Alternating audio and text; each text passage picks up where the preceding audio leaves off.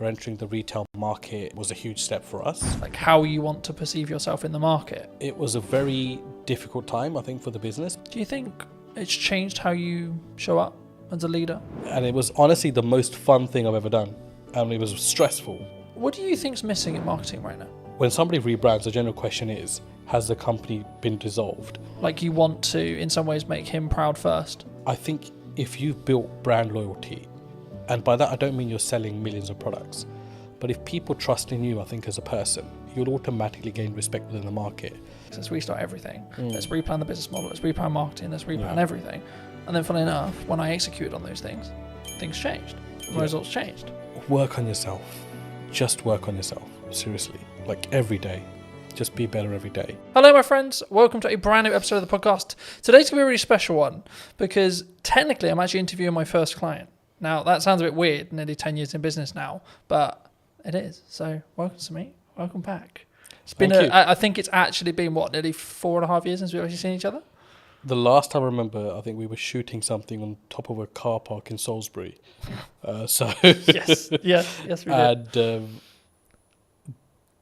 that's got to be about 4.5 years ago at least.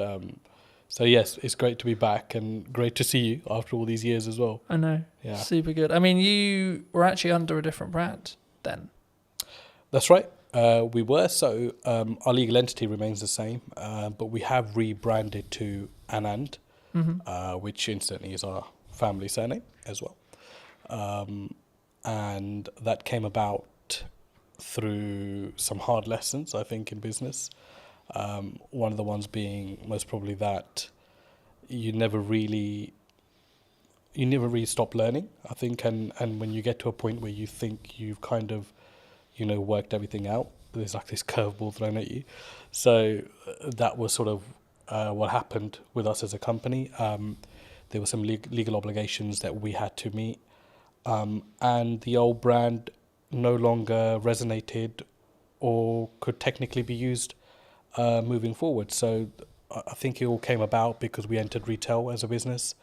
Predominantly we are wholesale and hospitality, but entering the retail market was a huge step for us and sort of at a national airport as well.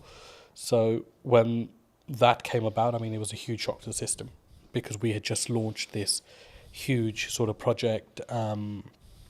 There was 2 or 3 in the pipeline, and then all been vetted and all sort of been mustered up with this brand, and then to all of a sudden launch something, and then I think it was about 3 weeks later we had something to say, there were some legal obligations that had to be fulfilled. It was a huge shock to the system. So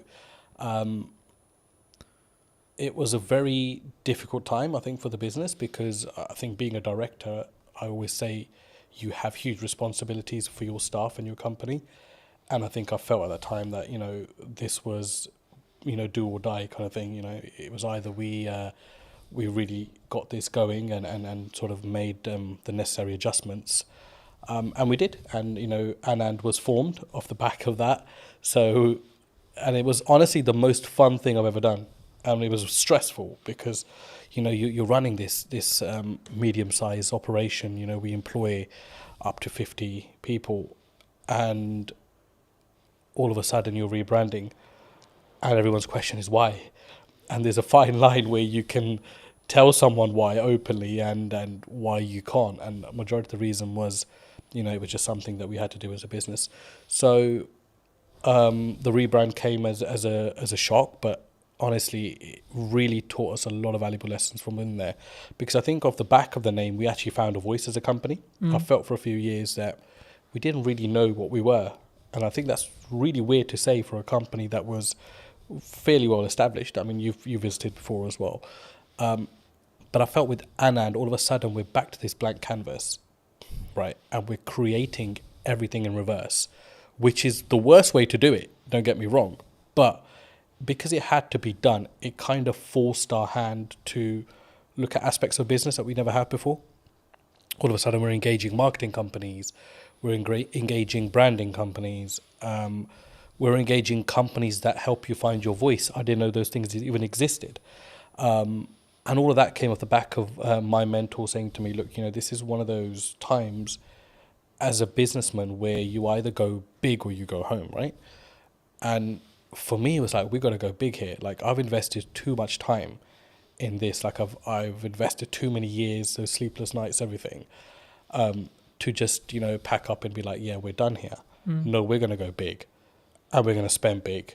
And sometimes that's not the best solution, but we kept a control of that, because spending big wasn't just throwing money blindly at stuff. It was really taking our time, really looking at companies that met our ethos, but also companies that we felt genuinely wanted us to do well, so they didn't make us just feel like a number amongst their client base. And that was hard to narrow down, because we made some mistakes along the way there as well. And in hindsight, it's easy to say, these things happen, but at the time when you're financially forking out money, it's a huge, huge deal. So, look, it was an amazing journey. And it's been a year since we've rebranded. And I think as a company, we couldn't be any happier than we are at the moment. Do you think that maybe some people are really worried about rebrand? I mean, you kind of forced into it, but I think like maybe people who are listening who are maybe on the fence about like what do you gain from a rebrand? Was it just that voice and that really what I would call depth work when it comes to really understanding what your brand values are and like how you want to perceive yourself in the market? Would you say, or is it like if that's like a disconjointed? Because for some business, I think that can be really disconjointed for some people. I mean, I'd answer that in reverse. So one thing you won't lose is your reputation, which was a huge aspect for us. It was, when somebody rebrands, the general question is, has the company been dissolved, or has something happened? Has the company gone bankrupt? Has there been a huge gross misconduct from somebody? And the thing is, like, you've got to get past that, because naturally as an individual, we would think that. And you've got to put yourself in the public domain as well as a director personally yourself and think from both sides. So for me, I think if you've built brand loyalty, and by that I don't mean you're selling millions of products, but if people trust in you, I think as a person, then you'll automatically, especially a small to medium-sized business, you'll automatically gain respect within the market. So we didn't realize how much respect we had amongst our clientele until the rebrand happened. And I think that's what carried us through. So I think there's this illusion that if I rebrand, I'll lose customers. And that's a general worry, because, of course, you need your finances to run a business. And your clients are your clients. You spend years and decades working with them, whatever, right? But those relationships can be ruined at a drop of a hat as well. A split-second bad decision. So I think what I've learned the most is that if you are genuine and you are genuinely there for your clients, and if they're not just a number to you, which is how we do things at Anand, then you will be absolutely fine, because people will carry through. And that's what I noticed, that all of our clients said, we don't care if this company is called ABC tomorrow, but we want to work with the same leadership that we're working with within this company. And that's what made me realize that, not that I didn't know people were important, but it made me realize how important the team that we had were and how dedicated they were. And that all stems from, I think personally, from you as a director and what your attitude is within the business, how you look after people, how do you go about daily life, and how much do those people matter to you as well. And that kind of proved to me that, those things mattered a huge deal to us as a company, and it filtered right through. So I hope that answers your question. Yeah, no, absolutely. I mean, I think for me, it's important to appreciate where you've come from, but also then understand, like, sometimes we have a growing pain, right? Yeah. So we're shifting into a new brand, we're shifting into like scaling up, etc. But one of the quotes that you gave me very many years ago that has really stood apart, that I wanted to remind you of, but also ask you to apply some context to, is people are loyal to their needs. Yep, absolutely. I mean, how did you I guess that's a life lesson for a lot of people, but where's the story behind that? So I think just I've been in business for about 10, 15 years myself, and I can't put a number on it now, to be honest with you, but it's been a very long time. And one of the things that you realize very early on is that it's very much a dog-eat-dog world. Like, as much as, you think you might be out there to set the agenda straight or to start this new, loving relationship with every single person. It never works out that way. And we realized very quickly that as a business, after surviving the first 5 years, like a lot of people are just loyal to their needs. Like when those needs are met, they will either move on or they'll no longer engage with you. And I mean, that's absolutely fine. It's a natural thing to happen as well. But to put it into context, I mean, if I look at how we operate with our clients at the moment, I don't think there's a single client that can say that, if their volumes drop with us, that we change our attitude towards them. Mm-hmm. Whether it's the smallest client on our sort of, accounting system, or it's a big renowned sort of company, it makes no difference to us. We work personally with every single client and every single person that we work with. And that might mean along the way you have to accept that once their needs are fulfilled, that they no longer will engage with you. But to put into sort of context, that quote at the time came from, it was one of the things that we've always steered away from as a company. Don't be those kind of companies, or that company that is all over a client when it's hot. Yeah. And when it's not, they don't want to know, or they don't want to help them out with anything. And there are some clients that we work with that, we did millions of pounds of business with before. And all of a sudden, they have engaged another company. But there are times where they still engage us when there's an emergency, and we would never turn them down, because you've got to remember that whether they've moved on as a client to another supplier, they were also once your client and made up the DNA of your business to be what it is today. So yeah, I mean, it's something you have to get comfortable with, I think, in business, and grow some thick skin around that, because people are loyal to their own needs, and it's just the way of the world. For me, it's something that sort of, at the time, I think when you initially told me, I didn't really get it. Yeah. Right? And now I can say 6 years, 7 years down the road, I get it.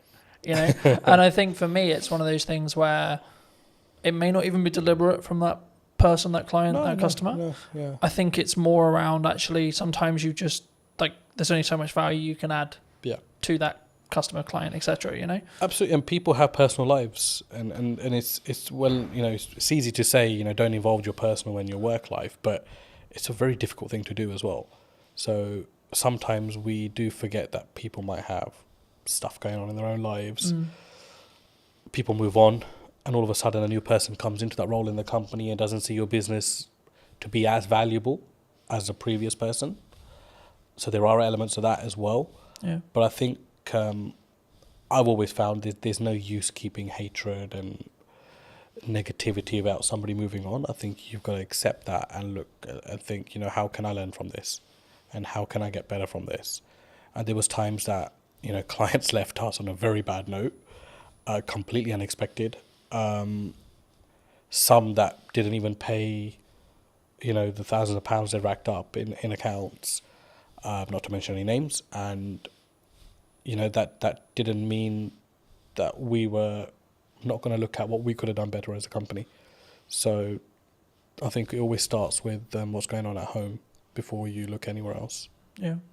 Do you think, because I've been fortunate enough to be in business and grow and scale and adapt and be in a position where I think there's always some people who are saying there's something going on in the economy or COVID or et cetera, et cetera. I mean, is it a mindset thing as an entrepreneur, as an owner? Because I've always been of the mind of yes, there's stuff going on, but actually your output can then fix your like if it's a revenue problem, then there's a solution for it. If it's a marketing problem, you can fix it. It's down to you to fix it, regardless of the economy's in bad shape. A lot of people have said to me the creative space is challenging right now. In comparison to maybe when COVID was really good, for example, where there was loads of money floating around. But it's actually, I think for me, you've got to focus on what you're doing, and I think that's the key. But I mean, in your experience, have you?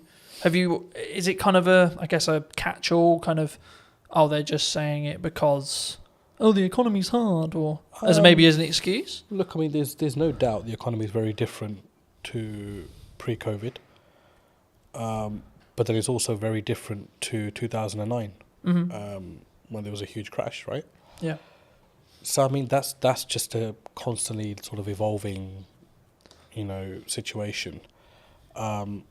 Yes, I do believe it's very difficult now to do business, no matter what field you're in. But there are some fields which feel legislation change particularly, they feel it a lot more than some businesses. But I think you're right to say you can navigate through anything with a very positive mindset. And I think if you fold as a business, but you've given it your absolute everything, you'll sleep peacefully at night. And that's for me personally, and I felt that in a situation. I mean, 2023 to 2024 financial year was our worst performing year as a business, and it was also the year that we rebranded. And there was a lot of sleepless nights there because revenue was, rock bottom. We'd employed people that year, doubled our workforce because we were looking to go, north, and ended up going south as a business. And naturally along that is a lot of doubt because you think, should I have employed these 6 people? Should I have done this? Should I have done that? And it's easy to say in hindsight that actually I'm worried then, but you generally do worry at that point. So I think it's a mindset and how you navigate. And the thing that got me through was just mindset. I think I am just so resilient, like, to anything. I think right now in my life, where I'm just like. Do you think that comes from your years of experience in business and knowing that actually sometimes you've just got to, what I would call, grunt it or push for it that you just figure it out? I think it's both of those elements, but I think for me the biggest thing is upbringing. My dad was a very resilient character, hugely resilient. Sorry, not was, is still he's still there. He's an extremely resilient character, and a completely uneducated man, which I must add to this story as well.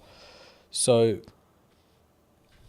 to see him, as a migrant in this country with little to no education, he still doesn't speak English fluently. And it was like, this guy struggled, and he struggled so much. But he made it, he made it in his career and in his life. And it was like, a lot of that played on my head at that point. And I don't think those things sit well with you, or you don't draw on those things sometimes in life. But when it really matters, those things will come in, and you'll know what your metal's like at that point as well, and how strong you are. Do you think that was like a key in respect to like how well you've now done, like that, having that upbringing and having that, I guess, those values or what could be described as the correct values being installed into you? Even if it was like an information sponge point, like you as a kid 100%. Just taking that information, sort of saying, well, this is the upbringing I had. I mean, 100%. But the thing is, I think I didn't realize that till I was about 35. So there's no like one fit solution to this. It's just when it's going to hit you, and it hit me a couple of years back. The big change came from COVID. To be honest, COVID was a blessing for us as a company. I mean, and that's not because we made money off unfortunate situations, but it gave me an opportunity to come out of the operation and be like, pause, because it's not something we could have done the way we were going at that time. We were climbing as a business. There was no structure, there was nothing, and it was just like, this is going to be a massive train crash one day. And COVID came and just put the brakes on everything, and it allowed us to restructure. So when we came out of COVID, I'd say that's my real journey in business started then. Because all of a sudden now I'm responsible for totally different things. Because now I'm actually acting like a director. I'm not now, stuck in the operation. And there were so many things that were falling off the side. So it was about coming in, containing that, and then restructuring the business through that. And then certainly obviously the rebrand came behind it. There is that. And obviously the resilience side, for me, I learned that from my dad. And I have huge admiration for the man. And that's to say, I rub shoulders with a lot of businessmen, but I take my dad's advice. very seriously in life. I always have.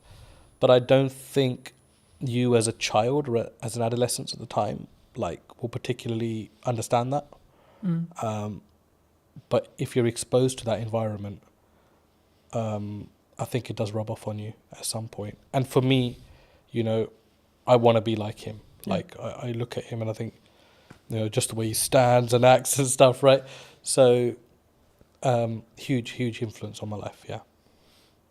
Do you think it's changed how you show up as a leader, or even in your marketing maybe as well?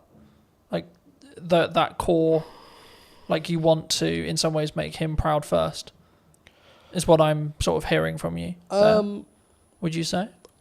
I think I don't really think in that way, to be honest. Like, for me, it's not about making other people proud. Like, I think as long as you know you're on the right journey, I think honesty is very important in business. And I sleep very well at night, no matter what the situation is on the day. Everybody knows me, knows that once this guy is out, he's out for the night. So, and I think a lot of that comes from your ethos, and there are many shortcuts you can take, or there is the difficult, untraveled routes that you can follow as well, or create yourself along the way. And I think I'm more sort of on that journey of testing my limits and also just not stressing out, along the way. And there are times where you obviously get stressed within business, right? But I think as a director, you've always got to have that sort of facade where everything's okay. And sometimes it's not, but you need to have that because you need to always give your staff and your company the assurance that you've got it under control, because the buck does stop with you, the director. To install that confidence into the team? I'd like to think they're confident without that, but I think what's your problem as a businessman should not rub off onto your team, because it's for you to deal with and put those things right. And I'd like to think we've created enough leaders now within our organisation that those sort of mistakes won't be repeated again. But that, again, is no one's fault. That's your responsibility as an owner or a managing director of a company. As I said, do you think people struggle with taking accountability for themselves?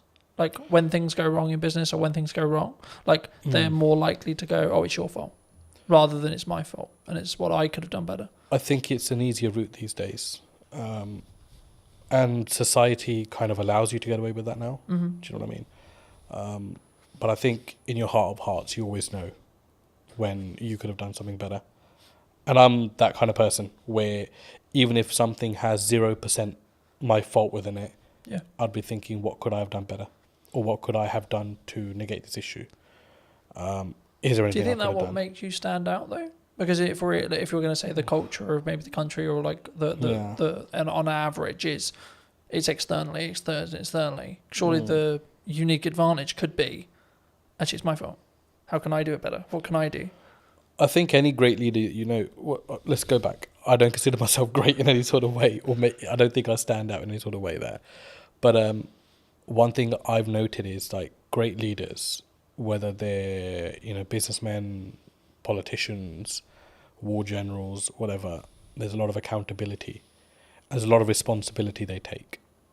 And I don't think you can really take responsibility unless you hold yourself accountable. I know that might not make sense, but in my head it does.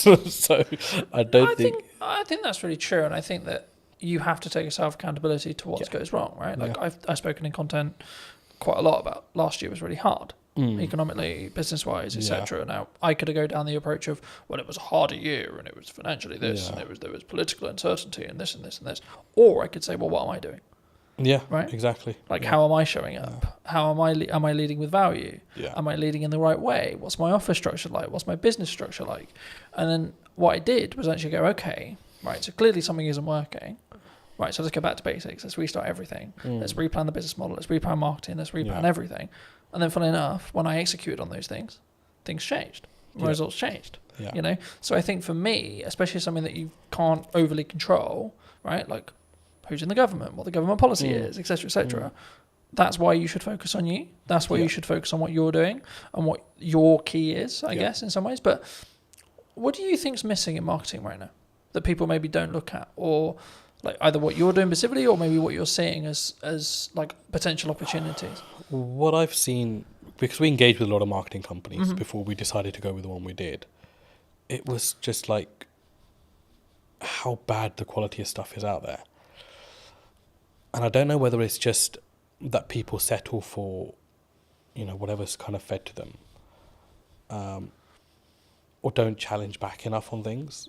And for us, I was like, no, I don't want to look like a Pret or a Starbucks, because those things are fucking done. Like, I don't want to be that brand.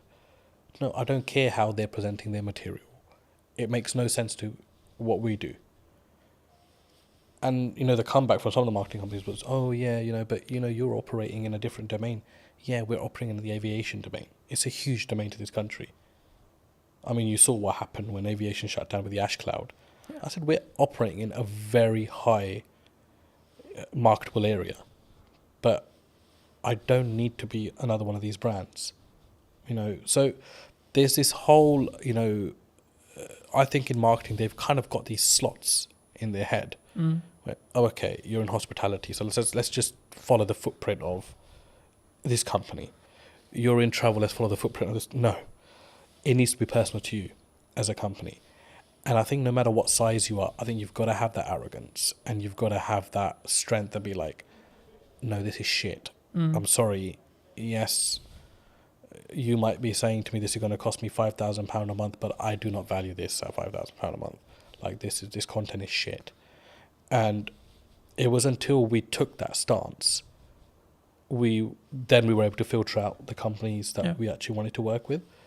And it ended up actually being a company that had absolutely minimal experience in marketing, had a very strong presence in videography. They did some of our content. We sat down and said, we'd love the opportunity to market for you.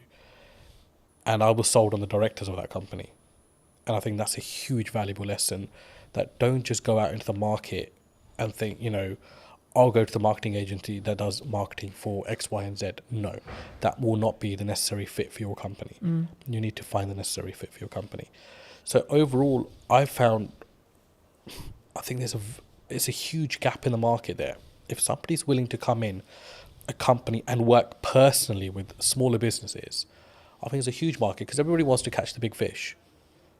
And big fish will potentially have the budgets just to pay and be like, yeah, the campaign didn't really work out. But as a small business, you can't really afford to do that. Every campaign has to work out. And whether you're small, whether you're a medium-sized business like we are, it has to work, because you're paying a lot of money for that to work. So, huge gap in the market. I think there aren't many companies that I would look at and think there's a good reputation there, even though they work with big brands, because they will just consider you a small fish and think that they can pull the wool over your eyes. And I think it's very important, no matter what size you are, that you're the captain of your ship. Yeah. No matter how small it is, how big it is, you've got to lead by example there. And if you have to have the loudest voice, then you've got to have that as well. I'm glad you mentioned video, because I think sometimes people, they're overwhelmed by it, they're concerned by it. Yeah. They're like, well, I mean, why do you use it? Right, was the key, the question there. But I think there's so much that there's, like, from my experience, there's psychology around, like, oh my God, I sound like a dick on camera, or like, I don't like the sound of my voice, or this is how I look. But there's also then, like, the tactics, or like the tech side, right? Now, obviously, if we bring in a videographer, you don't need to worry too much about the tech side. But I still think you should, at some principle, you should understand it. I mean, why did you, because you mentioned that you leaned into it. I mean, why did you lean into it? I was obviously introduced to yourself into videography. I didn't have any we know videos get made, but it wasn't something you ever gave, second thought to. For me, it was just kind of like, okay, I need to stop worrying about how I look or sound on camera. Like, just be genuine to who you are, like what you're talking about. If it produces great content, it does. If it doesn't, whatever. it's not the end of the world. And obviously, it was a changing landscape at the time as well. I think all of a sudden, Instagram changed its algorithms, like videos, and reels and all these new terms are coming out, and I'm like, what the hell's actually going on? And so yeah, it was just something that came about, and for us, because we're hospitality and retail catering, imagery and videography is a huge aspect of what we do, as part of marketing as well. Of course, you can't just keep marketing with, let me take a picture of this and just keep sticking on social media. It doesn't really work that way. So for us, it was like, okay, we need to open our horizons here and actually look at things that work, and just keep yourself open-minded in the process. I think it's something that people should always try, and then like see what the data then tells you, right? In whatever the campaign is, whether you're doing short form, long form, etc., etc. But I think it would be important when talking about data to think about like AI, right? We're seeing an AI boom. Do you see it as like we're all maybe in trouble, or like some people, like you're very obviously service based in respect to what you do, so it might not be as relevant, but is there elements of AI in your business? Do you utilize it? Or have you gone the other way and said, actually, no, we're going to lean into the fact that we are doing it ourselves and we're not maybe using it as a utilizational tool? Because I see it as a tool that can be sharpened rather than it replacing you. I mean, there were people in our team that were huge believers in AI. And there are elements of it that we use, no doubt. But I feel with what we do, if we invest too much into or rely too much on AI, I think it will stop your mind from working. And I think it's very important that you're engaged consistently. From just a cognitive ability. Cognitive ability. And I think you don't want to get into a situation where, you're relying on technology to tell you what to do, because then all of a sudden you're not problem solving yourself. Or, use it where you can, don't get me wrong, if you're stuck or whatever. But I just think that there are certain aspects of business, old school values, that no matter, they've tested all elements of time and survived. So technology important, AI important, but I don't think it's do all and end all.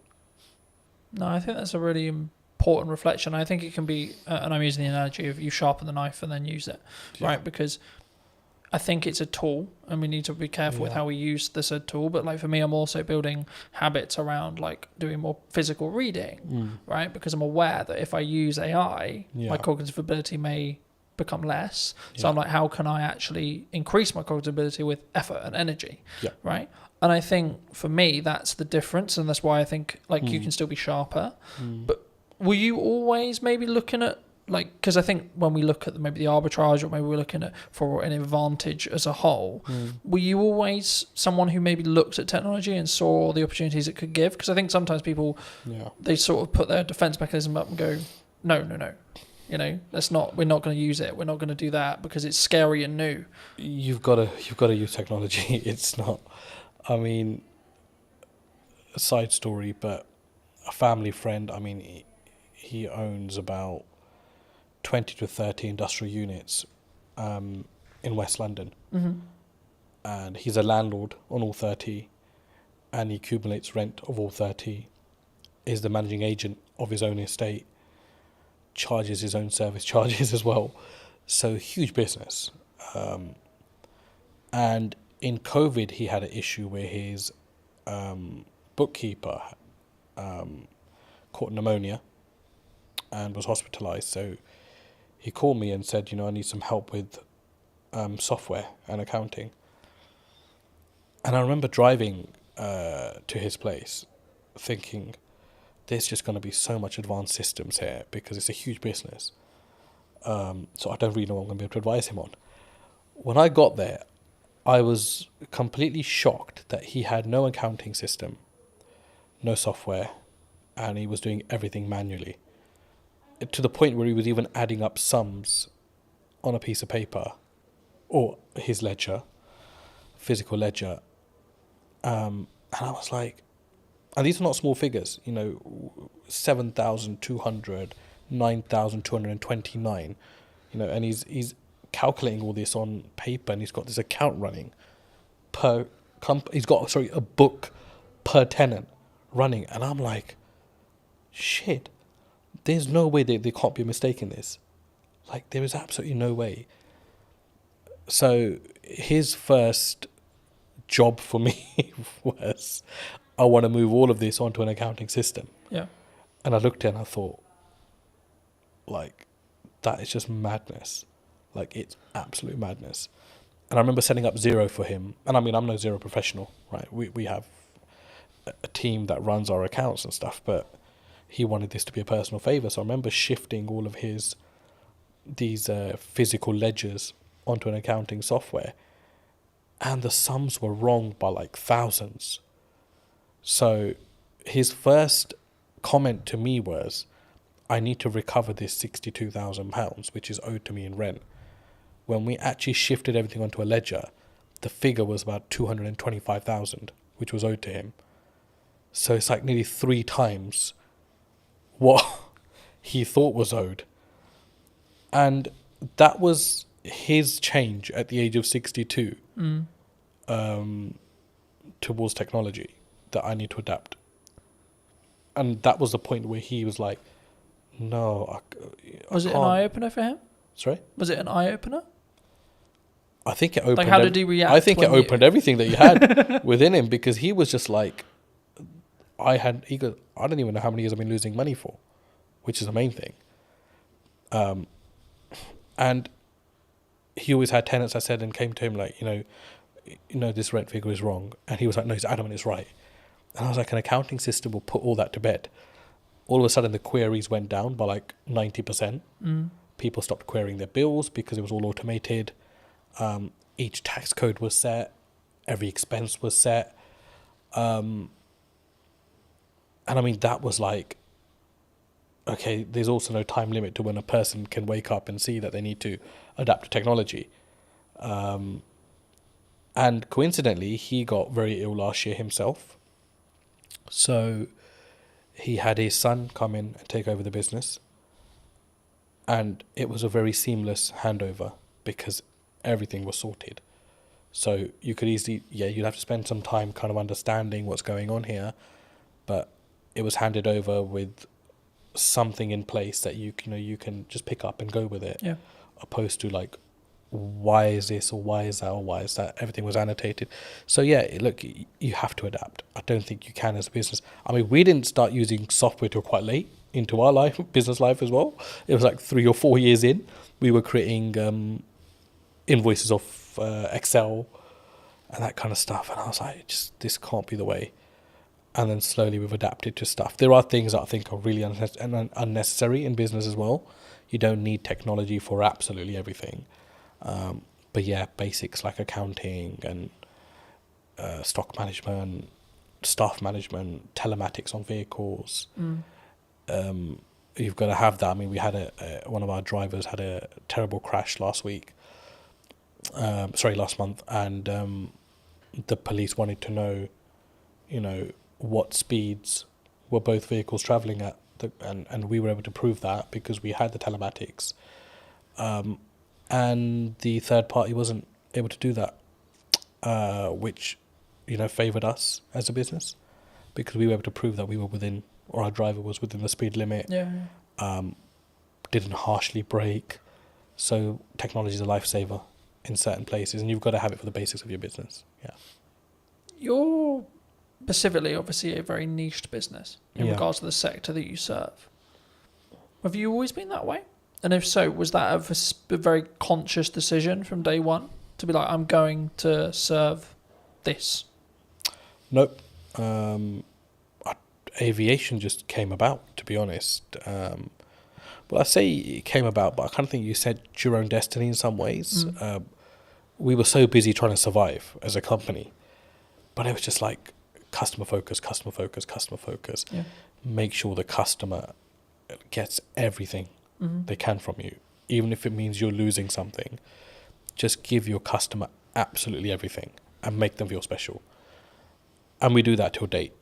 So in some ways, business is a funny thing because you can never say, I set out to do this and it happened. Because I think you've got to, like, a lot of things happen around it and you end up taking a different route. So, I mean, I discuss aviation a lot, but we work heavily with construction. We work heavily with tech companies as well. And we have a huge footfall in the city as well. And none of those things were ever targeted. Like, I don't think we actually knew what we wanted to do when we started business. We just knew we wanted to serve food and, you know, have a business as such, right? So it was like, okay, how do we do that now? And I think along the way, your business will adapt. Things will come up. You'll see value. For us, it was about understanding our niche. And I don't think we understood our niche until post-COVID, which is scary because that was like 10 years into the business. 10 years? 7, 8, sorry, maybe 8 years into the business. But it was like, what is our niche? Our niche is not aviation. Yeah. Because there's a hell of a lot of companies that operate within that.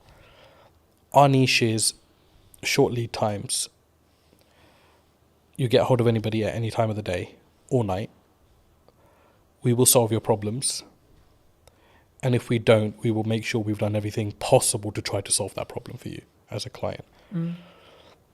Now, there are some clients that have my number specifically, and they will only call me in situations because although I'm the director of the company and we have an amazing workforce, I've built that relationship with them personally when I was building the company out. And I can understand why they only want to come through to me. I totally get that. But my attitude towards them doesn't change irrespective of my position in the company. And we distill that like through our staff, completely distill it through our staff, that nobody's bigger than the company. We help a client in any given situation that we can.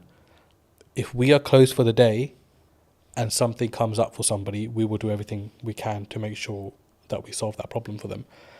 And we've become that. I think that's been our niche. Our niche is we are problem solvers.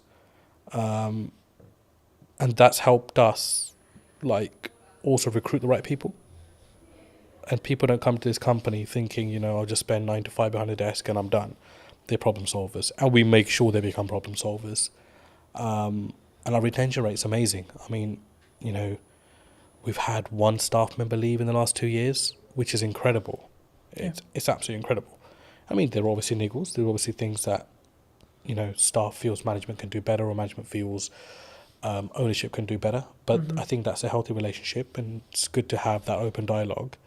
But it's so important to treat your staff well. And that doesn't mean just money or pay. I think just an attitude, sometimes just asking people how they are, talking about the football or having a normal conversation makes people realise that actually you're a normal person yourself. Yeah. I was going to say, I mean, I guess in a business your size, is there a level of all the directors are in today kind of like, oh, it's really scary, and then if so, how do you either defuse that or lead with empathy to be like, hey, I'm a human too? I think because I've never really come in like wanting to feel important. I think because I was, you know, working the fields, as you can say, when I first started. I've kept the same attitude now. If someone's a new starter or hasn't been around or hasn't got to know me because of the size of the business now, so they don't probably interact with me as much, they're put to ease by the older staff because they're like, this guy's actually really calm and really chill. Like, he'll come in and be like, you know, let's order some pizza.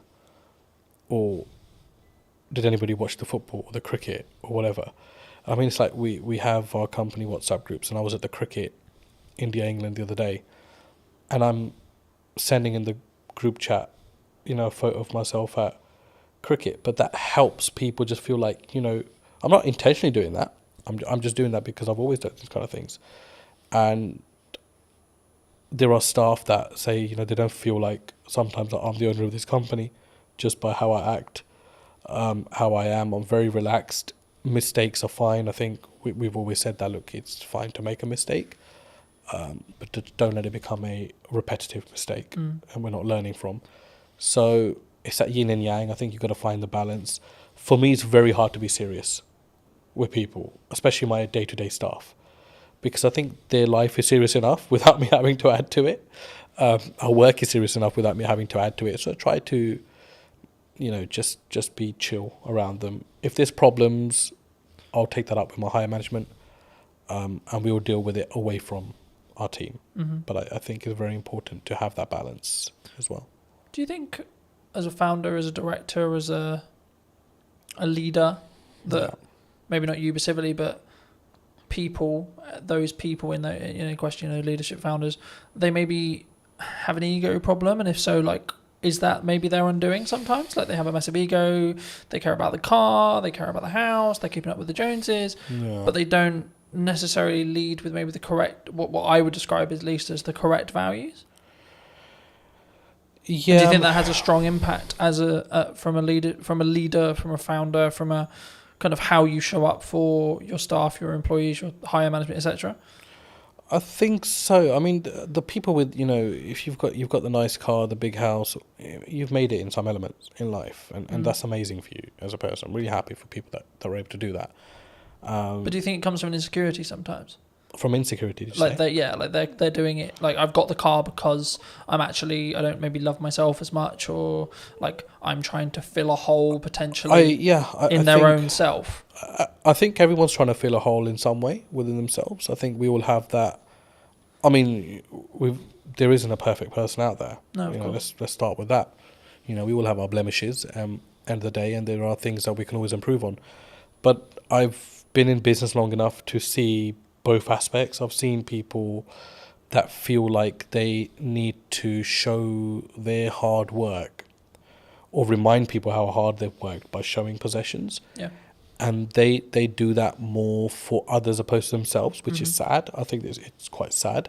And I don't mean that in a horrible way, but I genuinely think like I'd hate to be in that position myself as a person. Starting out younger, I was obviously the general perception around business. One day I'll have a really nice car, and I'll wear those clothes, and I'll wear, I'll buy this and I'll buy that. But I think once you're fully invested in your business, all those things would just not matter anymore. Like for me, it doesn't matter right now that I'm wearing discounted Next Aspadrilles, or I'm wearing a certain branded top. It matters nothing to me whatsoever. Because is it more about the quality of the person then? I think... Or the quality of the founder, the quality of the leader? It's like, what's your higher purpose? Like, you've got to think, that's what you've got to think of. And I think if your purpose goes beyond materials, you've got a bigger purpose in life. You're not thinking... I mean, I get absolutely no joy. I mean, I love my car. Don't get me wrong, I love sitting in my car. But if I get a phone call, the problems are still as bad as they would be on a bus or on a train. Yeah. So all of a sudden that materialistic thing matters in no way. Yeah. Right? So for me, I think it's like, you've got to be like, okay, why am I in this? But what am I about as well as a person? And people lose one of those two aspects somewhere along in the business. They either forget why they're doing what they're doing, or they'll forget who they are. And for me, I can't do that, because I grew up eating dinner on the floor. I never sat on a dining table, because traditionally, my dad grew up, there was no dining tables, in his household in 1960, whatever it was, in India, because he was from a very poor background, post-partition of India, Pakistan. So they grew up sitting on floors and eating. So he distilled that in us. And there are times where we're just out and about and we're having a working lunch, and I'll just sit on the curbside, because I'm totally happy with that. Like, because I don't need to change as a person, I feel, to show my status or to show who I am. Like, for me, I'm another person in this world. Do you think by having that level of humility, level of like humbleness, will keep you, I guess, in some ways empathetic or like connected with every layer of your company in respect to management and the people and the staff, and gives you more, I guess, humanity in respect to how you lead? Absolutely, because you'll be a human before you're anything else. A human that actually feels other people's pain and their situations, opposed to just your own consistently. Yeah. But it's very important for your personal life as well, because, I mean, I've got 2 young kids. I was at sports day yesterday with them, and my he's just four now, and he's starting school in September. So yesterday was his sports day, and today's his last day at school. And the parents were all sitting together, and we're talking about schools, and we talked about, where he's going to be schooling and where they're going to be schooling. And it was just like an amazing conversation, because no one's judging everyone, because everyone's on the same footing at this moment in time. Yeah. But you start to get a feel as life goes on, as you grow older, that it becomes, who's going to the independent school? Who's going to the state school? Oh no, they must have so much money because his or her son's going to the independent, or his or her daughter's going to the independent school.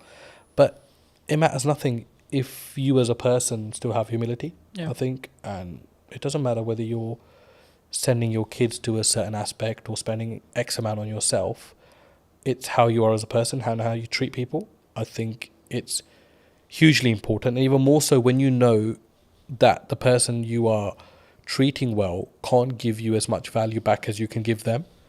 I think that's a huge aspect of you as a character. Yeah. I think also it's a pay it forward mentality to an extent, right? Like, I think what you output will also reflect back on you in 3 months, 6 months, 12 months, etc. At some point, it will definitely reflect back on you. Whether you believe in karma, whether etc. Right? Whether maybe don't go about our belief system, but like whatever your belief system is, there's always a crossover there. And I think, especially when we go back to business, I think that's true in marketing as well. Yeah. Right. A lot of the work I'm doing at the moment is actually how can I scale out what I'm doing and then build systems so that it allows me to be more present for clients. So then in turn I can do a better job, which in turn means then when I take on new clients, I can ensure that the quality is the same, right? And actually, I think partly because I will say no to certain projects or certain clients or certain things. Do you look at that when you potentially look at a client or working with a customer, etc.? Do you say no sometimes? And if so, where does that mindset come from to be able to have the humility, I guess, or the confidence to say, actually, no, you're not the right fit for us? I think as a leader, you're responsible for a lot within your organization. And I think you realize that the more you grow as a business. It's something which is easy enough to ignore if you're stagnant or if you're growing through, the growing pains, right? And it's a very painful area when you're growing as a business. And I mean, by no means is Anand a multinational business, but I feel the pain of it every day when we grow. And majority of the time it's financial pain, because the bigger you become, the more restraints you get on your cash flow. And there's times you're thinking, I just want to be small again. I just want to be that business that everything was done on account, payment on receipt or whatever, right? But all of a sudden now we've got payment terms. There's clients that rack up huge bills, but we know we're not going to get the money for 60 days or 30 days. And, there's clients there was a client that came in, and we're absolutely wonderful with each other now, but they started and they, said, we won't pay you for 90 days, but we'll give you this much business. And everybody was like, oh, it's an amazing deal to be done.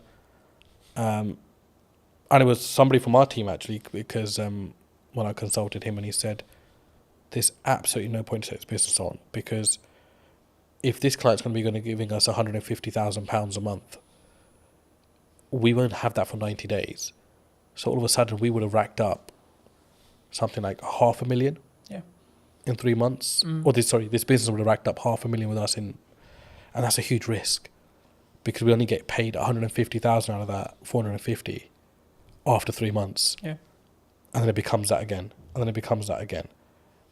And if that goes down tomorrow, we're going to be losing $500,000 as a business. And that's not just the revenue, there's the cost that comes with it as well. Yeah, because you have to pay out the cost anyway. Of course. I think sometimes when people look at business, they maybe don't appreciate it, right? They'll see them with the nice car, they'll see them with the new studio, whatever it is. But I look at it and go, oh, that's a lot of money. Yes, my God, that's a lot of costs. Yeah, of course. Right? And I think it's how, I guess in some ways we develop as people to stomach those costs as leaders. Definitely. And I think it's got to be your attitude as well. Yeah. I think you've got to, I do not think that there is a company in the world, I do not think there's a single company in the world that should ever come to you and try to take advantage of the size of your business. Yeah. Or play on the vulnerabilities. But unfortunately they do, because that's the way the world works.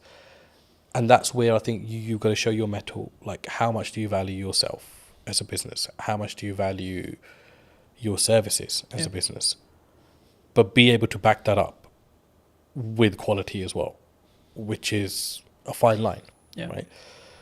And that doesn't necessarily mean you've got to have the best product in the market, but absolutely deliver on everything that you say you're going to deliver on. If it costs you to deliver on it, you deliver on it irrespective. You don't just shortcut and then leave yourself exposed in the market for having a bad reputation. But I think it's self-belief. But I know that doesn't come when there's no income or little income, because only self-doubt's there at that point. But my last 2 years in particular in business have taught me, gotta value yourself. Yeah. And that doesn't mean you go and shit on people's parade, or you go and mistreat clients, or if somebody comes in trying to bargain with you that you mistreat them. You've got to hold your firm in a polite way, but you've got to know what your business is about, and you've got to know where you're strong and where you're weak, and you've got to be able to make the right decisions. And sometimes the first decision is not always the best decision. Yeah. But leave the ball open where you're still able to have dialogue with clients. There's times where we made, mistakes. We've misjudged, and we wouldn't be human if we didn't. But it's how do you react to that? Yeah. How do you go back and manage that? How do you have the humility to say, we got this wrong, but still be able to have that relationship with your client?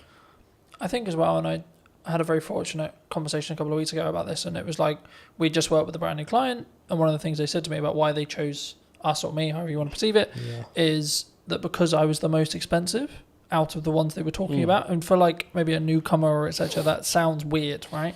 Because it's like, why would you win the work but you're the most expensive? And I think from what they told me, it sounded like it was like, well, I've got the gonads, I've got the balls, or whatever you want to call it. I've got the confidence to say, no, this is how much my work, this is what I'm going to commit to price wise, but then also I'm going to follow it up with the value that I'm going to lead with as well. Huge. Do you think sometimes people get really challenged on price? Always. You're always going to be challenged on price. And then how do you deal with that? I guess with the conversation, like, is there certain scenarios where you're like, no, we're going to maybe negotiate by this much, but our final price is non-negotiable here? I think there's two ways to do it. I mean, I've been on the opposite end of that spectrum where I've bargained just for the sake of taking on the business, and I've negotiated myself into positions that are like the least favourable in the end. But it's easier said than done as well. But I think you've got to know your costs, know where you sit, know what you're trying to achieve out of that deal, because sometimes you take on a deal with the hope that it's going to lead to bigger and better things, which is fine if you know your market. And that doesn't necessarily mean that it's going to happen in that way, but it's a calculated risk. Do you think sometimes you have to take something that's maybe not ideal client if it is just I need to make this money? Or would you still say no? For us, I don't think we really have that, because we're quite niche in what we do. So everyone that comes to us generally needs us, or we need them in some aspects as well. But there are, you won't know until you start working with someone, I always say. And the ones that you think are going to be troublesome end up actually being the better clients. And the ones that you think, because they're a big brand, sometimes extracting money can be an absolute pain, which is why relationships are very important. And you've got to go above and beyond. A business deal is not just, here's my service, I've provided it, here's my invoice, you pay it, thank you very much. It's all the stuff in between, the dialogue, the things that you don't cost. It's impossible to cost a project, you know that. Yeah. To the T. You can't do that. Because we never add our own time into that, really, if you think about it, as a business. And even if you add your own time as a calculation, they'll still be like, oh shit, I'm still spending too much time on this business. But it depends what your end goal is. If your end goal is like, I just want to be done with this client, get their money, and I don't care whether they contact me again, then that's a very different mindset. Or if you want to always leave you never know when a client might need you, that's a very different mindset as well. I think when you've done 30 years, you're really invested. You're really embedded in the business. The risk that you face when you've been loyal to a company for that long. I've always been of the view that content will work, email marketing will work, networking will work, going to a trade show will work, but only if you do one. That business gave me a solid foundation. I understood the basics of most areas of business. I experienced working with logistics, with marketing, with operations. I look at how many views did I gain between 4 weeks ago and now. Don't get me wrong, we've done that loads. Email marketing was one for us. I can focus on three main things. Podcast, client delivery, and the event. Yeah. That's it. I think AI is the assistant and we're the leaders of that. Hello, my friends. Welcome to a brand new episode of the podcast, this time in London. Today we're going to be with Michelle from I guess it's from Eden now, but it Absolutely. was, as you'll find out briefly, from I'm going to go with corporation that no longer exists.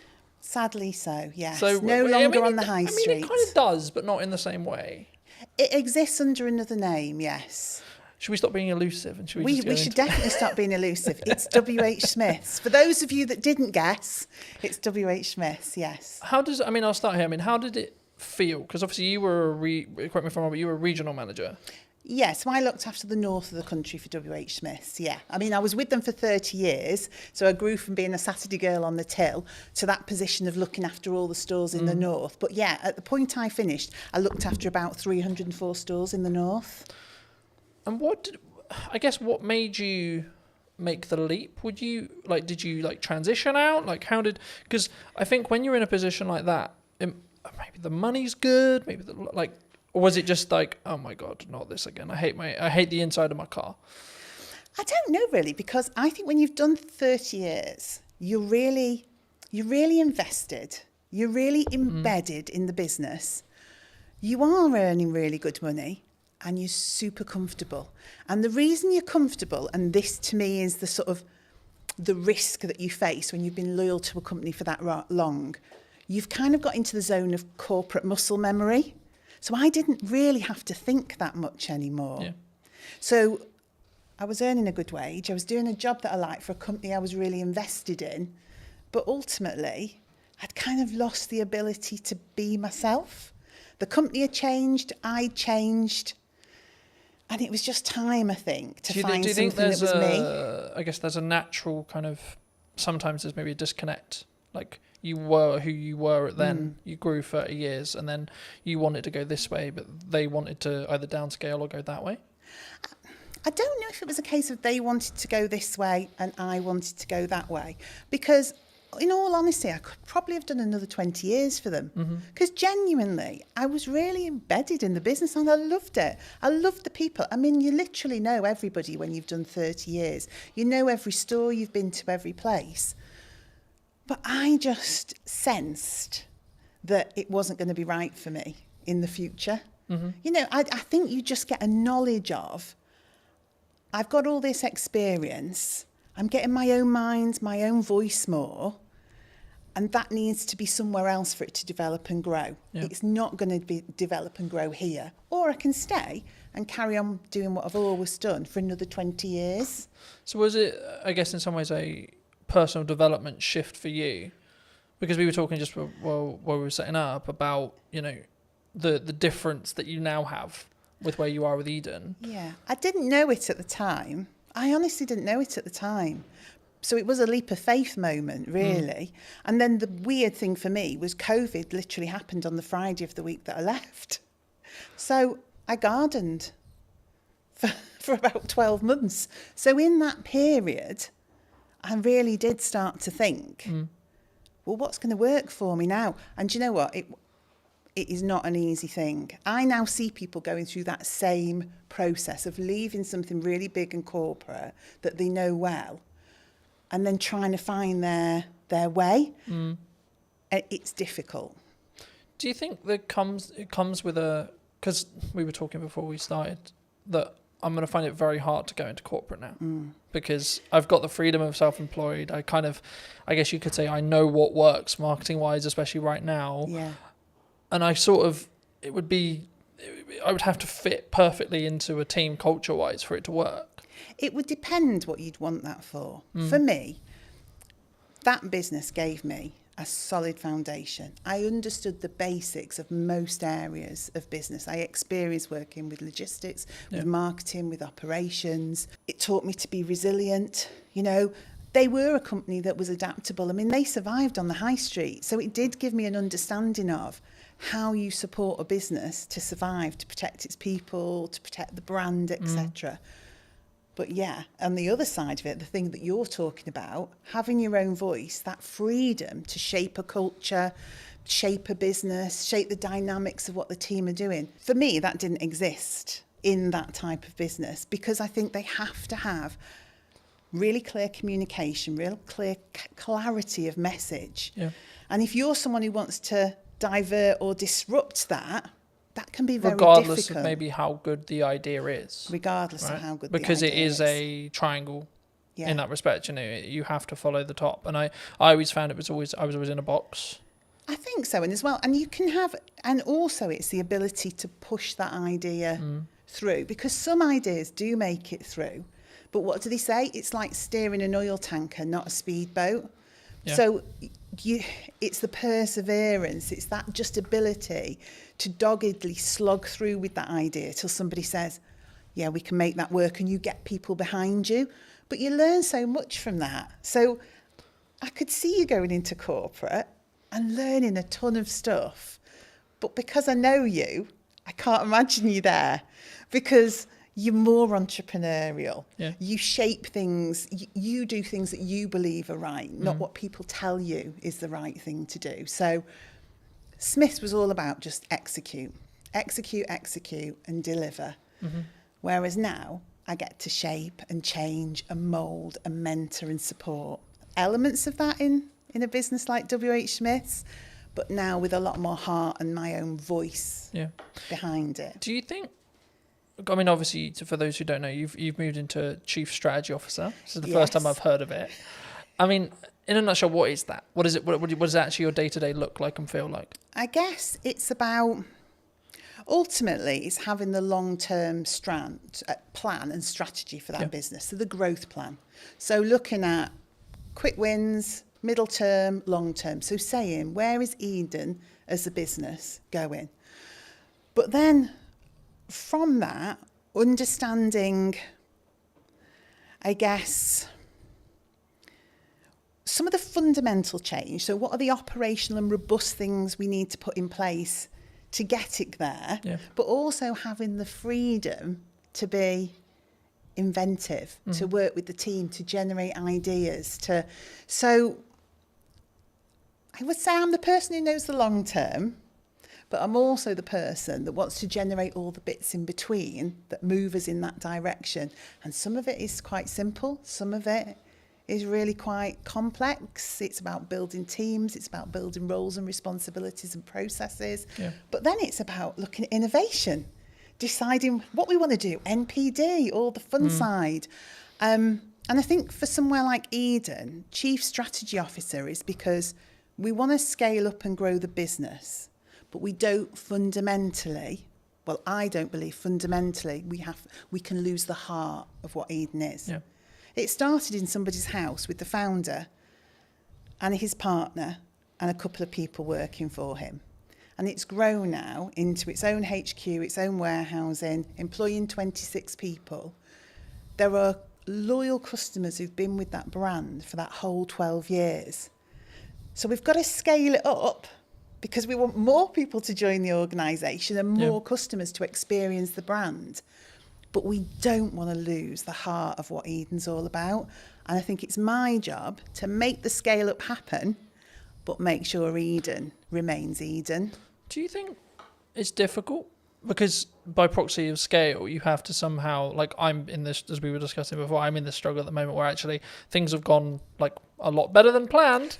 Happy Which days. is brilliant. Right, great place to be, grateful place to be.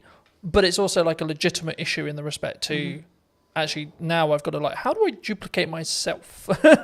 Because that's potentially the position I'm in. Yeah. Especially when it comes to like continuing the next step now, which is actually continuing with what I feel is working. But sort of, I guess, because I'll never be able to replace me sat here in front of a camera. No. Right? I can outsource everything else, but the only bit I'll never be able to, especially if a client is very tied to, I want Colton on the production, I want Colton on the marketing, etc. It's going to be difficult. I mean, did the team at Eden find that as well?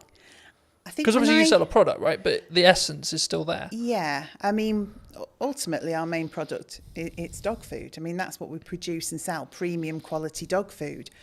I think when I came in to that business, it was difficult because it was change. It was somebody saying, what you've done till now has been brilliant because you have organically grown this business with people from the local area, not experts, just people with a passion for pets, a passion for the brand. And then I had to come in and say, that's absolutely brilliant, but We need some roles, some responsibilities, some routines, some best practices. We need to get back to basics. We need the foundations. And that was the change people found difficult. So that freedom to just almost do whatever you want, whenever you want, had to be pulled in for a while we established some core basics. But once we'd done that, once we'd got the right people in the right place doing the right things, once we operationally were robust, when we'd done our risk management piece that said what are those critical points of failure that sit within this business, then people could see, oh, actually, I can still operate the way I did before with freedom and creativity and innovation, but there's more support underneath. Things don't crash off a cliff. Actually, the structure's there now for us all to be able to do the things that we're really fundamentally good at, which is connection with the customer, the love of pets, the love of the brand, getting out, word of mouth, spreading the word of Eden, knowing that the business is fundamentally running well. Yeah. Whereas before, the business could have been struggling and we wouldn't necessarily have seen it. So we wouldn't have been able to make the changes we required to keep the business in a good place and on track. Yeah. Do you think there's you, with your role, I think you'll look at maybe like the overarching strategic side of marketing. Yeah. But what are people missing right now in marketing, would you say? Because there's a I lot of think buzz some- around yeah. people saying like, oh, there's you can't get in, you can't have a podcast, you can't, you know? I think sometimes maybe it's not what are they missing, but it's have they sat and thought about the brand and their audience and what they want to achieve? Or are they just trying to follow trends and what people tell them they should be doing? So I think everything from your TikTok through to email marketing, etc., is all valuable and valid. But it is up to the business to understand, is that right for them? And maybe it's not right for me today, but it might be right for me in a month's time. Yeah. Or maybe something I've always done, I'm going to stop doing so much of that now because I want to change.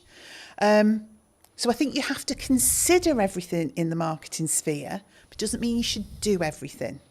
Because if you do it without authenticity, I've seen many TikToks where I just think I could literally crawl under a rock with embarrassment. Now, I'm sure some of that actually works sometimes.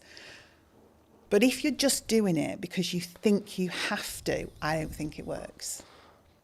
I think for me that's really true. And I mean, I guess the follow-on question was going to be around like the shiny thing syndrome. So to give you some context, I was out on a run yesterday. Yes. And I was like, hey, I should have like a teaching platform and it should be on a subscription base. I was like, no, Colton, that's a good idea, but no, because I'm focused on like two main things right now for the next, like probably to the end of the year, more likely, which is the podcast, right? And then the event, right? That I alluded to before we started. And the event's in September. So the reality will be like after September, I'll just be planning the next one and continuing with the podcast. Yes.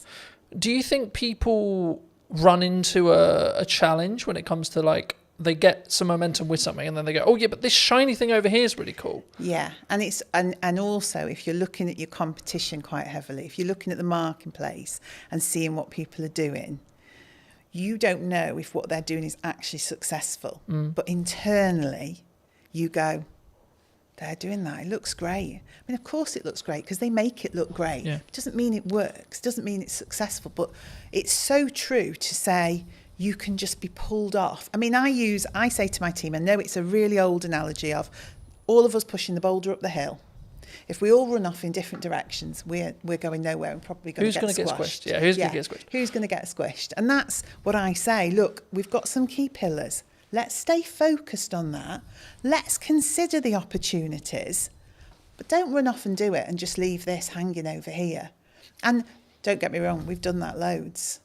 I mean, email marketing was one for us. We wanted to do it. We should have been doing it.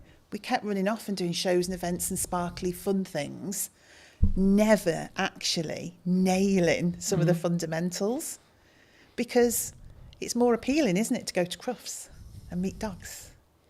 Do you think there's a level of ego that comes from that? Like either from a founder or from a team? I don't know whether it's ego or it's what personally turns you on, what your own drive is, what do you fundamentally want to do. People do gravitate towards the things that do it for them, don't they? Yeah.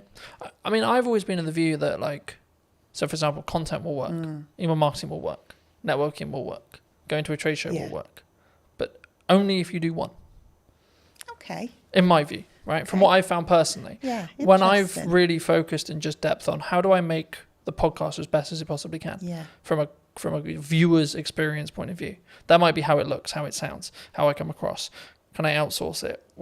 I've got a balance, so because it doesn't directly make me money, but actually the marketing collateral that I get from it will make me money. Okay, cool. So then it becomes a game of we're keeping those costs and balancing those costs, sure, but actually how can I focus on the viewer experience? Yes. And then when I look at maybe something like the event, it's like, okay, how can I make this client experience incredible for the people coming, even if there's only 5 people in the first event, right? Yeah. And I think sometimes we get, and that's why I mentioned ego, I think sometimes we go, but I'm only going to sell 5 tickets. It might be the possibility that I sell 20 tickets or 30 tickets, but like, what if I only sell 2?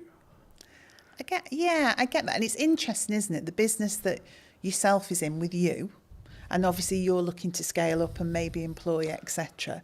Whereas now I'm sat with a team of 26, and so we've got the opportunity to do so much more. Yeah.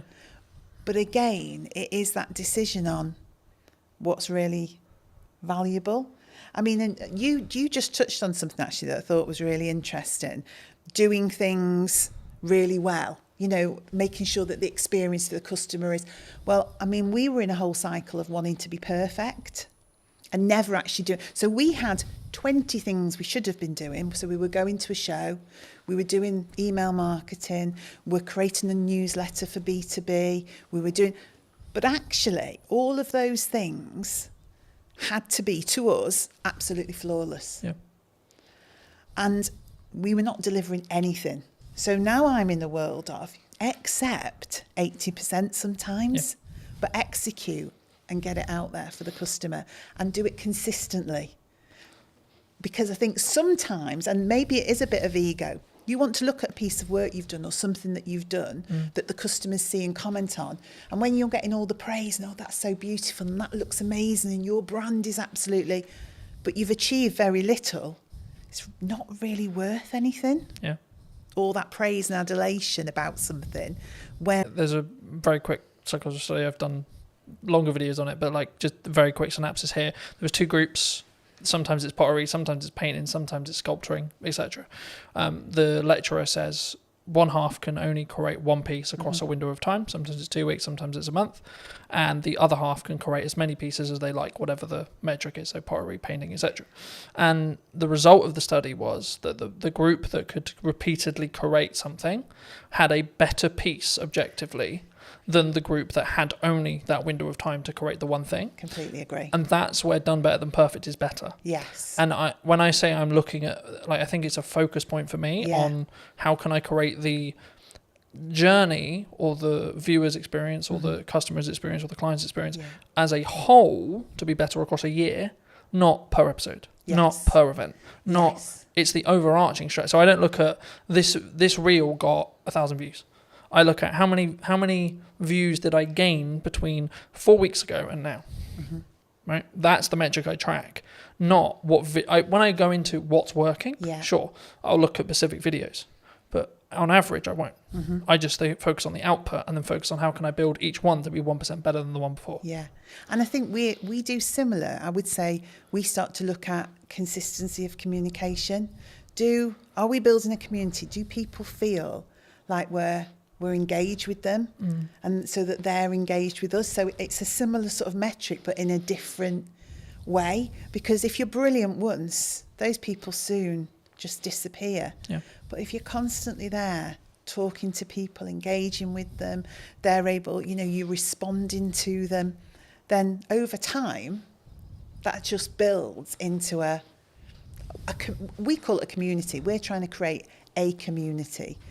And we're always trying to draw people in to that community. So the end result is growth. But I think we sometimes get into the world of we need it all to happen in one day, 2 days, 3 days, 4 days, 10 days, etc. That's me sometimes. But actually, in reality, if we just focused on, I can't remember the exact quote, but something along the lines of we underestimate what we can do in a week, but we completely over egg what we can do what we can over egg in a week, but what we can do in a year is really underrepresented mostly. And I think for me, actually focusing on that 1% is what that matters overall. Yeah, because then you're building that compounding effect. You're pushing the snowball down the hill a little bit faster, a little bit faster, a little bit faster, a little bit faster. Yeah, and also I think people can understand more. So if you are constantly jumping from one thing to another, your team just cannot grasp where we're going. They can't grasp the brand. What is the message? What is the strategy? So that continued delivery, that momentum that builds, you onboard the team. And by onboarding the team, you onboard the customer. And particularly in our business, because we've got customers and consumers. So the dog's the consumer. It's the dog we're trying to get to, but it's via that customer. And so it's almost like the baby food world, isn't it? Yeah. The baby's eating the food, but the parent's choosing which of the brands to buy. Same in our world. The dog's eating the food, the customer's choosing. A lot of that comes through trust. So that consistency, that slow momentum, is people don't trust people that flip from one thing to another, and they cannot understand what they're doing, and they can't see the message. So that repetitive, consistent approach. Oh, right, I know what Eden's about. I can see what the team's about. And because we're so accessible as well, a team of 26, we're all working in Stoke-on-Trent. You speak to one person, that understanding of the brand, you'll speak to the next person, you'll get that same message, you'll get that same education piece. So people start to think, this business knows what they're doing. And I think that's the same for yourself. When I see you online, when I see you doing what you're doing, I think that guy knows what he's doing. I also think it removes the pressure of being perfect every time, like building off the done is better than perfect thing. Yeah. Because as long as I'm authentic to me, then it doesn't necessarily, you know what I mean? It doesn't matter in the same way, because I'm not like, oh no, that's not, as long as it's on brand and on piece and still me, then I'm like, actually, that's cool, you know? But talking about that to its extent, I mean, we're in a world where AI's like risen, right? Are we all going to lose our jobs? No, we're definitely not going to lose our jobs. Is it all doomed? I think AI is the assistant and we're the leaders of that. And so you can use AI fundamentally to change your business. You can use it for insights, you can use it for planning, you can use it for content support, but ultimately it's the assistant to the business. It's not the business creative, it's not the founder. You know, the people are the heart of your business, but you can deliver fabulously elevated results if you work out how to use it in the right way. So no, it's not scary. And I did something funny at work the other day to show the team not to be fearful. It was just something really small. I took a picture we'd taken and I said to AI, you know, give this picture some movement. And it did this crazy thing. I mean, we were pirouetting around the stage on this picture. I think one of us had claws for hands or something ludicrous. But then I gave it real instruction, my voice and the heart of the brand, and explained what I wanted. What it created was amazing. But it needed that voice, that human voice, that human interaction, that brand understanding. So we shouldn't be afraid. I've used the analogy recently of you need to sharpen the knife before you use it. Very good, you know, in the same way with AI, you need to teach it what you want it to do and not just write me a social media prompt, Insta, right? It's about actually understanding it as a tool and not just seeing it as a fix-all, right? It's the company assistant. It's like your PA. It's part of the business. It's part of your business. It's a tool of the business. But it hasn't become the business. And I would hope some of the more routine tasks that it will support people then to be able to drive more creativity and innovation because they've got the capacity and the space to do that. You know what business is like. Sometimes it's incredibly busy just getting tasks done, just executing things. And then you end up working in the business all the time doing. And you don't step away and think, right, okay, let me listen to the customers. Let me look at what's happening in the marketplace. Let me analyse some of the insights. And when you stop and do that, and I hope AI gives us that, so we can stand back and go, do you know what? This is what we need to do. Because I've had time to think about it because AI is my assistant. Something that I found really interesting, and I'll be curious on your thoughts as I'm bringing it up here. I mean, I'm rapidly approaching the end of Mel Robbins' the 5-second rule. Okay. I don't know if you know it, but it came out a handful of years ago, and the crux of one of the things I read on the way here was procrastination is actually a reaction to stress management. It's nothing to do with like not getting the work done. It's how we cognitively distract ourselves and have that stress break. And it kind of links to the AI thing, because I think the performance, you could say that, especially when you're in C-suite or you're, you know, a chief marketing officer or a chief exec officer or a chief strategic officer, etc., we can be so do. How do you personally balance it, but also allow yourself to have that time to, I guess, think up the more creative ideas, or like have that more synergized approach in respect to actually, no, I'm going to step back now and say, let's look at the problems I may be facing and how I can like strategically fix them, but not with the pressure on having to fix the answer today. And sometimes I'm really bad at it. So if I'm overly excited about stuff, then I'm just do, just as you describe, really. There'll be days that fly by and I'm not quite sure what that day was about. I think there's a point in business there where you have to do that, right? Probably, yeah. Well, you do it because it's necessary, in the moment. But then what I also find, I like to be planned and organised. We were talking about this. I like my notebook. I like to think ahead because I like to show up in the right way. Yeah. I am myself. I'm always the same, but I do give thought to how do I need to show up tomorrow? What are the things that I need to achieve? Am I planned and organised around that? And when I am, that gives me those periods of time to step away with people. Do that for people in the business as well. Say, hang on a minute, let's just stop. Should we just go and grab a coffee, or should we go for a walk? Because we probably just need to think this through a little bit. Is that an environment thing, do you think, as well? Like you need to physically remove yourself from the office, the home, to get a change of scenery? For me it is. And I probably use that with other people. Now, whether that's everyone's reality, I don't know. But I am one of those, when I got home and walked the dogs at the end of the day, that's where things would come together. So all the strands from the day that all seemed very sort of disparate and all over the place would come together, and I'd think, right, that's what we need to do. But we talked about this in work the other day, actually, creating space, going for walks, having hours of the day where people put down their keyboards, they put down and we do something different. And whether you want to call that a team exercise or just chilling out and having a coffee, but forcing people in a way to have space.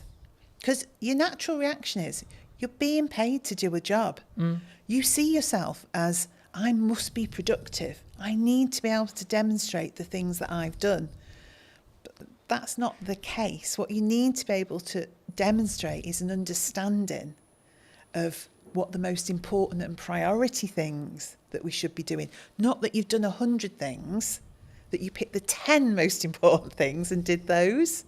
And do those well. And do them well, yeah. But don't do, like we said before, don't do them so well you don't actually deliver on anything.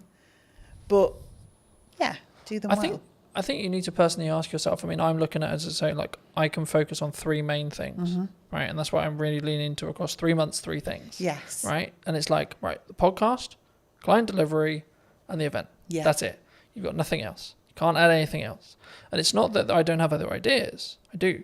Yes. But it's actually, if I'm going to get what I want from this and I'm going to make those 1% improvements, I have to focus on those 3 things. So how do you, because to me it's capturing the ideas, isn't it?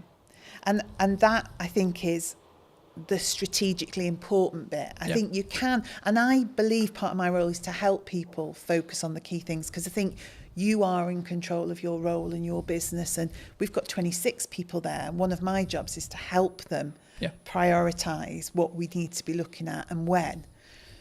But capturing the creativity, not allowing ideas to disappear because we're busy, always making space to go back to things, to reconsider them.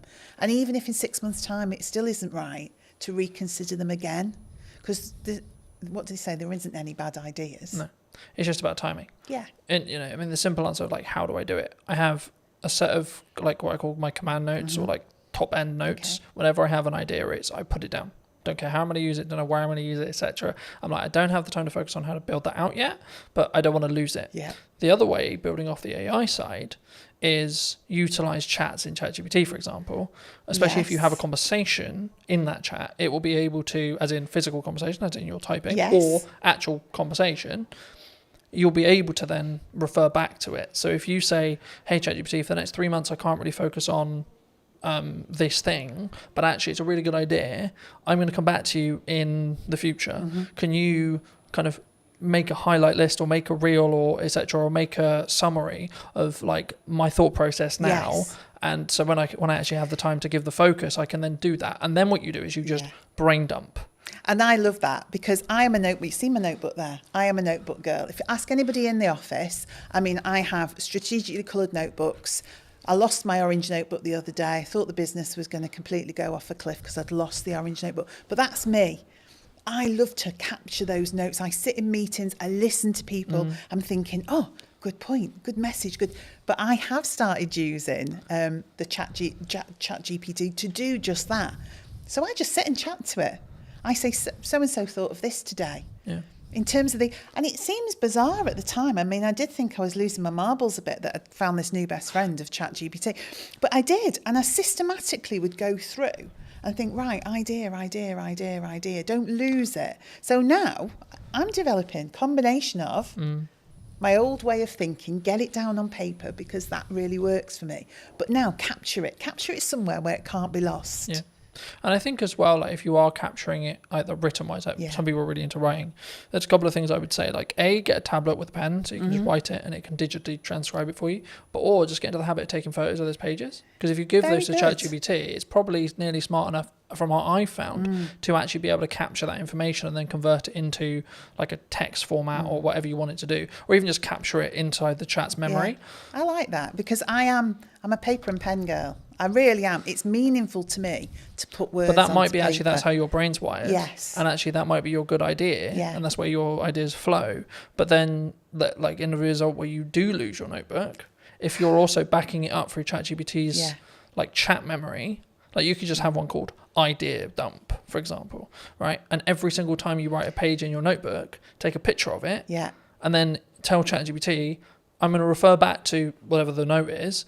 Can you bring this content forward whenever I ask for it? And it's how you then, and this is an example of like how to leverage AI rather than being scared of it. Yeah, and I think that is just it. And it's funny that naturally using ChatGPT in that way worked for me. And also that ability then for me to create patterns, trends and insights from it, because I will go back and say, are there any common themes? And I didn't know if it would work or not. You never know if these things are going to work. So can you see any patterns, any common themes, anything that's coming together as one cohesive idea? And it's so good at that in terms of analysing and pulling out insights. Because I would go back, I mean, and this was an arduous task, I'd go back notebook, highlighting things in different colours, pulling strands together, generating one idea from 20 thoughts. AI is really good for that. Yeah. But again, I think it's an assistant tool. I don't think it's going to necessarily replace us. I mean, the trend sort of changed and it became this, someone who's utilising AI is going to take your job rather than the AI itself. And I think that's a more positive or more real reality of what we're going to have in the next 10 years. I think so. To be honest. And things change, don't they? Things always evolve. You know, industries change, the way we work changes, but our minds are amazing. We've just got the power to adapt and do things in a different way with the support of that new way of working. But I found because it's taking the grunt work away or allowing me to document things, etc., I then can have the more creative thinking process because my bandwidth is like opened up in that respect, and I can sort of play around a little bit more with what works and what doesn't, and like what ideas work and what, and I can ideate them a little bit deeper. Yeah. I think one thing that came to mind then, and this is why I think being the strategy officer is important, is probably one thing we need to think about. One thing I think about is everyone in the office is using ChatGPT or something similar, but I have to keep our voice as the Eden voice and the Eden brand.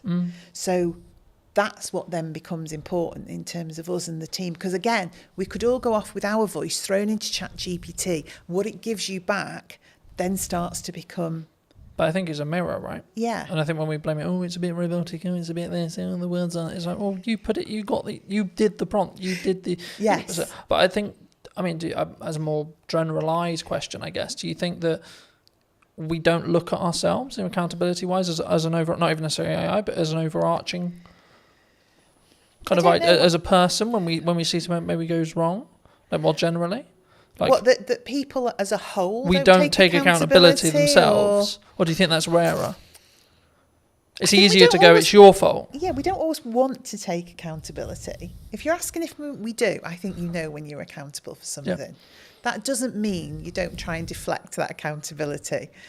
But normally, if you work it through with somebody, you can get to a place where you understand what role you had in that. And again, that's something I have to do, because I think part of my role is clarity.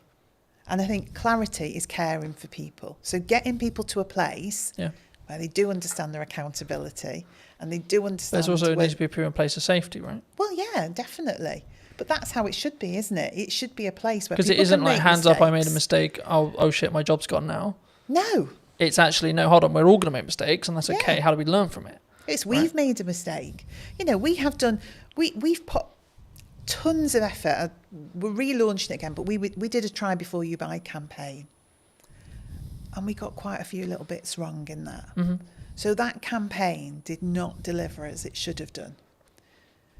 Now we've learnt from that and we're relaunching it, but at the time, nobody wanted to hands up where the. So I just said, we've made a mistake. This team here, we're the project team. We didn't do it well enough. We weren't aligned. We weren't working together in a way that we were picking some of these things up. So you may have had that ultimate last part responsibility to deliver on that or to create that but actually fundamentally it was a project. Yeah. So we all bear the responsibility. But let's go back and say, what was your part? What was your part? What was your part? So next time we do it, we've got clarity. Yeah. Clarity is a form of kindness. If you don't give people clarity, what you're saying is, I want you to keep making mistakes. So ultimately, at some point in the future, this is going to blow up and you're going to be in a whole heap of trouble. Where it's much better to say, oh, that's not quite right. What can we do about that? Yeah. Or I just want to have a chat with you because I've just noticed. That's much better. A way of having accountability than waiting for something to crash and then saying you did that. Yeah. Do you look at it as in your role, because obviously you work with a larger team, mm-hmm. So I'd be really curious, do you look at it and go like, do you come at it from a perspective of like, are you okay?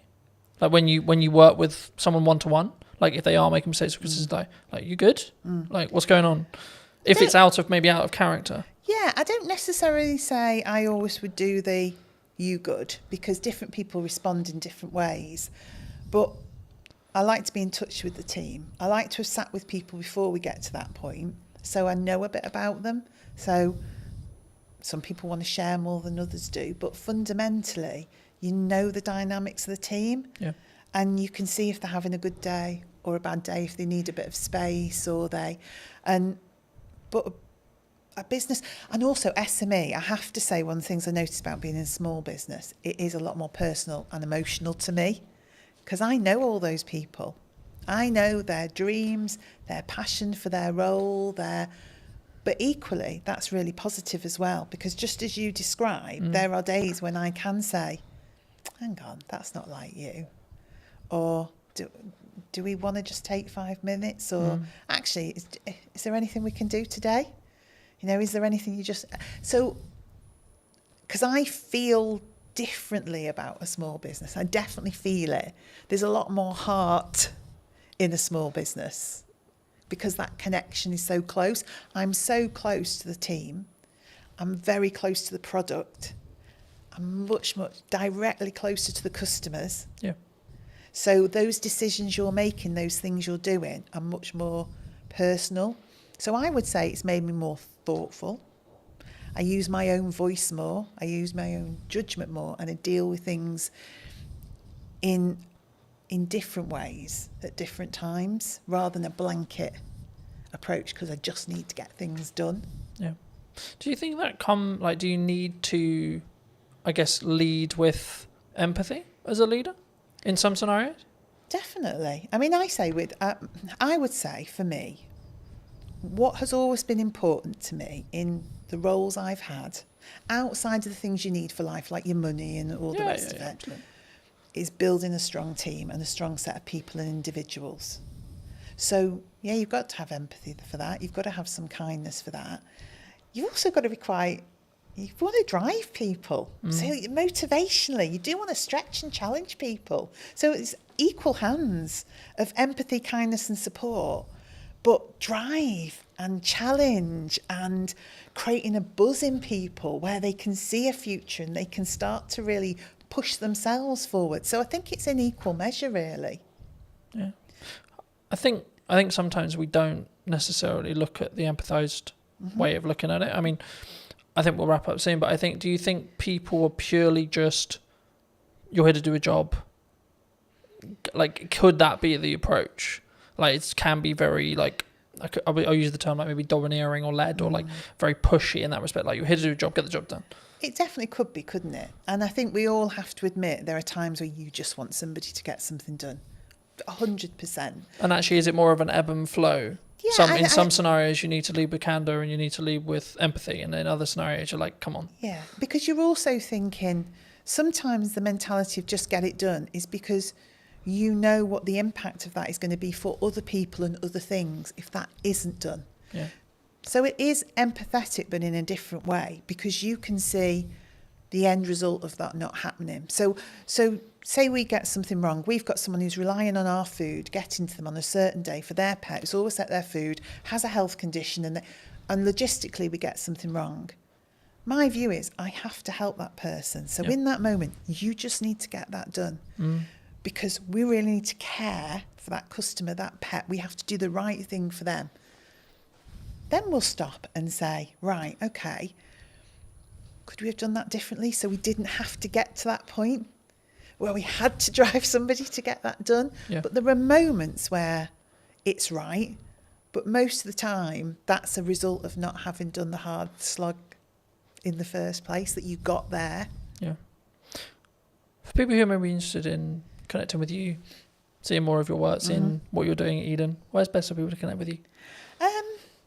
I guess I would say social media, Eden-wise, and then message me via there. So if you go onto Instagram, Eden, throw a message out. Because we're all in the office together, I will pick that up and see it. We're so easy to contact. I am on LinkedIn. I have to say it's not my favourite forum. So I'm much happier to see messages come through on that social media platform, and then I'll be in touch. Fabulous. If you were going to talk to the person who was in corporate maybe 10 years ago, 15 years ago, and you give them this advice today, what would you say to them? Gosh. As a final thought. Allow people to have a voice. We all care about business at whatever level we work and are operating in that moment, and let that individual have a voice. That would be my message. Thank you so much for watching. If you did enjoy this episode and would like to see more like it, make sure to be subscribed. Let me know in the comment section down below if you enjoyed it and what your clear takeaway was, and I'll see you very, very soon. Hello, my friends. I hope you're well. Welcome to the Old Mill. And today we're going to be doing a brand new podcast talking to Johnny from Taste World and just kind of the Old Mill. Hello, Johnny. How are you? How are you? I'm very well. Absolutely. I was going to think about where to start, but I mean, we're sat in the Old Mill restaurant, right? And I think a lot of people who are local to Salisbury will obviously know the Old Mill in Harnham. You've just acquired it maybe, 6 months ago? 3. 3 months ago? Okay. Yeah. Why here? Why did you choose here specifically? It was just a building that had come to our attention for a kind of friend when I think a poster went up in the window saying, due to change of ownership, we'll be closing. And I thought, we need to come and look at this site, when I was told how beautiful it was by the friend. And we came straight here, and within, I think, 15 seconds of pulling up in the car park, we decided it was something we needed to pursue. And we actually agreed the terms to take it kind of out of the grasp of the person that was meant to be taking it, without even stepping foot inside. We literally saw your video, strangely on YouTube, that I think you filmed a couple of years back, and the visual impact it had from the outside.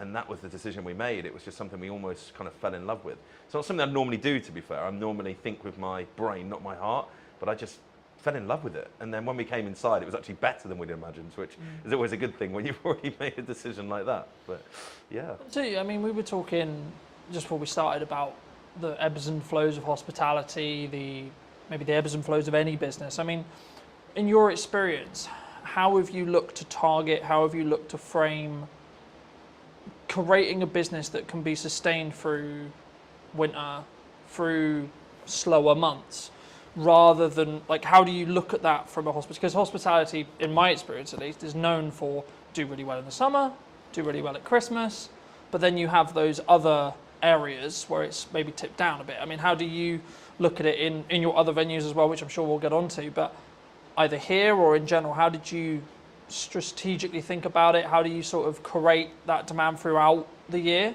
in respect to the sustained revenue? How do you see it? Because I think that's like, if you can do that with a business, then it will continue to, you'll make more money overall because you're more consistently creating that consistent revenue. Absolutely. And I think the big thing, you just actually used the word there, we talk about a lot in our business, is consistency. Delivering product consistently to the customer, giving consistent service. That helps to kind of get people to come to you more regularly, which obviously helps stem that kind of peaks and troughs you're talking about. Now, obviously with a site like this, I would say we have the best beer garden, cocktail garden, cider garden, whatever you want to describe it as, sat 100 feet from us currently. It is a beautiful spot down by the river, and we get a lot of passing trade from people walking from Harnham obviously into Salisbury. We also get a lot of trade come from Salisbury up just to come to our beer garden. Now, that is something that we aren't going to be able to change necessarily, but what we can do is pivot on that garden and not just make it into a garden. So come September, we are completely covering it over, and it's going to become an event space for probably the next 6 months after that. So all the way through till April. So we've got a Halloween kind of pumpkin picking experience thing lined up. There's a Santa's Grotto, a pre-bar ready to go in November time that will go all the way through to December. We'll probably have a quiet downtime in January just because the team are going to work really, really hard. And then come February, we're going to do a really cool Valentine's themed month out there. Really cool stuff. Again, we'll share all this on socials when it's finalised. I'm being tentative what I'm saying, not to kind of ruin the marketing spiel when it comes out. But then coming into kind of March, April time, we're going to have obviously a big space where we can Mother's Day out there. So we'll maximise the real peak moments. Mother's Day obviously being the busiest single day in the calendar year. We'll have a potential extra 130 covers out there to what we would normally have. And then we'll have an Easter experience out there. And then we're back ready for the summer. Again, with kind of how we bring people into this space, the beautiful restaurant we're sat in with the river flowing there behind me. I'm sure you can probably pick that up on the mic. It really is a stunning feature of the building. We really want to drive people to want to come here for an experience. So that will come through kind of the level of food that we're trying to aim for, using sustainable local produce. And the big USP is the fact that we are either already or can be 100% gluten-free. So that's something we're really going to be targeting over the next sort of 3 to 6 months, is doing packages wrapped around the bedrooms and dinner experience for those with celiac disease or those avoiding gluten. Now, the figures on that at the minute in the UK is around 6 million. So it's about 10% of the population are either actively avoiding or for medical reasons cannot consume gluten. Now, these people have birthdays every single day of the year, right? So 365 days a year, I've got a potential celiac that I can target with some marketing, go, come and stay at the Old Mill, have an amazing stay in our beautiful bedrooms, and by the way, we can do dinner for you as well, which is celiac safe. So that's something that we really will be pushing hard. As soon as we get the main kind of summer bulk out of the way, wasn't the best time to take a pub like this, kind of going into the busy period already, should we say. So we're very mindful of not trying to overload ourselves. So layers to a cake, layers to an onion, however you want to look at it, we kind of stack on top. When we get one thing right, we'll do the next thing, the next thing, the next thing. So we're hoping if I sat here this time next year, I'd be able to say to you, everything I've just said, we've done it, and it's great. So, do you think there's, I mean, you've mentioned like that being one of your unique selling propositions, but do you think that's one of the reasons why maybe your locations will be successful in comparison to someone else's who maybe isn't thinking that forward ahead, isn't doing those outdoor events, turning in their beer garden into things? Because I think people sometimes they look, because you've got to spend quite a bit of money to do the beer garden stuff, right? It can't be cheap to convert the beer garden semi-consistently and then convert it back, and then I imagine if it works, you'll do it the following year and you'll flip and you'll continue to rotate it. I mean, Is that just the nature of the business, would you say? Yeah, I think the age-old sayings, innovate or evaporate, speculate to accumulate. I'm very much on the leading edge of wanting to use tech, for instance. We're using more tech in our business, and we look forward, not backwards. We don't look at why things are bad, we look at how we can be better, and that's something across the whole group. Our senior team, that's all I'm talking about. I'm not cutting wages, I'm increasing sales. I'm not saying how do we get rid of people because times are hard. I'm saying how do we bring more people in for different reasons. What we're also really good at, and if anyone on here is listening as a hospitality owner or manager, we are very good at getting brand deals. So all the cool stuff I've just spoke about, we'll be approaching brands. And so the pre-bar, for instance, we'll be selling a shed load of Bailey's hot chocolates, I'm sure. So I'll approach Bailey's and say, look, I want some support. They will give you money to support their brands with the right streams and for the right events, similar to your festivals. When you see the big festival bars and stuff like that going on, that's got brand support behind it. And it's having those conversations that really help us, and we're very good at that, to be fair. We've got great relationships with all of our suppliers, both local, national and international, to kind of help with that. Not just the financial costs, but they've got years and years and years of expertise doing similar events, so why would you not lean upon them to kind of help? It might be a supplier they use that can cut some costs that we didn't know about, or just simply going, have you thought about this? Like we had an event a couple of weeks ago that we used Thatcher's, a very local company, obviously from Somerset, but they are fantastic, just gone to #1 cider brand in the UK actually last week, that was announced, and they supported fully. They paid for the live music, and they came down, gave us a load of free stock, and had people down here giving out samples. That was just because they wanted their brand to be seen in a beautiful pub like the Old Mill. Yeah. So it works both ways, I guess. Thatcher's has got exposure from being able to use us as kind of a staging post, and we've also got kind of the use of their kind of expertise as well as paying for our live music. So yeah, I think that's a really important thing, and a lot of what I'm hearing about that is a very modernised touch, right? And I think the concern with some, would it be, I don't know, I don't like saying like, oh, it's this person's fault or etc. But there's a lot of people in my industry, like I had a conversation yesterday that was around like the creative industry struggling, right? And I've been very honest and very fortunate where actually I'm in a very different place. I'm in a very fortunate place with the kind of work I'm doing and how I'm doing it, and like actually like looking at the bottom line of my business, it's actually doing really well, right? Yeah. So I'm not feeling that, oh, it's difficult, right? Do you think in your experience, has there been like always something going on? Because I always see it as like there's always something happening in geopolitics, there's always something happening in the economy, there's always a concern related to the up and coming budget or the up and coming changes or etc., which of course changes things for businesses, of course it does, right? But is there a perspective, I think, because obviously a lot of your group, a lot of how you work could be perceived as you're very successful, right? You're clearly very good at taking on some sites, making them make money, and then continuing to repeat that process. Is that from a mindset from yourself specifically and the rest of your exec team of we've got to keep being aggressive, we've got to keep moving forward, regardless of what the doom and gloom is, would you say? I think absolutely. What we talk about a lot is that age is on our side. I mean, myself and my exec team are on the right side of 40, shall we say. Apologies to any older listeners listening. So we're there, we've got bags of energy. Now, a lot of the sites that we look at now have had kind of historic landlords, tenants for a long period of time. They're just tired. They don't know where to look.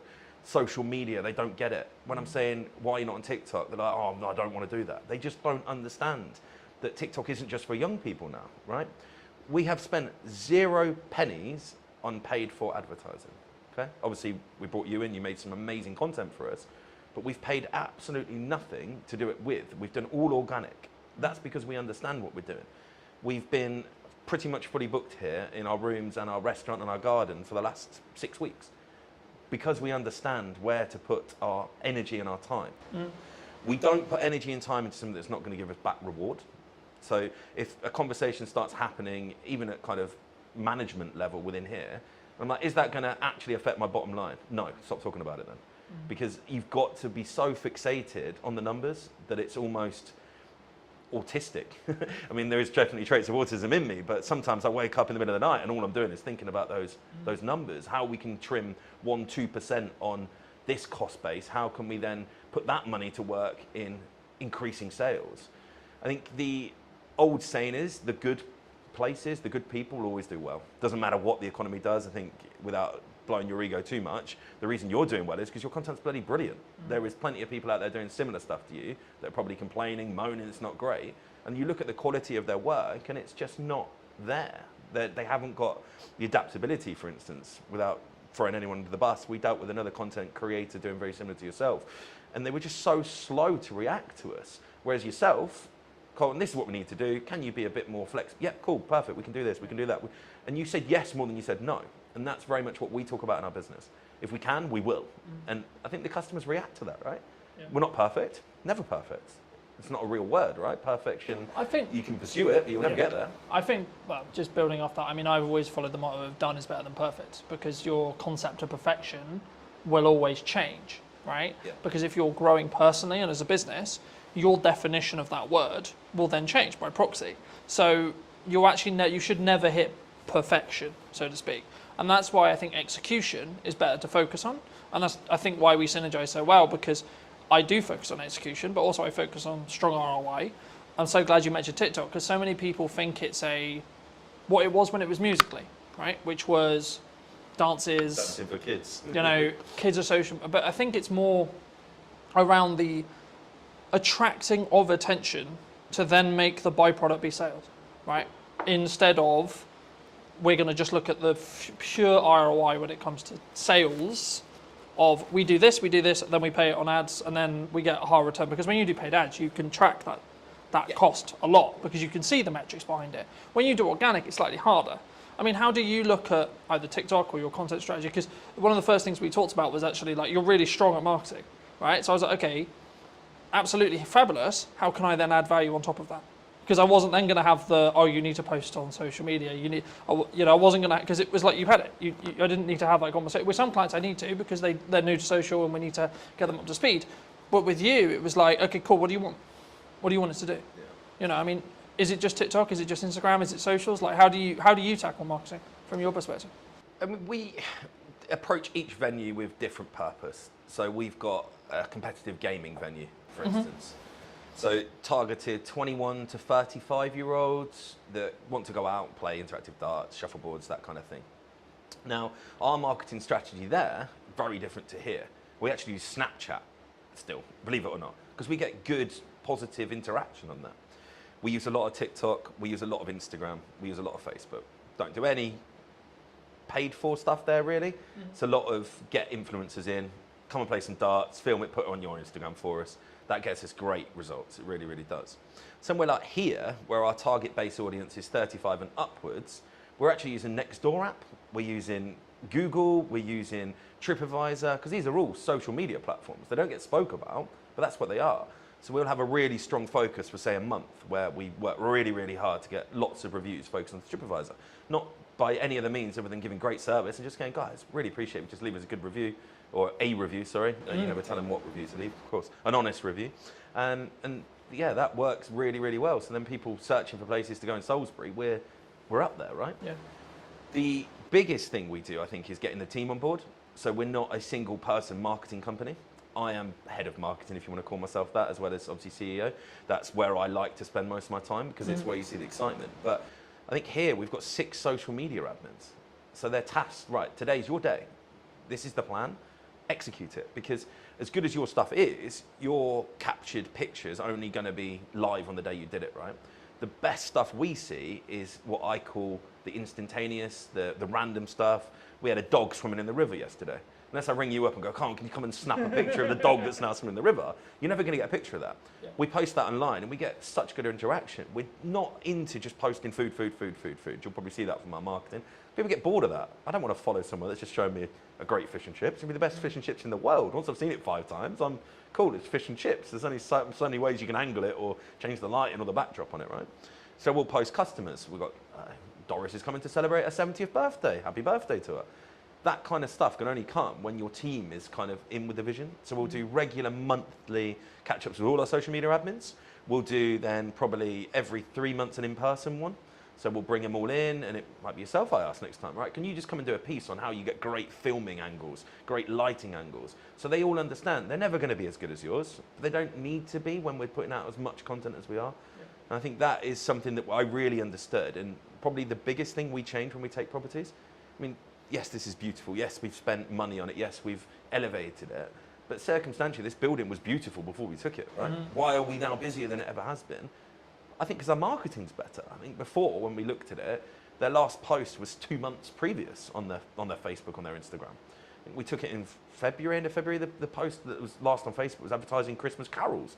It shows you the difference on where we're at. If you go on our Instagram, our Facebook, our TikTok, our websites are kept up to date to the day, you'll know exactly what we're trying to be, who we are, and then hopefully, when you come in, our social media, our marketing reflects what you then see inside.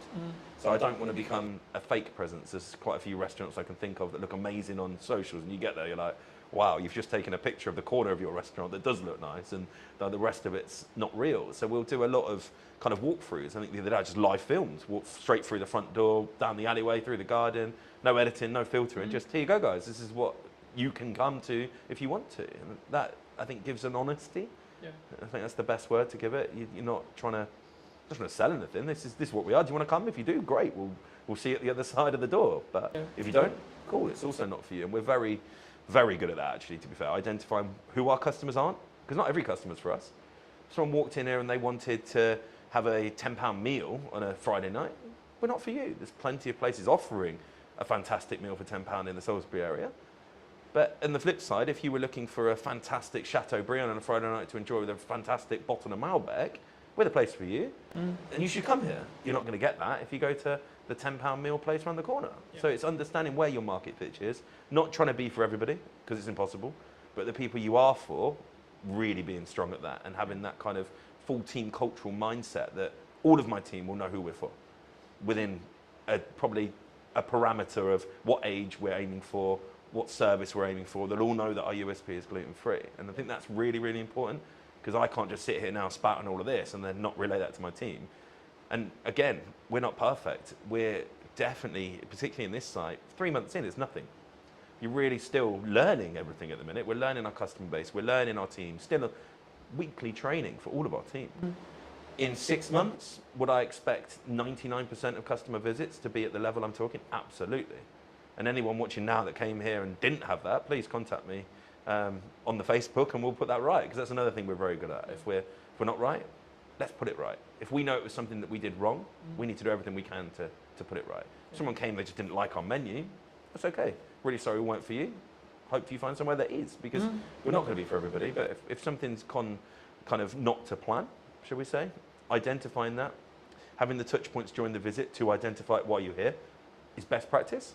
But having then the touch points after visit, we have feedback emails that go out. I've got business cards that go out with my personal email on it to everybody. If you've had a great time, let me know. If you've not had a great time, let me know, because we want to know. Even at the scale right now, when we employ 165 people across 10 venues, we are relatively big. I still understand the importance of being customer-centric in my role. And that comes through marketing, coming back to your kind of original question, I guess. That is all part of it, right? Marketing is understanding why something went wrong and how you fix it. Yeah? That is marketing, yeah. Do you think there's and this is more general, like broad business question, or like it could be your business, could be my business, could be any business. Do you think some people, because I've always followed the own up to if you made a mistake and it's your fault, or if God forbid something went wrong on a video, I'll be like, look, I made a mistake, hands up, right? And I think that put, in my view, from client feedback and etc. that I've got, that puts me apart from other people who are just going to sit on their morals and go, well, actually, no, it was because of it. You know, I don't sit and, it's not about necessarily making an excuse. I don't like to use that term, but it's more, the question I was going to ask around that is, do you feel that one of the reasons why you're quote unquote successful is because of how in touch you are with the marketing, with the customers, with the key question there is honesty when it comes to, look, we're potentially going to get it wrong, but actually this is how we're going to try and fix it for you. 100%. There is a lot of restaurant owners out there that I know of, both personally and I've seen online, and the first thing they do is blame the customer. When a customer comes out and says, oh, I didn't like that, what do you know? I'm a chef. And it's like, that's not the response. If you do genuinely believe you were right, as I say, really sorry, wasn't for you, hope you find somewhere that is. That's the response we give. I don't try and get into a debate with someone, whether they were right, wrong, or indifferent. It's fairly obvious when you're wrong. Someone comes in and could be an item missing from the menu. Chefs are humans, right? And there's not enough conversation around in hospitality. It's a human-centric business, right? If you went into an office and you had 20 workers, in a week period, how many office workers would make mistakes? The problem is no one ever knows about them because it's not generally a customer focused basis, right? But you come to hospitality, a slight small error from, could be a 17, 18-year-old that's first job potentially, becomes a huge thing for the customer. Rightfully so. We should be able to execute a meal, but we're not going to all the time. But the first thing you do, as you said, is accept it. Yeah, that is not the standard that we work to. Apologise. What can we do to make that right for you? Yeah. And if you follow those three things, then I don't think you can go far wrong. Now, out of all of the complaints that we get across the group in a year period, just call it 100. I would say 99 of them have returned and love what we are about. So that's 100 people potentially that would never step foot in the business again that we've managed to rectify, use their not so great experience to learn, made changes to SOPs or systems and processes, and then reflected on it and gone, okay, that happened. Let's not let it happen again. How can we improve as a group? Can we learn something that happened here and go, actually, we can stop that happening anywhere else, not just here? Because even now, I mean, I'm 20 years into the game now, there's still stuff happens. I'm like, wow, wasn't expecting that. How did that happen? What can we do to stop that happening again? So it's a learning day all the time. Even for someone at my level, my experience, you might think, oh, I know everything. I don't. I'm pretty good. I know most things, but the game's changing. Every single week, I'm like, okay, that's different. 10 years ago, did I think that I'd be talking about being a gluten-free centric company? Absolutely not. Now, it's our USP. That's our single biggest drive for us. Because most places don't want to do it. And I think that's identifying what you can do to set yourself apart. Whether that's you can be cheaper, don't like doing that.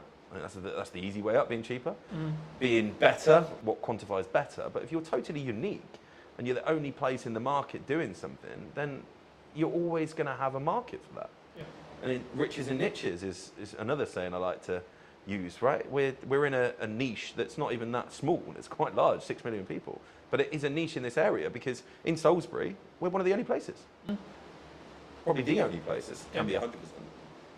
I think that's really unique. I think it's sort of, to an extent, it leans back into what do you want to do incredibly well at, right? And I think I've always tried to pride myself on, I may not be the oldest videographer in respect to being in the game or the biggest marketing company or etc., but I will give as much effort and as much energy as I can to create the best content that is tied around what you, whoever it may be, the client, is looking to achieve from that video, that set of videos, etc., whatever we're doing. But from your perspective, why, maybe not necessarily just me, but why do you look to invest in video as a whole or marketing as a whole? Because you said earlier in the interview, your team does a lot of marketing, right? So I guess the question from potentially the audience is then, okay, well, why do you then spend money to get a professional in to create those, what I'll call showpieces? So it's long form. Stuff that's going to be around for a long time, I will always invest to make it professional. I think it makes you stand out from the crowd. So our long form content will live on YouTube. Our long form content will be housed on our website. Our long form content will be posted to the top of our grid, pinned to our grid, technical term there, on our Instagram. So some lands on our Old Mill Salisbury Instagram. Right at the top there will be a pinned post of, oh, okay, that's what that's about, really professional. And I just think it adds to that level of experience. The customer sees, oh, okay, that's a serious place. And I think that's why we do it across our group. From probably the second or third month, we'll get it in. Once we know we're right, we'll get a videographer, a photographer in, and we'll get everything kind of framed up, and then we add it onto our websites, and we've got then a bank portfolio of stuff, like the stuff you've done, we'll cut that down. We'll do 10-second clips every now and again. It just kind of helps remind people that we are, okay, these guys are serious. They might be posting a dog swimming in the lake, but actually, cool. Look how nice that restaurant is. Look how cool that video shot of the garden and the pizzas is. So I think it's so important. You can't have a website with a photo taken on an iPhone. It just doesn't look right. If you landed on a website and you had a choice of, particularly for our hotel rooms, I guess, a choice of hotels, and the first one you landed on had a phone taken photo, and then the next one you was like really nice professional photos, where are you going to book? If everything else is the same, you just feel more qualified to take that booking, I guess. I think it's I think what we talk about there was a perception thing, right? A lot of when people maybe start out in business or they want a hero video for their website, or especially if they're service-based, they maybe want to give their best foot forward.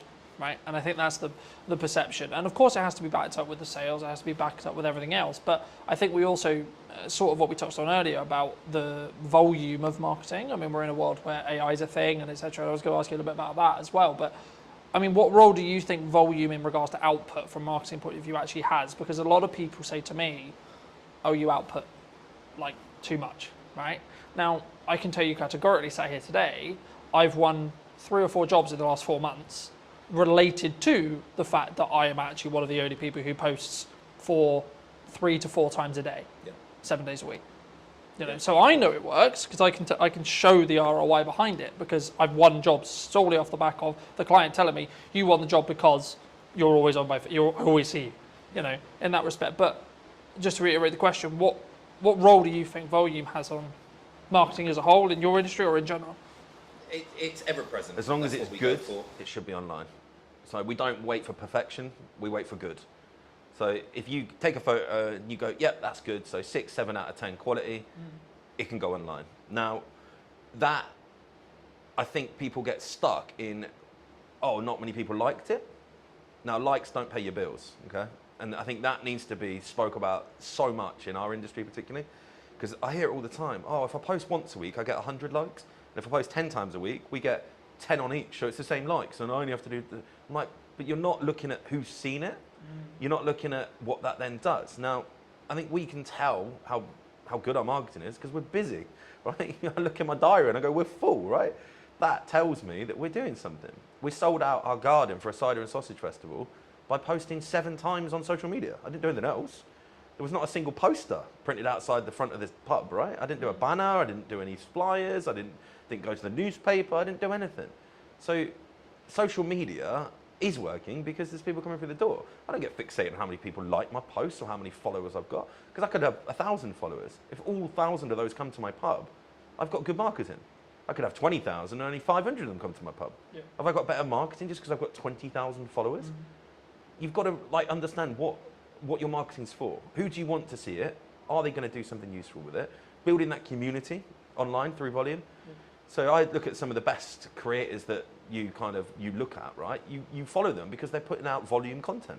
If you only had one video from a creator to watch every week, you wouldn't subscribe to them. You wouldn't follow them. And consistency as well. If you follow someone and then all of a sudden for a week they haven't posted, you kind of forget about them, right? You switch off.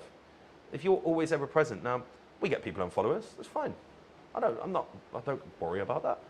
It's like sending out an email marketing, right? Without kind of jumping around too much. We do a lot of email marketing. I had one of the managers go, well, 300 people unsubscribed last week. It's like, yeah, out of 15,000. So that means that 14,700 are still reading my email, right? Am I bothered that 300 no longer want to interact? Or no, if it was 5,000, we might go, actually, was that email a bit missed? But it could have just landed at the wrong day. Could have been, it might have been they'd had 3 other restaurants email on the same day and they just had a mass free. You can't fixate on numbers when it comes to the social media aspect directly. You need to understand, are you busy? If you're doing an event on a Tuesday, Wednesday night, do people come to it? Because if they do, and that's your only marketing, and your marketing's working, right? Yeah. Obviously, when you start paying for it, we don't tend to do paid stuff if we don't need to. I'm not a fan for giving Meta and Zuckerberg money if I don't need to in full. Why am I going to start paying for marketing? But I'm also aware that you can't just dwell on that. So there will be a point where I know, and I'm like, okay, we need to start doing some paid ads now. For here, it'll probably be August. August, I'll probably start hammering home some paid ads, ready to start picking up the September. My events we've spoke about, they'll start coming online. But right now, our organic marketing, showing people, look, garden's sunny today, there's people out here, come and join us, is working really, really well. I mean, I don't know my exact numbers on here, I probably should have known them before here, but I reckon we put 30 pieces out on our socials last week, roughly. So 3-4 a day, plus 60 or 70 on the stories. There have been 5 or 6 TikToks. We actually did one at the weekend that worked really well, the Jet 2 meme one, where it comes up with the Jet 2, book your holiday now. There's a couple of the staff in the cellar lying on top of the beer barrels where it's obviously 14 degrees, having a cocktail. And it just flew. Like, we got hundreds of thousands of views on that. And that's something that took, I think, 30 seconds, maybe a minute for them to film. And it's not advertising or anything, but people are going to see that and go, oh, they've got a sense of humour. They're real people, right? We do a lot behind the scenes stuff, particularly with our kind of restaurants. We want to show prep. We want to put that out. If we've just had a beautiful piece of fish delivered, why would we not show someone what that looked like when it arrived, what we did to it, and now what it looks like when you get to eat it? Because I think it gives that authenticity. Now, if you weren't doing volume, you couldn't do that. Because it looked really weird if I hadn't posted for 2 weeks and all of a sudden I got a tuna But bit it's fish. skinned. Like, what Yeah, the hell? But people expect it from us because we're there all the time. But oh yeah, old Mel posted, cool. What's that? Oh, they're prepping a fish. Yeah. It kind of it makes sense. Like, it's not sporadic. It's not random. It doesn't take people by surprise because that's not a good thing, right? No one wants to be surprised on social media. I think so many people, they don't. Well, I would say if I was going to go down the nuts and bolts of it, they don't optimize for the lurkers, right? Because the lurkers, the people who don't actually interact, the people who actually don't comment, the people who don't, etc. Like, oh, I got no likes on that. Oh, I got 2 likes on that, etc. But like, how many views did it get? How many impressions did it get? Yeah. Actually, and then, as I say, like, what then is the knock-on effect to actually seeing your business, right? And you're seeing people come through the door talking about that post, talking about, oh, etc. It's about being human, especially in a world with like where AI is a thing, right? That people is concerned about. I mean, maybe it doesn't affect your industry as much, but do you feel that, like, are you using it? Like, firstly, are you using it if you're open to share? And then secondly, like, is it something which you were scared of, or was it actually, hold on, this is actually a supercharger for us? So I went to an event called EMC. Big shout out to Matt Wilson if he watches this. I'm sure he will. Incredible event. 500, 600 plus entrepreneurs. They're all there because they are the owners of their business or senior team of their business, but they are the marketeer. They want to generate sales through social media or Google online digital marketing, right? And this was 2022, and there was a spiel on AI, and everyone in the room looked at each other and went, "Holy crap, this is real," right? 2022, the average Joe had no idea what AI was really. Artificial intelligence, yeah, cool. That's something that That's does nerd. that, That's right? a nerd thing. Yeah, yeah. ChatGPT was mentioned. I got on it pretty much within 3 months of that conversation. So I've been using ChatGPT when it was a bit rubbish. Now, every single one of my social media admins, every single one of my senior team has it on their phones with the pro version. Okay? Now, we write our posts, we put them into ChatGPT, and we tell them to optimize for our audience. So it knows our audience, it knows what we want to write like. So you end up with a post. If you really knew the marketing like we do, you can kind of tell, but the average person has no idea that's what we're doing because it feels personable. What we don't do is go, ChatGPT, write me a post to advertise Cider and Sausage Festival. We don't do that. We'll write into it. What it does is proofread. So you don't end up with posts going out with spelling mistakes. Can't get my words out today. Spelling mistakes. You don't get posts going out that aren't in the right context for the right platform. What we also do is we'll get it to do one for Instagram, one for Facebook. Very different. I don't think people understand that. The wording that goes on Instagram has very different impact to what goes on Facebook. On Instagram, you need big chunky headlines because many people don't read the blurbs on Instagram. It's, okay, what's that picture? What does that mean? Whereas Facebook, people get drawn in and they want longer form reading content. So you have to give more wordy stuff to it, less big headlines, because Facebook looks a bit spammy when you put big chunky headlines. That's something we get ChatGPT to do for us, right? Yeah. Costs, it's about £9 a month. It's not a lot of money when it does what it does for you. And it saves so much time. Now, AI in our industry at the minute where it's gone the wrong way, I think, is AI food. Now, there is lots of restaurants, chefs that I know of, that they're posting amazing looking dishes and they're AI. Literally AI generated. And that's the scary part. I think we're going to get to a point where you turn up to a restaurant and you're going to think, oh wow, look at all this food. And it's nothing like what they're preparing because it's all generated by AI. Now that is scary for me because it's that good. But surely that would be a disconnect from the authenticity side of it. It will, right? but Like, it will drag if people I see in. someone on social and I see this dish, and then when I sit here, maybe actually literally here, I'm like, hold on, that doesn't match. Yeah. You know, like, is that because would that be the, or do you think it's going to get so good that actually people, by the time they've sat down, they're like, shit, I'm kind of in now. Already, I know it's getting that good. Now, visually, you can't tell, but if you save it and throw it back through ChatGPT and say, is this AI? It will say yes. Yeah. So you know it's AI, but it doesn't look like it's AI. It's that good. It looks like a really good dish of food. There's one particular chef, and I think his last 70 posts, 50 of them have been AI. But it's like really deceiving almost. I mean, video AI, let's not get started on that. I think that's very scary. I'm sure at some point I'm going to be able to CGI Channing Tatum walking through my front door, taking his top off, having a cocktail at the bar, and people will think he's actually at my bar, right? I think that's the scary part. Where the authenticity is going to lie with that, you're almost going to be able to, if you got really good at it, simulate a fake restaurant where celebrities hang out and none of them have ever been there. And You know what celebrities do when you put their name to restaurants? It's interesting how it's going to play out. I'm sure some of the big boys have already started doing similar things. I mean, there's a lot of talk in the marketing space about like what AI influencers was kind of what you were hinting at potentially. You know, these are completely artificially generated people that are developing an audience, right? And I think it's about, to an extent, from my view at least, yeah, you can run a business that way, but then you're not trying to be an authentic person behind the business, right? Yeah. I utilize AI to help with editing, to help with scripting, with help with posts, etc., in a similar way to you, but I'm still the one sat here talking to you today. Yeah. So it allows me to do the other things that actually I have to tangibly do. Yeah. Right? Regardless of how big the business is, you're still going to work with me. You know, I'm still going to be the one who has the conversation related to what we're doing with marketing, potentially what you're looking to achieve, how you're looking to achieve it, etc. But you saved 2 hours last night. But I saved 2 exactly. Write out, well, without jumping off marketing, job descriptions. Yeah. You can go onto ChatGPT now and say, can you write me out a job description for my new assistant manager that I've just employed? Please use all relevant sources online to give me a relevant job description. It will then send it to me. All you have to do is then read it through, make sure that you are happy with it, and then you've got a job description. Yeah. 5 years ago, it had taken me 3 hours to write out an assistant manager's job description. We're doing it now in 10 minutes. Yeah. Like, that's the big thing, I think.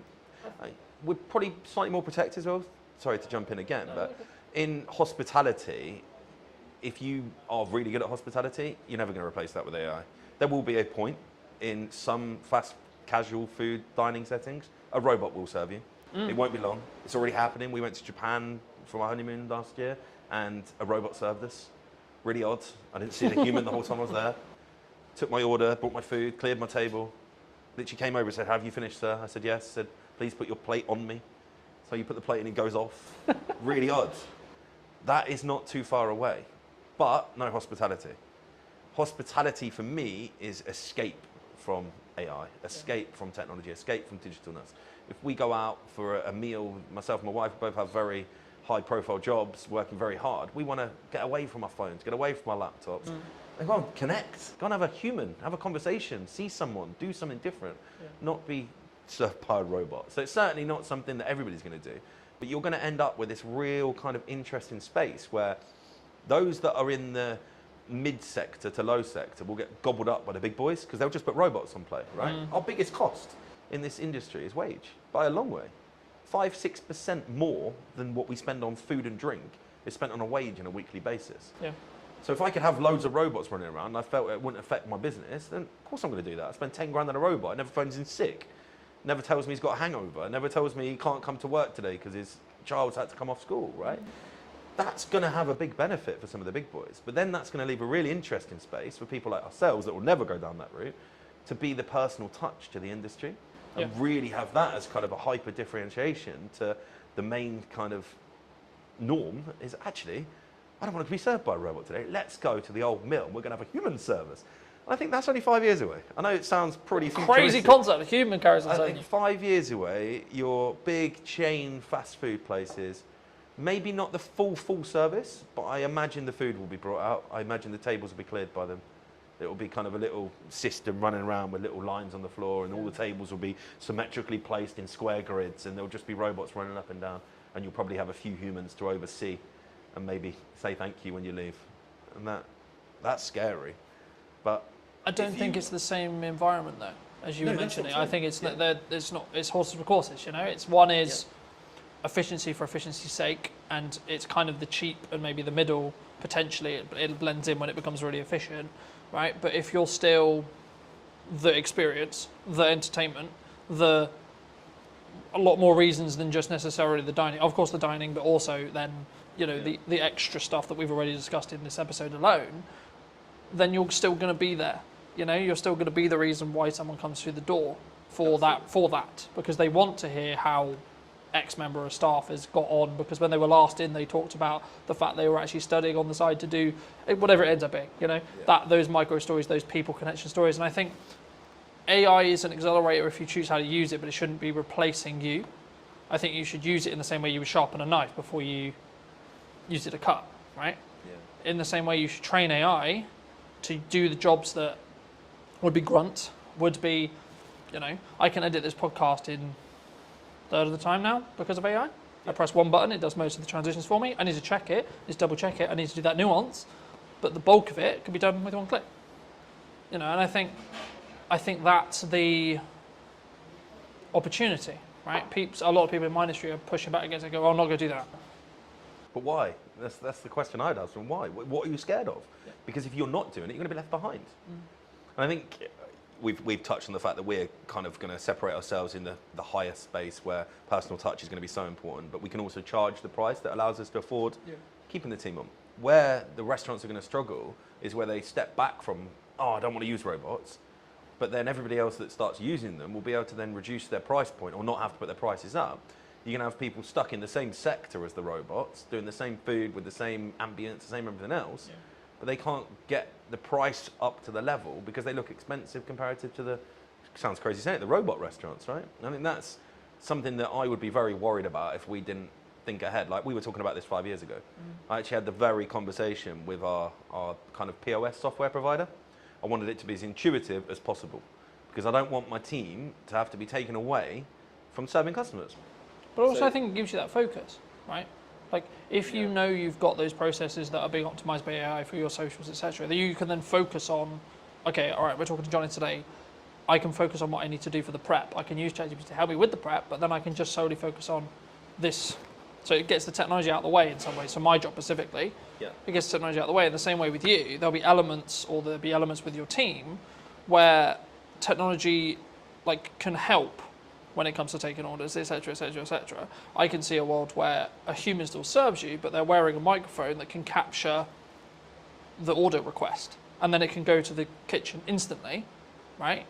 Rather than, and then maybe I'm being pedantic, right? But it saves that 20-second walk. And then the person can focus on actually, how are you? That customer service element, and not worried about what would you like, sir? Yep. And they can focus on the recommendation of the wine. They can so on, because they're not thinking, oh my god, I've got to remember this thing from the start of the conversation, back to when I go to the kitchen to tell the team what to actually create. And it removes human errors. Yeah. Unfortunately, whether you want to admit it or not, AI makes less mistakes than humans, right? And again, without jumping around, there's a reason why they're looking at AI doctors, right? Because they're going to have information on the medical science in the world, and every doctor that's ever made a thesis on anything is going to be available like that to AI. The best doctor in the world can't do that. And I think that's you've got to embrace it. Can't be scared of it because you'll just get left behind because it's happening. Yeah. I mean, I don't want to go too deep, but when the www boom came in the early 90s, everyone, no, it'll never happen, it'll never happen, it'll never happen. That was a slow process because everyone had to go out and buy computers, you had to have internet, you had to have all of that, right? The only thing stopping AI going probably 10 times further than it is today is the human mind saying no. The technology's there. We've all got iPhones, Samsungs, Pixars, whatever you've got in your pocket, right? You can do it. It's just the embrace, right? Yeah. And the more we use it, the more it learns, the more it adapts, the quicker it's going to go. I mean, the improvement in ChatGPT in the last 12 months is scary, right? Yeah. And I think, especially in the leading kind of industries, you're going to see a big shift to AI being the only thing they do. And then that will feed down and down and down, right? And yeah, we understand it. We've been speaking about it since 2022, right? We've had it there in our back mind. What can we do to improve and, as you say, be more efficient? QR code ordering is something that we use a lot of because it brings back the time. Yeah. If someone's sat in the garden, gets their time back, they don't have to go and stand at the bar on queue. They just order on the QR code, comes onto the till, it's printed, it's paid for, we can take it out to you. Yeah. That saves so much time, right? But also in then, you're actually creating a better customer experience, which determines they're more likely to come back, which determines they're more likely to enjoy their time. Yeah, so of course, when it works, right? That's the key factor is you've got to make it intuitive, you've got to make it seamless, you've got to make it easy to use, not friction. It should feel like you're doing them a favour, not the other way around. And I think that is how you frame it.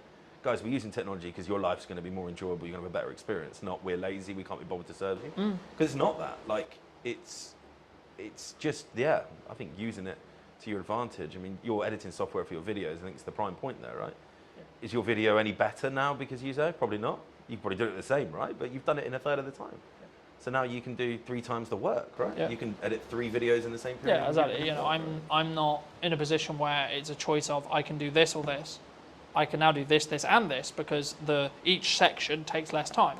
Yeah. The product is identical, pretty much, because I'm still going to go through it, I'm still going to tweak that nuance, etc. It's not that I'm not editing it, it's just the grunt work of, okay, camera 1, camera 2, camera 3, camera 4, camera 1, all the way through, is done in 20 seconds. You know, that used to take me 2 hours.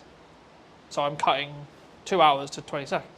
Yeah. So it allows me to then, focus on, okay, actually, technically you're talking, but my reaction was really good there. Okay, so let's swap back to me, even though you're still talking, right? So I can then focus on that nuance, because also I'm not, in my head, I'm also not creatively kind of fatiguing, because I've been looking, oh my God, I've been looking at this interview 2 hours, Hours of video, right? yeah. And I think it's also like you can focus on the other elements, and then also you can just increase your volume, because it's an efficiency thing as well. But let's cover everything I wanted to cover. I mean, is there anything specifically you wanted to talk about or shout out, etc.? No, I don't think so. I think it's been a really great chat, to be fair. I think those that are in business will know that it is hard at the minute. But I don't know a single person that's talking like we've spoke today that's complaining. Because that's the kind of the key, I think. If you're complaining, you're not thinking, you're not changing, right? You're complaining. Stop bloody complaining and just look what you can change in your own business, in your own life to be better, because it's not going to change in the macro, right? Complaining is not going to stop the Labour changing any of the crazy wage bills they want to put on us. It's probably going to happen again in April, right? We all know that. But we're already factoring that in. We're like, okay, what can we do different in 12 months? What can we do different in 6 months, 3 months, 2 months? Not, oh, it's happened. What am I going to do now? Because it's just too late then, right? You get to the point where something's already gone wrong. It's, what can you do, right? It's, You know, I think it's also about focusing on what you can control, outside of like the government's going to change what the government's going to change. Yeah, cool, it affects you, but you can't control what they're going to change necessarily. Like really, yeah, you can write to your MP, yeah, you can try and lobby, etc. But like tangibly day to day, all you can do is focus on your output, focus on your marketing, and focus on your costs and your sales. Right, they're the four sectors of business that you should focus on, and you should continue to focus on those. Right? Yeah. How can you provide more value to your customers or your clients? How can you increase the likelihood that you're going to get more clients or customers? And then how can you retain or make more sales from the ones you have, right? So whether it's adding more value or thinking about a model differently or adding a retainer service, so you've got more, as we just opened the episode with, looking at a returned income rather than project gap, you know, and actually if you've got some retainers, especially as a marketer, then you can take on the odd few projects as well. So then you've got an even better month, but your baseline is going to be at a certain level because of those retainers. But then also it removes the stress, so you can do other elements, like you can focus on your marketing more, you can focus on your systems more, etc.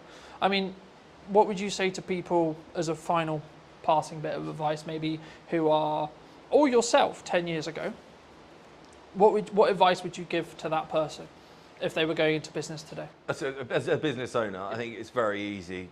Put all the systems and processes and people in place so that you don't have to work in your business. Because if you're in your business and you're doing all of the stuff, there could be AI that gets it to do all of the stuff you don't want to do, but you need to be having conversations that bring sales in. You need to be having conversations that are getting new customers. If you're not doing that as a business owner, you've got a job. You're not in the business. That's, yeah, I think my biggest advice, and something I've been able to do in the last few years, and why I think we're where we are now. I don't pour pints. I don't cook. I know how to, but I don't. I've got people that do that, because as soon as I start pulling pints or I'm in the kitchen, I'm not marketing, I'm not growing, I'm not out there looking at what we can do to be better in the future. It's a lot easier to find a chef than it is to find someone that can do all the stuff that I know I'm brilliant at. And most business owners are going to be the best salesperson in their business, the best marketeer, because they know it inside out, right? Yeah. But they just get so tied up, and I get it.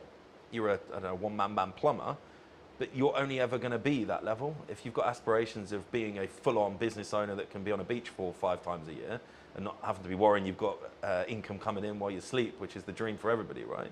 You've got to put the people to do the job that you are currently doing, and then focus on how you bring customers and sales in to pay their wage. If you do that, game changing. Easier to say when you run a pub, because you have to employ people, right? Yeah. I think the biggest challenge, even for yourself probably, I don't know where your growth map sits, like, it is the biggest challenge for most people, is the mindset, oh, I'm going to employ someone, I've got to find their wages every single month. Yeah. But that's ultimately what makes you a business owner. I think that was a real kind of shift change for me, that brought an ops manager in, brought an exec chef in, brought a head of marketing in, brought all of these people in. I went, wow, I can now concentrate on the stuff I really enjoy doing. Yeah. I'm not having to sit there and get like fixated on the pot washer didn't turn up on Tuesday night. although it is my problem, ultimately it's not my problem. You need to make it someone else's problem, those little minute details. But then, it's that focus, right? It comes back to that focus. And I think you have to build financial stability within yourself in answer to what my growth plan is. Build financial stability for me, then scale it to the point where it has financial stability for someone else and 2 other people.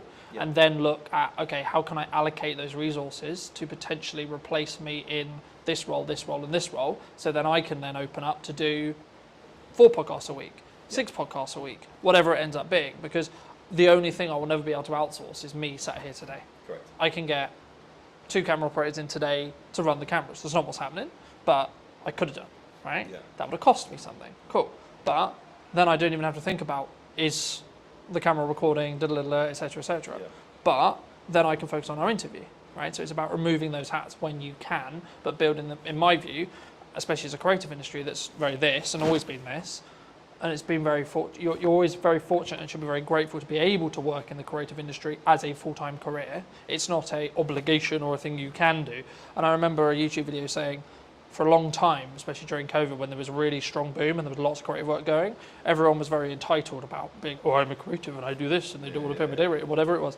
But followers on TikTok. Yeah, but now it's actually, I'm grateful to be able to do this for a living, and it's a privilege to be able to do so, not necessarily a thing that is likely, in that respect. Or if you could only do it part-time, okay, cool, be great if you could do it part-time, or etc. And I think it's about your work ethic. It's about how do you control those levers regarding sales. Actually, when you make money, how much do you keep and then hold on to, so you have that financial safety net. So if you are project to project, do you have enough to cover 2 months, 3 months, 4 months, 6 months, 12 months, etc. And then once you've got that, then you can develop another financial pot equivalent to go, okay, cool, I can now outsource for 3 months, 4 months, 5 months, 6 months, 12 months, etc. And then you can then say, okay, well, how's best to spend that money to get strong ROI, strong marketing, and what's your timeline on that? That's just my view. But thank you so much for coming. I mean, if people who don't know, what do you want to shout out? What do you want to link to? I think if you haven't been to the go? mill and you're local to Salisbury, it'd be great to see you down here, see what we've done. And yeah, it's been a pleasure. Thank you so much. And if you did enjoy this episode and you would like to see more like it, then make sure to be subscribed. Obviously, if you're looking to potentially up what you're doing with content, I would love to hear from you. I'll leave my information somewhere around this video, and I'll see you very, very soon. The reason a podcast is valuable is the trust building element to it. I don't think any other format builds trust in the same way that a podcast does. Sometimes done is better than perfect if it's a barrier. Talking to people about their own personal relationship with money. How do you break that down? You will know this better than anyone. You need a hook to get people in. It's not glamorified. It's not you put out a video, it got 1 million hits, and then you get 20 phone calls. Right? Absolutely not. No one's calling me at this stage. Definitely not. The super niche stuff is a super niche audience. What content can you create on a consistent schedule? So now I'm like, how can I best spend today? And how can I be as efficient as I can? Hello, my friends. I hope you're well. I hope you had a good day, evening, or night. Today we're talking to John all about podcasting. Hi, John. Hello. Yeah, good. Thanks. Yourself? Yes, super well. We were fortunate enough to meet through James, whose space we're in today. Studio man. And I was debating about how to start this, because I think sometimes like podcasting can be a really challenging thing, right? And I think for me, why should someone actually have a show like this as a whole? But then because I think there's a psychology kind of hurdle in the respect of creating content, but especially in a podcast environment. But also then, like, what is the ROI, I guess? Yeah. Would you say? I think it's the format dictates that more than anything else. Mm-hmm. So the reason a podcast is valuable is the trust building element to it. I don't think any other format builds trust in the same way that a podcast does. For a couple of reasons. First of all, you are sort of having a long form chat. So you can go into subjects way deeper than you can in other stuff. Sometimes even videos and documentaries and stuff. If you're watching a documentary, there's kind of like a point at which you need it to move on. With a podcast, you could sort of effectively ask questions forever. And if it's good content, it keeps going. Do you think it's the first or easiest step into content creation, would you say? I think audio only, yes. Mm-hmm. simply because of the barrier that is video in terms of skills and everything, and you've got to think about camera setups and everything like that. Whereas if you do audio only, so easy to get a mic, so easy to talk to someone online, virtual on a video call. That's so accessible that actually, it's quite an easy first step into it, I'd say. Do you think you're limiting yourself though? Because I don't know whether I question audio only, unless obviously you're on the platform, but when you're looking at maybe social posts like LinkedIn or Instagram or Facebook, is there is there an audience, would you say, for audio only still? Yeah, definitely. Because I think the thing in terms of marketing, like you say, and promoting the show, without video nowadays, it's hard to get it out there, definitely. But a lot of people, myself included, view the podcasting format as something you listen to while you're doing other stuff, while you're hoovering, while you're driving, that kind of thing. Yeah. So I think it's definitely still there, and I don't think that's going away. Would you say then it's more of a step by step? So someone could start audio, and then where's step 2? I think so. Yeah, I think so, because for depending on who you are, if you're a business, it's a bit different. If you're an individual, you kind of learn the time required to sort of get to each step. So once you start on the audio step and you're like, actually, it's taking me too much time, it's not worth it for whatever reason, it's not for you. If you then introduce video purely for clips, so you film the whole thing but only use clips, then you can see what time the promo takes, and then when you should go to a full video, you can see how long that takes. So I think that's why you'd do it potentially in that step if you're coming at it from a completely new perspective, if that makes sense. And then, I guess you then can grow to the Diary of a CEO style, full form trailer-esque piece, right? And I think sometimes we get so, and this is true for any marketing, not necessarily a podcast, but it could also be true of a podcast. I think we get so hemmed in I need it to be Diary of a CEO quality instantly, right? Yeah. And I think that we struggle with the idea of, I'm going to take one step, make a 1% improvement, next step, 1% improvement, one step, so on, right? And I think for me, especially with what I've done with marketing, it's always been so this is the results I've got previously from this output. Okay, but what happens if I double the output, right? And it's constantly that testing period. I mean, in your experience with podcasting, how would you recommend people, or how would you look at working with a client, because I know that's some of the work you do, to actually help them actually work out, should they have a podcast, but then secondly, what are the nuts and bolts of their podcast in regards to topics and theme and etc. and or does that matter now? Yeah, so I think in terms of the sort of nuts and bolts, you kind of have to have the reason why you're doing it first, then you go into the nuts and bolts. So like I said at the start, the reason why is the building trust element. I think you need to, if that's what you want to achieve, and you have, say you're selling a particular service or a product that can be gone into in depth, then it's worth doing from the start. Then the nuts and bolts from there all depends on how you want to package that, I guess, to be unique or to kind of be the same, because everyone is kind of getting used to this kind of format. So there's options on the table for sure. I think there's obviously that psychology thing that we've talked about a little bit as well, but I think for me, I didn't overthink it. I was like, I enjoy talking about business, I enjoy talking about content creation, I enjoy talking about marketing. And I've evolved it, and it sort of changed, and depending on the guest will kind of tailor the conversation slightly. But I also don't overthink the conversation, because I trust in myself as an interviewer to ask, I guess, poignant questions, or what naturally comes to my mind.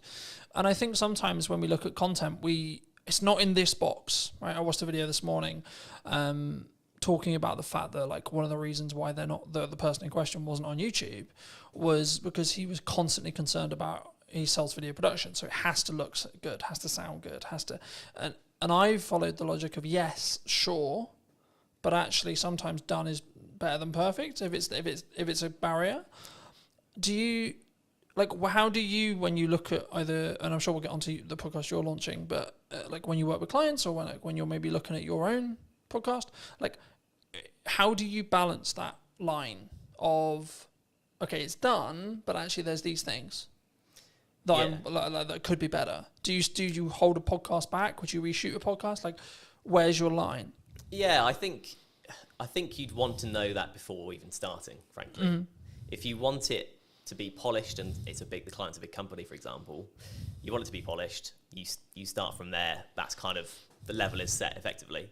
And going on from there, in terms of, if it looks scrappy, there's kind of growing evidence that a scrappier look still appeals on the right platform. I was reading recently about TikTok and how people or watchers or users of TikTok prefer the raw content, the raw sort of footage and stuff. So someone literally picking up their phone and talking, there's no kind of green screen, no one's putting any effects or whatever. If the content looks like that on TikTok, it sells on TikTok. Yeah. Whereas on YouTube, like you were saying, people kind of expect a bit more of a polished thing. But I think authenticity is quite a big thing these days when it comes to content. And like you were saying with your questions that are just coming off the dome and stuff, that's in some ways kind of seen as a more better or nicer to watch compared with a completely polished, you've gone through 20 questions with a fine-tooth comb and you're only asking 10 because they're like the best ones only. It doesn't, conversations don't work like that, and that's ultimately what podcasts are. I think that's an important point. I think that there is obviously a line when it comes to the quality of especially if it's what you sell, like what I sell is video production. So there is a line, but I also think that there's an opportunity cost of refilming a conversation that isn't the first one, for example. Absolutely. Right? So to give you some context, last week or so, I filmed a podcast with my mum, and that post, me announcing the fact I did it, did really well, which kind of doesn't surprise me to an extent. It doesn't, but there's actually a tech challenge with that podcast because one of the cameras isn't in focus. So my camera isn't in focus. So I was in a position last week, and I think I pretty much made the decision I'm just going to work around it. But I'm in a position where I'm like, the episode is really strong in regards to the content, but it's not perfect video production wise. Do I reshoot it with the potential opportunity that it will feel different and the conversation will maybe come across differently? Or do I work around the fact I've got multiple cameras and I fix it that way?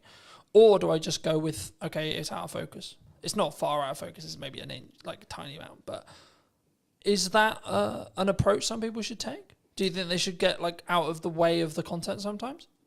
Because I could really sit here and lose my shit over the fact that one angle's out of focus, but it is what it is. Yeah. I think the content is what matters most. I think if you try to reshoot it, it's never getting anywhere near the same, especially if it was a good episode. Yeah. And it's your mum, right? So it's personal to you, and it's like an emotional element to it. Yeah. And I know what you mean.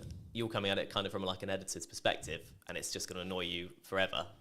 But the average watcher probably won't bother them that much, I'd say. So actually, if the content's really good, I guess like you say, you could in theory refilm your bits of you could pretend you're there again. Yeah. But unless you're a particularly good actor, it's it's not gonna work. Yeah. So I would say no. I'd say take the hit on the Because slightly also, blurry but I end. also look at it from a perspective, from my point of view at least, by saying, okay, well, in the grand scheme of all the episodes I've got in production, that's one episode out of 20, right? This week, I think I'm filming 9 or 10, right? Total. And I think for me, it's the action will always outweigh that, and maybe that one with my mum isn't perfect from a production point of view, but the conversation, the content's really powerful. Yeah. So I think that's the thing people need to focus on. I think that's when, especially when they start, I think they get in the way. They get in their way sometimes, and they're constantly it needs to be £40,000 of production. It needs to be this, and I only use 45% because Stephen Bartlett's known for what he did with Direct Over CEO and how he then scaled that to the point he did. But I think we don't look at the journey sometimes that Stephen went on specifically. If we're going to use him as an example, anyone with a big podcast, we don't look at the micro testing that happened through the journey to then get to the point where they're at today. I mean, have you confirmed where you are with the podcast? Where's your podcast? So yeah, yet to officially launch, but all the stuff's going on in the background basically at this point. I've got first bunch of guests booked, got the studio booked, and in terms of the background work, in terms of questions and what I'm thinking of asking and how I want it to look, that's all sort of down in my head. Yeah. So it's just I've got to start it now. I've got the dates booked in, so it's just a case of starting when it starts. Happy days. That's super exciting. I mean, for people who may be interested, I mean, how did you come up with the idea? What is the idea? Like, what are you going to be talking about? Like, where's that? And I think it's really important to also highlight, and something I try to do is like collaborate with other people rather than, because some maybe will be watching this and go, but Colin, that could be like technically you're a competitor in some ways, right? Yeah. But I'm like, no, actually, because I think we can both work together to actually create a better show as a whole, right? And lean into each other's skills where it makes sense. But I mean, just to reiterate the question, I mean, where, what, and how is your podcast going to be about? Yeah, so it's called How Do You Money? And that's the idea. That's the sort of opening question somewhat. So it doesn't actually make grammatical sense, obviously. But I think most people can get from that. It's talking to people about their own personal relationship with money. Strictly not an advice show, because I'm not an expert with money. And it's purely human interest. So I'm talking to people about their money habits. Things like how often do they check their banking app? Mm-hmm. When you ask people these questions in day-to-day conversation, it's amazing how different the answers are. How people in relationships deal with money between them. Everyone does it differently. And so like the crux is that twofold. First of all, in the UK, we're just not taught what to do with money in school, college, university, whatever. Do you think we should? Yes, absolutely. That should be in school? Absolutely, yeah, because it's a fundamental life skill. As you know, we had a short conversation about money at the start. Yeah, and, absolutely. So yeah, I think it definitely should be. But at the moment it's not, right? And so I think as a result, two things happen. Number one, everyone makes up their own way. Second of all, people are too scared to talk about it because there's no official guidelines Do you think from the start. Do you think that's an insecurity? Do you think if I say that I nearly lost the business in 2024 or previously, that you're going to judge me? Do you think it comes from that? Absolutely, yeah. Do you think that I'm going to think that you think I'm a failure? I think that's a big part of it, definitely. And then let's flip it. Do you? Absolutely not. No. And I don't think anyone would, because, well, the main thing being everyone else will have their own story along the same guidelines, because we're not taught about what to do, because life is a challenge anyway with money, because there are so many ways you can trip up with money. So it's very much a sort of low budget psychoanalysis of money, and it's kind of an accumulative thing. So no, it's not about the one episode or one particular episode or what one person says. My idea about it is looking back at the first 10 episodes and seeing all the different answers. I've got a killer question that I ask at the start of this podcast that everyone will definitely have a different answer. It's a one-word question. Okay. One-word answer. And I hope that kind of sets the tone for how the rest of it is going to be. Yeah. I mean, looking at your planning stage then for your show, I'm curious, because obviously I plan mine in the way I do it. How have you looked to plan it? Do you completely pre-plan it? Do you have an idea of questions in your head? Obviously, you've already said you have the opening question there. I mean, what do you have the rest of it? Like, just break most of the audience's case, but also I'm curious as well. I mean, like, how do you break that down? Like, how have you broken that down? So I have kind of set it into 3 or 4 kind of different sets of questions that relate to specific things. So like I'll have 4 main topics, let's say, and then questions that come underneath that. One of my sections is clickbait questions. Okay, fair enough. Just being really honest about it. But are you doing that for the clip that you're going to extract from the show? So partly to do with that, yeah, okay. Absolutely. You will know this better than anyone. You need a hook to get people in. Yeah. That's just the reality. Yeah. 100%. But as well as that, those questions often come up with the best answers. There's a reason they're clickbait questions, because they're the big questions. But it can't just be all of that, because it's like me going to you, what's the biggest mistake you've ever made with money? What's the best thing you've ever done with money? What's the worst problem you've ever got? Do you know what I mean? It doesn't, that's not a podcast. It doesn't work as a format in any interview or anything. So that's one section, for example. But in terms of the process, I just thought of the questions based on normal conversations with people, and then I've sort of categorized them, you know, chopped a few out. Yeah. The clickbait thing was only a recent idea, really, so I've added some of those in. And yeah, in terms of a format, it's conversational, right? So I don't have to hit every question. If I ask the second question and that lasts a good chunk of the podcast, so be it. It's quite loose because I want the content to be real. I think that's important, right? Because I think sometimes, and we were talking a little bit while I was setting up, about why people don't post or why people don't like show up or why they don't talk about their money, or, you know, there's loads of the kind of, from a psychology point of view or like a coming across point of view, it's the same. And I think that for me, I've been very fortunate that I've always sort of taught publicly or built in public. And it was interesting because about a month or two ago, I think, I personally, so I don't know when the trend started, but the trend of building in public really started taking momentum. I mean, have you, because I know we in our one-to-one, we talked about the fact that you were 6 months-ish like into freelance. I mean, how was your journey from like, okay, I'm going to do this thing, I'm going to go freelance? I mean, was it forced on you? Was it 50%? Okay. Yeah. I took voluntary redundancy basically from my previous job. But to be honest, I'd come to a point where I felt like I wasn't going anywhere in that job, if that makes sense. And yeah, it was a bold decision because I was also 3 months away from my first child being born. So I've since had a conversation with a friend who was like, "You're mad. Why have you gone and done this at this exact time?" But yeah, a lot of things felt right about it. I did seek advice about it from people about, you know, rates and how much work is available, just a few people that I knew. And it just seemed like the way to go, and it has been the way to go up until this point. So it's a bit like that freelance, and you'll know as a business owner, you're just sort of going, okay, I've got through this month, go to the next one. I was definitely like that at the start.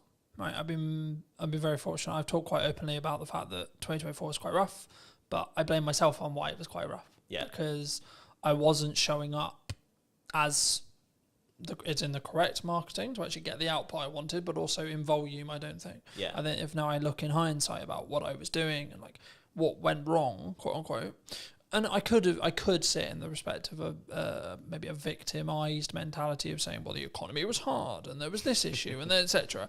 But like as we were discussing before, I think you're an example of this at 6 months in, but I'm maybe an example of this year.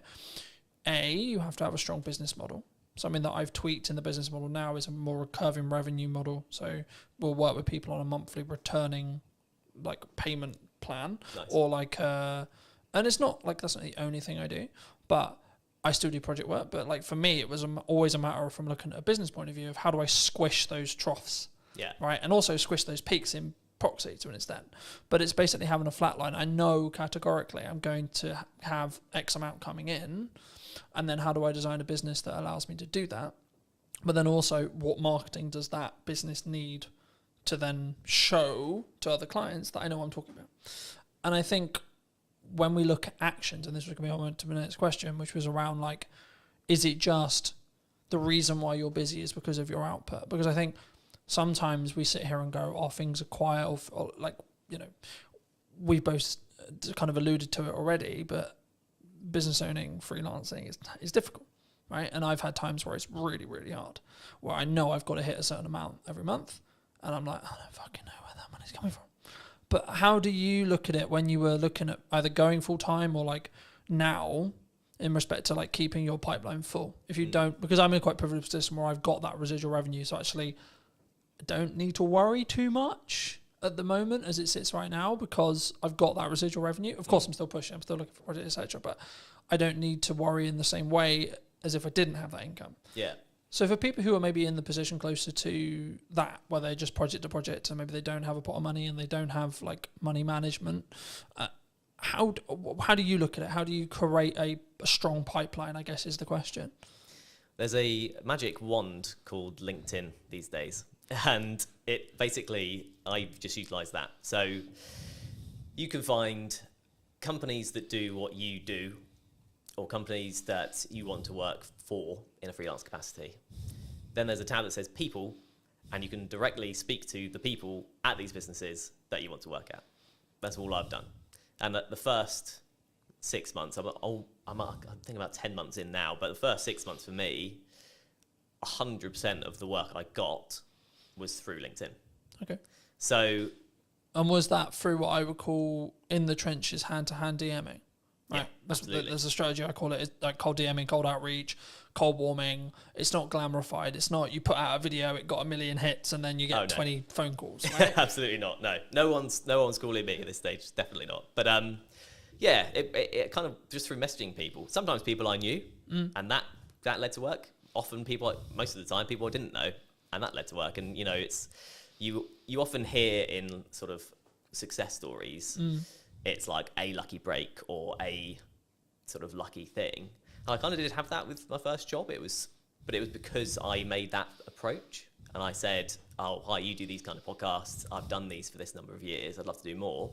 At that time, they happened to need someone because they wanted to do something new. Yeah. And I got the work because of that. And it's one of those things, isn't it? I think the quote is, luck is where time and preparation. Preparation meets opportunity. That's it. Preparation meets opportunity is luck. That's all the luck is. Yeah.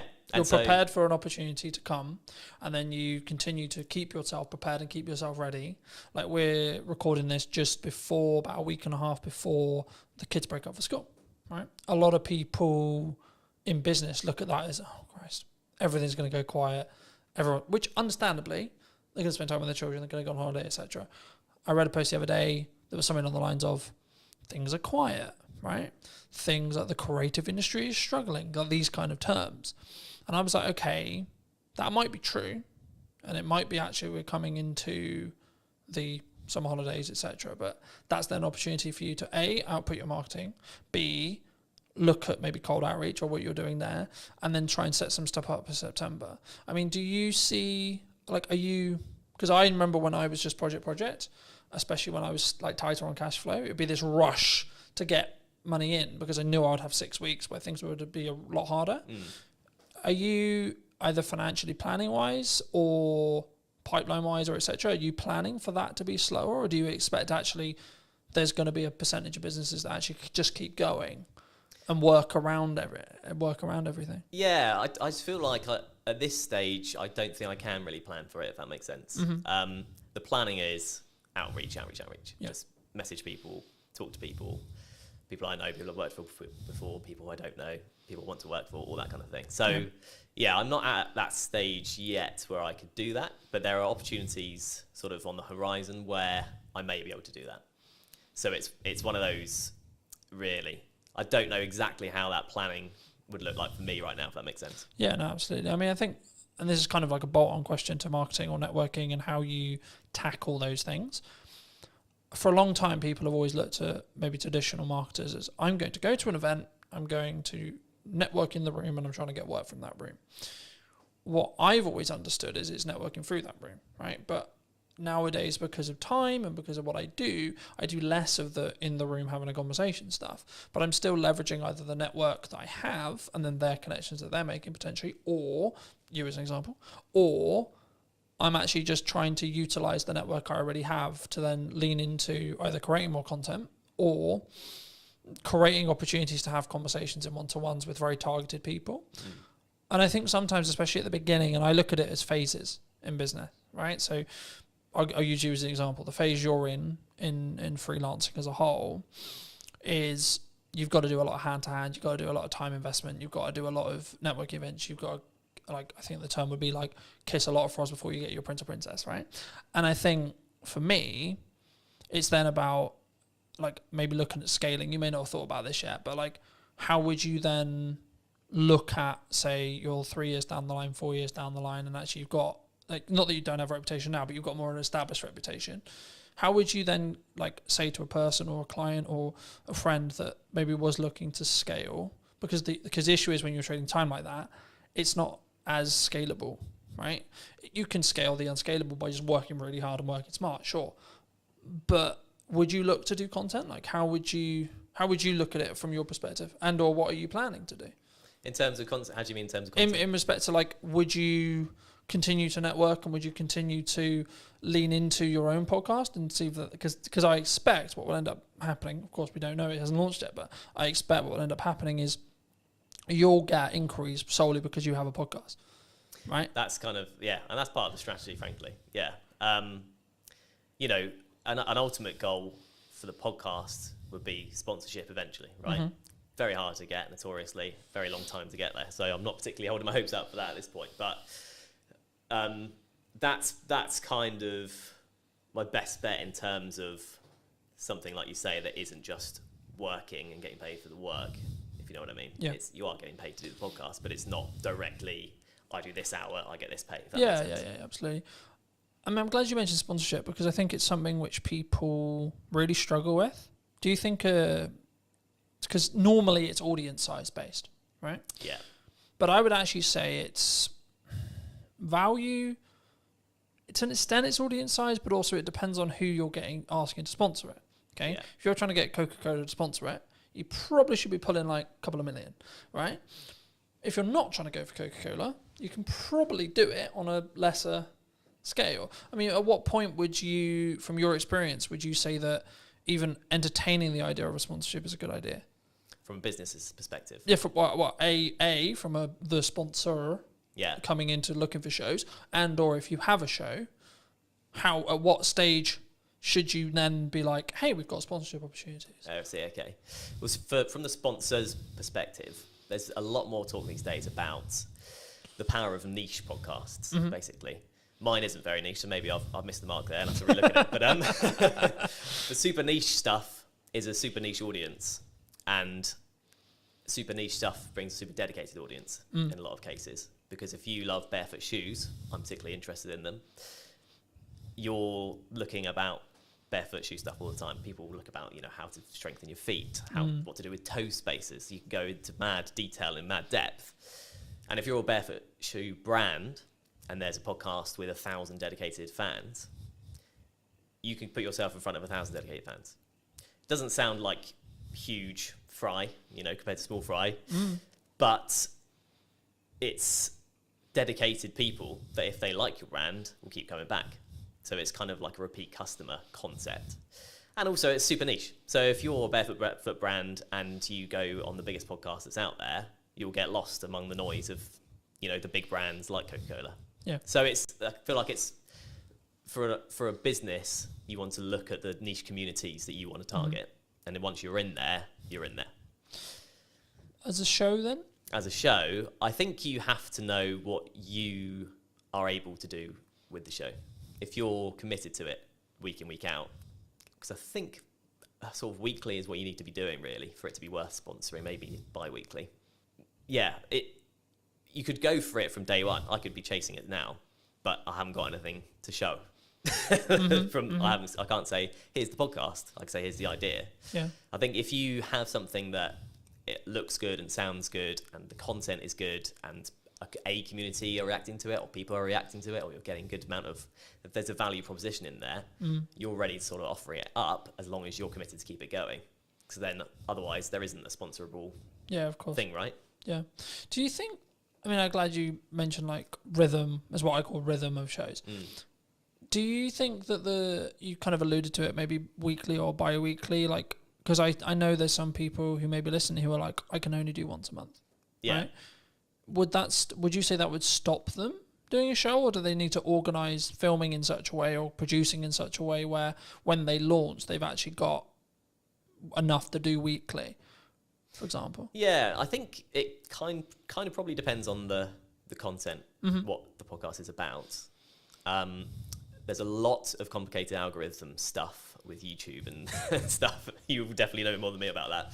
But that kind of dictates that you need things to be weekly or you get lost. That's what I've sort of read. I think the buzzword we could use here would be you have to be consistent, right? You have to commit to what you're saying. For me, I do weekly because it can work. And how I do that behind the curtain-esque is I just film a shit ton. Yeah. So then I've constantly got content, right? So for me, I've kind of got content buckets. Like, so I'll have stuff that's just me involved. For that, I'm about 6 weeks ahead of schedule in Nice. respect to like what I'm editing, in respect to what I'm filming. And then from a podcast point of view, as I alluded to earlier, I'm filming 7 episodes this week, but Nice. 7 episodes won't go live this week. No, Right? of course not. In the first week, when I relaunched the show, 7 episodes, like close to 7 episodes did go live, but that was a deliberate marketing plan that was, we're going to push the podcast really hard.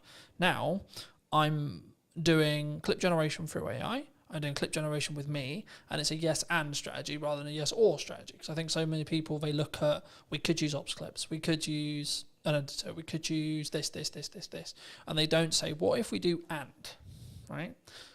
How do you look at it from a post-production point of view? Should someone, when they want to start doing a podcast, I mean, I guess it's audience-based, and it's the person, right? Whether they've got resources to throw at it, etc. But should someone who's starting a podcast, maybe a corporate or a medium-sized business, and they want to do a podcast, should they get into the trenches first and start? Or should they just pay someone like us to come in and help them with it from day one, would you say? Yeah, I think if you're taking it seriously, you need a producer of some kind, an editor of some kind, realistically, to do that exact strategy, as you mentioned, have X amount ready to go. Yeah. And then it just kind of mitigates against all kind of problems coming up. You know, the studio isn't ready, available. Studio isn't available, someone doesn't show up. Someone's sick. Yeah. You like, for me, there's client delivery weeks where I cannot fit it in. Yeah. Physically, there's no gap in my calendar, it doesn't happen. Yeah. Right? But then I also have the week after, the 2 weeks after, where I'm like, this is podcast filming week. Yeah. Then I'll have a month where I don't have that, but because I've got a load of bank, and that's why I constantly try and bank as much content as I can when I can film it, that I can then be in a position where actually it's fine, right? So if I do fortunately get really busy with work, which is a nice problem to have, I guess, right? Which is actually the reality I'm now in, because I have an abundance of content, an abundance of, I guess in some ways it's a mindset thing around like, I don't need the work. So to an extent, actually the work's more there because I'm showing up differently, I think. But I think for me, like, especially as I'm doing a clip strategy as well as the YouTube, like the YouTube is a focus, sure. But for me, and just quickly, as we're talking algorithms very quickly, the way YouTube's algorithm currently works, basically, in a nutshell, is you'll be served a piece of content that you like when you open the platform. So it will pull, not push, it will pull the content for you. And what will happen is when a piece of content goes live, so I put a new podcast out, I put ours out, etc., it will send it to a specific audience sector, okay? And then it will say, okay, cool, this audience sector watched X amount, Y amount, it got number of views, etc. If that is, and the threshold changes, right, and it's the unknown bit of the algorithm, but if it hits above a certain threshold, it will then be served to a similar sized new audience. Then it will check the threshold again and repeat. So when something goes quote viral, what's happening is the watch time, the likes, the views, whatever it is, whatever metric they're waiting on at the time, is basically scaling repeatedly into new audiences, and the reaction from every new audience is great. So it's greater than the next one. So it then serves it to a larger audience, and so on. That's how it gains momentum. But even virality videos will lose momentum eventually. Yeah. Just because it will be oversaturated to the market. It will go into a different part of the audience, etc., etc. TikTok's known for this. And then people will start clicking off or not watching it, and then you'll just watch it sort of drop off. Right. You know? But then there's also the reason why like YouTube's so powerful. So you can have a video that's been it's got 5 views. 6 months, 12 months time, for whatever reason, triggered by the algorithm, 1,000 views. Right? I've watched it happen. I'm sure you have as well. And I think for me, it's not necessarily about looking at what the algorithm is rewarding or isn't rewarding. It's more about what content can you create on a consistent schedule that you're passionate about, that you can speak from, that puts you in a position to put your best foot forward. When you look at working with people, are you quite picky and choosy? Or are you in a fortunate position where you can be picky and choosy when you work with people on their podcasts? In terms of clients? In terms of clients, in terms of people you collaborate with, in terms of people you work with. Because I'm always curious whether it's just the nature of the beast in some ways. Like, as I said, I sort of explained the makeup of my business this year. I'm now in a position where I'm very protective of my time. Mm. And that's not like I don't want to talk to you. It's just I only have a certain amount of time, and that's the only barrier, and that's my hurdle now. Because actually I'm okay on cash flow pretty much all the time because of my retainers. I'm okay because of project delivery. I've got a strong pipeline, and I'm good on content because I've got a large pile. So now I'm like, how can I best spend today? And how can I be as efficient as I can, in that respect? So is that, I guess the question, I'll re-ask it, but like, is it something you personally do? And if so, and or if it isn't, is it something that you think you'll adapt to as your business scales and grows in that respect? Yeah, I think it's a stage thing. So at this stage, I'm picking up what I can, where I can, effectively. If there's something I particularly don't want to do, I'm not going to do it. I was just saying, is there still a line? There's still a line, I think. Yeah. There's a line in terms of the day rate, frankly. If that's not up to scratch, there's a line in terms of what the actual work is. Sometimes. Do you think people struggle with? So I've said no to certain clients just on like, not necessarily political ideology, but their approach, how they come across, whether they respect my time, things like that. And I think people, they sometimes worry, what if I say no? What if there's, like, do you think that's it comes from I'm aware that I'm overusing the word insecurity, but I can't think of another way to describe it. Is it an insecurity of like, there isn't going to be more work down the road for me? Yeah, well, it's the biggest insecurity, isn't it? Because money is security these days, really. Yeah. Yeah, absolutely it is. I think in terms of people saying yes to literally everything. Yeah, I think you're picky and choosy when you can be, probably, frankly. If you go, oh, well, the last couple of months are fine, I could do nothing for the next 2 months and be fine, then you are very picky and choosy. Yeah. When you've had a barren 2 months, you're more likely to be like, I'll just take it. I also think it's a perspective of obviously synergize with the client, can you add value, but also like even when you have an abundance of money or you're in a strong position with money, it might also be actually my goal is to hit this amount, right? And this project might not be ideal, but it pushes me closer to that goal so I can hit it sooner as well. And I think we sometimes, I'm in two minds about it, because I'm a big advocate for you should say no, but also I'm a big advocate to get off your ego, get off your high horse. You still need to be in the trenches. Just because things are good right now, they're only good because you make them good for 6 months' time, etc. Right? And that's why I'm focusing on content. That's why I'm focusing on how I show up. That's why I'm focusing on constantly personally developing me so that actually in 6 months' time, things can be even better than they are, rather than, I had a really good 25 for the first half, Do you think people sometimes just want the instant though? As a question, because we're very social media orientated in that respect. Do you think it's purely around short-term validation, short-term money, short-term deal, short-term this? I guess, yeah, to an extent. I mean, it's if you're in a situation where I need money now, everything else will go out the window for some people, depending on your circumstances. This is the crux of it, is it depends on your circumstances. If you're comfortable for a while, then you'll be fine. Otherwise, probably you will just snap up the short-term things. But I think, in terms of what you're saying, I think... Of course it's nuanced, right? Because it's like, if my back's against the wall, then I need to go and do what I call hand-to-hand outreach, right? Which is I need to come up with an offer and I need to go to my network and I need to sell it and I need to sell it quick. Yeah. Right? But if I'm not in that position, I can then take my foot off that. I can step back and I can say, okay, actually, let's play the mid to long game now. Yeah. And that's what I try to do in my content all the time. It's not direct sales. It's not this. It's actually, hey, have you thought about doing this? Hey, da-da-da. But as a society, as starting creators, as freelancers, as video people, whatever you want to call it, have you noticed that people are more, they want short term? And they don't really have, I guess, the patience to look at where you're going to be in a year? Yeah. I think that's a reality. I mean, I would have been quite sort of downbeaten if I'd had a different first 6 months to it. You kind of have to go through the journey to understand what the journey is. Yeah. Right. So with clients, with people approaching you, and you will have experienced this as well. You have 100 people you message. Yep. 30 reply, 10 say they'll have a call with you, 1 person gives you work. And if you think of it, if you go into it with that mindset, you'll live by that mindset, right? Yeah. So you'll keep doing it and you'll keep getting work because you've played the numbers game effectively. You've hit as many people as you can. Eventually something's going to come up. You've done the rap, so to speak. Yeah. I was going to ask you about speed of delivery, speed of output, speed of execution. Do you think that's maybe a nature of why someone's more successful than someone who's, I'll do that tomorrow? from a mindset point of view?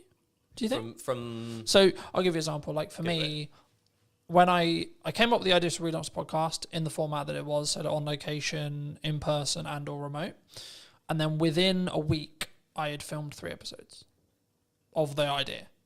Within 4 or 5 days, the first one was out.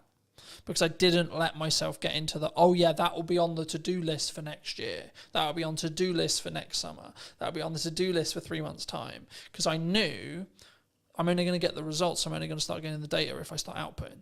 Yeah. Right. And now it's becoming actually a core part of the marketing strategy for the next 6 months to a year.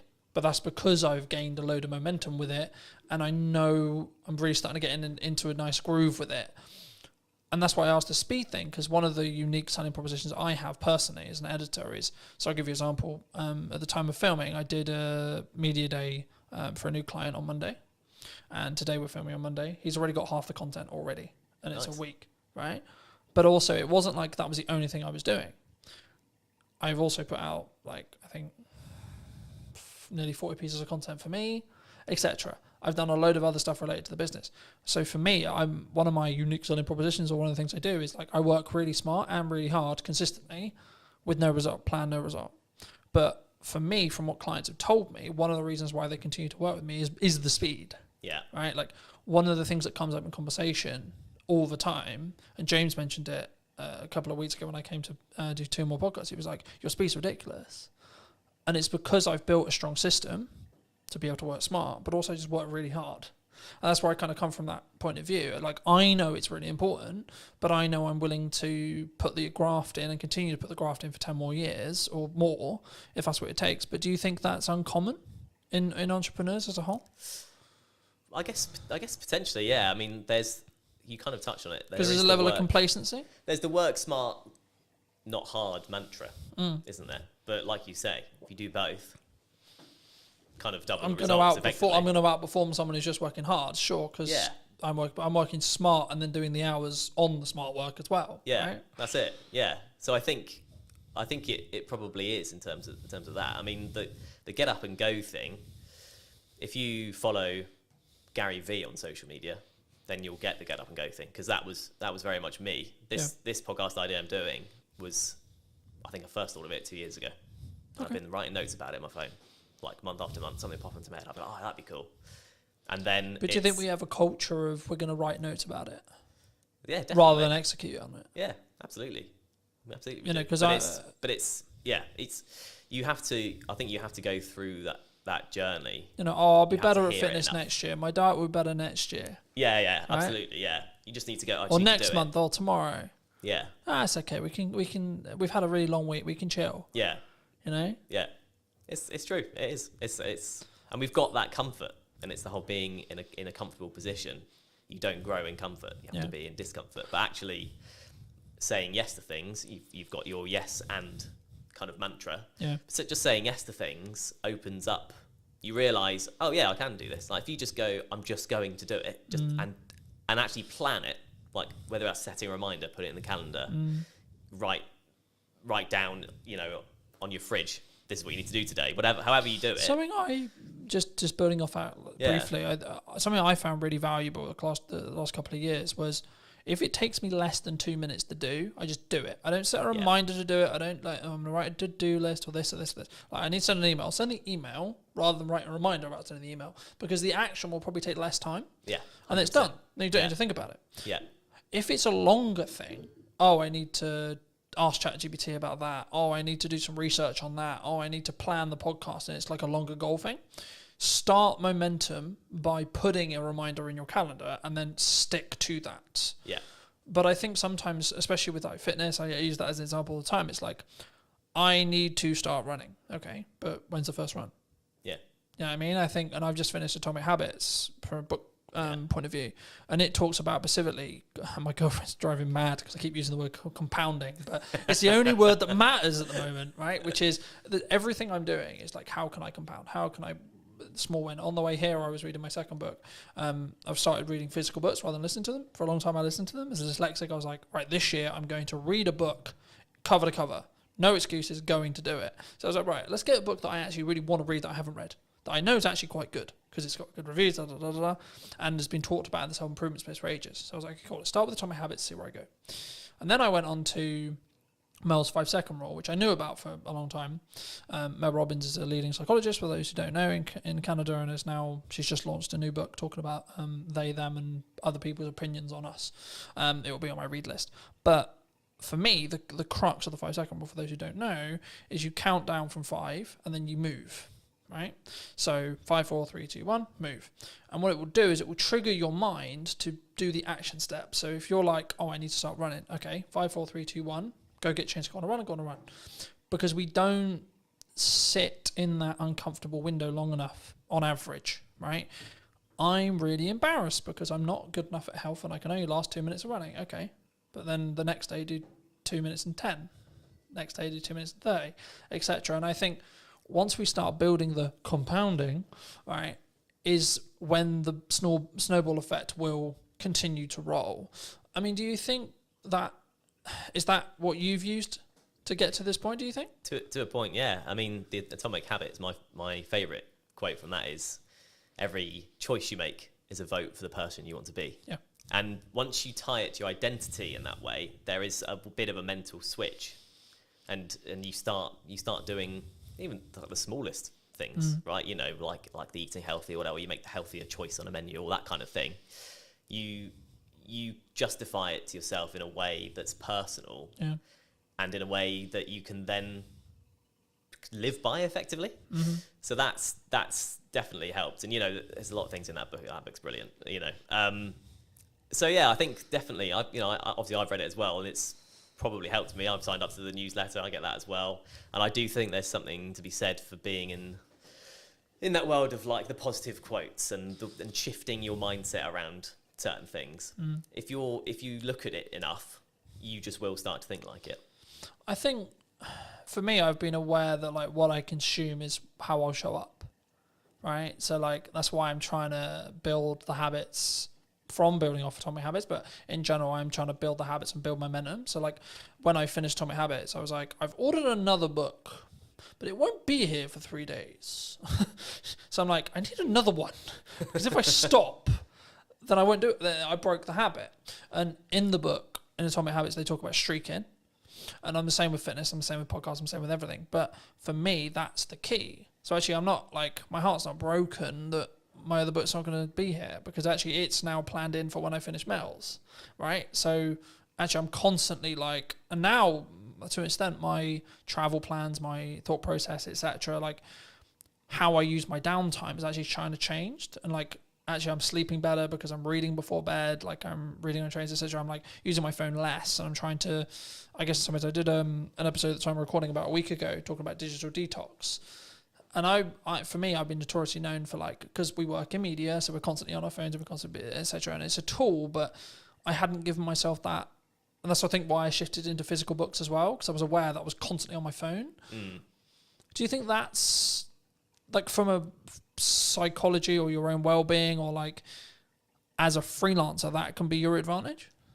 Like having those non-negotiables every day? Yeah, I think so. Yeah, definitely. I mean, it's an interesting dichotomy, like you say, because when you're in the industry and when you're in a position where you can't not rely, but you're chasing views, but then you recognise that it's tough. It's tough mentally, or it can be tough mentally. Yeah. It's hard, but I think that is where a podcast comes in, particularly an audio one, because you don't have to be on your screen, and if it's got enough value, it's not just doom scrolling. It's one thing with detailed information that you go into, kind of like you're sort of talking about audiobooks is how we used to consume things. That's kind of what a podcast is. Yeah. Non-fiction, obviously. So I think that's, I don't know, I think that's kind of the power of podcasts in a way. It can be, you can consume without being tied to a screen. Yeah. I think also it's how you show up and the micro learning that you get from each one. Like, so for me, I'm not focused on how many books can I read a year, for example. I'm focused on, okay, how many pages can I weave in today, right? Today's quite busy. I'm traveling a bit. I've got loads of client delivery stuff to do, et cetera, et cetera. But it's like, actually, I've got this window of time. right? So actually, how many pages can I get in that window at a time? Okay, cool. Gamify it. And then I'm also, to an extent, I'm rewiring the habits that I had. So previously when I would travel, I'd be constantly on my phone or constantly like listening to music or watching YouTube videos, which is not a bad thing as long as it's educational, sure. But for me, I'm curious to see where I'll be in like 3 to 6 months when I'm deliberately scheduling in time, whether it's travel or etc., to physically kind of disconnect from digitized stuff, especially as I live and breathe digital. And that's why I thought I'd mention it, because like, for me, that's something I don't think we think about when we look at the podcast as well. Because I think what you'll find, and I'll be curious to see if we do an interview in a year about whether your money management skills is like compounded really, really hard because you're constantly talking about money, right? I found I'm becoming an infinitely better marketer because I'm constantly talking about marketing, right? So I notice little things like, hold on, I said that thing in the podcast, but I'm not doing it with my own content, right? So you mentioned hooks earlier. I'm not doing strong enough hooks on the ones I'm editing. Okay, how do we do that? How do we fix that? So now I'm focused more on how do I create a really strong captivating hook? That will probably grow into how do I create a micro trailer? Yeah. I expect as an editor, but also the knock-on effect for my clients will be they'll get better products. Yeah. Which in turn means I'll be able to charge more, which in turn means I'll have more money to either give myself a longer buffer or outsource to do other things and scale the business that way. Do you think, like, I don't want to specifically like steal in some ways a lot of your podcast, but if you could rate yourself on money management right now, where would you rate yourself? 10 being incredibly good, you know where every single pound's going. 1 being, I've got no idea what's in my bank account. Yeah. There's a psychology fact about ask someone for a number between 1 and 10, everyone says 7. But that's kind of where I'm tempted to land on that, really. You know, I've been on my own journey with it, definitely. And, you know, I married an accountant, so that's helped me quite a lot. And, you know, just being in a relationship, she's super savvy. She's closer to the 10 mark than, you know, most people I know. But just being with her has helped me probably come up from a 5, frankly. Okay. In your 20s, you're in like a 3, you know, generally speaking. Yeah, there's a question that's going to be on the podcast, which is how often do you check your bank account every day? And in my 20s, it was as little as possible because I just didn't want to know. You push it away, right? You go... Does that come from you were anxious about it? 100%. I was at university, but it's Shit, how much money have I spent? exactly, yeah. How much has gone on beer? I don't want to know. How much I spent last night? I don't want to know. So I don't remember last night, but I remember there was a card involved. Shit. Yeah, Shit. exactly. But once you sort of learn to look at it regularly, it empowers you. I've found empowers you because you go, okay, well actually I'm in control rather than just letting it all just slip and hope for the best. And if it's overdraft, it's overdraft. So I've kind of been on that journey, which is a small thing. I'm not trying to claim I've been on an epic money journey. Nothing dramatic's happened either way for me. But that one thing, kind of going back to the mindset thing, has helped massively. But again, you ask everyone. I'll ask you, how often do you check yours? 3 to 4 times a day. Right, there we go. Since I was in business. Right. For business, same as you. Just hide away from never fucking terrified of it, right? That's it. In business where I know I've got to pay for shit and I need to work out where that money's coming from all the time. And I'm doing a technique at the moment where I'll hide a significant amount. Whenever I get paid, I hide a significant amount of my money away into an account that happens to have 4.1% on it. Happy days. Yeah. But it's actually the point of I deliberately, yes, I'm doing well, but I deliberately live on a lot less. Yeah. And I deliberately keep, in regards to what I see every day when I check my bank account, a lot less because it allows me to keep pushing forward and keep thinking I need to find another way to invoice something or have more money coming in, A, but also B, when there is an emergency, I can go, I'm actually good. Yeah. You know, I can fix that problem. Hidden account will fix. Yeah, because but also so this is an example of how I use AI. AI is currently tracking for me the books I'm reading, what my takeaways are, how much am I showing up, what my fitness is, where my money is being allocated and how and why, and how well that's doing and how in line I am with the goals, how the podcast is doing, how many episodes I've filmed, how many episodes have gone out, what views are going on, what views are likely to happen in the future because it can extrapolate the data from, okay, you're here now and then in 6 months I think you'll be here. You're following the growth rate. So people, and I wanted to talk briefly, and I'm aware of time, so I think we'll wrap up soon, but I wanted to talk a little bit about AI with you. Yeah. Because I think it's people are either going to use it to be more efficient and have a lot of those things being monitored for them, as I mentioned, or they're going to sit on the moral of, I don't want to. You know what I mean? Yeah. I'm not doing it because it's the world's over. Yeah. You know, and we're all going to lose our jobs. Do you think we're all going to lose our jobs? Not necessarily, is what I'd say. I think it still has to come quite a long way, because, and you know, people will reference the manual jobs of, you know, an AI won't fix your sink. Yeah. Maybe a robot with an AI brain could do one day. Mm-hmm. But actually, anything that involves a human at this point, largely, you need to be able to talk to someone about. Yeah. And you can have a conversation with AI, but it's slow, like, compared to talking to a human. If you just want to get to the bottom of a problem, because of the way LLMs work and how they're programmed, you can't get there quick enough. Yeah. You can't relate in the same way. You can't. It also has ask, a "Oh, why don't bias you do this?" towards being positive as well. So if you want constructive criticism on something, it's not very good at that. Yeah, Right. exactly. But I always use it. I've used the analogy recently of like you need to sharpen a knife to be able to cut something, right? Yeah, So you need to sharpen the AI, tell it what you want, and that's what I mean. When it comes to data analytics, which is everything I basically just discussed of how I use it, it's actually really good. yeah, absolutely. Because all I'm getting it to do is do the thinking for me. Yeah, But I'm also aware that I may lose my cognitive ability. That's also why I shifted to reading physical books. yeah, Because it keeps my cognitive ability high. yeah, Right? So actually I've got the best of both worlds now. Because I'm building more time because I'm being more efficient to then utilize my brain more in tasks which are more challenging, you could say, to then be able to utilize AI better, and the snowball effect goes that way. Yeah. You know? Do you think people are naturally scared of it because it's the new thing? I think there's an element of that, yeah, but I think it's seeped into normality. So This feels weird. I'm not used to being this side. I'm sorry. You're sorry. fine. You're good. It does feel weird when you're on the wrong side, doesn't it? It's like what? Well, hello, my friends. Welcome to a brand new podcast today in James's studio. Today I'm going to be with Maddie, talking about her new book, talking about neurodiversity, money, etc. Hi, Maddie. How are you? Hey, thanks for having me. It's lovely to be here. It's good, isn't it? The second time on your podcast. I as know. well. I know. Love it. And you also, while I was setting up, you reminded me that it's been a year since It we has last been- spoke, it's been and a that's year. nuts. That is We have absolutely. spoken a little bit in between then. It's Yes, not like but I've totally ignored you.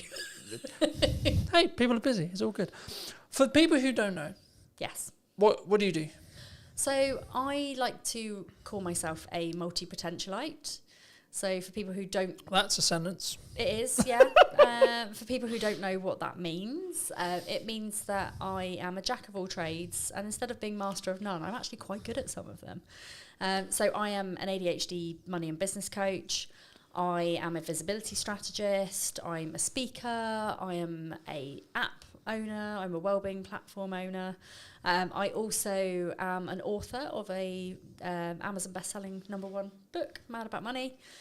I think that is about it. Oh, mum as well, dog owner, crazy Wonderful. person. Wonderful. I'm a neurodivergent with every single neurodivergent presentation that there possibly could be available. It's funny, right? I did a podcast yesterday, and the crux of the conversation afterwards, we ended up talking for an hour afterwards. Cheers, Johnny. Appreciate the conversation. Was basically like everyone's like, oh, you need to niche, right? I wasn't actually going to start here, but as you mentioned it, we'll start here, right? It's my favourite topic.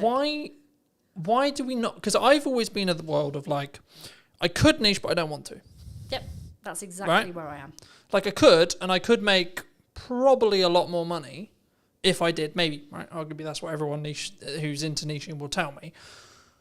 But for me, I'm like, yeah, but tell that to wedding videographers during COVID, for example.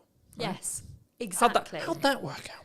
I'm a big fan of like not putting all your eggs in one basket, but also as a neurodivergent, I need to make sure that my brain is entertained. And if I have to stick and do one thing, I'd get really fucking bored all the time. So I do things in a variety of ways. So the way I describe my business to people is I have an A side and a B side. Like think about like cassette tapes, owning your soundtrack. When you are a cassette tape, you have a side and you have another side and you can flip it.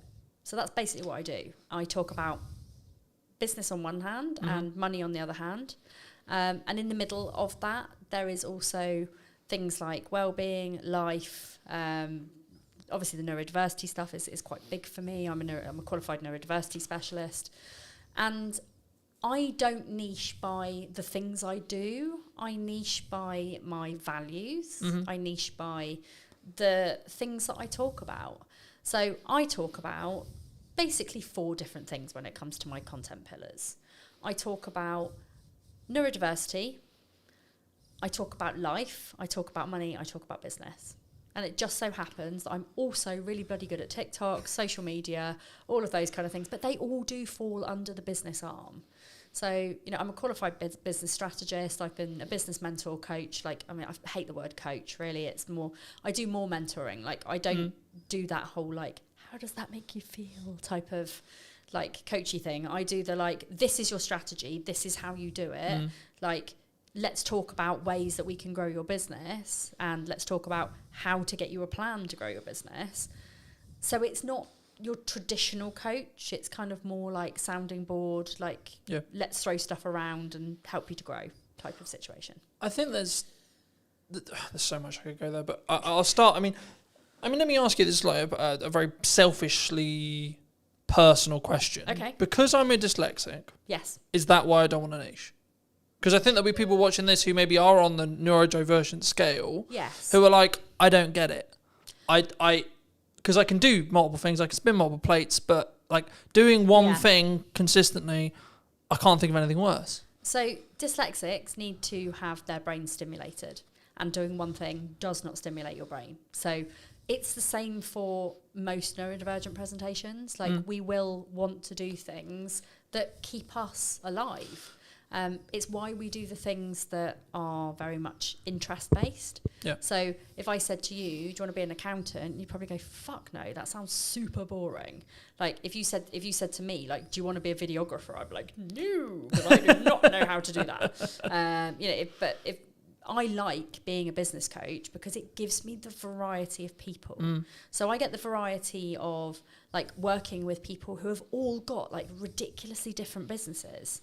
And most of them are also multi-potentialites. They do lots of different things because they want their brains to be stimulated. So by working with lots of different people who all do different things, who also do different things within their things, I am just constantly this is fun. Yeah. If there's ever a day where I turn up to work and go, oh God, this is ridiculously boring, I think I'm in the wrong job. But I, every single day, love what I do. I think it's so easy for us to sit here and go, oh, well, we love what we do, etc., right? Because there's that A-Dodge analogy of you find something you love, you'll never work a day in your life. But it's I work really hard. But that's what I was going to say. I mean, I think it's one of those things where when you say that, I can tell you haven't done it. Yes. Because the whole bouncing around things and spinning multiple plates and coming up with new ideas drives my partner mad, because I'm constantly coming up, I've got this thing, I've got this thing, I've got this idea, oh, what about this, oh, what about this? But that's one of the reasons why I would argue I'm going to be a really good entrepreneur. Yes. Because I can constantly adapt. I'm switching from finance head to marketing head to sales head to client delivery head to now doing a podcast, etc., etc. Exactly. It's nice when you get to do when you get to kind of build that team and get rid of the things that you don't enjoy as much. So for me, admin, funnels, anything that is process driven. Yeah. Literally makes me want to die. Sales, marketing, talking, podcasting, video creation, not in front of the camera rather than behind it, because God no, I would not want to be the other side. But for me, it's all about the people facing, and I love going networking, and I like going to events as long as they're not too big. But that gives me all of the variety, but also it means that I can outsource the things I don't like doing as well. Yeah. Do you think there's a stage with outsourcing? Because I've been very open in my content and in marketing. 2024, I overspent. I nearly lost the business twice. Oof, right? Yeah. And I'm now in a position which is kind of not the opposite, because it's weird to say that, but it's I'm in a stronger position, but I'm actually doing absolutely everything myself again. Yes. So I do most things myself. I've got a couple of virtual assistants who are absolutely amazing. Shout out to Kira and Naomi. They're amazing. But yeah, I think one of the things that I did super early on in my business, so like even with my previous business, was that I outsourced the things that I don't enjoy doing first. Because if you have to do all of those boring tasks, they never get done. And actually, they're quite important tasks, like scheduling emails, paying your invoices, like creating invoices. If I didn't have somebody creating my invoices, I would never make any more. I'd never make any money. And I've just been in a little handover with my 2 virtual assistants. And I realised that I haven't invoiced for like 4 months. And I'm like, oh, I thought my cash flow was a bit down. But it's because I don't have the executive function to actually do that piece of the business. So it's not that I don't think it's important. It's just that my brain goes, no, you don't like me, so I'm not gonna be a friend. Mm. Do you think there's it's not even bored. I think it's because I was going to link this into TikTok because I know that's a lot of what you do and a lot of what you teach, and so it'd be wrong of me not to talk about it. But do you think there's a level of people who are concerned about being on video? They're concerned about doing marketing, Absolutely. especially if they don't know what they're doing, because they're like, what if someone? It's not, from my experience at least. It's what if X person thinks I'm a dick? What if they think da. Absolutely, and there's a lot of confidence building that goes on in the background with that, especially when people are new in business, because showing up and doing videos, like, you're going to get your friends judging, you're going to get your parents judging, like, why are you doing this? Why don't you go get a proper job? Like, I see it all the time. And it's a case of just being like, do you know what? This is my business. Nobody else has a say in how I make my money. I don't even think it's just your business. I think it's your life. It is. One of the things that I remember very early in my entrepreneurial career was entrepreneurship is a lifestyle, not a business. Ooh. Right? It's not, because to me, I have new ideas. I like, again, much to my partner's annoyance at times, I will be working at night. Like, I was answering text messages and emails at 10 o'clock last night. Yeah. Right? But also, I used to do that. You know, I have the freedom to actually choose when I work. So it's not like I'm like, I have to do that every day. There'll also be periods in the week or periods in the month where I don't do that. Yes. But when it's push and when there's a lot going on, like today, for example, I was editing all of this morning on some client delivery stuff. Then I came here to do this. And then after this, I'm going to go back and finish client delivery again. Yeah. Right? So there is a lot of stuff going on, but actually I'm aware that I can do that and I know it's at my pace, and someone who's maybe looking in on it will go, well, that's a lot, Colin. Yeah. How do we change our pace? How do we, for us? Not for Colin, not for Maddie. No. For someone listening to this, how do they make sure they know what their pace is? So I would say you have to really know yourself. You have to know your own boundaries. You have to know your lifestyle and how your business fits in with the way that you run your household, your business, your family, whatever. But also taking into consideration your health, your well-being. There's so many moving parts to like how you actually run your business with an energy perspective. And energy is the key word. Like, if you run your business based on your energy levels and when you are most productive, when you need to. So for example, like, I have my first half an hour of my day is reviewing social media posts for my membership. So I've got this thing where like I do a daily thread where people can come into my membership and they can post their social media post for the day, and I will give them feedback on it. I will tell them how to improve it. I will share it with my audience, and therefore they get visibility, they get feedback, they get accountability. And it's also like the membership, I give like confidence posts and things like that as well. But one of the biggest things for me is in the morning, I am super alert. I know that my brain works really quickly because I've just woken up. So I can bash those post reviews out really quickly. So that works for me. Then I take the kids to school. I come back and I do my coaching. So I'll always put my coaching in between like 9 and 12 o'clock. Then I often skip lunch, which I really shouldn't do, but I do. Don't judge me. I don't get hungry till like 3 o'clock because I'm on ADHD medication. But like, I will eat when I get back from the school run usually. I then do some of my more key marketing things. So I'll do my TikToks, my Instagrams. Like, I basically create videos. So I will create videos, I'll create static posts. I Yep. will post the static posts on LinkedIn and Facebook, and then the video will go to YouTube, to TikTok, and to And Instagram. Instagrams, yeah. Sometimes LinkedIn, if I'm feeling brave. Depends how brave I am. Because I am just myself on all platforms. Most of my videos end up being quite sweary, and sometimes people on LinkedIn get a bit hoity-toity about it. Well, just to stop you there quickly, I mean, that's interesting, because one of the things that people ask me before the show is like, is this a like no bars, can you swear kind of thing, right? And the first thing when you sat down was like, is it good to swear? Like, Yeah. And I've always been in this world of like, is it authentic to you? I've always been that way of thinking, right? Yeah. And I think so many people get hemmed up going, what does X person think? What does Y person think? Exactly. From they're not going to work with me because I swear. They're not going to work with me because they're not going to like me, because actually in a crux, what we're actually going down into the core of is they're not going to like me. It's actually nothing to do with that they're going to work with me. No, it doesn't. Oh man, he's not going to like me because I said the F word. And if people don't like me because I drop a few F-bombs, then they're probably not people that I want to work with anyway, because the people that know me know that I am very sweary. I never swear at people, I swear in general. My book, I was made to censor out all of my fuck and buggers. Basically. Oh, that's so sad. What? But, and I'll show you. But is that because I ended up having, it's like a sales perception thing? Well, or like they just don't want to. Is that like a PR manager like looking to be like, we're not gonna? No. So I have this is my fuck glossary.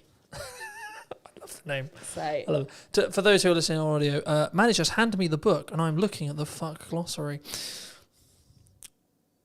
That's utterly hilarious. And one of the reasons, I actually had a big conversation here with. Hang on. Shut that back up there. There we go. I had a big conversation with my publisher about the fucks. There were 342 fucks in my book. And they were basically like, we can handle a few fucks, but that's quite a lot. And I said, well, but it's me, and it's just how I talk, and I don't want to like completely censor them out, so I don't really want to. And they said, okay, well, let's compromise. Let's just change all of your fucks to like other funny F words. So we've got things like flambunctious, fluffing idiot, and stuff like that. Like there's just. You know what I'm trying to say, but I don't say it. And then in the back of the book, they're all basically glossarized, if that's even a word. It is now. It is now. My glossarized fuck glossary. So I still managed to get all of my fucks into the book, but just in a slightly more comical way, which I think actually gives the book even more charm. So I expect I'll probably do the same with my second book. Technically third. Okay. I think, and to reiterate for people who are listening, I think it comes from a place of they're not going to like me, right? Yes. Especially on social, right? I think it's they're not going to like me. Oh my God, what are they possibly going to think if I swear? It's the same thing when they put the first video out, burst out, etc. It's a confidence issue. Yes. But my counter argument to that, in my view, it's how I run my life, is, okay, maybe they're just the wrong people to me. And I'm very much of the opinion that if you show up authentically online, you show up as the person who you're meant to be, unadulterated, unfiltered, like whatever you need to show up as, the people who will gravitate towards you will be your people. Yeah. And LinkedIn is like, and I do share my videos, and I do swear on LinkedIn. People do know that that's for me. The only thing that I do worry about is that our corporate's going to book me to come and speak to their employees if they think that I'm just going to swear all the time. The answer there, to be honest, is probably some will, some won't. Right? Yes, exactly. If that's a big deal for a corporate, then they won't. Yes. If they're actually there going, actually, hold on, this could be really helpful because of our scale, because of this, because of that, they're not going to give a shit. They're not. No, very true. Very true. Yeah. I mean, talking about authenticity, the counter side of authenticity is the AI boom, right? Mm-hmm. Do you think AI is coming for our jobs? Is the world over? Like, are we all going to be slaves to robots, or like, what's your view on AI? I can only comment on it from my industry, and I think from a social media perspective, from a business coaching perspective, it's only going to add value, because it's like, I don't use AI for my content. I do use it for ideas for my content. And, you know, as somebody who's got an ADHD brain, like there are times where my brain is on fire and I can bash out like 50 TikTok videos. Yeah. But then there are other weeks where I'm like, I don't know what to talk about. My brain is broken and I don't know why I'm here. And in those times, AI is a fucking genius because like I'm not going to use it to write my written posts. I'm not going to use it to write what I say on TikTok because it's so obvious. To me anyway, it's really obvious if a coach or somebody who is teaching something has used AI because of the way that they talk. And it's also really scripted.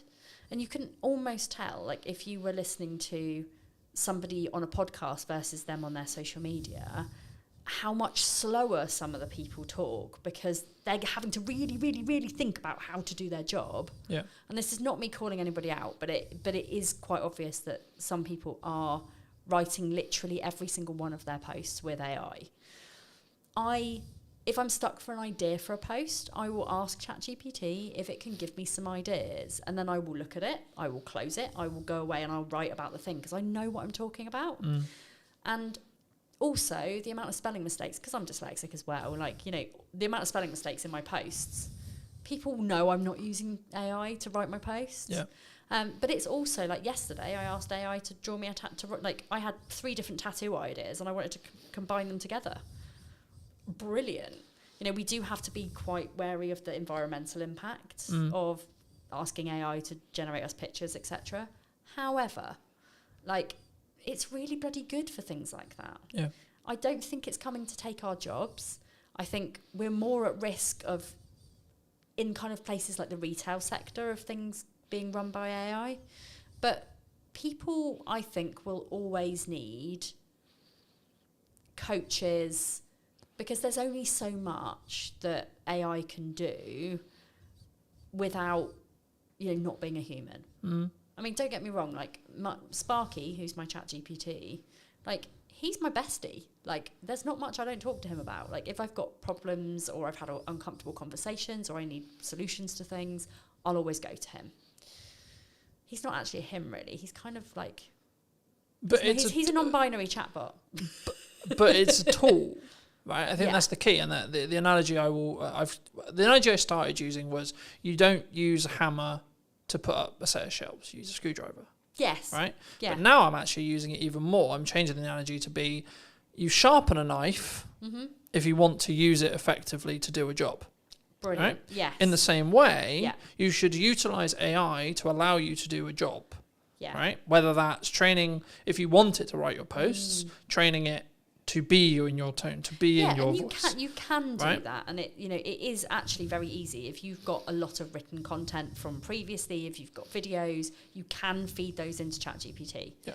Personally, I prefer to actually write my. But that's a personal choice, right? It is, but you can use it for literally anything as long as you make sure that you train it in a way that it takes out like no fluff. Like cookie cutter solutions, here's the truth, like all of those bullshit ChatGPT type phrases where you think, do you know what? I'm not somebody who would actually say that in real life. But again, it comes back to the authenticity side. It does. Right? It really does. Yeah. I'm using the no fluff example. No fluff would actually be relevant for me because I try not fuck around when it comes to content. Well, right? I don't do any fluff either. Mine is very I'm very direct. But instead of saying no fluff, I would say I give you direct, actionable advice. Yeah. That, and I don't bullshit you. That's not the same. It's the same as saying no fluff without saying no fluff. So as long as you are kind of aware of those ChatGPT type of phrases and you've got your own ways of saying those kind of things, crack on. Like, I think it's great. Where I don't think it's so good is people generating AI pictures of themselves. I'm like, that's not authentic. It ages you really badly. Yeah. I mean, I haven't, to be honest, I've got an amazing professional photographer. Like Katie Needle, shout out to you as well. We love Katie. She knows me so well that she can capture my style, the way I am. Like, I used to ask her to chop a few inches off my stomach, but she doesn't do that anymore. because she's like, Maddie, you've got to be authentic. Fuck. Why is this my brand? But, you know, I love working with her, and, you know, her photos are so good that they could be AI, but they're not. And I think that's where a lot of people are falling down. They're like, you know, you meet people in person and you're like, you don't look like that. Like, it's the same with TikTok filters. Like, I will always use the eyelash filter. That is the only filter I use on TikTok, apart from like green screen or whatever, if I'm going to try and show something. But when people see me in real life, they're not going to go, oh my God, her eyelashes are so fake. Because I wear makeup. But when I'm working at home on my own, I don't wear makeup at all. Like, you know, I am very much like, unless I'm going out in public, I don't put a face on. And even then, it's literally just mascara, maybe a bit of eyeshadow. So, but again, it's that authenticity point, right? Yes. You know, you're not going to, like, see me online as having, like, loads of freckles. I mean, I do have loads of freckles because I've been in the sun this week. But, you know, you're not going to see me having, like, loads of pretend freckles or, like, you know... But I think that can't... brown. I think... I was going to say I think people who do that, but I think in general, if you do that on your content or you're looking for, like, beautify filters, Apple's known for this, etc. But, like, I think that comes from an insecurity. Possibly. I think that comes from, like, it comes from that point I was making earlier, which is about, like, I'm going to put myself out there. Yes. Jesus fucking Christ, people are going to not like me. Yes. Right? Exactly. It's that, the tribal mind again going, yeah. hold on, Maddie might not actually like me here. And do you know what it is as well? And this is why, like, it's taken me a really long time to love myself. Like, and I don't say that in, like, a weird self-indulgent way. I say it in a... Like, you have to love yourself to be able to show up as much as I do. And it's not from an ego perspective. It's just knowing my own power and knowing that I'm good at what I do. And actually, I don't give a flying fuck what people think about my looks. I get so much hatred online. You know, do you know what? Apparently, having rainbow hair just automatically means you're woke. Like it is a insult. I'm more than happy and privileged and proud to be woke. But it is that. But it's interesting that, it's jump. that All right, fair enough. But it is that thing. It's like, you know, people see me with my rainbow hair and they're like, lesbian, and I'm like, married to a man, but, you know, whatever. I dabbled for a while, but, you know, it is that thing. But people make the assumptions, and then what I don't think, if you have high self, I'm very fortunate. I've been installed into me from a very young age has been what I believe to be the correct values, right? It's always been, how can I love myself? How can I have self-worth? How can I have self-esteem, etc.? But what that's come from is my mother and then my reality, right? Yes. And then as I went through school, etc., etc., etc. But I think it's, again, that reaction will come from someone who is going to use it as a defense. It's going to sound weird saying that's a defense mechanism for them, but it is, because they're being aggressive, they're being accusatory first, because then Maddie can't like stand there and be herself, and, you know, that's uncomfortable for some people. It is, yeah. But how did you get here? Like, the personal story wise, like, how did you get? Because I think your story is a very interesting one. I think it's something that people can really relate to, possibly now as well. And that's why I wanted to touch on it. I know we've already kind of done it in length. I'll leave the other episode in the description down below for those who want to go in a bit more depth. But quick synopsis for people who maybe don't know. Yes. So I grew up with an eating disorder, essentially.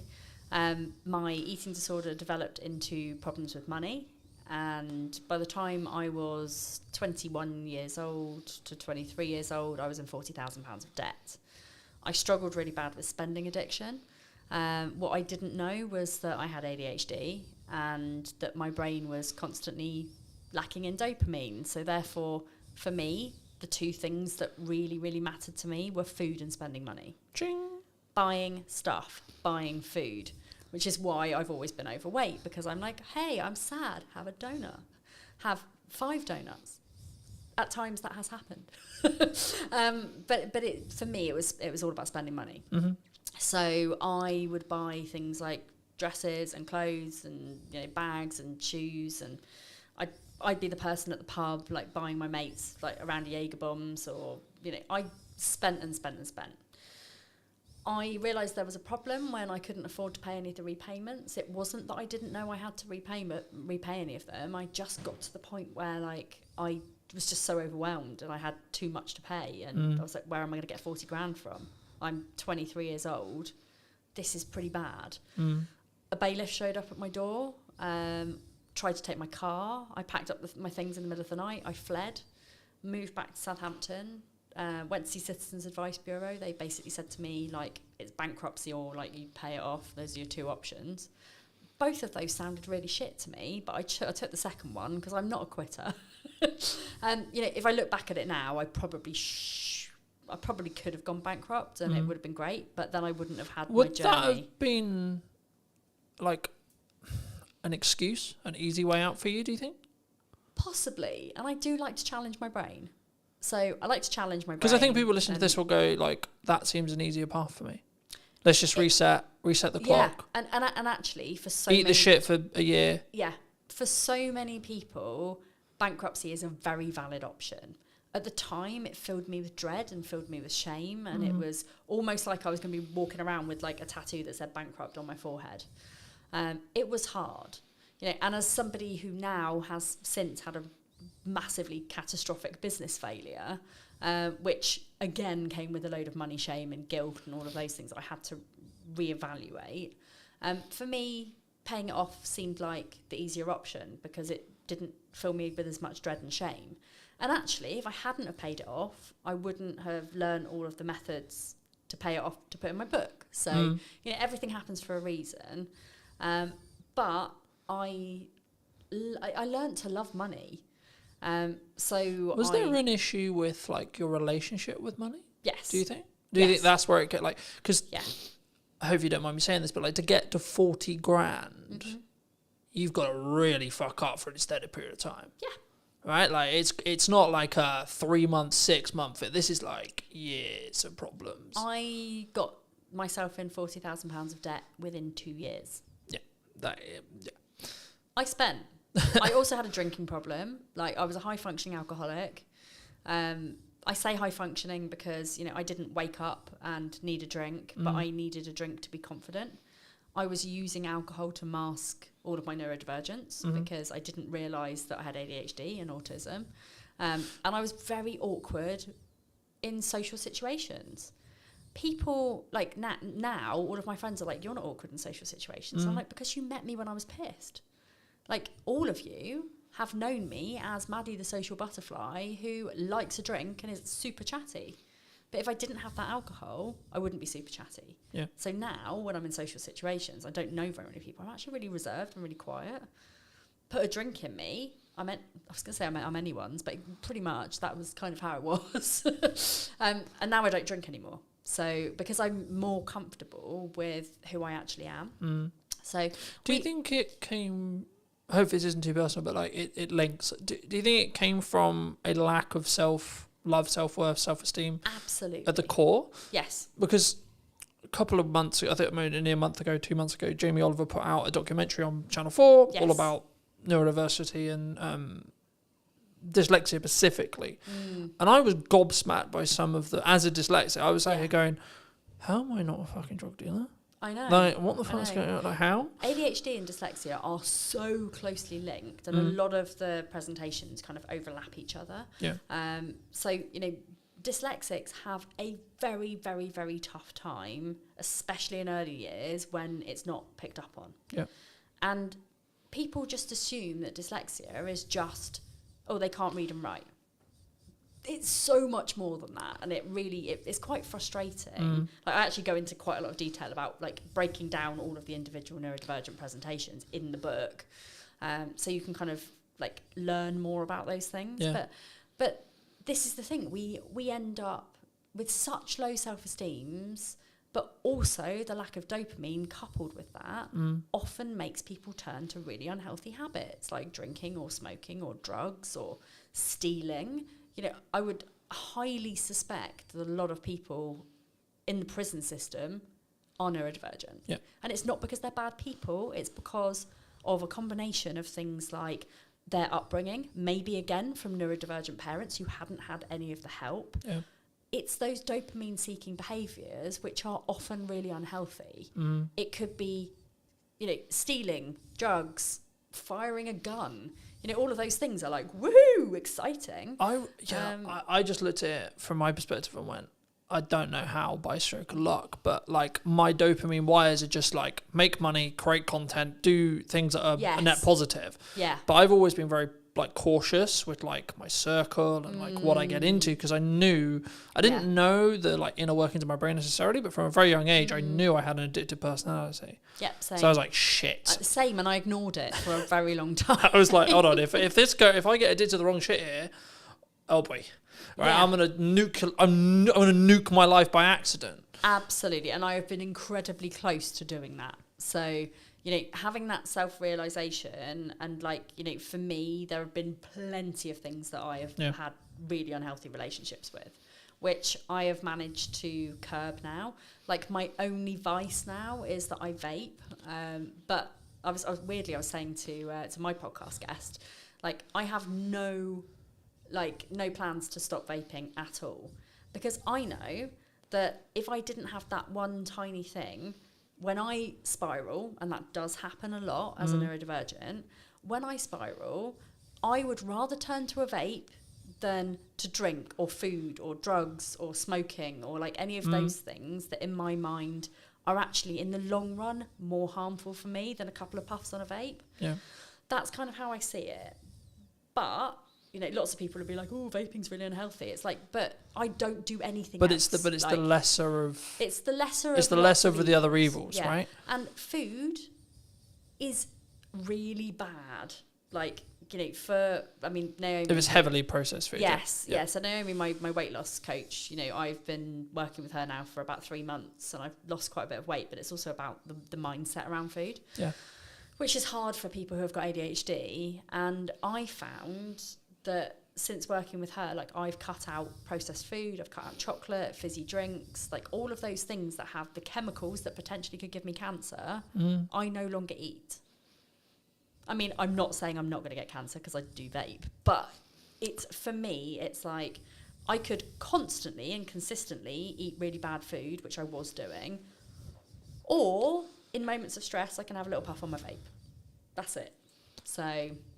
I think it's about focusing on those lesser of all evils. Like in an ideal world, like your stress response would be fitness. Well, right? in an ideal world, but as a disabled person who has hips that would probably die if I went to the gym, I mean, this is the reason why I'm on my weight loss journey. It's not because I'm fat. I couldn't give a fuck about my weight or about what people think of me. I want to be fitter. I want to be able to go to the gym without after 10 minutes wanting to pass out. I think that's an interesting thing, and we won't get too much into fitness here because it's not a fitness show. But like for me, people are like, "Why do you stay consistent like with fitness?" And for me, I'm very aware that like my job's very physical. Yes. And I'm just simply at the thought, I want to do this for 50 years. I want to be able to look after my kids when I'm older. I mean, they're not going to be kids when I'm older, but at the same time, like I went to a soft play with them at the weekend, and like. One of my children is very like, she likes the fact that mummy's an influencer, so she tells everybody. So this lady comes over and she's like clearing the plates, and she's like, "My mummy's an influencer," and this lady's like, "Oh, tell me more." So I'm like, "Oh, it's really embarrassing, but yeah, I do this." And she was like, "Oh, our area manager really want to speak to you." So the area manager comes over and she's like, "Oh my God, you're an influencer, like really love you to do some TikTok content for us," and blah blah blah. She went and got me some socks. She was like, "You have to go in and play." I was like, I can't, it's really embarrassing to say I'm disabled and I actually don't really want to go in and play. So I went in and played for like 10 minutes before I almost died, and then went on a very scary slide. I mean, that also rhymes. But I was heavily aware of the fact that I am not fit enough to go and do these kind of things for my kids, and it made me really sad. So that's my kind of motivation behind it. It's a good motivation to have. Yeah. Do you think in business, people, and this is kind of more a mindset thing about like, they don't start the podcast, they don't start video, they don't start posting, they don't build the momentum, they don't start whatever it is, right? Do they do that from is it just the, what if someone else thinks of me, or is it still a tech issue? I still think there's a tech issue there. There's also an overwhelm issue. It's like we're told that we have to do all of the things. We don't have to do all of the things. And people, I think, like they see me as somebody who is very heavily into visibility, and they're like, Maddie's on every social media platform. She's got her own podcast. She's always on other people's podcasts. She writes books. She does speaking gigs. She's got a radio show. She's got all of these things. I'm manifesting the radio show, by the way. I'd argue you already got a radio show. You got a podcast. Yeah, Okay. It's already a radio show. Yeah, kind of the same.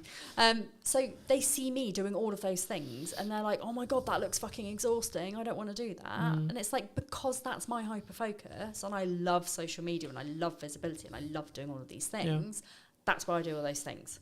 I could still very easily put like 100% of my efforts into one platform and still have very good success with it. Do you think that people worry about volume? Yes. One of my biggest questions is how many times a day should I be posting? And does that matter? No, I don't think so. Consistency is what matters. So whatever consistency means to you, whether that is once a day, whether that is, posting 3 times a week, whether it's posting 3 times a day. But for me, I also think it's like, when I have no client work, I can post 6 times a day. When I'm in client delivery mode for half the day, I can only post once or twice a day. So, right, I'm still posting, but you're not posting as much. But like when I'm here filming, I'm having to travel, I'm having to do this. I'm not in my office, sat there on the computer. So my posts will be less, right? But that's why I batch content. That's why I Exactly. Yeah. But also, I don't sit there and go, "Oh, I didn't hit 4 posts. Fuck's sake." But this is the thing. It's not how many times you do it. It's the quality of what you do when you do it. Yeah, of course. And it's also like just bearing in mind that output reflects input. Yeah. So if you post more, you will more than likely get more clients. If you show up more, you will more than likely make more business, make more money. And if you are posting once a week on one social media platform, you're probably not going to be getting to your ideal clients unless you're out there and you're networking 24/7. Yeah. Which, there are other ways of doing it rather than showing up online every single day. But it's the consistency, it's the output, and then you'll see a return on investment based on what you put into that. But it's also, because I think we're so, and I did a video a couple of weeks ago talking about like, we're so in the business world, we're so hyperly focused on, I need ROI. And I'm just like, yeah, but you're outputting an amount and your revenue's like driven by 10%, 20%, 30%, 40%, whatever it is. So in the nicest way possible, why do you give a shit about ROI? Because clearly it's working. Absolutely. Right? I obviously give a little bit of a, like for example, like I got invited to speak at quite a big event. It was a big investment, like 15 grand. I'm like, ooh, that's a really good opportunity because there's going to be like thousands of people there and it's going to be really great. But then I thought about it. If somebody gave me, and this is again one of my money rules, if somebody gave me 15 grand and said you can spend this on anything, would I spend it on that? And my answer was no. If I had 15 grand to grow my business, I would strategically think about where to put that. Yeah. I would probably put some of that on ads. I would probably put some of that on like promoting my book on Amazon, things like that. And I just thought, you know what? What could 15 grand do for me? I could stand up in front of a room full of people and speak and maybe walk away with 5 clients.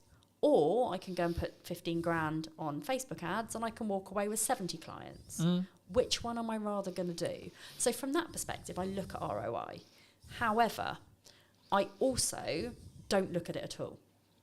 So I'm very much a passion, purpose, and kind of pleasure, I guess, type of person.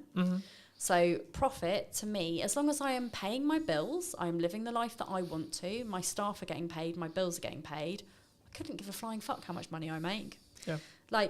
And by me having that attitude, but also having very, very low costs, the only things that I really pay for are things like advertising, but I don't do traditional advertising. I mean, when I say advertising, I mean things like I'll go to an expo and I'll have like a stand at an expo, or I will have like something where like, maybe I'll pay for like to hire this podcast studio, for example. So my costs are still fairly low. And in my first year of business, I made 100 grand.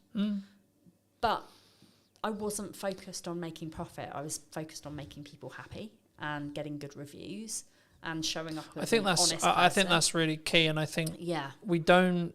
And it's not that we don't look at ROI, and every business should look at ROI. They absolutely should, but we don't. What's the ROI on a brand podcast?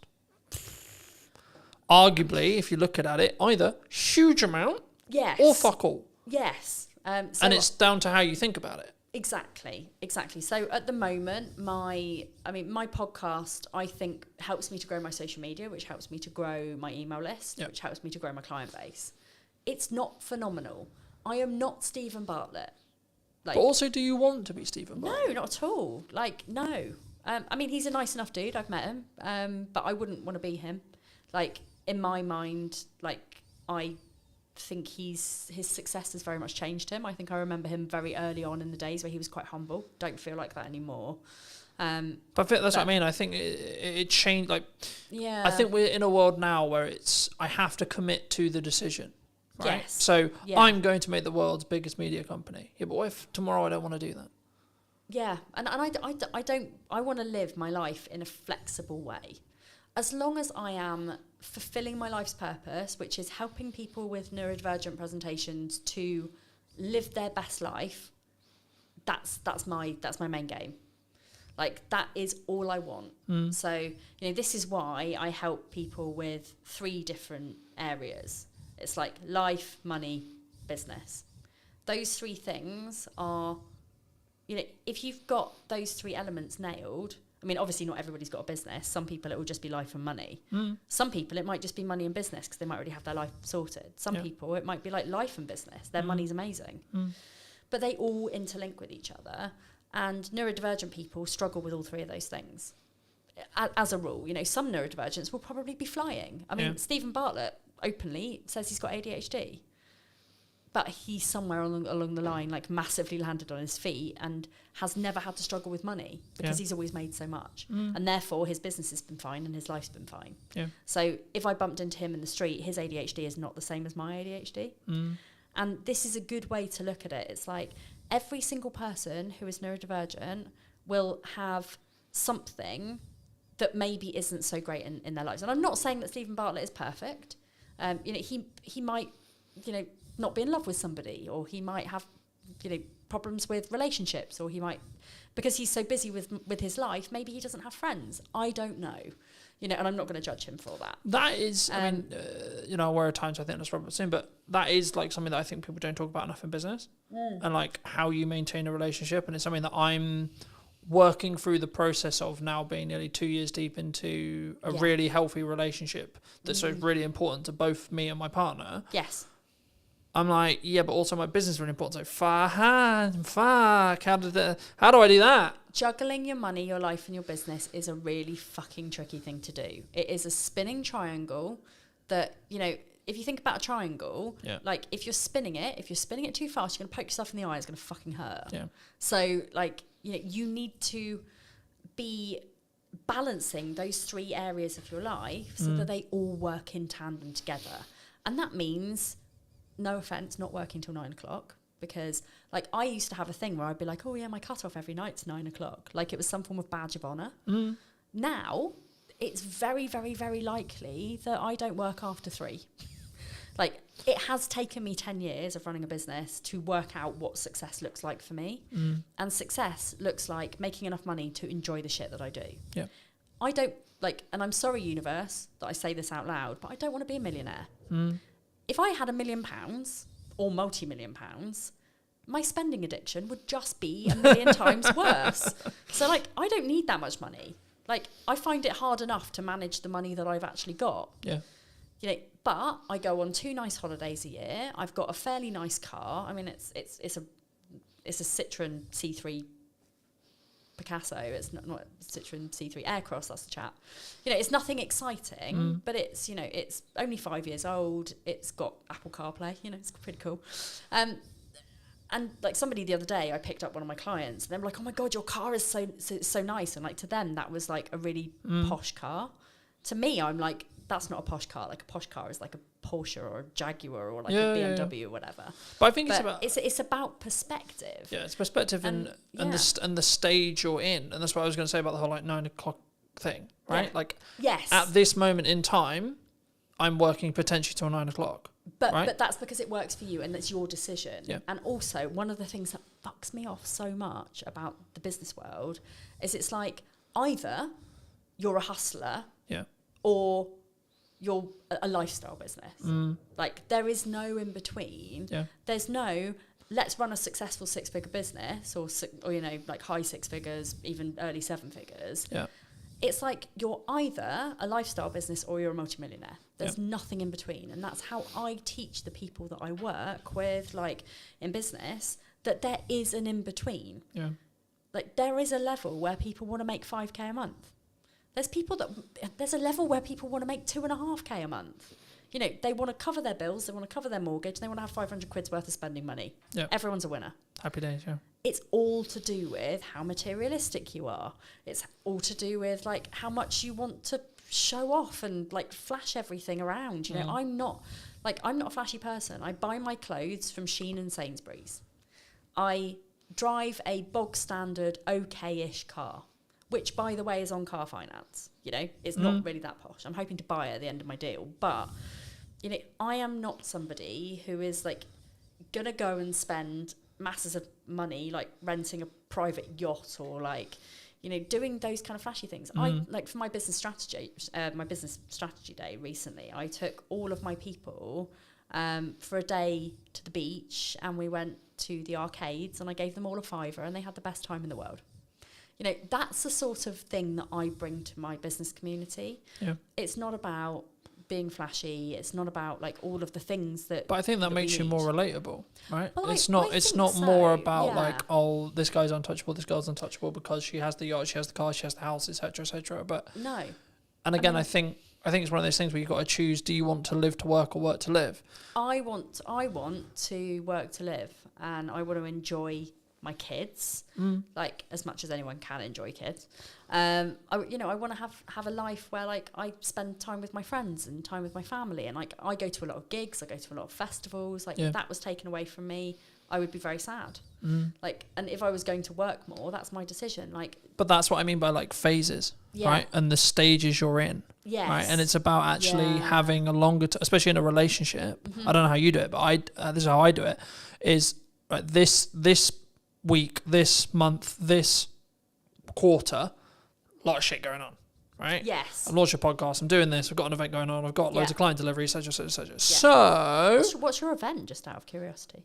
AI content creation, teaching young entrepreneurs how to do it in Crux. I love that. Why AI is not a threat and how you can use it as a tool.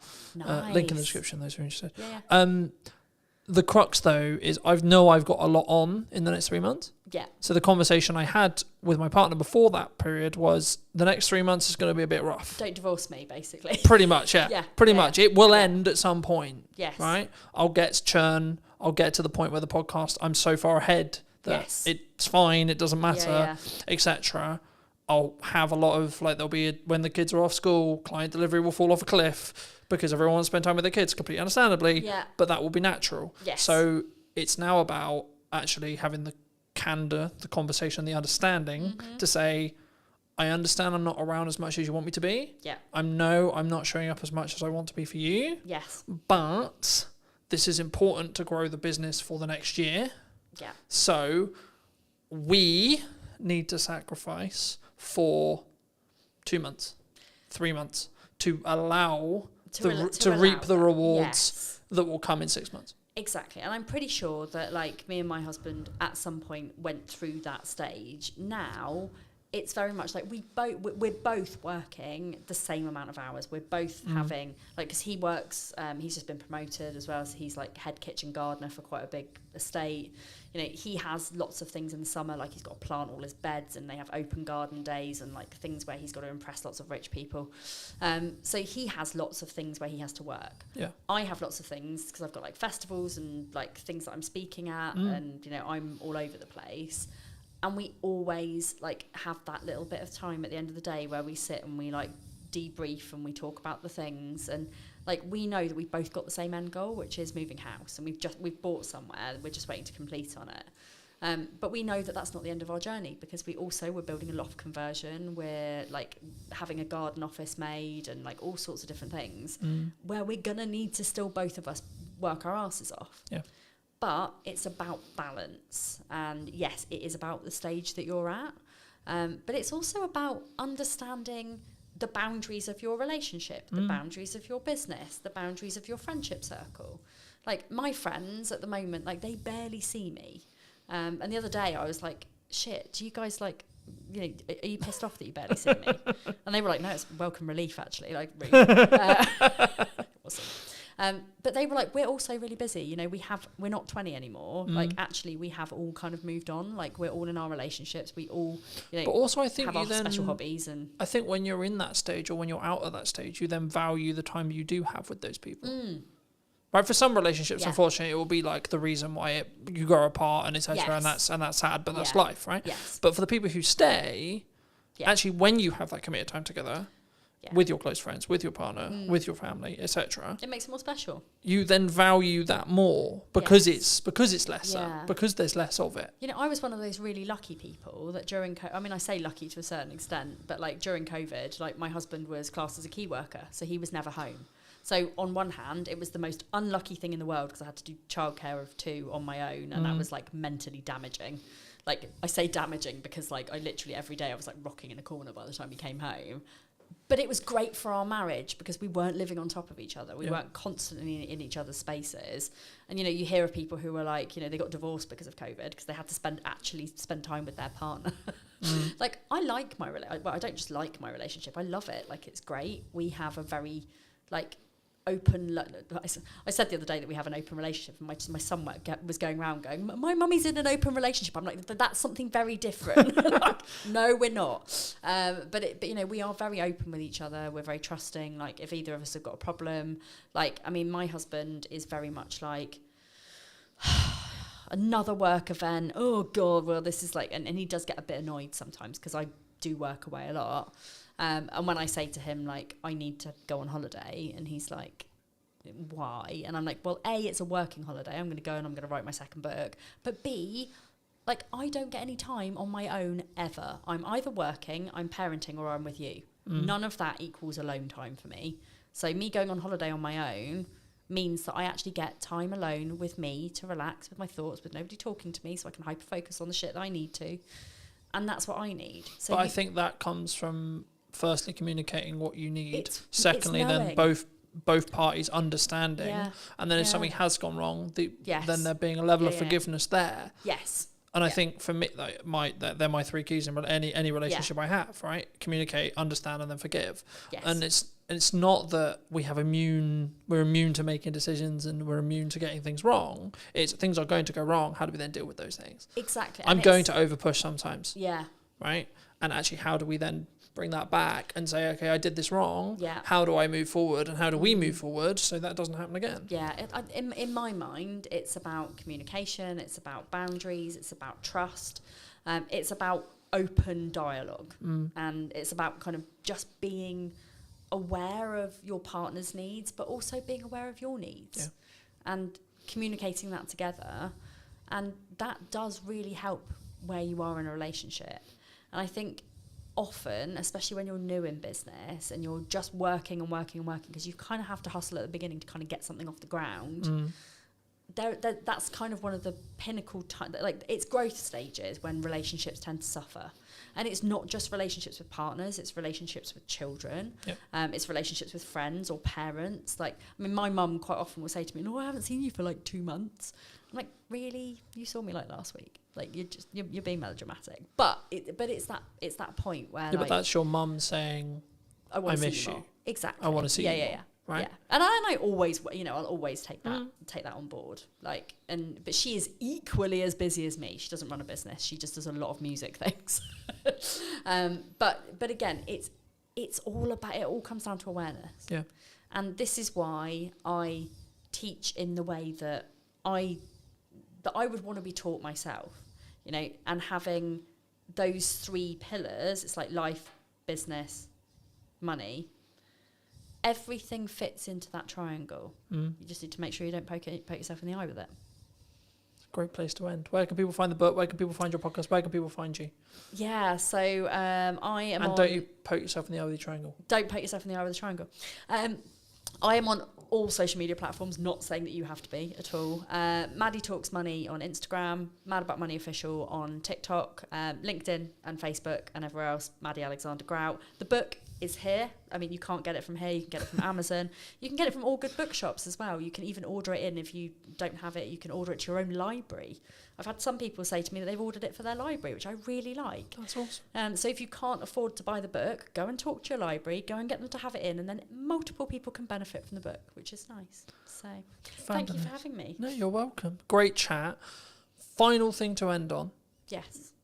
If you were going to talk to yourself 10 years ago, Yeah. what advice would you give? I would tell myself that I am neurodivergent and to go and sort that shit out. It changed my life, genuinely changed my life, understanding my brain. When you understand your brain and you understand your body, anything's possible. Magic. Thank you ever so much for coming back and joining me. If you did enjoy this longer conversation, then make sure to be subscribed. Leave your thoughts in the description down below, comments down below, etc., etc. And I'll see you very soon. Take care. Just focusing on one platform? Is it that you can reduce overwhelm for your client? Do you think it's a level of, like, we sometimes overthink what's valuable, we overprocess, we overthink, oh, what about this post? Maybe this isn't valuable. If it's trying to strive for the perfect post, it's then going to become a bit of a time drain and it's become extra stress. How do you, is it just like relying on motivation? Yeah, I mean, if I don't get it done, nobody else is going to get it done. That's a pretty strong motivation. Sometimes it's not worth the headache. A lot of people were saying AI is going to take our jobs. People will still buy from people. People will still want to learn from people. I think for me, the people who are going to stand apart are the ones who are going to use it to accelerate what they're doing and not replace them. Believe in yourself more. Thank you for your time, Dan. Thank you. Hello, my friends. Welcome to a brand new episode. Today, we're going to be talking to Dan, who's a social media consultant. And so, Dan, just before we start, I mean, do you do just management? Do you help people with content? Like, let's just paint that picture for people who are maybe interested. Yeah, sure. Thanks for having me on this afternoon. Well, I am a social media trainer, a social media manager, originally from Devon, now based in Bournemouth. And I work with service-based business owners, so local business owners that need more local clients. So the service is basically helping business owners. So that's through social media training, one-to-one, or maybe in a group setting to help them do it better for themselves. More specifically, that could be help with Facebook, advertising training, the basics of Instagram, or maybe improving their LinkedIn profile as well. So there's that side of it. The other side of it is more for the established businesses that have been in business for some time that need a presence because they just don't have, they've already got the customers, they're already really busy. And I help save them time by doing the social media management for them. So, for example, doing LinkedIn posts on a weekly basis, sort of like on a monthly retainer, coming up with different ideas for content for them through that as well, and just giving them a fresh start to social media, really. What do you think people either get wrong in marketing right now, or like what are the missed opportunities, would you say, as a whole, in marketing at the moment, either specifically on social media or actually wider spread in more traditional marketing space, would you say? Yeah, sure. I mean, my bread and butter is the social media marketing side of things. And I think the big thing for me at the moment, and this has been the case for the last sort of 9 years of doing this, is that there's so much noise out there, so much overwhelm for business owners that it can be a real struggle. And I'm not talking about the people that have got big teams or in-house marketing departments. I'm talking about the people running businesses on their own. They've got a solid business and they've got something that people want, but they're frustrated because they don't know what to do in terms of social, and they have so much conflicting bits of advice from people out there, and maybe they watch some videos on YouTube and that advice isn't really tailored to their business. Maybe it's more for creators or influencers, for example, and they get lost in all this noise. And rather than just really nailing and focusing on one platform that could really help their business grow, they then spread themselves too thinly, and they're trying to do a bit of this, they're trying to do a bit of that because they've heard their friends say they need to be doing this, they need to be doing that, when ultimately, they've got a business to run. They haven't got all the time to do that. So that is what a lot of the service has been over the last 9 years, is working with those people that maybe haven't grown up with social media, and that's truly my passion, to sort of empower them to use it for their businesses. And sometimes, you know, they're a little bit nervous, they've got technophobia, and they're scared to. And I think you said about missed opportunities. I think when you take a step back and look at things, like let's rewind the clock, maybe I'm thinking about times here, 20 years ago, maybe. I think I'm looking at, yeah, maybe a little bit more, but you've got a chance to be in front of a camera and speak to your audience all across the world, or all across the country, or whatever the context may be. And that's not an opportunity you had all that time ago. And this is, you know, obviously the way we are now with smartphones and social media, we're so used to it, so embedded into our day-to-day culture, that it's quite interesting to just take a little bit of a step back and realize the opportunity you've got there to build that emotional connection with people that are following you as well. And I've seen it time and time again. You know, I'm talking about like supplement shops and fitness shops back in Torbay, you know, just doing simple videos, and that's just a great way to get yourself out there, get people to know, like, and trust you, really. You mentioned that you mainly focus on one platform, right? And I think that's a misconception sometimes, because I think people, when they work with me or when we work with you, etc., maybe we look at, like, let's dominate across all of the platforms because we have a larger reach, we can reuse our content, etc. But I guess on the other side of that, what would you say is the pro to just focusing on one platform? Is it that you can reduce overwhelm for your client, perhaps? Is it kind of one of those things that some people say, like, you start on one, then you build to two, then you build to three? Are you, because the counter argument would be, like, are we putting all of our eggs in one basket, right? And are we concerned, like, let's for example, if you're business to business, which a lot of my audience is, okay, then you should just solely focus on creating LinkedIn content, right? I mean, is that the case, would you say? I think it's different for each business owner in terms of where they're at in their journey. So if you're starting out, I think, like you said, it's good, you know, as we both agree on, it's good to focus on one platform and then you can move on to another. It just depends the resource that you've got, the budget that you've got, time that you've got as well. So if you really, like you mentioned, obviously the example of business owners really focused on LinkedIn, focused on the content, you've got a strategy for direct messaging, you're not just spray and pray, hoping for the best, you know, you've got time, and you can build a tailored, solid audience of people that actually need your service. Then it just gives you that clear focus. And, you know, some people have got a better aptitude or sort of natural flair for it anyway, really. So maybe using LinkedIn and maybe Facebook, and in some cases, you know, with LinkedIn and using the Facebook personal profile in professional mode, like a lot of people do, you can then repurpose some content as well, because some of that content can be suitable for both, but each platform has its own quirks. So I think, yes, you know, if you're starting out, then starting on one platform and really focusing on getting that right, getting the right audience, getting the right content, not overcomplicating things. That's a big thing, really. So yeah.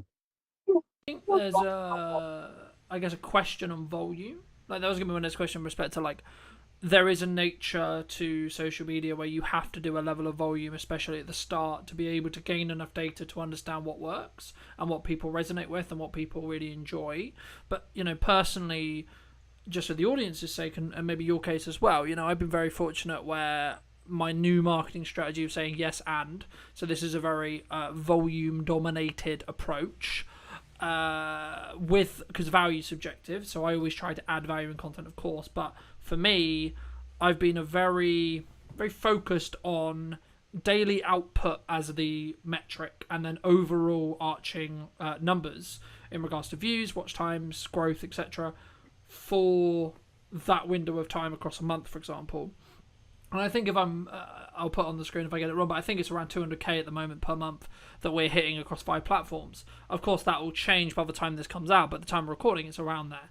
And I think when I talk about those big numbers, I think people find them very intimidating, and they can find that maybe it is because of, like, the volume, or it's because, like, I'm very seasoned in knowing how to create content in volume but also high value. what advice would you give to someone who's maybe looking at that approach, looking at, I mean, firstly, would you agree with that approach, number one? Number two, what advice would you give to someone who is maybe looking at what I'm doing and seeing success in, and maybe wants to emulate it as a whole, from a volume perspective, from a distribution perspective, and I guess in some ways, how do we check in with, is that in line with making our boat go faster, but also are we overwhelming ourselves as a creator? Yeah, sure. I think at the end of the day, you know, like you said, volume is important. I mean, that's certainly what I'm focusing on, and how we connected through the Facebook personal profile that I've switched into professional mode, like most people do, because my audience is getting bigger and bigger. I'm just keeping it simple, getting people into a Facebook group, and it just becomes a numbers game, really, essentially. But having said that, like, you know, obviously this opportunity came up a few weeks ago to speak to you. I've had other opportunities have come up as well from just having those sheer numbers on, you know, Facebook professional profile is my biggest audience, if you like. So there's a lot of scope for that, really. And Do you think it's a level of like we as in the royal we, as in everyone maybe listening or us, we sometimes overthink what's valuable, we overprocess, we overthink, oh, what about this post, right? What about this? Oh, maybe this isn't valuable. Because when I kind of, it's not that I'm not having a threshold of what's worthy, but I'm letting the audience tell me what's valuable in regards to their views, in regards to their likes, in regards to their numbers, in regards to their comments, etc. Do you think that's like one of the things that people need to get into the habit of doing? Because I think sometimes we get so close to perfectionism that we don't actually execute on all the ideas that we maybe have as business owners for great marketing or great social media. yeah, I mean, working like one-to-one with a lot of clients, you know, talking service-based business owners, and it sometimes it's a case of getting over yourself and just posting things. You know, sometimes things will flop, sometimes things will take off in terms of your post, and you'll be surprised by it, you know, really. And you can only learn by experimenting as well, really. And in terms of business, you know, I'm guilty sometimes of, in my early stages, of overthinking things and not executing, whereas actually if you execute, then you learn more as you go along. And I think that, you know, there's no such, I think if you're trying to strive for the perfect post, and I'm not talking so much from a creator perspective, or I'm talking more from a business owner perspective, looking to, you know, generate more local clients, for example, that it's then going to become a bit of a time drain, and it's become extra stress, rather than, and this is the importance of having like your content pillars in place, so you know what you're posting about, and you're just keeping it simple. You know, it doesn't have to be anything earth shattering. You know, you've got your content pillars in place, you know what your themes are, you know what your topics are, you can brainstorm your ideas, and you can have a bit of fun with it. And it's just always key, you know, that's why I'm so passionate about content marketing. It's always just so key to have your audience in mind. I think, you know, are you speaking directly to your audience, or are you just trying to speak to everybody, or speak quite broadly, and then missing the mark with everyone, really? Yeah, I mean, as a whole, I think, like, especially when we start out, we maybe worry about, as I say, like getting into that. What if people don't like the post, or what if like people don't like me, or etc. And we lean into that kind of like, oh, I'm gonna sound stupid on camera, or like, oh my god, I'm talking on my phone, what a weirdo, that kind of thing. I mean, it's a similar feeling to, I think, when we start networking, and I did want to touch on it a little bit with networking. I mean, personally, I've stepped away from networking, like the traditional sense of going to a room, about a year and a half ago. But the reason for that is, like, for me, like, it's just a scale thing, right? I'm at a stage where I'm very fortunate, where I've got a good number of clients, and whenever I do my marketing, I need it to be efficient and also scalable. So, and there could be arguments, and there is arguments, I'm sure, to say, well, actually, no, that's the time when you should be doubled down onto networking and etc. and etc. But for those people who are maybe starting out and really focusing on like maybe they're in the first year, right? What would you say like they should do if they're nervous about being on camera, they're nervous about going to a networking event, or they're nervous about speaking in front of a room, or those I think pillars of any business to build, right? Because I think when I talk about networking now, it's from the context of I'm nearly a 10-year-old business, and in my first 5 years I heavily networked. So I'm leaning on that network now it's not that it's not valuable. It's kind of the season I was in business for me personally. I mean, just to reiterate the question, I mean, how did you personally, when you started networking, like tackle those fears and those challenges and those concerns around, like, oh my god, I've got to talk to people who I don't know. Oh my god, I've got to potentially like introduce myself, like in a network in 1 minute. Yeah, I mean, I started doing it back in 2015, and I wasn't actually, my business started in 2016, but I started writing a blog about social media, how it impacts businesses in the Torbay area, and they had Torbay hour meetings in the local area, and there was, guys that were running marketing agencies that were helping people with social media. So I thought, well, that would be, I just did a Google search and then found it, and I was like, oh, that sounds really cool, because it's quite a small town, so go along to that and see what happens. And I guess, I'm quite, I'm quite at ease speaking to people that I don't know. I quite enjoy it, but But sorry to cut you off, but do you think that comes from the experience you've had of nearly doing it for a decade now? yeah, I think, from like going to university 20 years ago now or whatever, and getting used to that situation of meeting people, and it's still nerve-wracking, particularly like when you introduce yourself on network. And even I did networking this morning online, you still get that little bit of like, oh, you know. And I think in terms of guidance, I think it's just everyone's in the same boat. That's a good way to look at it. And it gives you that, it's character building, and it gives you that extra energy and that motivation. So I went to a networking event in Southbourne here locally in Bournemouth last week. It was last Wednesday morning about 8:30, and it was just a really nice positive start to the day.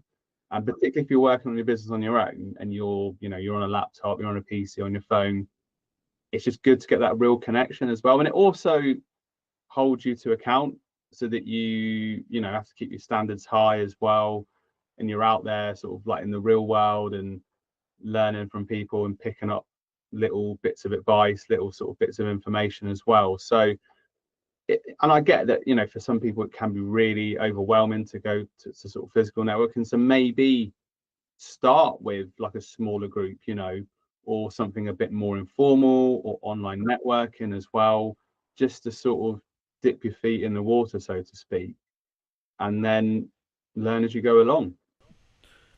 I remember when I was like really getting into networking, I don't think I ever actually had it, but I know that I know there was a conversation about maybe don't specifically look at the room very tactically, right? So don't look at the room and go, oh, I work with this characteristic of person, so the only people I'm going to talk to is those people. I mean, have you found in your experience that actually the people who give you the most referrals, because that's why we go to networking, right, is to work through the room rather than work directly in the room? Do you find the people who maybe you get the most work from, or potentially get the most referrals from, or goodwill from, aren't who you would necessarily expect? Yeah, definitely. I mean, there was an example last October when there was a Bournemouth Business Festival locally. Quite a big event, to be fair, and went along to that, did speed networking. And this is the thing, that day I was going to Alicante, and I had the option of basically getting my flight earlier in the day or later in the day. So I could have started my holiday earlier, basically, but I decided to go. I said, I've got to go to this event. I can't miss it. I went to the event, made some connections. There was no direct interest in my services on that day, but there were a couple of interesting people I met in speed networking. So I followed up with them, and then, one of them was involved with lead generation, but I wasn't going into that call expecting, oh, she's going to have some clients refer to me. It was just like, we had a really nice conversation. She was local. Let's just jump on a Zoom call for 20 minutes or so and just carry that conversation on. And sort of this is the thing, when you're not attached like that, I just find that opportunities present themselves. Whereas I was probably guilty of this at the start of, oh, who should I speak to get this? Rather than just going in, being open, this is what I do, this is who I help, what about yourself? And, you sort of go in, sort of a bit of a cliche, but it's very true that you go there to build relationships. And obviously the purpose of all relationships, it's not, take. Obviously you go to a relationship to give. So that's just the attitude that I have to it now, really. And it often is the case that when you're least expecting it, you'll have a conversation with someone, you think, oh, this person is not necessarily going to need my services, but they, you never know who they know. And yeah, so it's all about circulating. I mean, there's a. I mean, obviously, we both work very strongly online, right? And I think, would it be fair to say we're maybe chronically online, right? As in, like, there's not, speaking personally anyway, there's not a day where I'm not connected or not having some level of internet conversation related to something related to work, right? For example, whether that's through my phone or computer or a podcast or whatever. So even when I do meet people in person, it's normally about what we're doing online. And I guess, I mean, the question that I was going to like kind of lead on to that was like, at what point, and this is maybe a personal question, like, so maybe answer it from your perspective, because I think it will be different for everyone. When do you try and detox? Like, and then how do you go about doing that from a digital detox perspective? Because it's not something I did for the last couple of years, but now I'm like chronically online as much. I'm actually trying to like really focus on having maybe a couple of windows a day, like maybe it's an hour, maybe it's 2 hours of just not being connected to the internet, like mentally, just like obviously my phone is still connected, so right, stuff can happen, but like I'm not actually, my phone's out of the way, my computer's out of the way, I'm not looking at it, thinking about it, you know. How did you do that? And if so, like, how did you build that habit? Well, like yourself, I just became very aware of it a couple of years ago that my whole world was like online, essentially, and it just started to feel really unhealthy. And I think it's a problem that a lot of people encounter and maybe people aren't aware of. So you probably saw, I did a post recently about this July digital detox challenge. It came up, obviously on a Facebook ad, ironically, but fair enough. And I thought, well, let's give this a go. And it's things that I've been putting into practice over the last few years, really. So using the minimalist app on my phone, I pay a fee for that each year, and that helps make my phone become more of a tool, which essentially it is, and look a bit more boring. So it's not got all those shortcuts and visual cues to sort of entice me in. And yeah, I mean, for example, like last night, met my friend, went to the beach, very lucky to sort of live near to the beach. And I just look at that circumstance and it's like, I don't need to be on my phone. Obviously, if a family member calls, the phone is still there. If it's something urgent, somebody will call. And that time is precious because it just gives you that time away. But I think a lot of this comes to building healthier habits. I think people just aren't aware a lot of times that they're doing it they're doing it subconsciously, really, where let's say two friends are at a bar watching the football, one pops off to the bar, the other one's straight on their phone. The friend's only going to be gone for a couple of minutes, but it's just an instinct at all waiting at the bus or whatever. And I'm not saying that's the worst thing in the world, but the thing with it is, obviously we're business owners, we're busy people, we got a lot to process and we got a lot of things we got to think about. And that creativity can come through silence.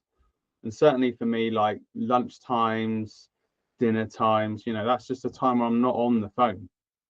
And I'm not like anyone, I'm no saint or perfect. There might be a time where there's something on YouTube and maybe I'm just listening to it and in the background, but 8 times out of 10, just make that time to not be on it, because it's something I'm very passionate about, because it's just not healthy. And I know it gives us the opportunity to connect with people, like I said, all across the world at all times, and gives us a chance and more opportunities. But at the same point, you've got to balance that out with you. Well, you need the energy for the next day.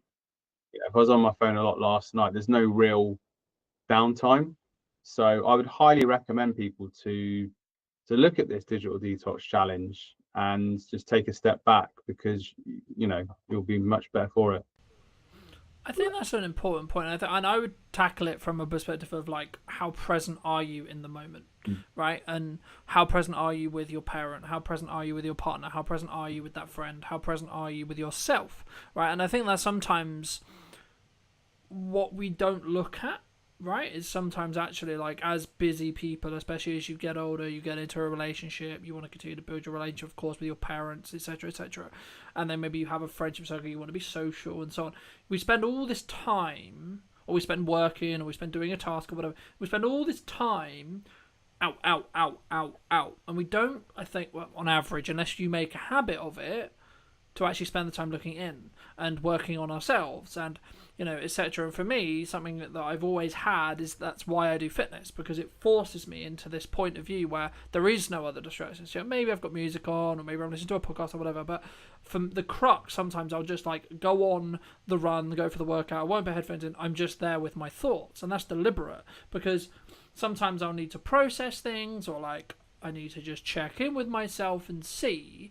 But I think it does open up, like, you need to be present. I think you can actually show up better for those other people I was alluding to if you are willing to allocate that time to have the, you know, alone time with yourself, or etc. And sometimes for some people that can be really hard, but something that I did want to ask you about is, obviously we both work online, we both work on social media, and these platforms are designed to hook our attention in, right, and for us to consume content. And if you're doing content correctly, you'll know how this works with hooks and call to actions and value adds and, you know, having text on screen and all these like tricks psychologically.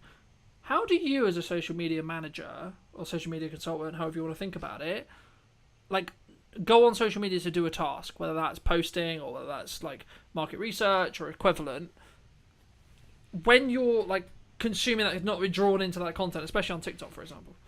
Yeah, it's super hard. I mean, particularly with Instagram as well, you know, and how the algorithms work. Like it's difficult because you can get sucked into a vortex. But, you know, Facebook, personal profile, professional mode that I mentioned before, it's hard, and sometimes it's literally just like you just have to snap out of it.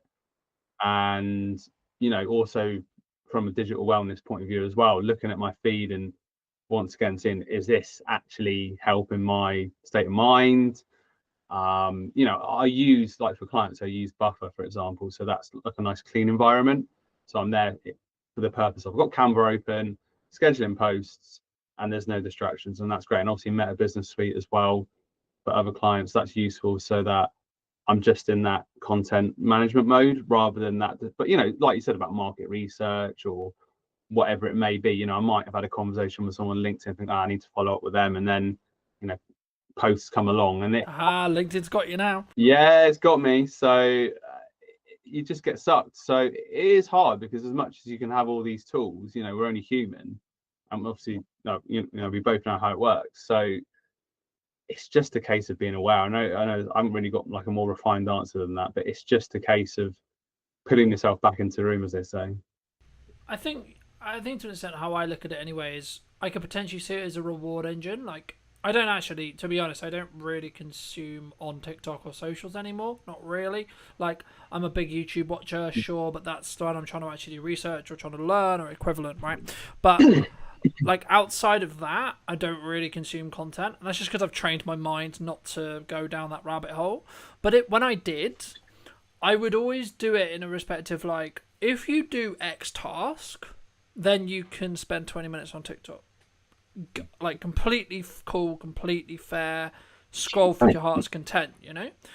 And I think, I mean, to an extent, that kind of, in some ways, that leans into my next question, which is going to be around, like, what lessons have you learned from, like, growing a business, or what lessons have you learned as a whole, like, in your business journey? But I think for me, just before I pass back to you, I think using that reward pathway and using that, like, you do a thing, then you get a reward, I think is really key, because it allows you to still have the things you enjoy, but it also allows you to not feel then guilty about enjoying those things because you've tied it to an outcome, right? So, I need to get this work done for a client. Okay, cool. When the work is done for a client, I can then do the thing I enjoy. But just to reiterate, what lessons specifically have you learned? What specific lessons have you kind of taken from? So maybe like the last 5 years, perhaps, or maybe the last year.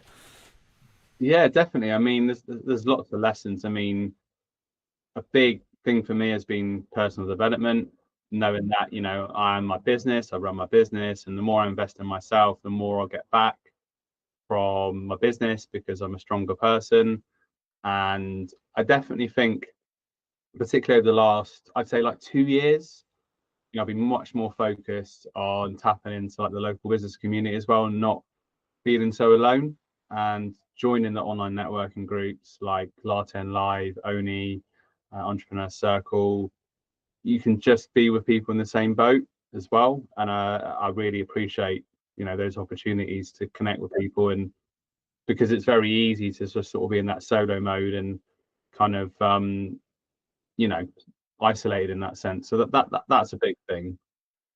And I think as well, kind of not being afraid to fail as well and learning from failures. That's obviously a big pressure, but certainly the more you fail, the more you learn. That's one of the big things I've learned as well. And not also, I think it's probably a thing that a lot of people can relate with, not being your harshest critic, as much as I am a lot of times my own harshest critic, because I want to keep doing better and everything. Giving yourself some slack as well. I think there's a difference to like when you, so for example, every single client shoot I've ever had, I've always done a debrief afterwards. And the point of that debrief isn't for me to beat myself up on what I didn't do well.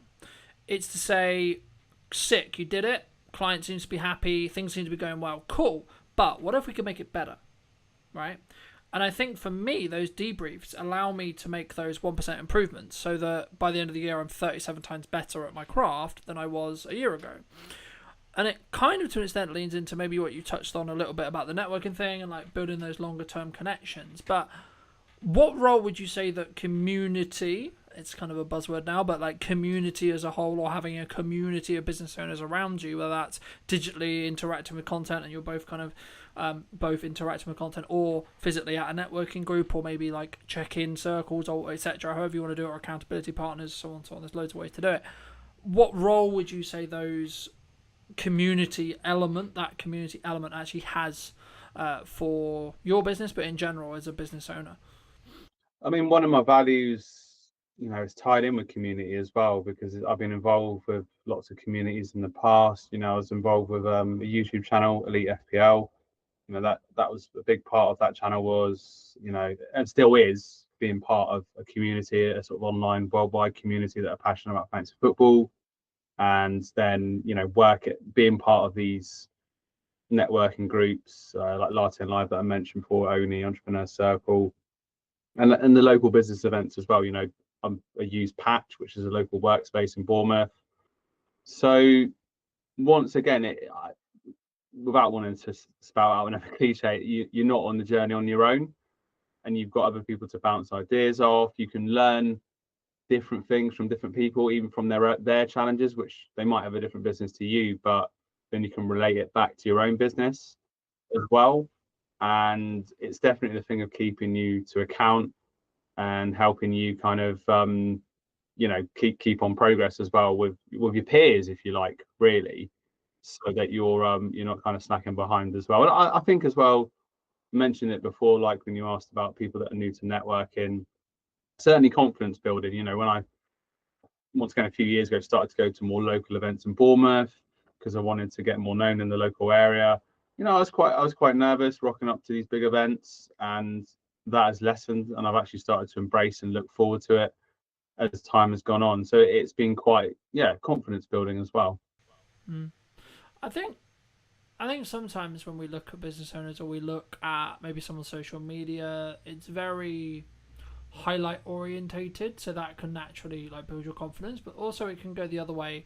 I think sometimes where people often wonder or often worry about like, what if they're not doing well, right? And I think something that I'm very proud of is actually whenever things aren't doing well, I've taken 100% accountability for that, but also number two, I've also like be willing to be open and share it.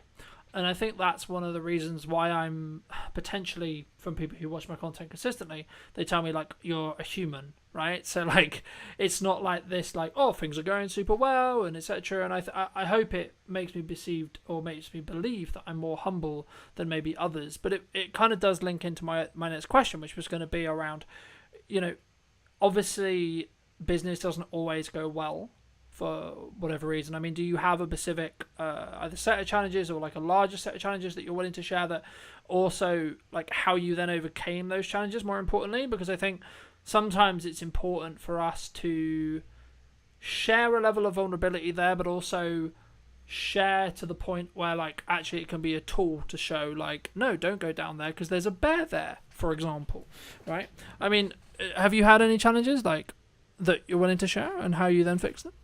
Yeah, massively. I mean, it's constantly every day's a school day, as they say, and you're constantly learning. So, I mean, there've been challenges before where, I've started out just working with solopreneurs, working just with a couple of businesses, and then end up working with lots of businesses all at once and having to put all the sort of foundations in place to do that, and not always getting it right, and making things that I regret, things that I wish I'd done differently. But making that transition hasn't always been easy.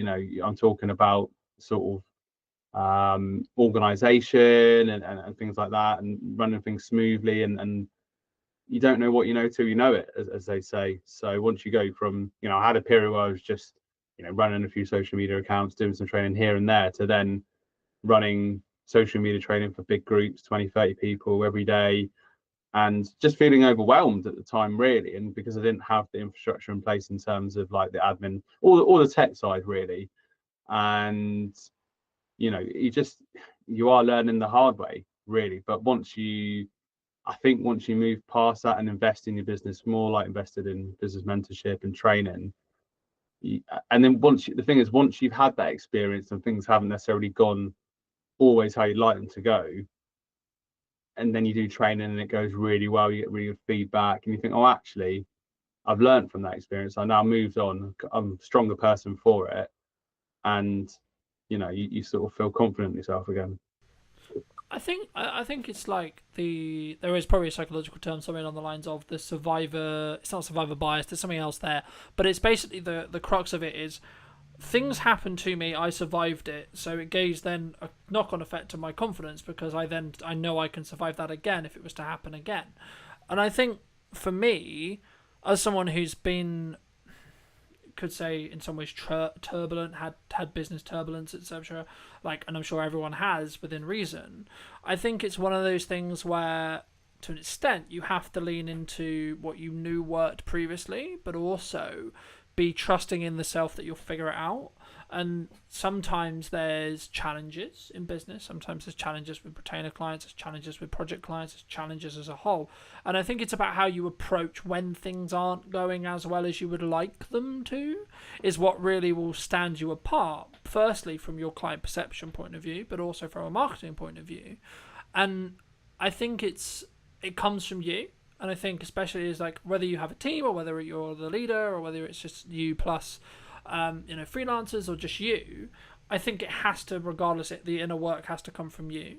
I mean, my next question was going to be around like, how do you balance, or how do you lean into motivation? Like, are you strong in discipline in respect to like when times are hard and you know that the thing you have to do is show up and do the work? How do you sort of push through that? Is it just like relying on motivation, or is it just solely down to, because my view's always been like, it's solely just down to, if you got to get shit done, you just got to push through it with the self-care and understanding that you can give yourself a time when you fix the problem, but there is a level of just, you have to be disciplined to get it done. Yeah, I mean, if I don't get it done, nobody else is going to get it done. So I think, and that's a pretty strong motivation, really. I think when the chips are down, a lot of time that's when I come out fighting in a way, really. And it's just, it's not always easy. But I think, once again, when you run your own business, you're reliant on yourself, and that is a test of your character anyway, and it helps you grow even more. So I'm not going to sit here and say, oh, it's always been easy, and that there haven't been times that I've hid, for example, when there's been opportunities or there's been network and I've maybe gone into my shell a little bit. But I think, and this, I don't know how to say this, but like when you have like an employed job, there probably are times where you're working and you sort of what you got to do, and then your neck isn't always on the line. Whereas when you're running your own business, you haven't necessarily got those safety nets in place. I'm not saying that having an employed job is not pressured at all, but I think it's different, right? And I think even if you have a retainer, and even if you have a pot of money, and even if you've done the financial work and you've done the money management work and etc., you still, from your core, don't like losing a client, right? Personally, I don't. I never like saying goodbye to a client, or deciding to part ways with a client, or a client deciding that as well. And normally it's a mutual like thing when that happens, right? But I think I think for me it comes down to sometimes you've just like you've added the value you can add, and as you do it more, you'll understand that it's just part of the process sometimes, like especially if you're growing yourself, like as your expectations or like etc. Like there's only a certain line that you're willing to go, especially if your expectations are rising.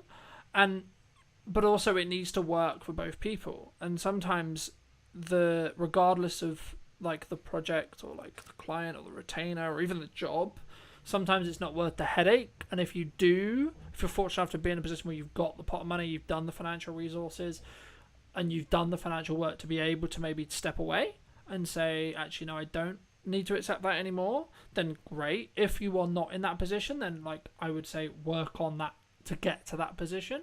But also I think, and I was going to ask you about like what your plans are for maybe like the rest of the year, because we're filming this roughly around the middle of 25, which is weird to say because it just feels like we were in January, but it always seems to be the way. I mean, what do you want ideally, like either for you, or do you think like from a marketing point of view, do you think like is there going to be any like drastic shift, or like is there any opportunities that people who may be listening to this could take advantage of in the next 6 months?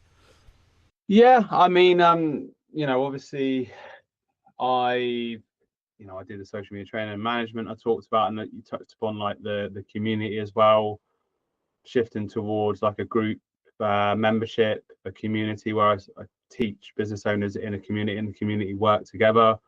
So that's something I'm really excited about launching sort of towards the end of the summer.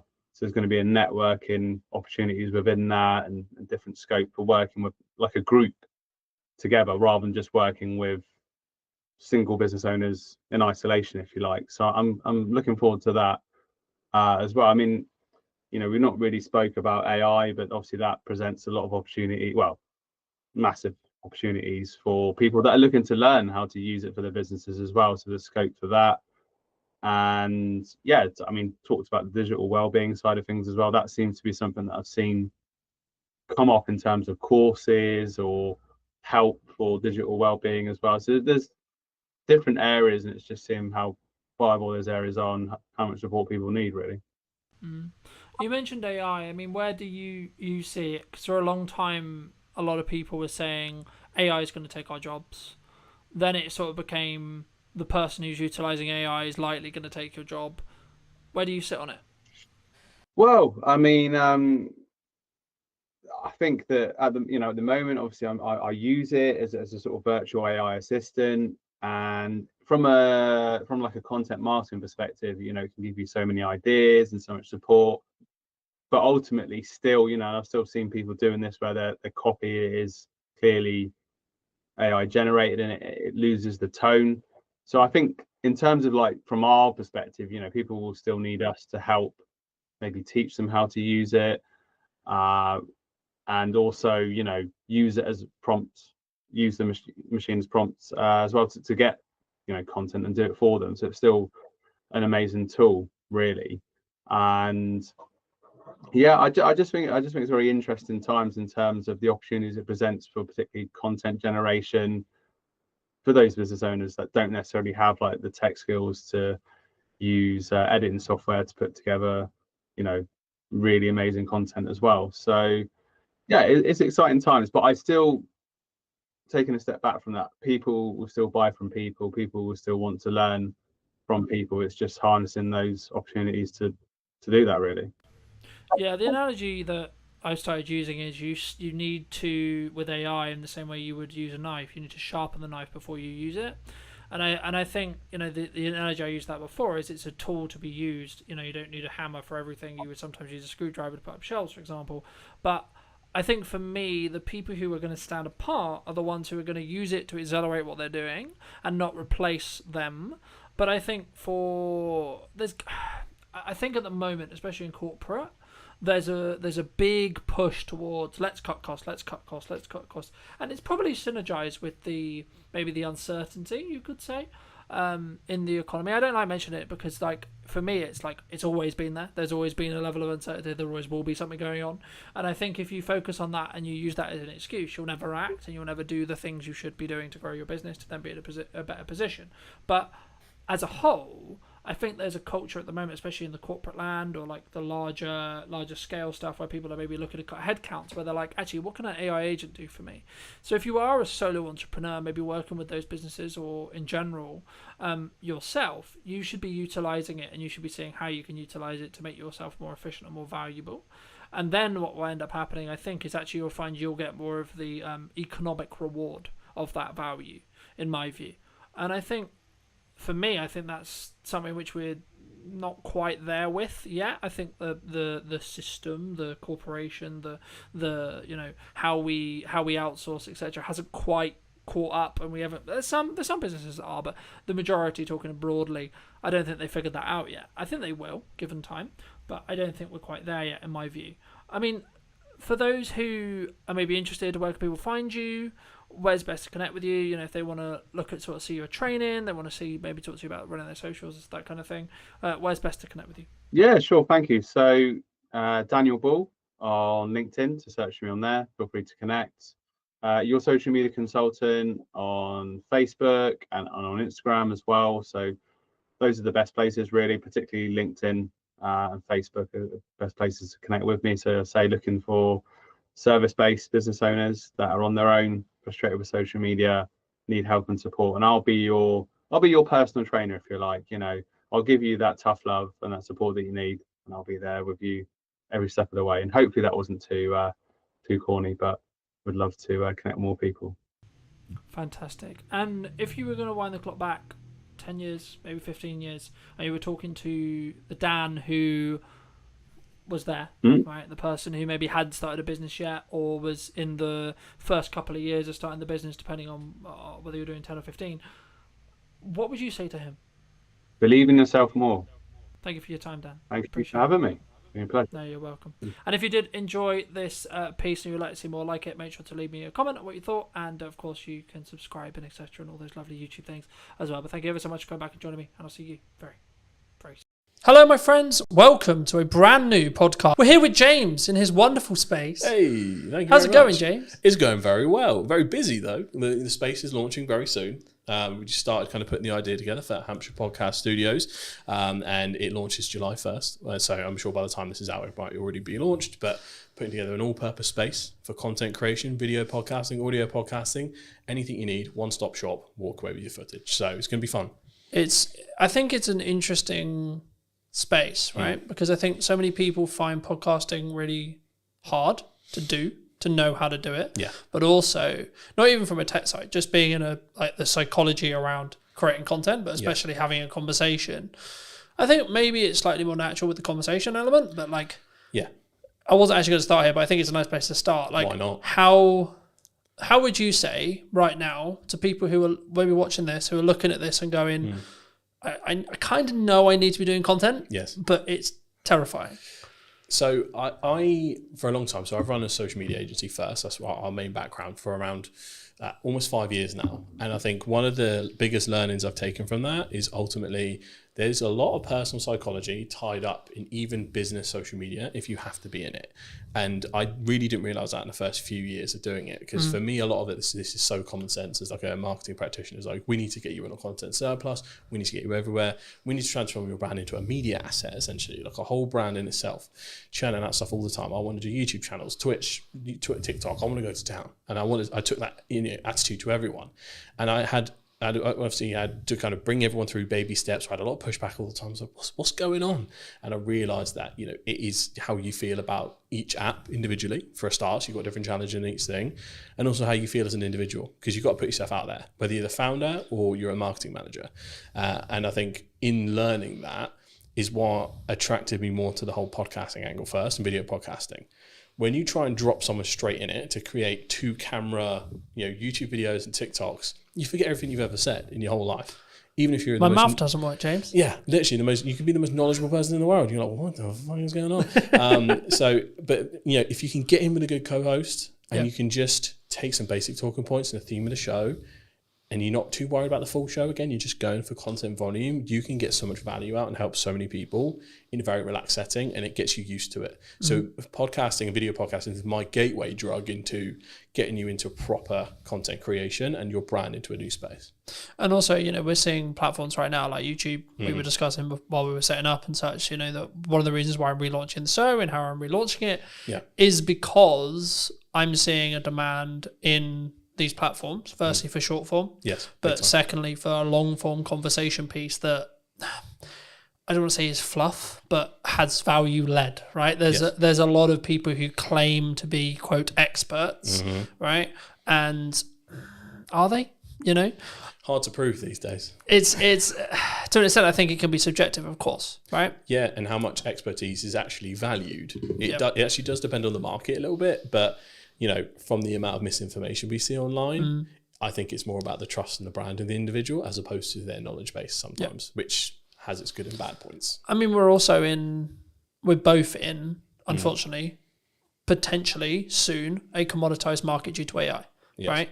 And I think having a podcast, having a conversation, having brand, having personal brand, buzzword, authenticity, buzzword, community, buzzword, right? Is the reason why you'll be in business in 20 years. Yeah. Right. I mean, where do you see AI?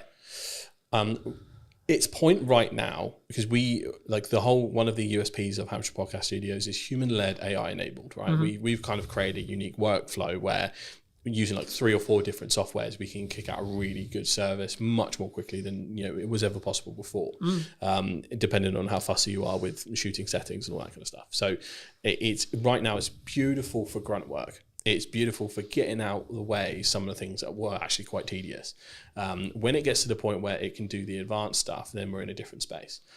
So right now I'm not too afraid of AI, but also one of the reasons I wanted to start the studio itself is so we have, we kind of own the means of production a little bit.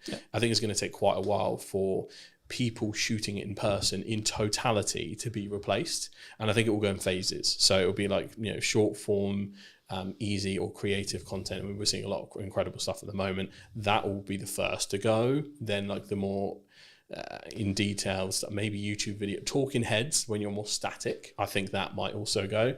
And then eventually it'll be pretty much everything. But we have no idea how long that might take. It could be one of those moves way more quickly than we think in like a 3 to 5 year span, or it could be 10 to 20.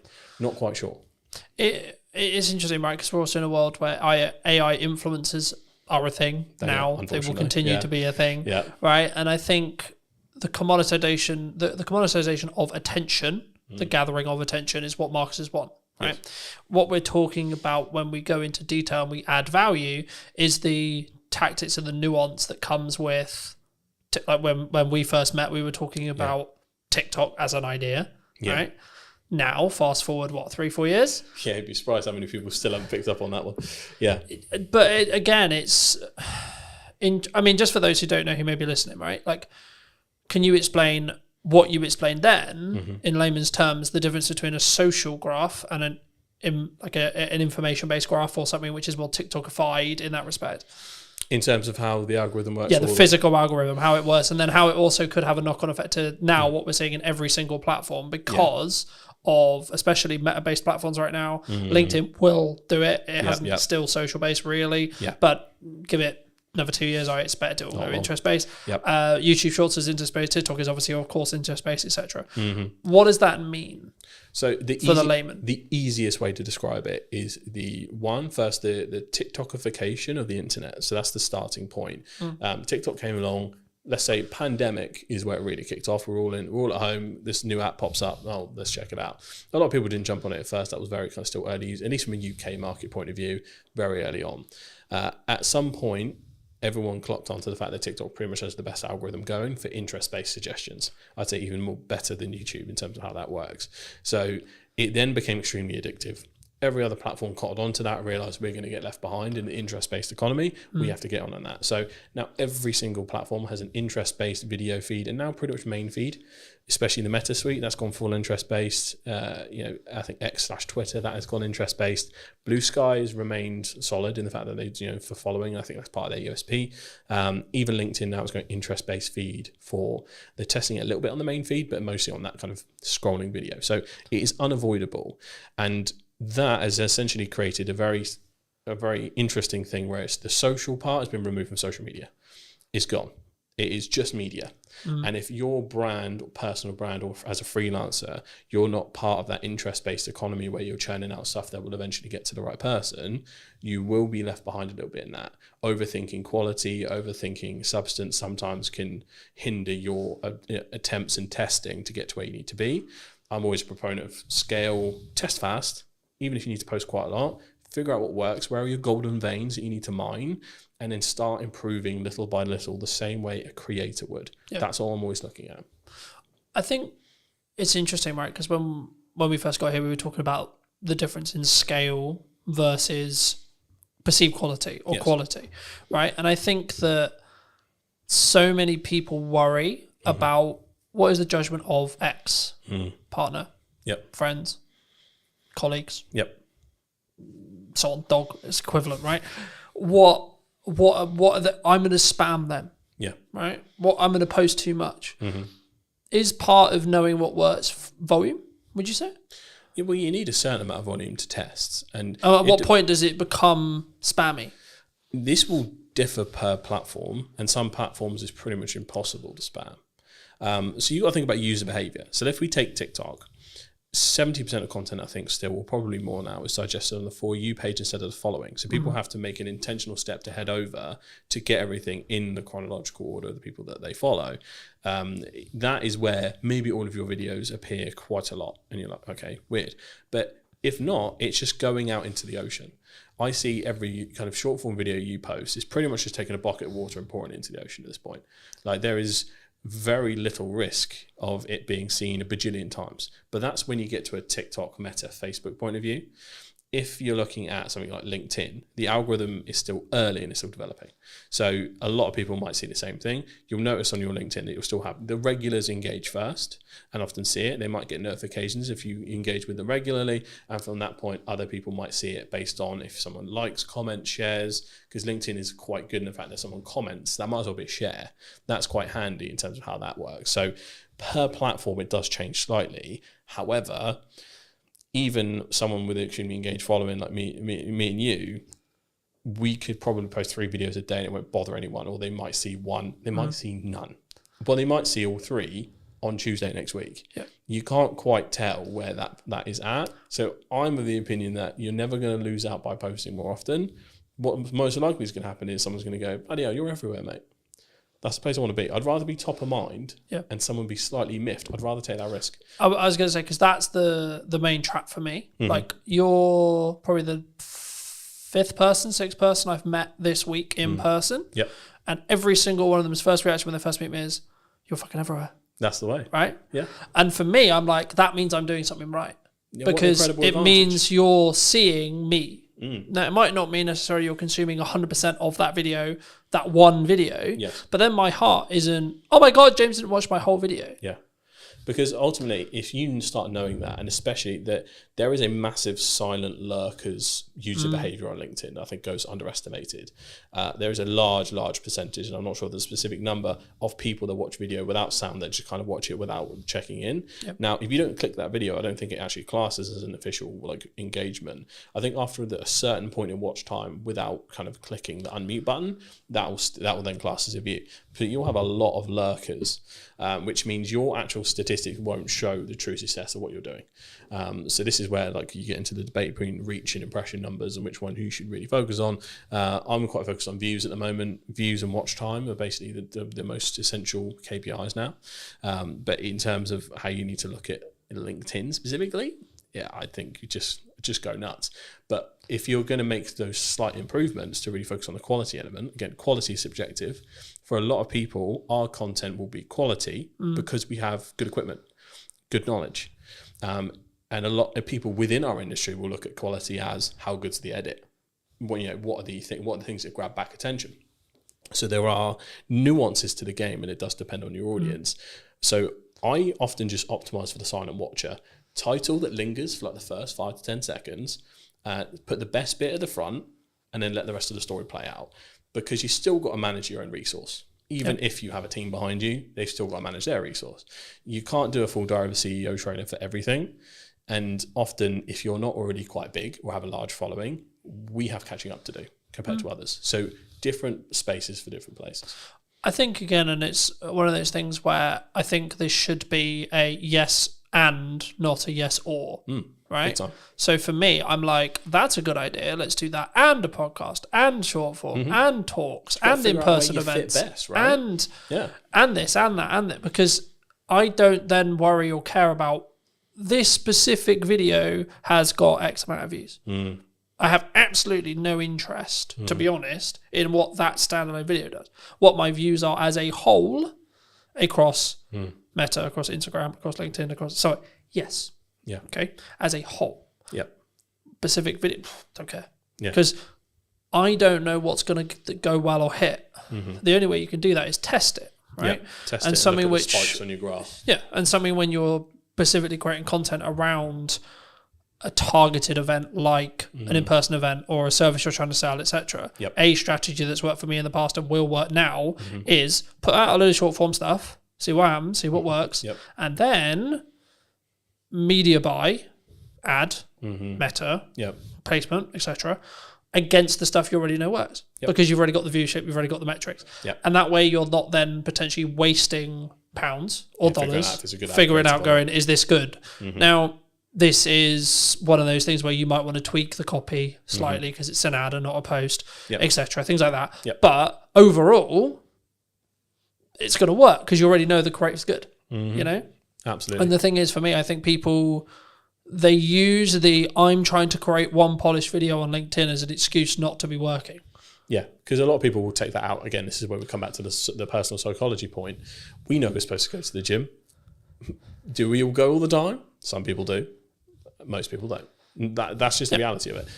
It's Gary Vee that made the point originally. You know, social media is like going to the gym and eating healthily. We're going to relapse. We're going to mess up. We're not going to stay consistent all the time. We're going to have sprints where we kill it and then times where life happens. Yeah.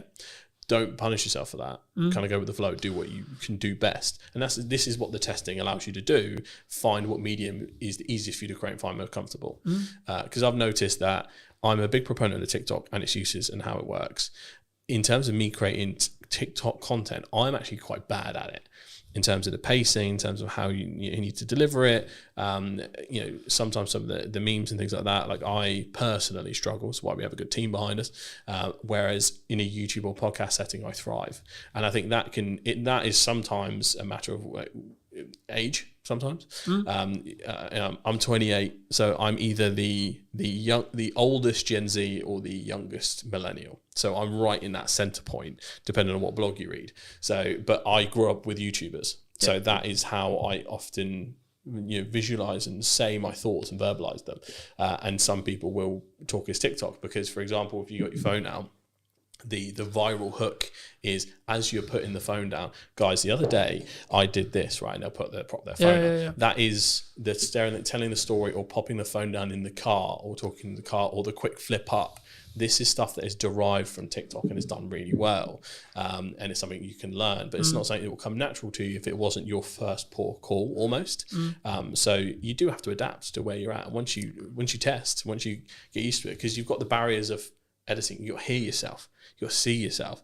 We are so used to it at this point, it doesn't matter. But there was a point in time where we were like, oh my God. Wait, I sound like that? Yeah, literally. What the fuck? Literally. And now, for some reason, it sounds exactly the same to me. But before it sounded so different. Yeah. But there is that hurdle. So I'm very acutely aware, even in a B2B corporate setting at some of the largest companies, if I've got the challenge of bringing a video podcast in or video content, that person has to start from ground zero. Yeah. It does not matter how big that brand is. If we have to use someone, but I deal with £100 million deals, James. Yeah, and then and I go, all right, tell me now, and I put my mouth doesn't work. Who am I? What day is it? Who are you? So it's hard, but you have to practice. Yeah. This is what a lot of brands do have some hubris around it. Like, I'm a big brand, we can do whatever. Yeah, it depends on your presenter. Unless you're going to bring in a professional presenter and pay. But again, should you, from a brand point of view? Because the whole point is I'm talking on camera, right? You need so the same person who sells is the same person who's talking on camera. Homegrown will always win, in my opinion. Homegrown, authentic, buzzword. Homegrown, authentic. We like our buzzwords today. We do. Homegrown, authentic, and just, I think, not tied to perfection is probably the best piece of advice I can give when it comes to corporate content. Yeah. Like something completely unedited, probably similar to how this podcast is going to be, flows nicely. You can tell it's genuine. Their corporate trust is at an all-time low as is. You know, if you are going out with something ultra polished that's over the top, you brought a TV presenter in, good luck relating to anyone, right? It is that kind of equation. So yeah, factor that in. If you're the biggest brand or just starting, both people are kind of in the same place. Yeah. And if you are starting, I think you'll pick up things, right? Like I've noticed, you may have noticed it in the show. I didn't piss around at the start. No. You know, it was you bang, this is who I am talking to. This is what's going on. Bang, we're talking to James. Cool. Straight in, right? That's only because I'm used to doing long form content on YouTube. I've been doing it like 2 years, consistently for 2 years now. Yeah, because a lot of people don't realise the first 10 seconds is the new thumbnail. That auto plays as soon as you hover over the video. Yeah. So if you don't get straight into it, well, you've lost someone, and I know how the YouTube algorithm will work in the respect to, right, if someone sits and watches it for 10 minutes and is interested in this conversation, they're gonna then be then the video, the big podcast will be served to a larger set of people, and then so on. That's how stuff goes viral, right? Same with short form, but on a more narrow basis. The key, I mean, like, okay, we're probably at the point where people, if they're going to click off, they're going to click off. Hey, happy days. Yeah. So let's give people a bit of a history lesson on you, right? I mean, when we first met, you were not running this. You were running what, from my understanding, was a basically fully serviced social media company that helped B2B brands think like creators. Yes. In Crux, right? Yes. Okay, what happened? How did you get here? How did you start there, and then how did you get here? So it was really interesting. So the official journey was, scroll all the way back, lockdown, I think 2021 or 2022, is somewhere in that range. We all start working from home, you know, weird day for us. We think we're going to be back next week. Oh boy, did we mess that one up. So we were there, and I realized that, you know, I felt like I was outgrowing the place I was at, to put it that way. And I was like, I could probably do this. So got an ad up on Fiverr, and for a month it kind of did nothing. Had no idea what I was doing. I came from an advertising marketing background, 4+ years in that, working in-house and agency side. So I had all of the knowledge to bring. It was just a case of how do I business? I had no idea. So that ad basically did nothing for like a month, and then suddenly it put me in this like featured creators section. So I had a lucky break there. Most people don't admit their luck, folks. That's how it happened. And then from there, I got my first client, and then got my second client through Fiverr. I got my third. That pretty much got me to the point where it was around what I was earning, and I just went, see ya, and then I took a risk from there. And then from there, it started to just me. One person, two person, third person, ended up kind of, as we're going along the scene, working with the likes of the University of Southampton, Barclays Eagle Labs, American Express, Global Business Travel, people like that, over that 4-year period, almost 5 years. And it grew very fast, very quick. Didn't know how to business. So from that point, it was a tricky thing to navigate. And eventually I was just like, this is also isn't making me happy. We grew way too fast. Way too much pressure, navigating contracts, chasing people that hadn't paid. It was that essentially, and overspending too. We had office space at the time because I was in my head, and I think a lot of people's minds, we still had the path to return to normal. So I was spending a lot on a hybrid office space to go, come in if you want, you don't have to, but we have a space where you can still be creative, we can collaborate.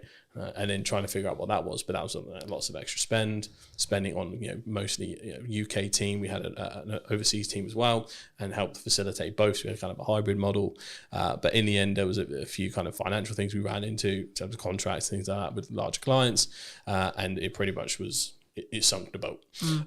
But I then kind of took some time away because it also happened at the same time as some personal losses. So I was very anti-work for like at least a year or two, I'd say. I was in the mindset of like, why do we do this? reading Buddhist scripture. You know how it gets. He I'm was going to like, go mountain, man. Yeah, literally, I was just like, bro, I should be. I'm going to vibe out. Yeah, I it's should all be good. out in the field. I was, you know, when you get into watching like Outdoor Boys on YouTube, and you're just like, oh. Show me the jungle, man. Show me the jungle. Yeah. I was just like, dump me somewhere in the middle of nowhere. I know how to survive now. I watch your YouTube video. I can make fire because I watched it on YouTube. Man, make fire. So I was in that zone for ages. But then, you know, I rebranded, created a new agency with a different spin on it called Straw Hat Social.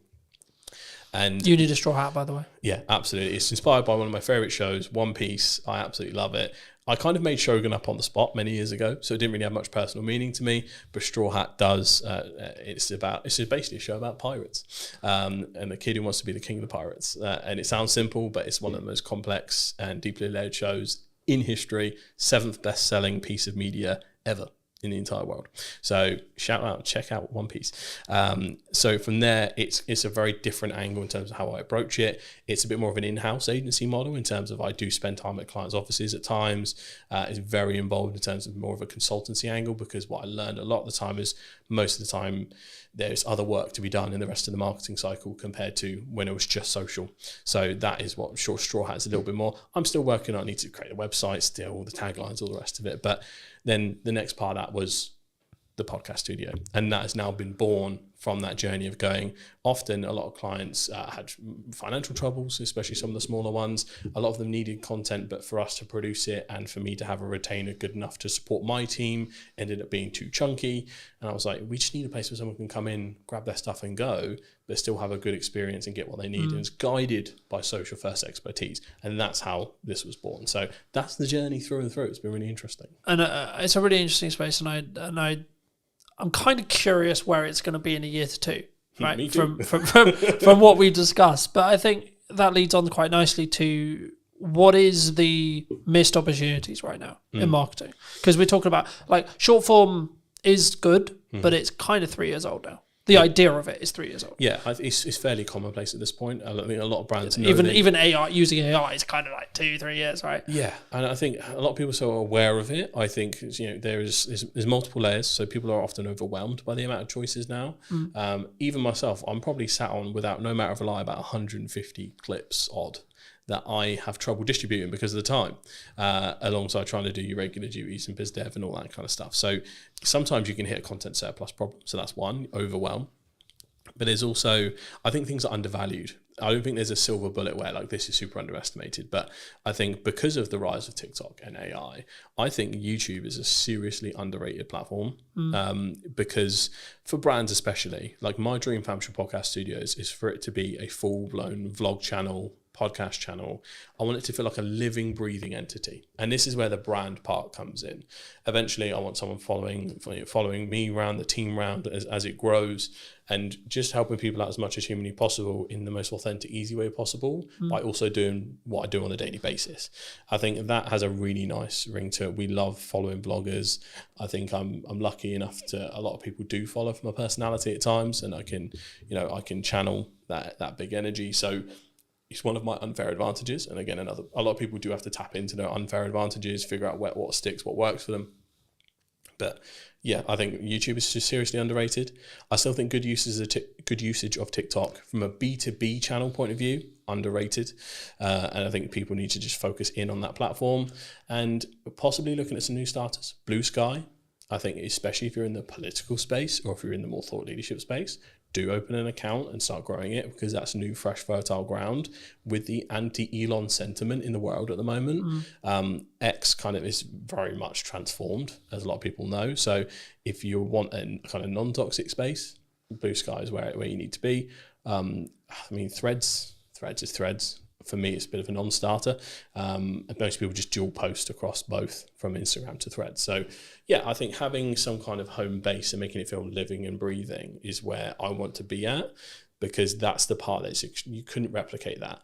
I mean, you'd have to go through years and years of stuff and spend lots of time dedicating to prompt engineering to really get almost a sitcom. And this is how I explain this to a lot of big brands. Like, there's so much interwoven intricacies in brands that grow so big.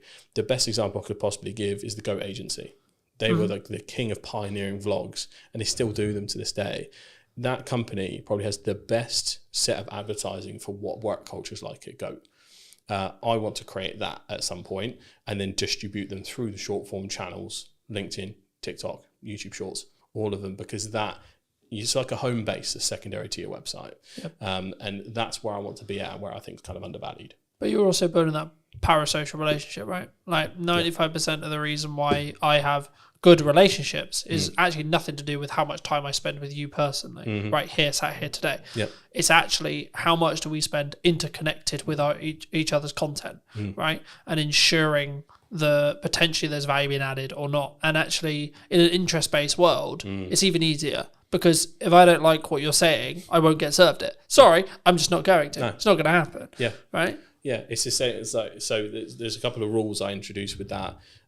Does it go through the Holy Trinity? Does it educate, inspire, or entertain? If it's not one of those three, don't bother. People's time, they'll be gone. And then the second one, act as the audience. Yeah. But you gotta be so brutal about your stuff. Like, would I have been hooked? Would I have scrolled? You got around 2-3 seconds max. We're looking at organic. You have to be better ultimately, and just post. But you don't have to be better straight away. Oh God, no. Right, that's I think the key there, because I think when you say that, people will be like, "Oh fuck it, why do I even bother?" You can your quality can be shite and your content can be shite, but you can still get really good at hooks. Yeah. I don't underestimate what you can do on a phone. Yeah, we specifically basically only use vlogging cameras because one, it's like for client stuff, because we only make social content usually, it's that perfect middle ground between high-end premium or like cinema line cameras and slightly better than a phone, so you can tell it's like made for purpose for a certain piece of content and has that slightly uplifted thing. Because sometimes if you go too far, if the camera's quality is too nice, sometimes people think it's an ad. Yeah. And I think that is a very subconscious, like you're trained to scroll really quickly. Yeah, the only time I would say that that's not true is if you're selling video production. Big time. Right, well, if you're selling, if your product is, this is how good it sounds. Right, you can have off days, you can have bad environments, etc., whatever. The value of the content is what actually matters at the end of the day. Yeah. But on an average, if you're selling something that looks and sounds good, every video should look and fucking sound good. Yeah, yeah, definitely an exception for your business. Excluding that, absolutely doesn't matter. Yeah, I think one of my favorite success stories from when we were doing work is we worked with a company called Skill Scaffolding, shout out to Skill Scaffolding, who wanted help starting their TikTok up, and what we did was kind of mic up the boys and did it in a vlog style. They just explained what they were doing, out and about on jobs. We did a tour around the site. Mate, I think we got millions of views from that. It was in the first 3 months. Like, there was a real appetite for industries that you wouldn't think so. Construction, massive. If there is a construction company out there listening right now, you need a TikTok account, you need a YouTube account, and you need to go hard. I couldn't believe how much people were like, because it basically is all the boys that got home from work, like, oh, is he using a fucking 380D, or like, you can't be doing that, you got to wrap this up a different way. So there was the positives and the negatives of like going, oh, I would have done it that way. But there was this, like, again, that parasocial relationship there, even from the actions they were taking, because they were like, I do that at work too. That representation of something they didn't see before, I think is massive. And I think a lot of companies, I think they're too boring to do stuff like that. Are probably I can't do that. I'm an accountant, James. I think the accountants could absolutely do it. Like, it would be so funny to have like a funny accountants podcast or like just a vlog at the accountant's office. And the whole hook is, I'm going to prove to you that accountants aren't boring. And then you just show the work day.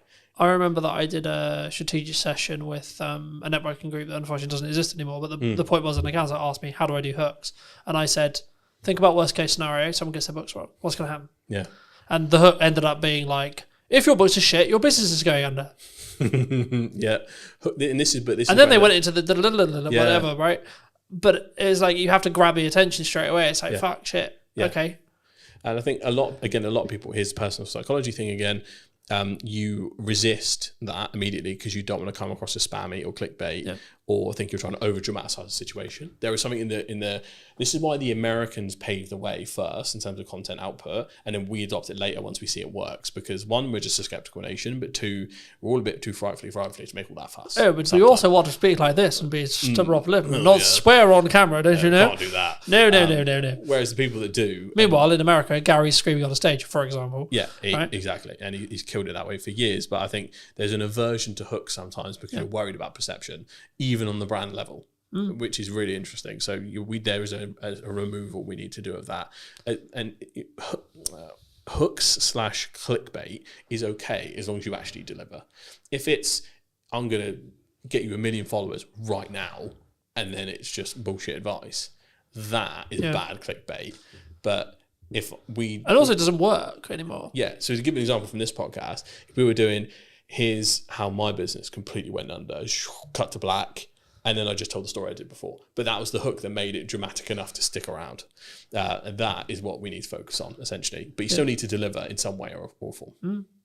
I mean, the next thing I was going to ask you is about like fear related to AI, fear related, but I think it's actually about fear of being replaced in content or in jobs in general. I mean, do you see, in the people you speak to, your circles, etc., do you see people scared of AI? Are people like, okay, we're game over here, boys? Yeah, a little bit. I think especially when it comes to, because you can kind of see what's on the chopping block first a little bit in terms of, one, there's company memos going out all over the place. I think the Shopify CEO was like, before we put any new hires out, double check that an AI agent can't do this. So from a leadership level, there is definitely a ruthlessness that is kind of starting a little bit, where cost cutting is becoming the norm, especially in the economy we're in. It's a very risky place to be. So there's a political sentiment and a fear-based sentiment from the top. So that's not good. The leadership shouldn't be thinking that way in general. It should be to enhance every employee, not to replace employee or new hires. So that's a start from large companies that contribute. The second point is looking at, you can tell some areas are getting good fast. For instance, creating fantasy content from scratch with video. Is Google's tool VO? Is it? VO3. VO3. Yeah. I've been entranced with watching like the Yeti and Bigfoot vlogs on TikTok, which sound insane, but like I've never seen. I watched one the other day where Bigfoot was working for the cartel, like dropping drugs in the rainforest, and it's just like we are here, and they are really funny. But you don't sit there and go, "Well, that happened. That's real," because it's Bigfoot dropping drugs in a and I think jungle, right? I think that's why it's fairly accepted, because like it's received really positively, because it's a whole fantasy thing. It's clearly AI labeled, and it's using AI in a way that's funny and not scary. But if you try to then, let's say if you took an audio podcast and then transcribe this but put us in a fake studio and everything else like that, I don't think that'd be received very well at all, because that is just a perceived thing of, right, you've removed the cameraman, you've removed this, you remove that, you're cutting the humanity out of a humanizing process.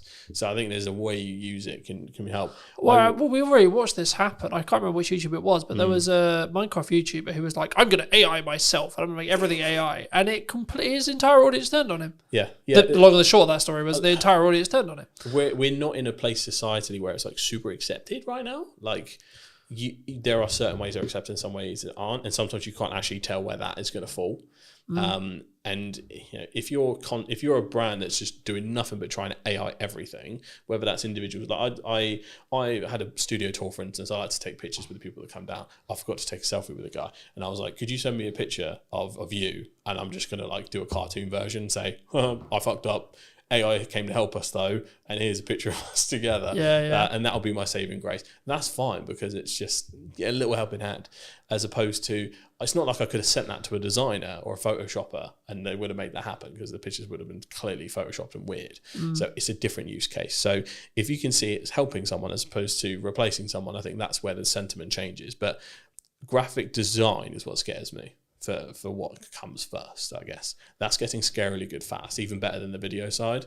In terms of prompt engineering, if you can get that right, it's like, ooh, that's a bit mad. But I'm mainly worried for entry-level positions, because a lot of the things you have to learn, a lot of the grunt work you do would be the base level edits, will be your standard graphics. It'll be like, that's where you learn your trade. And that's what worries me, because I know that big companies will try and cut that out fast. But is there the counter argument, I guess, to that is, you could be valuable to a company that isn't leveraging AI by teaching them how to use AI to do that thing. Absolutely. There is, chaos is a ladder. There is an abundance of opportunity that comes from this uncertainty, this change and all that stuff. But this depends on whether you're looking at it from an individual solution or a societal solution. I'm always looking at it from, I could probably spin up a course tomorrow talking about how we can introduce it to your business, and this is how you don't get left behind and all this. Morally, for me, I'm like, I can't do that, because I want to look at the societal solution of how do we get AI to help us and not replace people that sometimes you just want a job. Like, I don't want to have to live in a world where we all have to be Hustlers. bombastic entrepreneurs and hustlers, Yeah. because it is not feasible to live in a society where everyone does that. No. There was a fascinating podcast, Diver CEO, the debate between a guy called Gary Stevenson and Daniel Priestley.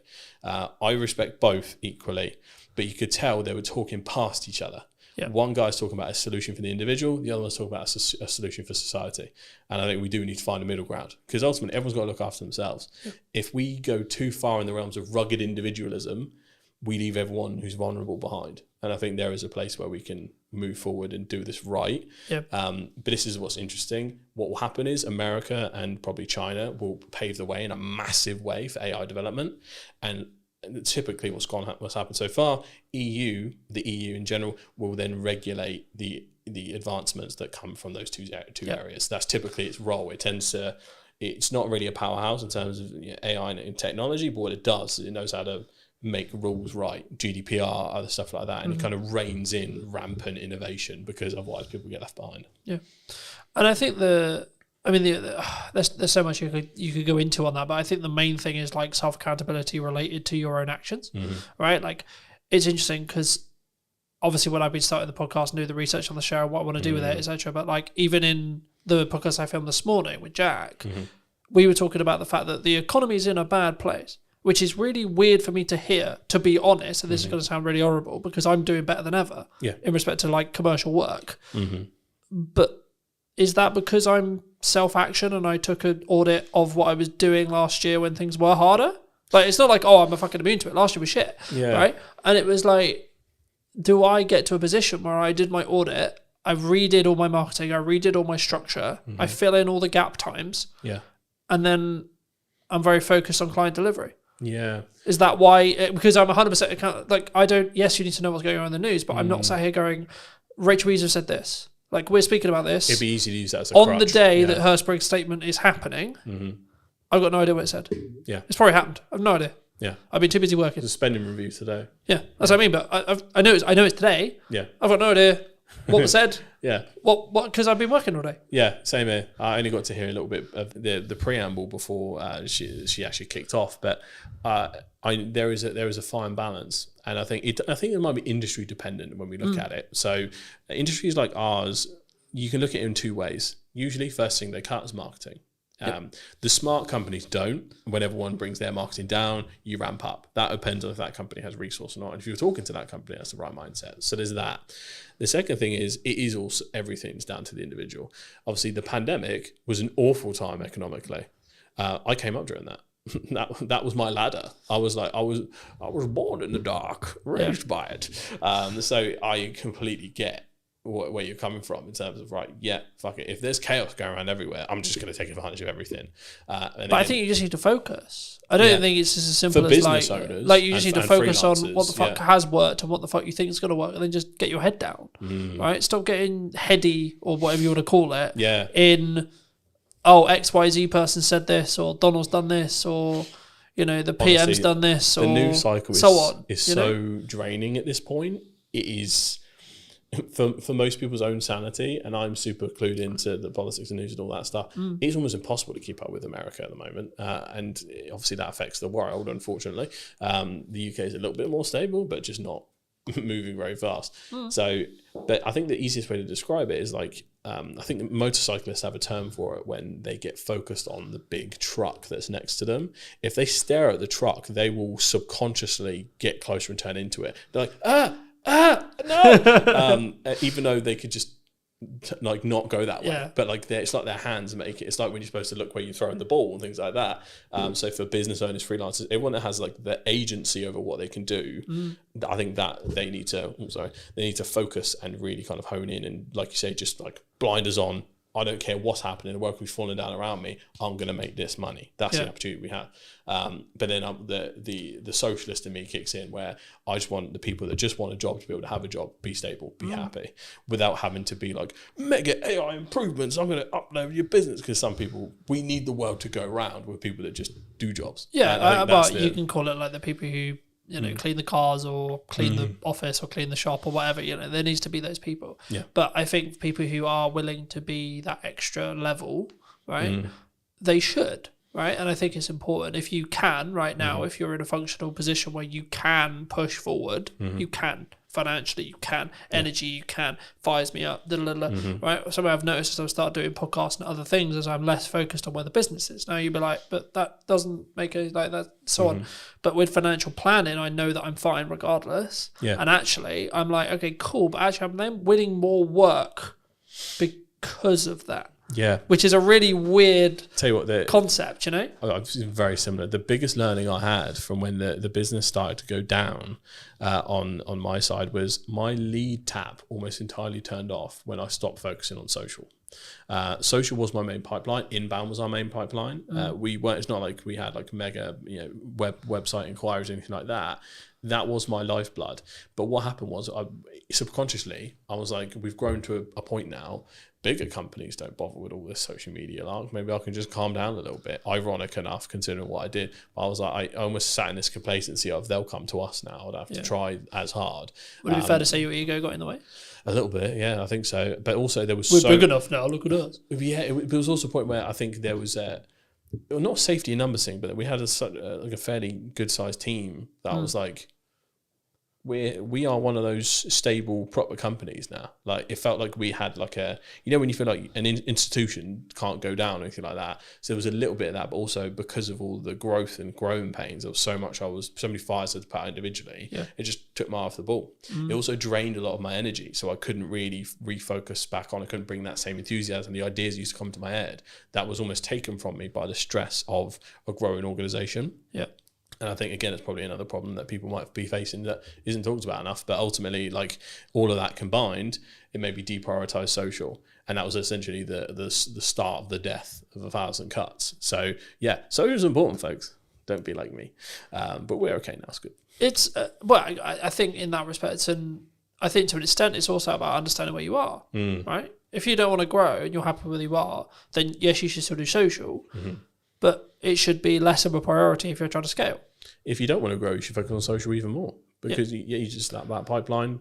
You want it stuck there for whenever you need something. Just pluck something out of it, like a box of toys. And also, you don't know what projects are going to come from those connections, from those ideas, from those things. Nearly everything that I do now has come from a pipe idea that has happened while I'm asleep, while I'm there. The concept of the new format of the show. It will sometimes be remote, sometimes hybrid, sometimes on location, etc. That came from downtime. That came from me thinking, right, okay, I'm doing this on social, I'm good with this, but what about this? Yeah. The same with the AI workshop. And the content creation workshop I'm working on at the moment, right? Same thing. It was like, okay, cool, that makes sense. There's demand for that potentially, right? Needs marketing, cool, fab, cool. And the same thing, and I know you want to talk a little bit about live streaming. Where's live streaming fit into this then?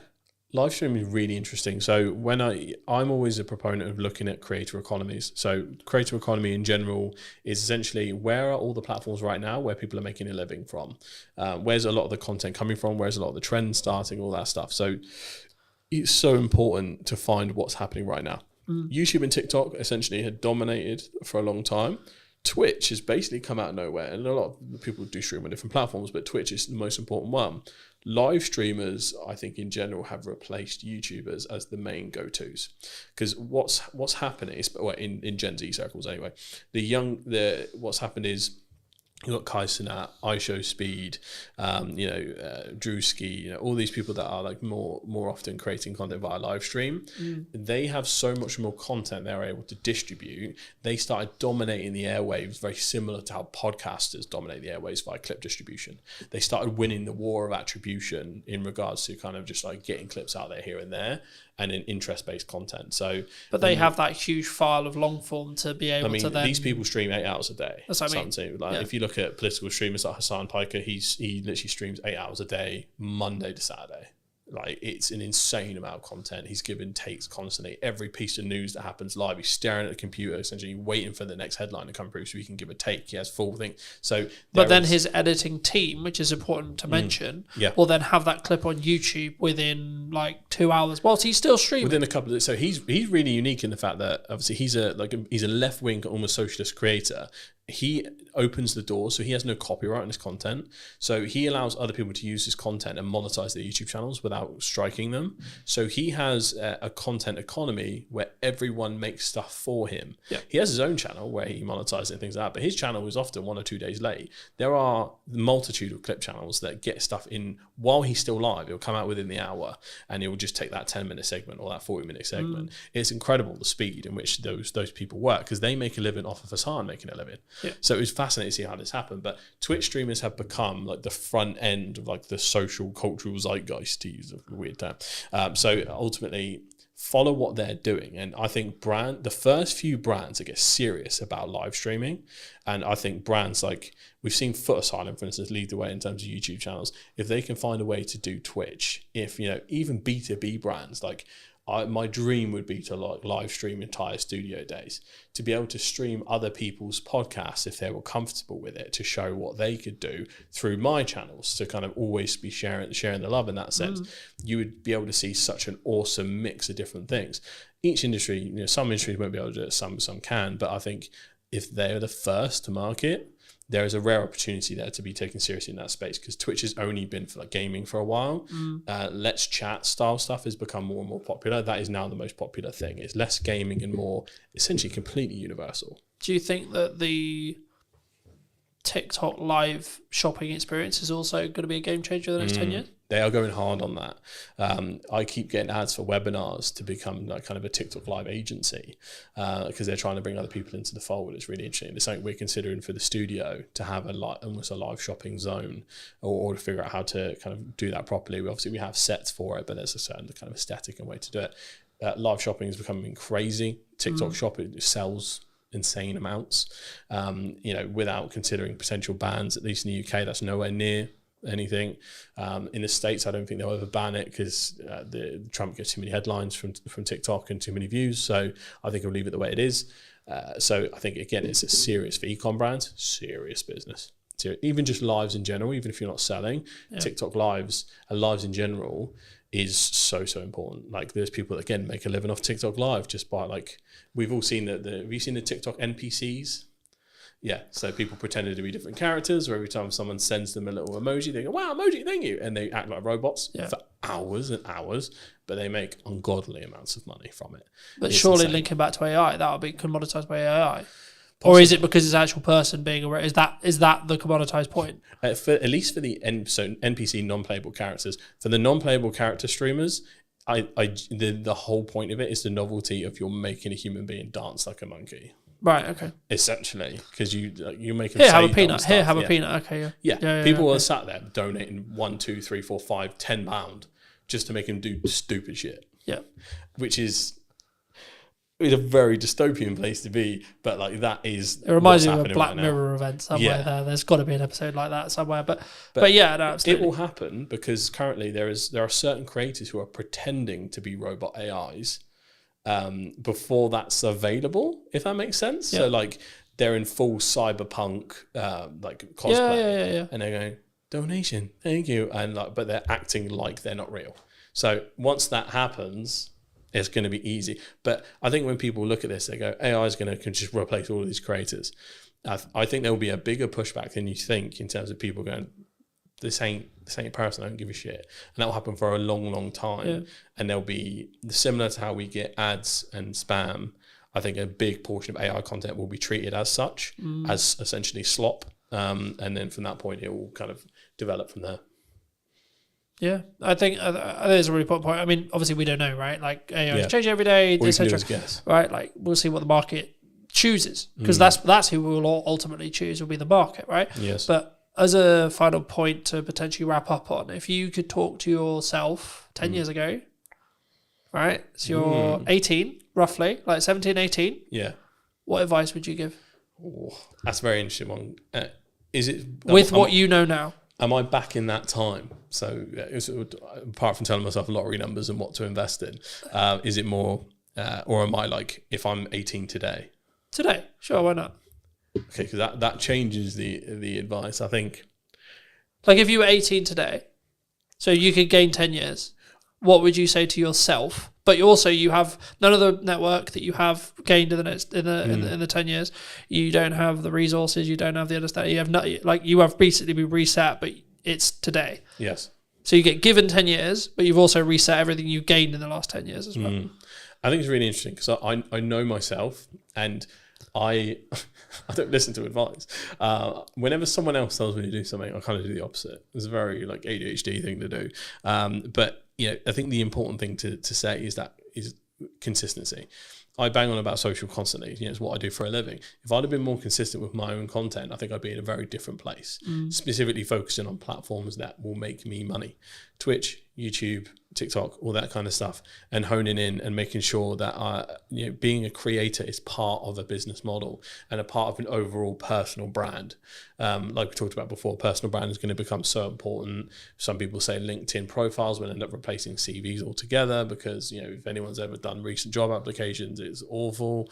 It's very much how you get around it and get knowledgeable and letting the people know who you are. It's all going to be knowing who you are. So the game of contacts and black book has evolved to online. So if you are starting with no contacts today, it's probably the best point in time you could ever start for that kind of thing. But you have to have a clear strategy and try and conquer the fear of feeling like you don't know enough straight away. You can learn so much from the resources we have available on YouTube and things like that. Not to say you can become an expert, but you can learn enough to help someone else off your own back via online courses, YouTube channels, pretty much immediately. And all you have to do is just try and help people no matter what industry you're in.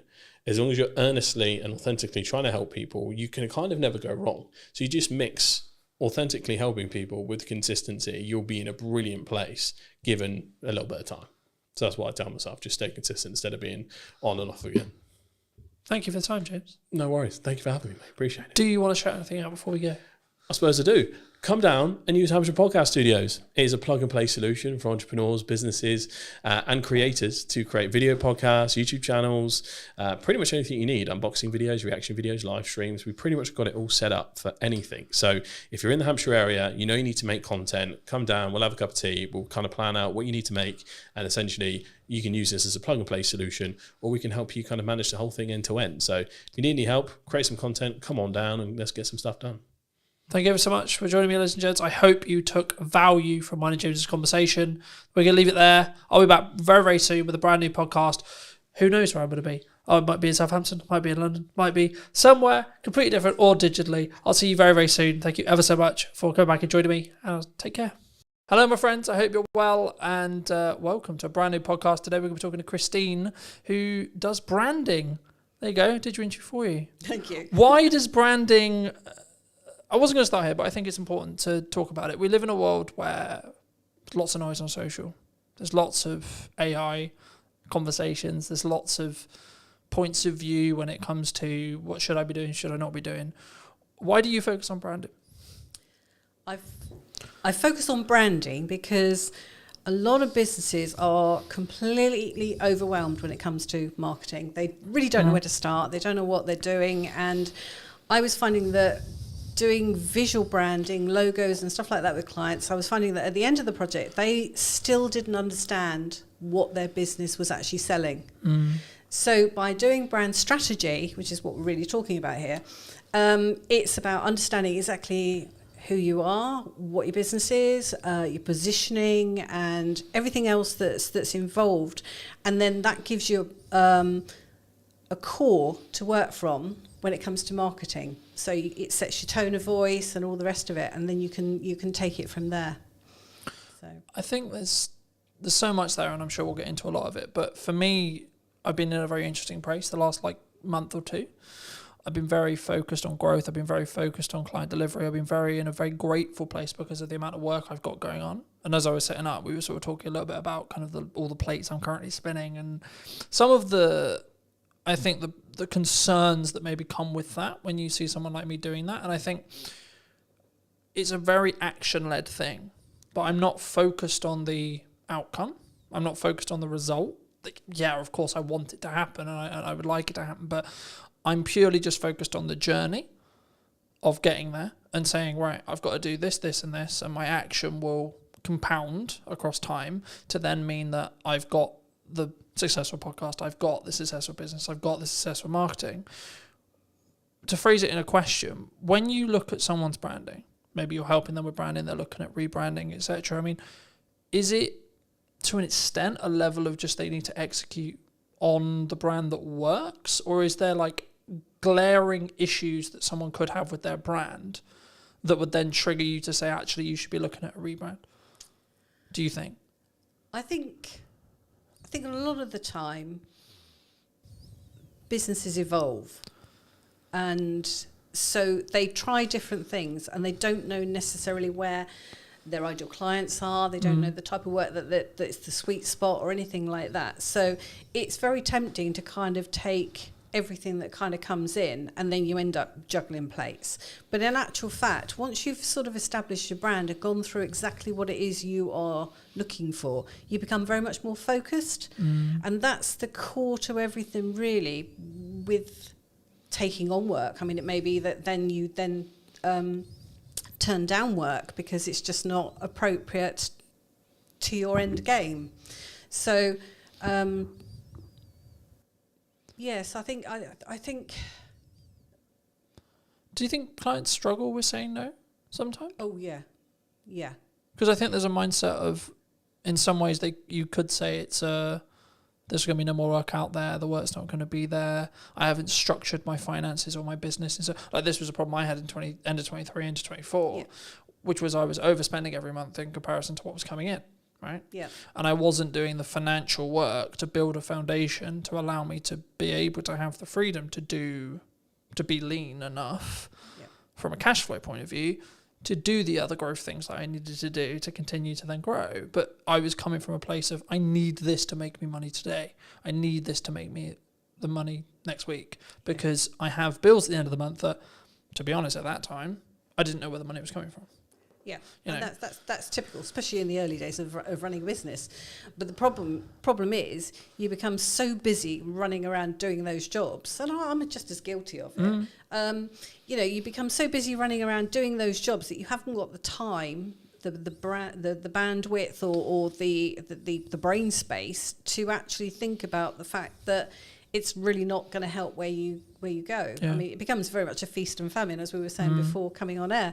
That you spend all your time running around, and you don't set up the next work and things. It's just not top of mind.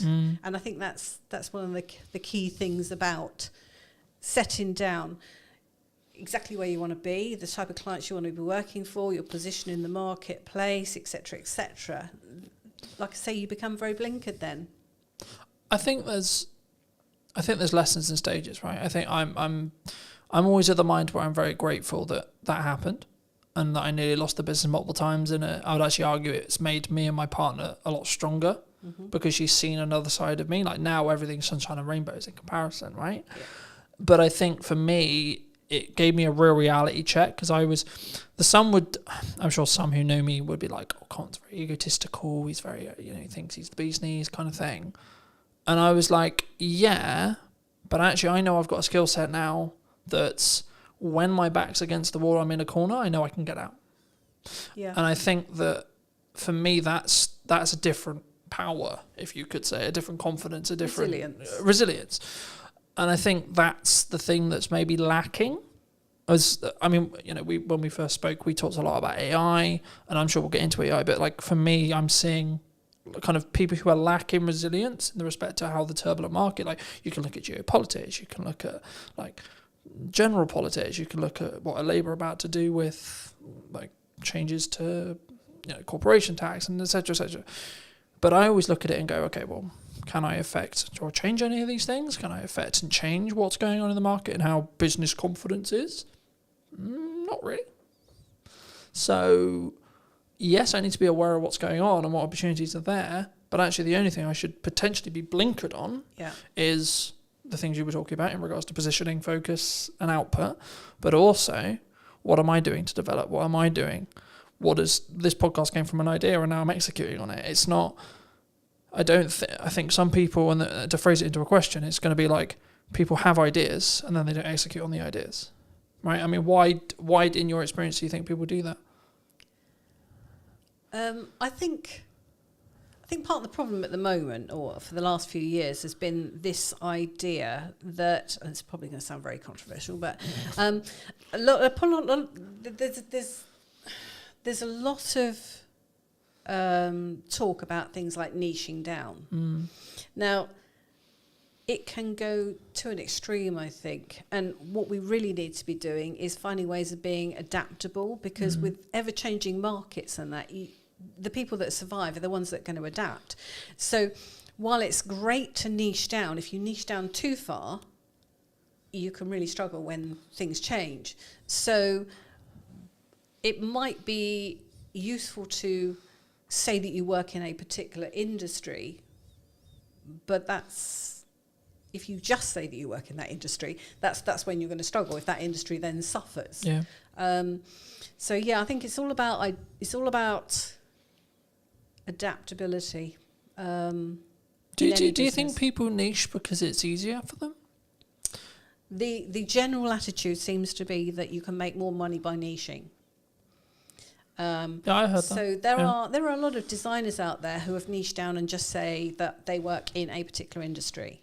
Now, I don't do that. I have worked in certain industries and I can push those if I wanted to. But for me, if I was to niche down too much, I'd be bored out of my brain, because, the same challenges come across all industries generally.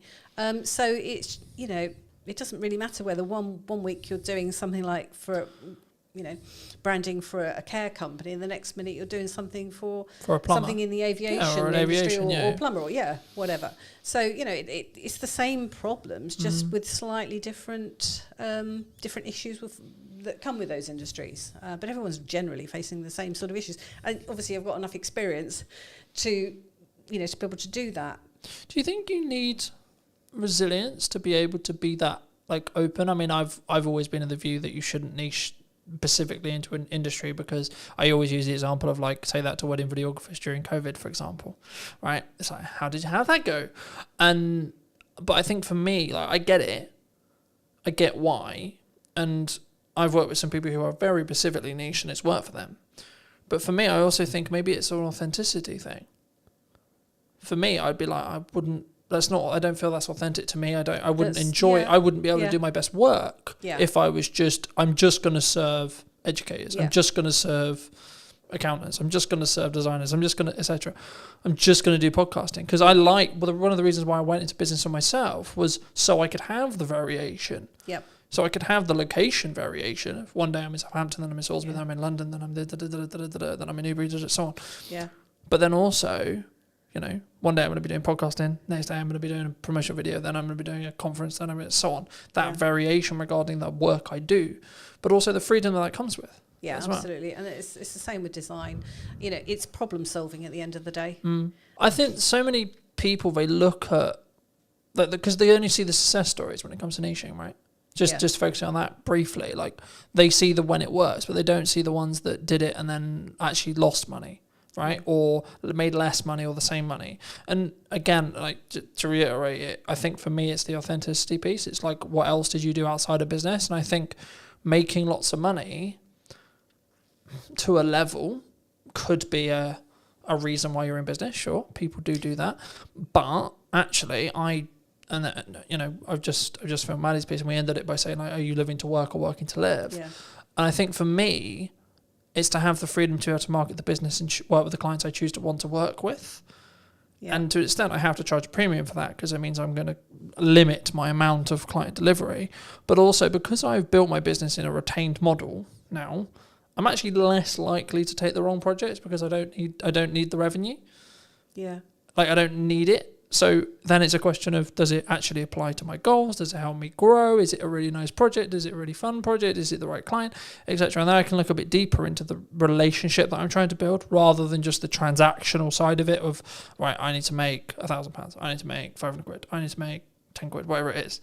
And I think sometimes how do you look at it from when you are approached to do some project work?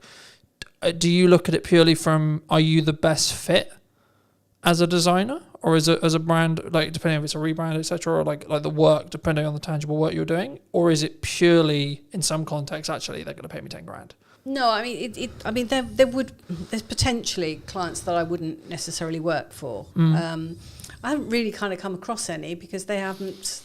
That's not the kind of client that would necessarily approach me. But if I don't think that I'm the best fit for it because I don't understand what they're doing or whatever, or just didn't get on with the people. Because at the end of the day, when you're working with someone, particularly with branding, I mean, brand strategy, the general consensus is probably that, if you're doing it, it's a case of you hand it over to someone to do. I don't work like that at all. For me, it is very much a case of I work with you. And the more involvement you have, the more you will get out of it. So it is a two-way partnership. And I'm basically facilitating it.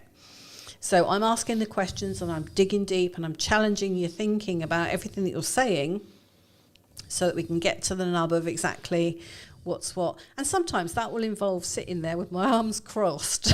I've done this before, where I'm not getting anything from someone. So it's a case of, actually, sell me what you're saying, because I don't get it.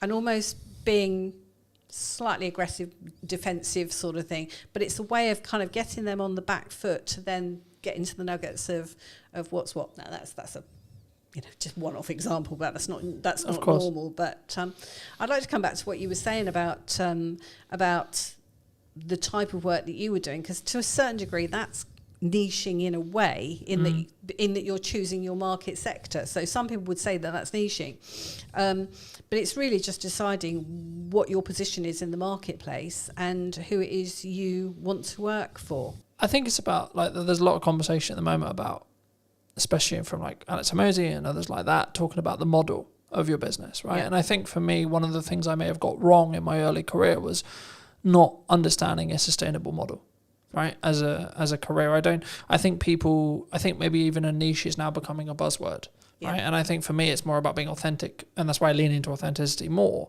because it's about, for me, saying, is this the right client? Right? I can personally work with them, like tangibly, can I talk to them if things go wrong? Are we going to be able to work through those? And then B, more importantly, can I actually add value to that client?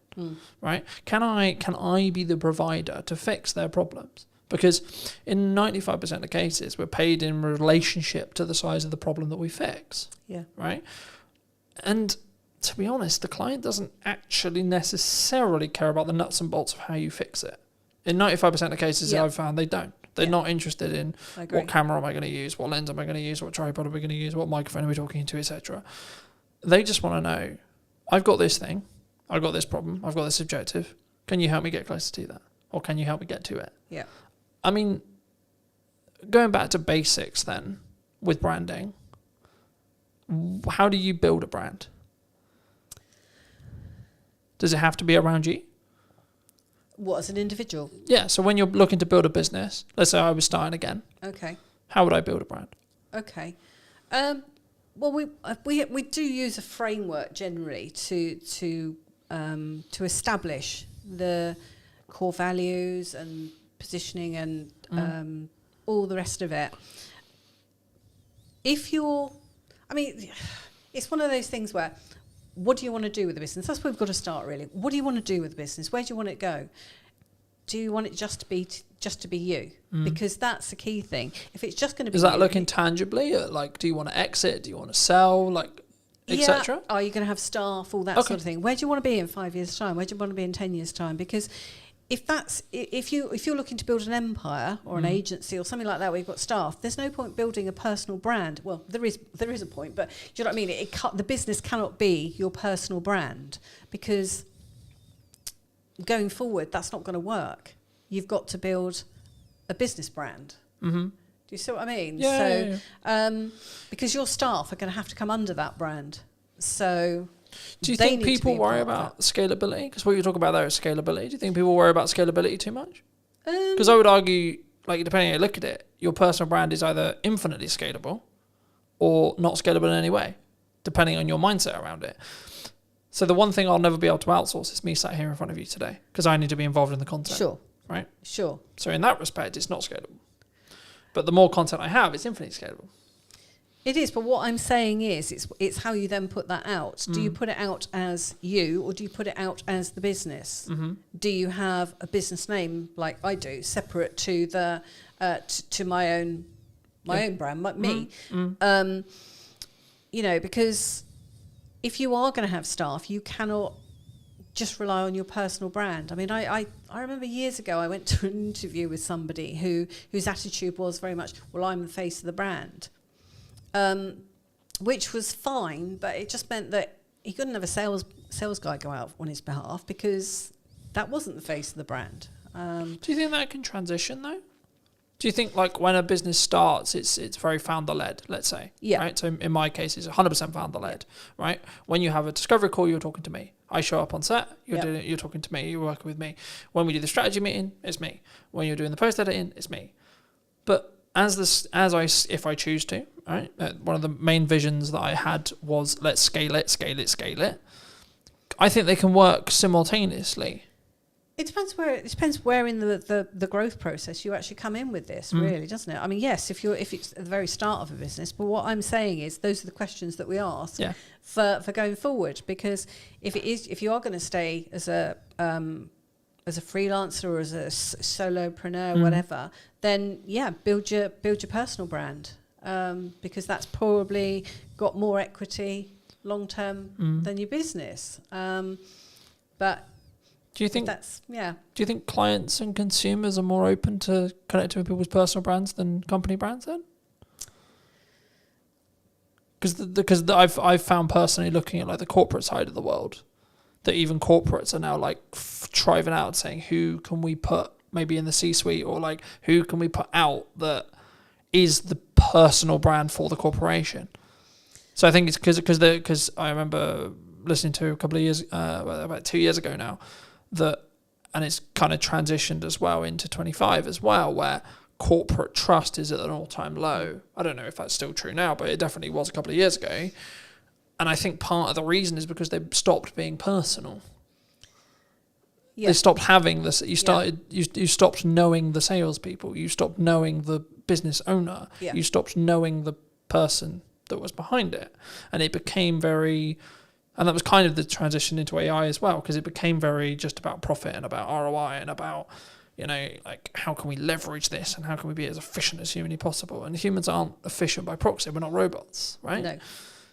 But I guess to phrase it into a question, I mean, do you think that looking at the larger scale, or maybe with the corporate world, because like our unique selling proposition to smaller business owners is we can be personal, we can be me, right? Because that's what we sell. That's we're not scalable by proxy, by deliberate. Do you think corporates should be looking at personalizing their business brands? What happens when the person leaves? If it's a person, if they've moved company, then what? What is that person putting out? Are they putting out stuff that's on brand with the company's policies, or are they putting out stuff that's completely random, and at odds with it? It's difficult, isn't it? Yes, a difficult one. Yeah, I think there's pros and cons. I think there's risks like anything when it comes to that. But I think that maybe the medium-sized companies that may be listening to this, or the larger companies that listen to this, I think you have to make that decision, and then you have to commit to it for a period of time. Yeah.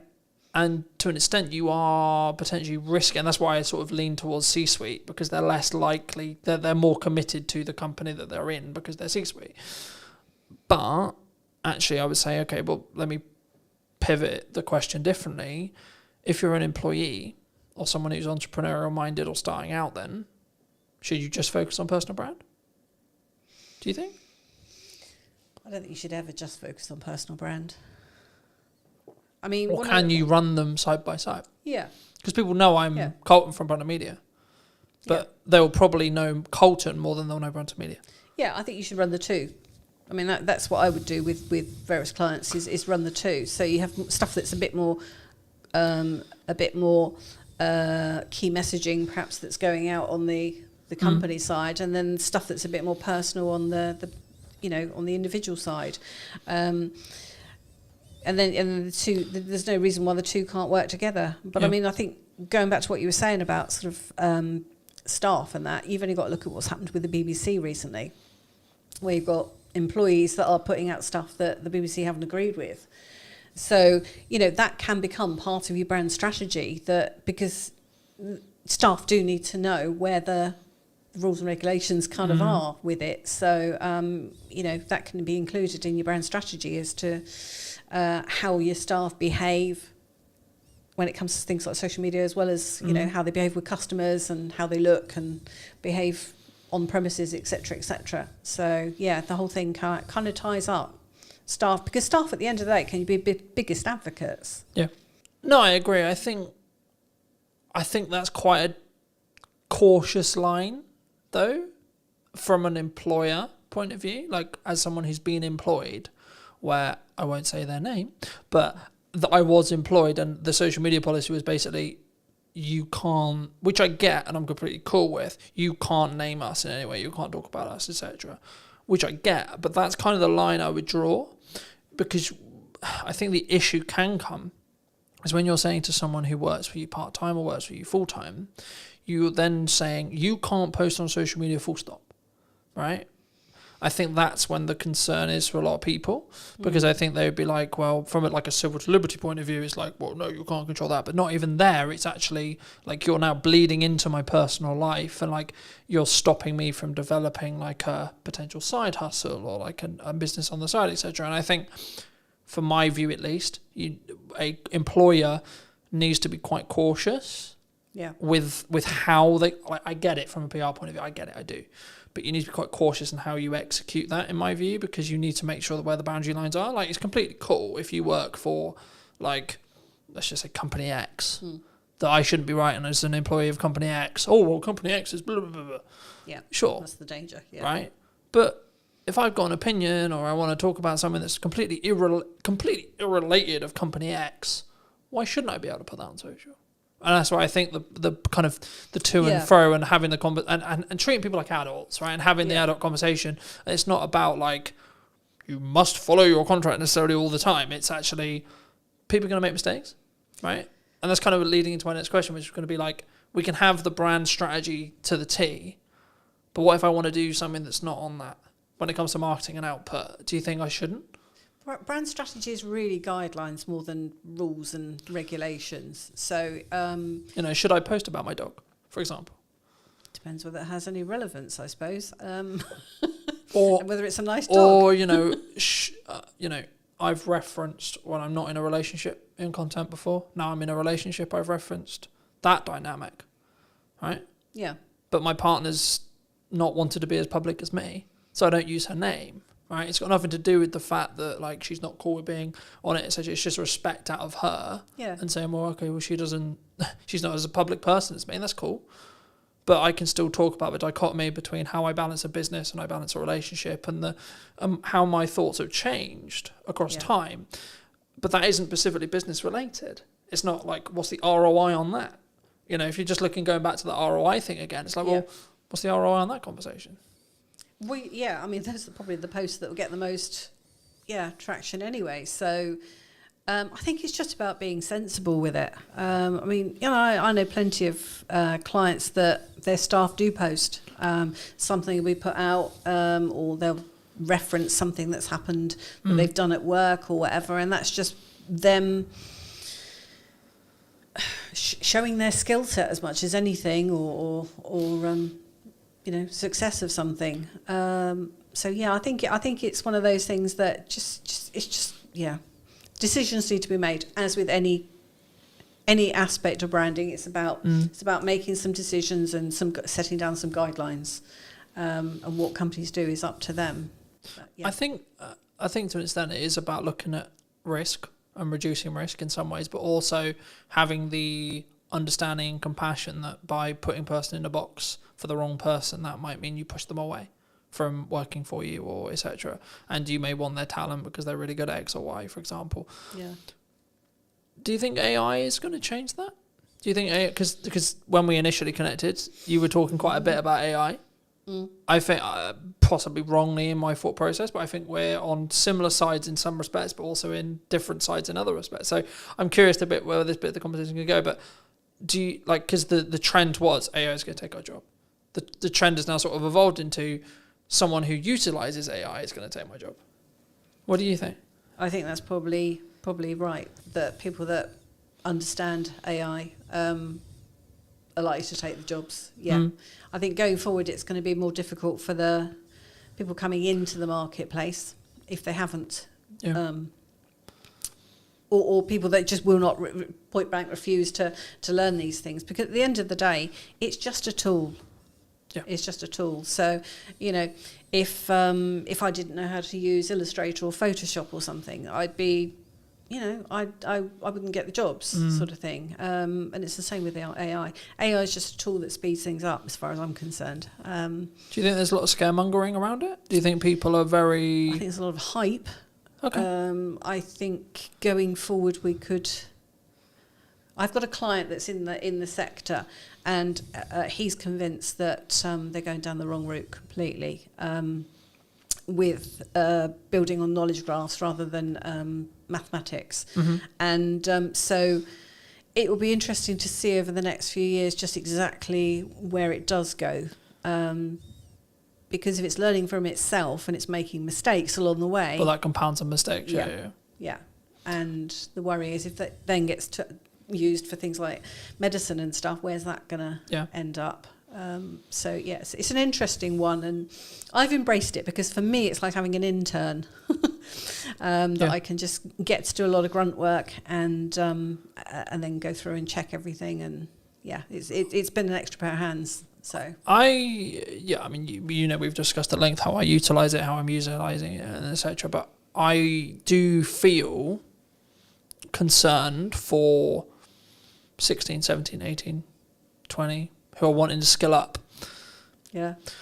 Because the entry-level jobs will be done by a robot, whether that's AI, whether that's a physical robot that's being run by an AI, or whether that's a self-service checkout that has AI features built into it, etc. Like, we can machine learn it, all these they're kind of buzzwordy. They're actually ways of describing the inside tech. Yeah. In reality, it's technology taking and making stuff more efficient. That's actually what we're talking about.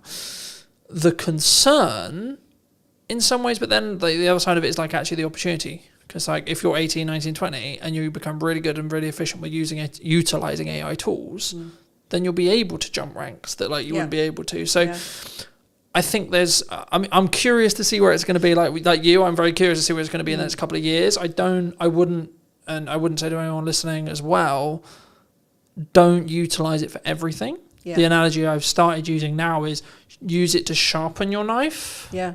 And then still use the knife yourself. Yeah. In the same way you wouldn't use a hammer to put up a set of shelves. Yeah. You use a screwdriver. You need to know how to do the process that you're getting it to do. But also there's a cognitive side of it as well, which has been discussed a bit, but not as much. If you're using AI to do your thinking for you, you'll be ceased to be able to think. Yeah, exactly. Which for me isn't too much of an issue because I use it to do the stuff I already know how to do. Exactly. And then I can then think about the larger scope stuff. Yeah. So my brain, and I'm also someone who's now forcing myself to read a physical book, right, as well, because I'm aware of the cognitive stuff that I'm now not doing because I'm utilizing technology. Yeah. So I'm trying to balance it deliberately. Yeah. But I guess the question is like, is there like, when you look at branding, when you look at what branding feels like, looks like, sounds like, is AI potentially going to change that, adapt that, like potentially ruin it, potentially destroy it? Because some people just use it. Some people just type into ChatGPT, write me a social media post, enter. Yeah. Right. Yeah. But then, who are they actually talking to? What are they trying to say? Those are the things that you need to understand before you would then use it for writing social media posts and that.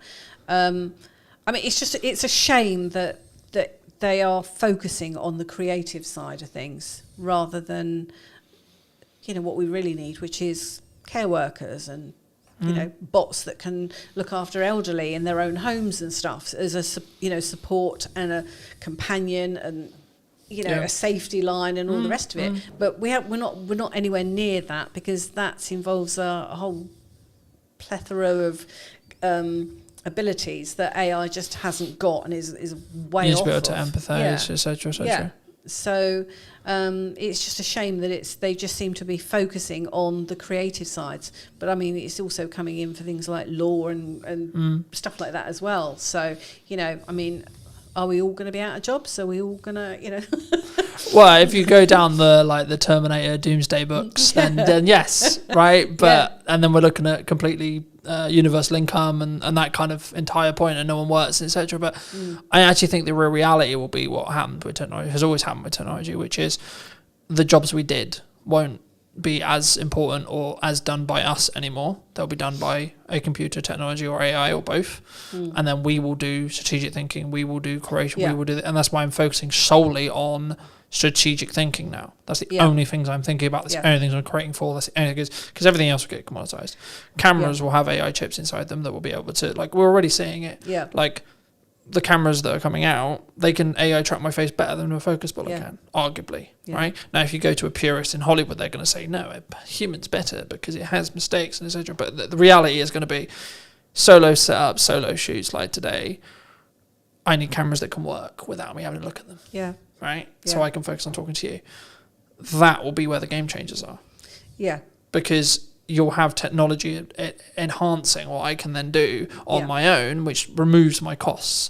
And I've been thinking about this a lot. It's like, well, actually, businesses have done this always. They've tried to find ways to pay people less or outsource it to other countries, and they've always looked to reduce costs as part of being a business. But it did also open up a question, which is like the counter opposite to AI, which is what role does emotional intelligence play in our branding or in business? Yeah. Which is the other side of it, which has to be humanized. Yeah. Do you lean into emotional intelligence?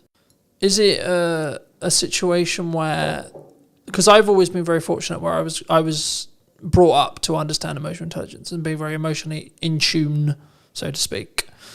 I could go down the road of like men are known to be a masculine, stoic thing, but I've noticed actually the people who are, quote, winning when it comes to social and what they're doing can lead with emotional intelligence, meaning they can lean into either the feminine energy of being empathetic and understanding and that kind of thing for periods of time, and then also then transition and shift into the go-getter, stoic, I've got shit to do, fuck my feelings, it doesn't matter, I'll deal with it later kind of approach. And I think actually the people who don't sit on their morals and go, I'm a stoic man or I'm a stoic woman, but then also don't lean into the I'm a victim, the world's really difficult, and actually can balance between the two and bounce between the two and lean between the two, will be will be in a position where they are more likely to win. Because they won't just be, in the same analogy, smacking a head repeatedly against the wall going, well, the wall's not breaking down. But it's a case of understanding your client in that situation, really. I mean, if you know that your client is a female of a certain age and likes, you know, certain rom-coms and all the rest of it, you're going to have a more feminine approach when you communicate with her. Whereas the same approach isn't going to be applicable for a roughy-tufty man, is it? That's into outdoor sports or something. You know, you've got to address it in the language that you use, the imagery that you use, and it may not be for a whole company. It may just be for a particular set of products or something for that company that you lean into those things. But then you would have an overall brand for the organisation as well. Which is, you know, I don't know, we produce the strongest, longest, whatever toilet paper or whatever, whatever the item is, you know. So yeah, I think. But looking into personal branding, is it actually about just being in tune to what you're feeling at the time and or what's authentic? I hate using the word authentic all the time, but authentic to you. Yeah, I think you've got to be authentic to you. Because there's times when I'm really busy and I'm really like, where I've got a lot of shit to do, and I would be perceived as someone who's quite stoic in that respect. Yeah. And it's not that I'm not in tune with my emotions, it's that I know to get the X amount of things done that I need to get done, I need to utilise stoicism. But everything you would be putting out at that time would still have your tone of voice and everything, even though it might be a little bit sharpened to normal. There would still be the essence of you within that. I mean, I'm very introvert, so doing stuff like this is terrifying. But and I know that in some instances that can kind of come across as a little bit aloof. And it's not. It's just that I tend to stop and think about everything. If I go into a networking group or something, I'm kind of there assessing the room and everything. And it's not that I'm sort of being snobby or anything like that. I'm just processing what's going on. So, and I'm quite open when it comes to social media stuff. I mean, I don't talk about family and things like that particularly on there, but I will hint at things just because but yeah. Do you think it's also about kind of the chapter that you're in? I've been, and again, it's kind of like, again, I hate using the word authentic, but it's being authentic to you because, like, for example, I've always been someone who talks about my emotions quite openly. I've been very, like, heart on my sleeve kind of thing. Like, when I'm going through shit, I'll be very open about going through shit. When things are going really well, I'll be talking about it really well, right? Like, when I'm really excited, I'm very animated and etc. But, like, I also don't overthink it, right? I think so many people, they sit there and go, I shouldn't write that post because it would be perceived this way by a person I don't like. Or what if XYZ person sees it and then they think about things, or what if they choose not to work with me because they see something? And I think actually, in the nicest way possible, in the grand scheme of things, it doesn't actually matter that much. The lifespan of social media posts are very small, so it doesn't really matter that much. But if you set yourself boundaries in the first place, we do all have boundaries. I mean, I don't like having my face on social media. I've never been particularly photogenic, unlike my sister. But it's just one of those things that I don't tend to do. I've always been behind the camera in front of it. Is that an approach thing, or is that if you're happy to share a self-love, self-esteem thing? Do you think? It's just me hiding, I think. But it's like what I mean by that is like, because I coach people on this all the time. Is that a confidence thing? As in, you haven't done enough reps in front of the camera to be confident on camera. Quite possibly, but I mean, yeah. If so, more props to you to doing the show, because that shows that you're pushing yourself outside your comfort zone, which not a lot of people would choose to do. Which is what I am doing this year. Yeah, I'm forcing myself to be more visible this year as a person. Because I see that there are other designers out there that haven't got my capabilities and that. And that's not me being arrogant. That's just me being sort of, open and honest. That there are, I know that I'm good at what I do. Yeah. So I have got to push myself out there because I can help more people if I do. But it's also, you're kind of leading with your best foot forward and you're helping your client more so, if that makes sense. Because actually, by you putting yourself out there more, you're the best solution for them. And by you doing that more, you're doing them a favour by ensuring that they can see you. Yeah. And not being, quote unquote, it's not to diss anyone else. It's just, we might synergise better. Yeah. Right? It's not like tangibly you're better. Because this is the thing that people don't understand about value. I think there's misconception sometimes. It's like, Colin, you post 14 times a day. I'm like, okay, don't watch it if you don't want to. Yeah. I'm putting out stuff that will be perceived valuable by a certain set of people. Yeah. Happy days. Yeah. If you don't think it's valuable, there's plenty of other content you can watch that has nothing to do with me. Yeah. Right? And that's why, especially in an interest-based graph rather than a social-based graph, to go a bit technical, that's why just posting for the sake of posting, not just for the sake of posting, but like get out of your own head and just do it, will always win for you. Because your output will then be your input in 3 months. Yeah. 6 months, 12 months, depending on as long as you lead with value. Yeah. It's not about me going, I sell video. No, it's, this is what I found works. Yeah. Try it. Let me know. What do you think works? What do you not think works? And I think sometimes we get so hemmed up in, what I'm going to put a post out, and what is it going to be perceived by my friends, by my family, by my sister, by my brother, by the person I went to school with, by my old crush, so on. And that stops us in our tracks. You have rebranded semi-recently? Yes. I changed the company name this year. Why was that? Because I did a rebrand of the brand strategy last year. So I put myself through my own process. So I knew what the brand strategy was, and the final piece really was the actual name, because these are all pieces that come together to form a brand. So what I realised was that although having done a lot of SEO stuff on the website and things like that, it still wasn't making a lot of difference as far as visibility was concerned. And the reason for that was because the name, which was The Art of Communication, which I've had since 2008 and was great in 2008, has become a phrase that's been used by so many people that you just can't get any traction. So I had been thinking about it for about 2-3 years, but hadn't really settled on anything that I felt was quite right. And in the end, I just thought, I've got to do something, and it makes sense just to change it to Art of Comms Creative, because same URL, same emails, all the rest of it, it's just a step forward. So and everything else about the brand was already in place.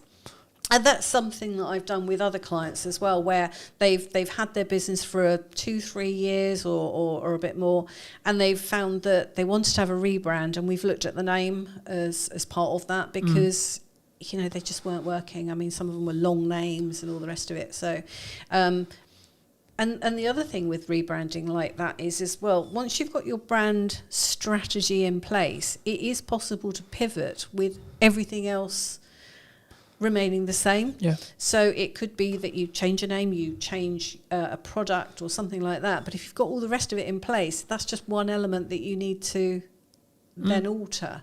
And I've had that with clients before, where I've had clients that I worked with before COVID that have had to make significant changes since. But because the strategy and everything was already in place, it just meant making some small changes, and the rest of it stayed the same. So it's not wasted ever.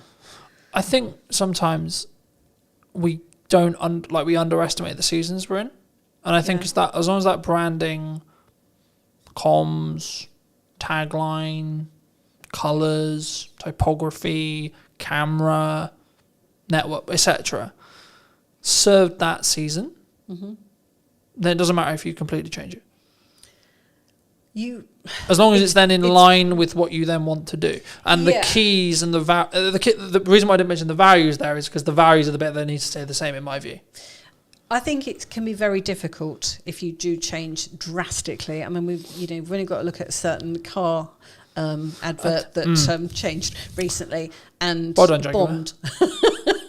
But I would argue they changed their target demographic there. Yes, and that was half. Which was the issue. Yeah, right. You could have reworded and redesigned the logo 1,000 times over, and as long as you were still talking to those same people, who cares? Yeah. So it can be very dangerous doing that. I think you've just got to. But that's why I think you need to be authentic when you start about your values, meaning the business. You need to install the values that you have into the business, whether it's a business brand or your personal brand or both. And then you need to be very clear on your target demographic. They can slightly tweak and change in respect to like the ideology and like the age and so on, and like maybe the income level, because especially as you scale and you're looking to make more money, the target that you had when you were looking for really small micro businesses won't be the same as when you're looking to work with medium to large, right? Yeah. Just in income. Yeah. But the problem that Jaguar had was they went, we have a certain set of people who we've talked to for 50, 60, 70, nearly 100 years. Yeah. Actually, no, man, we don't want to talk to you anymore. Yeah, we're not interested in you. Actually, we're going to go over here and talk to these people who actually didn't really like us to start with. Yeah. And that's the problem. You don't necessarily have. And then call it a rebrand. Yeah. You don't necessarily have the influx of new clients coming in that are the rebranded clients, and you've alienated your existing customer base. Yeah. Yeah. And it's not about being like overly political or anything, in my view at least. It's actually about understanding who you serve. Yeah. And actually saying if you're going to make a transition, a pivot, whatever you want to call it, Are you slightly pivoting or are you drastically pivoting? And if you are drastically pivoting, have you thought about the downside and have you prepared financially to make sure the company can run for 2 years while you build the momentum on the other side? There's nothing wrong with that. You might have gone, actually, I don't align with that anymore. But instead of doing it in micro changes, what Jaguar did was, we're going to go over here. No, actually, no, we're going to go over here. Yep. So funny enough, it didn't work. Yeah. And it was then became a laughing stock on the internet, which I found quite interesting. It was very interesting to watch. Yeah, very interesting. And I was like, which comms manager just got fired, right? Because you know a comms manager got fired somewhere. They did. Right? And the agency got fired. And it's like, whoever came up with that idea is like, you could have done that in 2 pivots, not 1. But you don't know what Jaguar was saying to them. So, I mean, it's all being blamed on the agency. But, I mean, at the end of the day, but also did, and this could be anyone, not necessarily aimed at Jaguar, but did they want to lean into where they believed the future with political correctness was going? Who knows? You know, I've always been of the view that if you don't know what I say, don't listen to it. Yeah. Right? So maybe I'm anti-political correctness, but that's what branding is about, though. It is about not just attracting people, but also putting some people off. Yeah. And I think for me, I've always been, I have a 100% honesty policy that sometimes gets me in big trouble. All right. But sometimes with clients as well. But I think that's being more authentic to me. And I think that's actually really important because, like, if I make a mistake, I'll put my hands up and go, I'll make a mistake. Yeah. But also if I think that the client's comms or the client's communication before the project was the problem, I'll say that this wasn't on the list. Yeah. I had it the other day. It's like, I did, but that wasn't on the deliverable list. So funnily enough, it's not a deliverable. It's not to deliverable quality. Yeah. There's footage that exists of it, yes. But it's not to deliverable quality because we didn't agree that that was a deliverable before the project. And then I purely just focus on how can we do it better next time. I don't dwell on it. I just go, well, okay, there was a miscommunication. I don't even point the finger. I just say, well, there was clearly miscommunication there. But I think that's natural in business. And sometimes that might mean we don't work together. Okay, fine. That also might mean, actually, I think that strengthens your relationship with the client sometimes. It can go either way. Yeah. And I think, do you see that that's actually okay sometimes? Like mistakes happen in business, and like how does it say more about a person, I guess, in a question, about how they deal with the problem and how they deal with the mistake rather than... Yeah. Because mistakes are bound to happen, right? Yeah, I think about a lot of it is about managing expectations. I remember years ago I did a logo for a company down in Portsmouth, and there were 2 partners involved, and one of them loved what I'd come up with, and the other one was completely no. He was almost stroppy about it. The guy that loved it, he came on and he said, "We've got a problem here." And so I just sort of said, you know what, let's have a meeting and we'll sit around the table and work out what's going on here. And I went down there, and funny enough, the guy who loved it scarpered. He left me with the other guy. But love to meet you, bye. But as it turned out, I mean, what we did is we sat down and I just sort of said to him, look, went through the various things, sort of like, what about the colours? Yeah, I'm fine with the colours. What about the fonts? Yeah, I'm fine with the fonts. So where's the problem? So what's the issue then? Actually, I promised someone who's an investor that we would use certain aspect in this logo, which we haven't done. And I'm kind of like, oh, okay, we can sort that. Do you know what I mean? It's kind of like, let's just get it resolved, and then we can move on, because but I could have just sort of said, what's going on here? That's not right. I'm a designer, I know best, and all the rest of it. But no, let's actually work on this together. Do you think there's a level of ego there? Like, as in, you have self-worth rather than you have an ego? Yeah, I don't bring... There's no place for an ego in design, especially when it comes to branding. I was saying business, right? You need self-worth in business. I need to know what I'm worth. I need to know that I'm valued, I need to love myself, etc. Yes. Yeah. But I not sit on my high horse and go, I'm an ego, this. No. I mean, one of the things I don't have is a particular house style. Okay. And I was talking to a client a few years ago, and I said to her, so what what made you choose me as opposed to other designers you've been looking at? And she said, because I looked on your website and there was no logo on there that I didn't like. And she said, the other thing was every logo was different and it was all different styles and stuff. And she said, and bearing in mind this is just coming from me, it's not, no other staff or anything.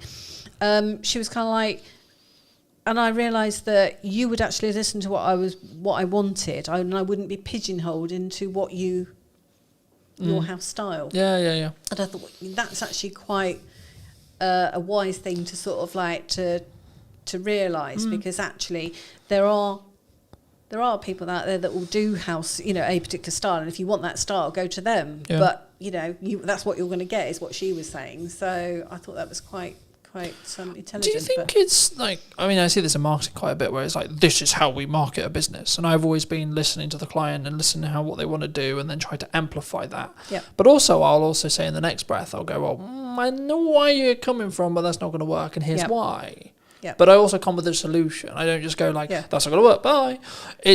But I think for me, that takes a level of conviction, because also I'm putting my neck on the line, because if that thing that I've just said doesn't work, I look like a right twat. Right? Because I said your idea's not going to work, but my idea also didn't work. So do you think it takes a level, I guess to phrase it into a question, like, A, is conviction important? B, do you think having that level of conviction comes with experience and time? And then developing those instinctual, what works, and looking at maybe market reaction and maybe it's specifically in branding, it's like, why should we use a colour here? And using colour psychology, etc. Those things that maybe a client wouldn't think about. Yeah. I think a lot of it does come from experience and having, seen how things have gone in the past, and just having a real in-depth knowledge of how these things work makes a difference to the outcome. But it's always a partnership between a client. It's never just me doing something. It's always a case of, right, I'm thinking through things, whether if it's a print sort of item, the technical specs and all the rest of it that we need, and what's the call to action, and what's the marketing message, who's the target audience, all those sorts of things. What do we really want to get across here? But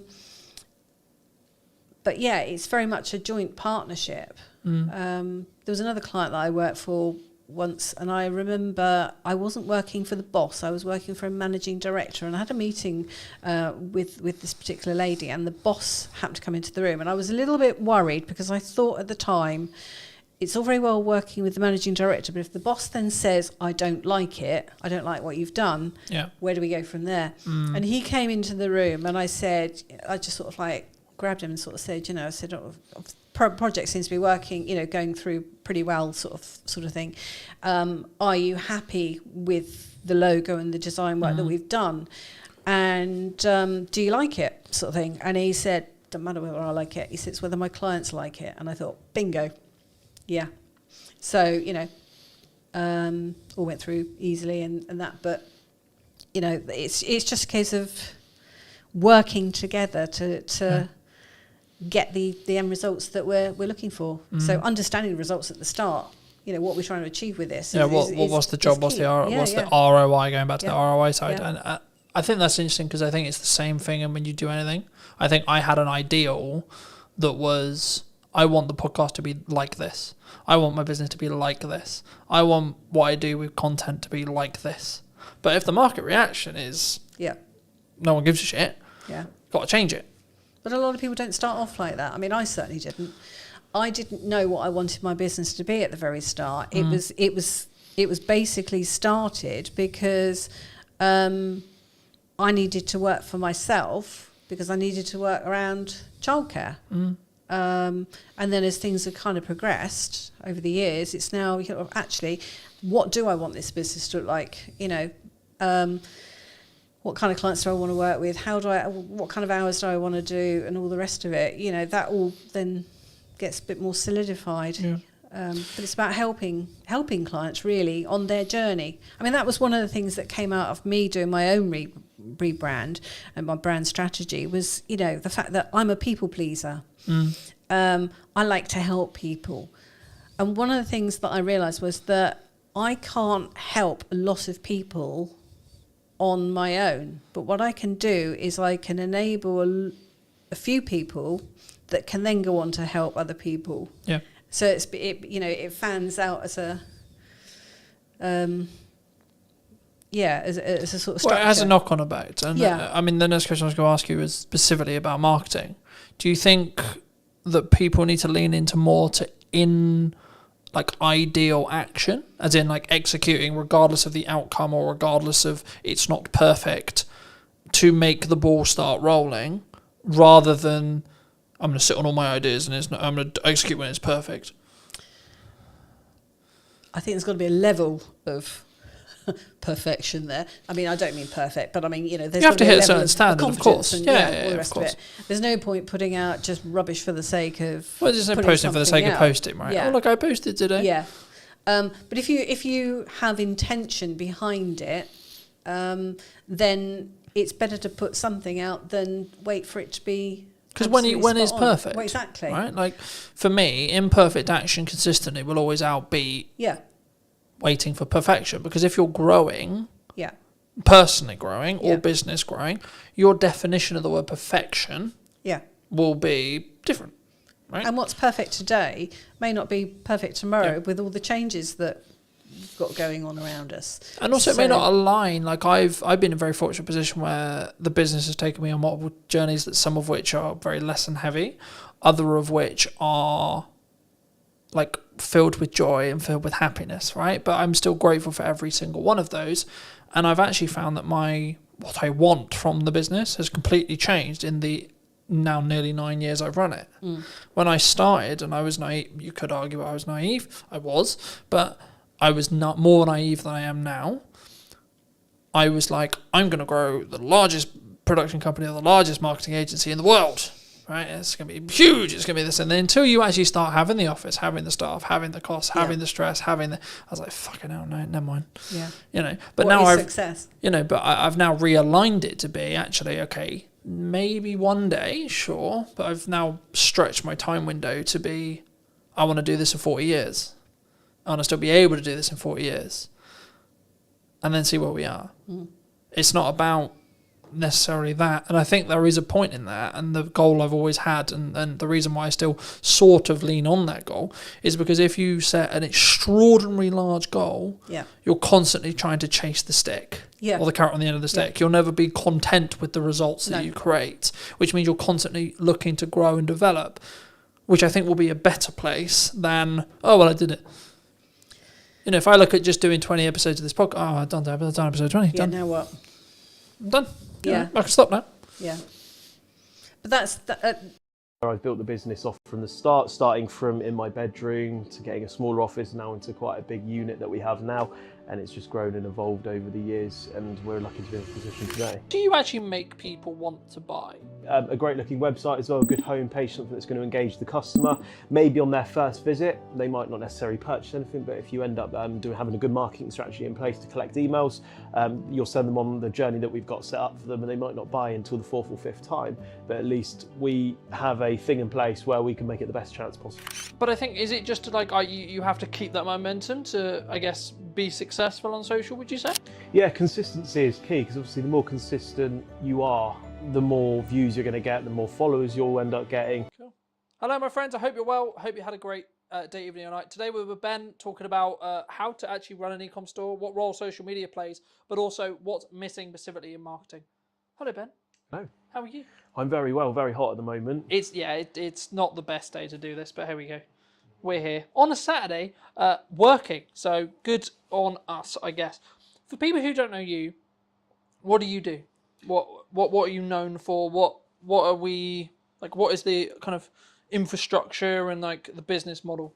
So I have an e-commerce store, and I have been doing that for the last 6 years. Specifically, I sell pre-loved terrace wear fashion. So looking at brands such as Stone Island and CP Company. You can't go to the football without seeing these brands anymore. And that's just where I've built the business off from the start, starting from in my bedroom to getting a smaller office now into quite a big unit that we have now. And it's just grown and evolved over the years, and we're lucky to be in this position today. Do you think you're quite a I guess I was going to say like a new way of looking at this kind of business, because I think traditionally you would have like a clothing store, right? Like the TK Maxx's of the world equivalent, right? What made you want to, and was it always the plan to have a website rather than, and do it through, online sales rather than necessarily, right, we're going to have a 2,000 square foot or £2,000 a month, whatever it ends up being, like retail location to sell our product? Well, the perspective for me was that you're going to pay £2,000 a month for a retail store as it is, and that's without building up any customers, and that's very much limited to who you can target as well. So having a retail store, not everyone's going to travel hours down to come and see you without a reason, but whereas if you have a Shopify store which costs $39 a month, you can get anyone all over the world to have a look at your store. So that was always the passion and drive for me, to spend $39 and then I can have everyone shop. But of course, with an online store, the conversion rate's a lot lower than you would if you have someone coming into your store, because you kind of get that feeling of, I really want to buy that, and you'll probably buy it in person, whereas if you look at it online, you end up just cutting it off and not buying it. How do you, maybe on the website or like, we'll get on a social, I'm sure, but like, how do you actually make people want to buy online? Because I've always been like, unless you're like the Amazon, right, and I've got a specific destination or a specific thing in mind, I'm going to go click, click, done. But if you're not that, how do we get people to sort of go to the website and then actually make a purchase? Because I think that's the struggle. Because, you can push traffic to a website, but it's then how do you convert that traffic into baskets, into sales, into, people actually buying the things you're selling? So it's all to do with sort of like specific stock buying as well, making sure we have the right products available, because if at the end of the day, if you've got a store full of stuff that people don't want, they're not going to buy it. But if you buy the right things, it's going to look great. A great looking website as well, a good homepage, something that's going to engage the customer. Maybe on their first visit, they might not necessarily purchase anything, but if you end up having a good marketing strategy in place to collect emails, you'll send them on the journey that we've got set up for them, and they might not buy until the fourth or fifth time, but at least we have a thing in place where we can make it the best chance possible, because not everyone on your website is going to buy something. That's just kind of standard. So do you think it's more about someone hits the website, maybe they look at something, then they'll come back, then they'll come back again, and then the fourth time then they'll buy something, more than hit the website, buy? Yeah, unless you're specifically looking for a certain product that we have, people just tend to, because I don't really release my drops before, I don't show people what we're going to drop. So a lot of people go on there to see what we've got, and they might not necessarily want anything, but they all still go on there until they find something they want. So they might not kind of find anything for the first couple of weeks. But because we've obviously built up a lot of cash flow in the business now, there is always something available for everyone. So we make sure we cater for every single size, from anything from size small to 3XL. And so there is something for everyone, but not everyone's going to check out, and that's just kind of what you got to put up with. I guess in some ways, is that then like a strategic strategy around like retargeting with meta ads, or like reminding people like, hey, through email marketing, like abandoned cart stuff, like, is that the focus then? Like, is that where you see maybe the return customers, or is that or that could be a focus for maybe an online business that's maybe struggling to make their website like work? Yeah, so I would say other businesses, make sure you focus on retention marketing, making sure that the customers that you do get, they make sure they return and have no other reason to shop with another store. That's standard for online businesses. Email marketing as well. People might still be shopping around for that sort of stuff. They might have just forgotten who you are, which is pretty standard. Be like, hey, we're still here. That can drive conversions as well. And it's just making sure that you keep them in that sort of like customer journey and make sure they keep coming back. So we've currently got a 12-month journey set up. And at the end of the 12 months, if we can't retain the customer, we will stop emailing them. But that's kind of how we've retained our customers over the years.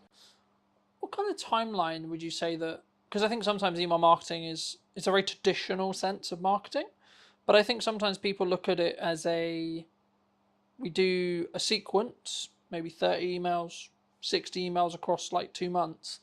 And then I think there's a balance, right? I mean, what would you say? Is it like a daily thing, like in regards to like how you send them and like what you send? And or is it actually like, we're going to send you 1 a week or 2 a week? Like, how do you structure that from your perspective? So we don't want to hound the customer, because if you keep daily emailing them, a lot of Chinese companies do it. They just hound you every single day. I bought something from Alibaba. I get an email like 4 or 5 times a day, and that's enough for me to block them.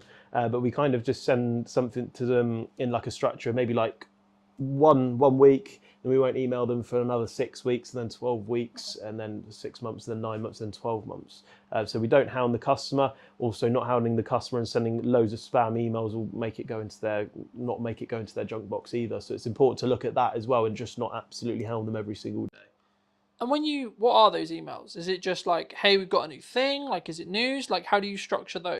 So we've got a load of different sort of email structures for certain customers. So for example, if you bought something, there's always a thank you message that goes out. We've also got stuff maybe a week after they purchase, be like, how did we do? Leave us a review. If they haven't purchased in a 3-month time frame, then we'll send them an email, possibly with like a discount code. We're also looking at making a monthly newsletter as well, because a lot of customers are interested in what we do, what's evolving, what's changed, and to send out a monthly newsletter to be like, hey, we've done a podcast this month, or we've renovated the office, and just little things like that, because a lot has changed in the last 8 weeks, and I would love to tell the customers, so we haven't got that set up yet. So I feel like the customers can also almost feel a part of the business when you start emailing them with these sort of really nice things as well. Do you think that sometimes people either get overwhelmed with the number of channels that people say should market, right? So people who follow the show, they're like, you need to do video content, you need to do a podcast, you need to do email marketing, you need to do social media, you need to do... Would you say people get easily overwhelmed? Yeah, like with so much going on with social. Yeah, and the marketing channels they could be on. It's quite difficult because there's so many social channels and so many places you can market to nowadays. And I feel like if you primarily focus on Instagram and TikTok, all of the content you post on TikTok, you can also post on Instagram as well. They were the two that I really focused on and got good at, and also built up the following on. But obviously there's places like Twitter, which not a lot of people in my industry use, which I don't use too much at the moment. You've got Facebook, there's loads of other places. YouTube as well is a really important one, which not a lot of businesses do.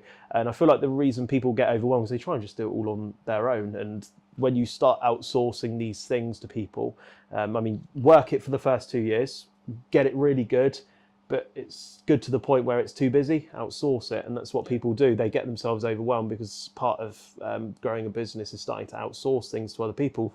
For example, Elon Musk, did he do everything to earn his $1 billion, or did he outsource a lot of his sort of things that he needed to do? And that's kind of the direction that I've took. People don't want to spend money in their businesses. They don't want to spend £800 a month for a social media manager, but that £800 that you spend on the social media manager makes you productive in other areas in order to grow it elsewhere. And that social media stays really high because you've got someone paying £800 a month for a £4,000 return on investment. I think for me, and I'm sort of focusing on this as well, and I've since we had the media day, which I'm sure we'll get onto later, like I've looked and I've been very fortunate where the podcast is doing really well. So I'm like, okay, great.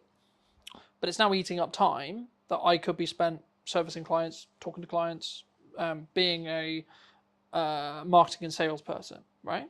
And I think for me, like, is it comfortable to be like, hey, I'm going to spend $1,000 or I'm going to spend $2,000 a month on like scalability for the podcast? But I'm like, actually, what potentially could it give me in regards to new clients, opportunities, etc., if I do that?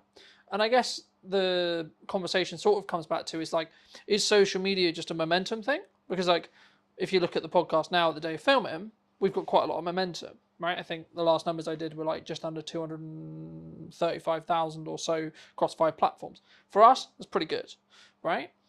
But I think, is it just like you have to keep that momentum to, I guess, be successful on social, would you say? Yeah, consistency is key, because obviously the more consistent you are, the more views you're going to get, the more followers you'll end up getting. And obviously if you've just stopped dead for 6 months, a lot of the people that were watching, because the way the algorithm works, you're just popping up on their feed based off of what they sort of search for. And if you're not creating new videos, they're not going to get shown, and people are going to just slowly forget about you. So the most important thing about social media is staying consistent. And this is the problem I had. The business was growing so much that I didn't have time to do social media. So that's when I got into contact with you, and I was like, let's just do a media day and get like 40 videos in advance, and then I don't have to worry about it for a month. And then I can do 8 hours or 16 hours per 2 months on content, whereas instead of stressing about it, trying to do it myself, trying to edit it and everything like that. So it's definitely a big time saver for me. Do you think that people, what's consistency, right? Does it have to be, like in your experience, does it have to be daily? Does it have to be weekly? Does it have to be like, we're going to do, because I do basically daily non-negotiable. And then when I can, I try to do 2, 3, or 4 posts per day, every day. But also that's with the caveat of saying if I'm traveling to do the podcast or I'm traveling to do this and travel so last week at the time of recording was the first day in London, and maybe I got 2 posts. Now that's pretty good when you consider I wasn't at home at all.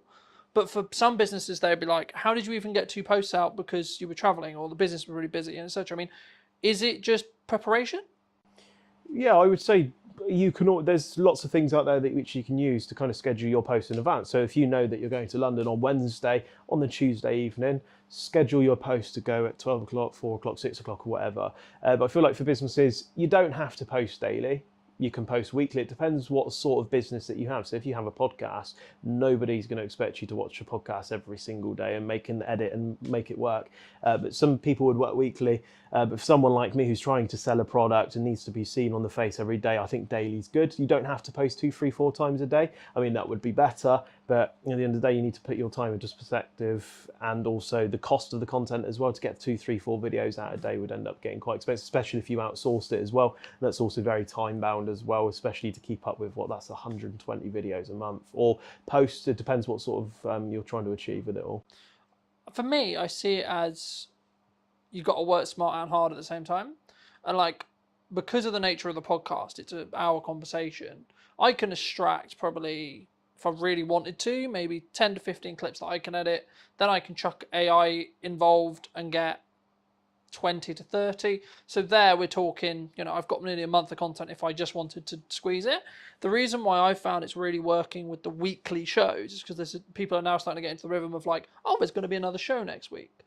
And normally I haven't really built a schedule yet. I probably will, but for me it's actually around Saturday there's going to be a new episode, because by the time I run out of clips and I've done the week of work, client delivery, etc., I've then got a position where I've edited the new show's ready, so then I can start marketing that show.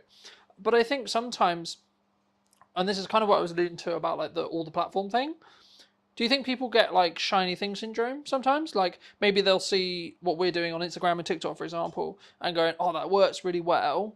Oh, I have to be on Instagram and TikTok, even though they've just decided to commit to LinkedIn for a while, or they've decided, etc.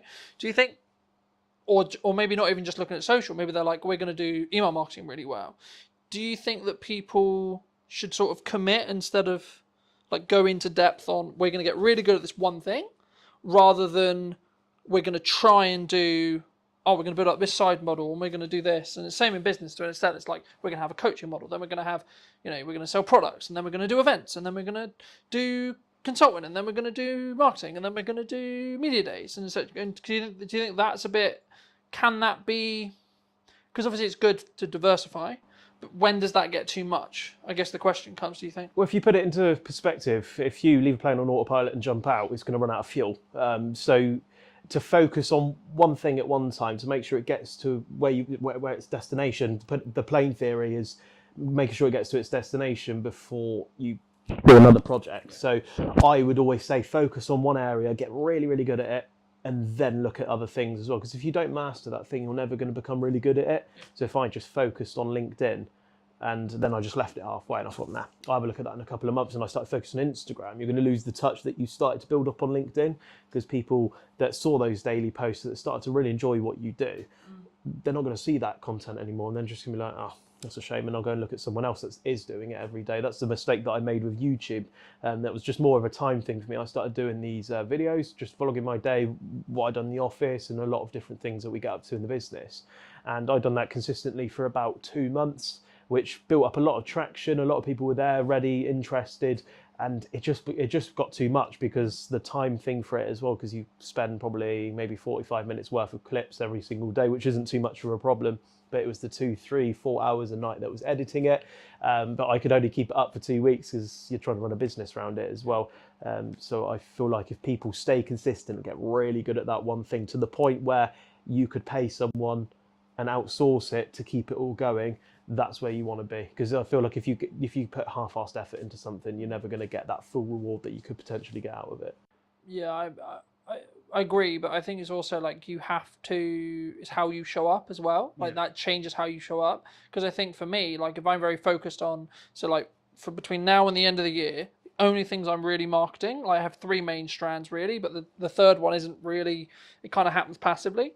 The first is the podcast, the second is the event in September, and then it's the service. But the service is a byproduct of everything else. So actually, I don't really need to market the service anymore. There'll be the odd video that's very specifically led towards that, but it's less important now because I've got infrastructure and I'm really far ahead regarding the podcast. So it actually allows me to go, when I'm really busy with client work and when I'm really on client delivery, actually takes the pressure off a bit because I don't need to go, oh shit, I need a guest for like Wednesday so I can get it edited and ready for Monday. I can just go into the archive. And I think for me, one of the first conversations we had was about creating a content surplus. I mean, how do you look at it, I guess, outside of, for maybe people who are maybe starting out, obviously there is an option to bring someone like me in to go, here's 40 something videos from one day, cool.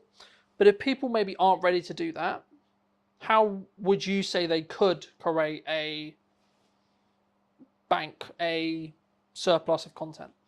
Well, I've learned quite a lot since doing the media day with you, because my social media for the last 2-3 years, where I've been taking it quite seriously, it hits levels of inconsistency sometimes where I don't have time. But I feel like if you have a set day every single month where it's just this pure content day, you don't have to worry about anything else, it's just pure content, you can build a big bank and a surplus of content, and then you're able to dish it out in days and in whatever sort of direction you want it to go in. That's what I wasn't doing.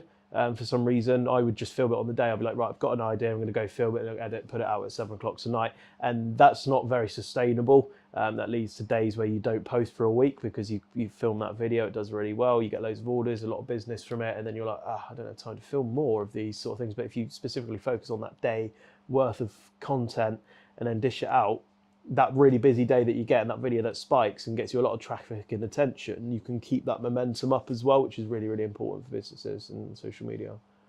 How did you find the media day as a whole? Because I think we're about maybe 3 weeks-ish out from it, maybe 2 weeks. How did you find it? Really fun. I think it was great. I love being in front of a camera. I've always used my little DJI camera for my sort of videos in the last year or two. And to have something more professional, have like 3 massive cameras looking at you, was just something really fun and different for me. And as you've said to me before, it's not for everyone. A lot of people find it quite daunting, but I really, really enjoyed it. And it really does, you know, when you put it out on social media, how professional it looks and how like people think, wow, that's really, really cool. He's doing like a proper sort of setup now. And for the cost that it does and how much you break it down per video, it's definitely worth it, 100%. How have you found the videos? Because obviously we're now in a position where I think 4, 5, maybe 6 have actually gone live, right? I mean, how's your community's feedback been? Like, how have you personally found them?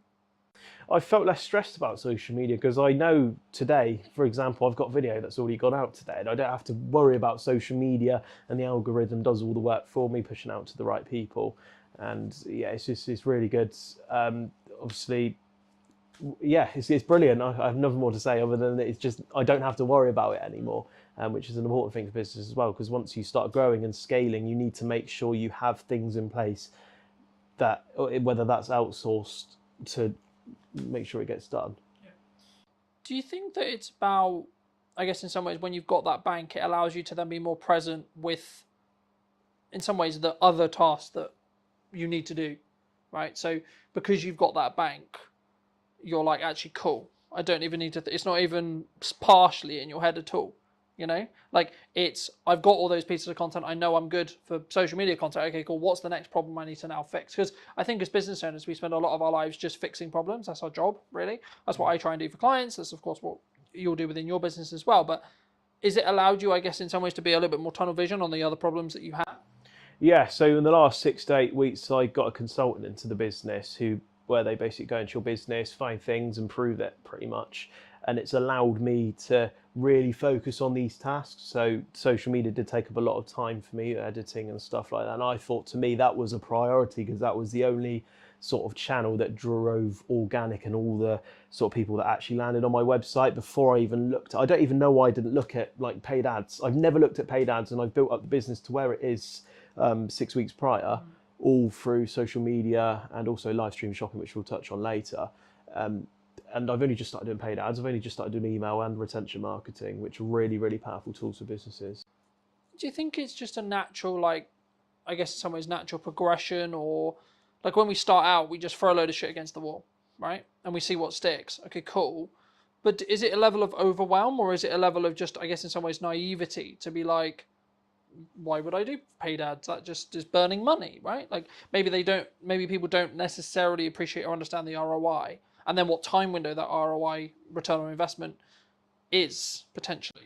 Yeah, I think the reason why a lot of businesses fail is because it's the money side of it. They don't have it's not the fact they haven't got the idea, it's because they haven't got the money to do it. I've thrown probably in the last 8 weeks, probably thrown about 10, 15 grand into all of this sort of things that I have been doing.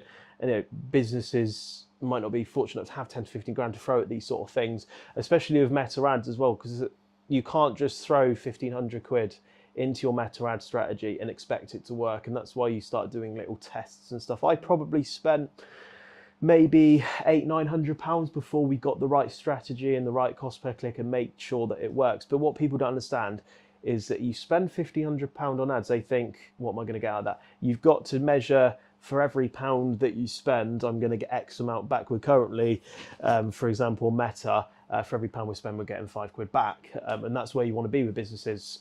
So it's not the fact that people are spending 1,500 quid. I mean, that's a scary amount of money to spend, but you need to think every pound that I'm spending or every 1,500 quid I'm spending, I'm getting £6 back or £6,000 back. And I feel that's what businesses don't understand, and they don't believe in it, but it's going to be the most powerful way, especially as e-com's growing and growing. There's going to be a lot more competitors for each and every business. And these are going to be the most important channels for people as well. And that's not to mention, you can look at these channels as well. And if they stop performing as well, is if you have a really good detailed dashboard looking at what's working, whether it's got a green light, it's got an orange light, it's got a red light. And if it's got an orange light, you can act on that. But if, for example, social media is in the green, you don't have to worry about social media. But maybe my email marketing is not performing as well. And when it's an orange, we can be like, right, why is it an orange? And we can act and perform on that. So it's important to have a look at those sort of things and definitely read data. Data is very important as well. That's what my consultant has really been driving into me. And I've learned in the last 6 to 8 weeks, absolutely loads of stuff that's so powerful for me to take on and learn and also talk about as well. Yeah. I think sometimes we get maybe intimidated by data.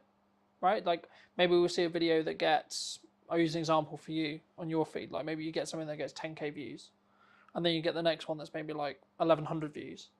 And I think maybe someone would say, oh, the 10k must get you more business. Does it?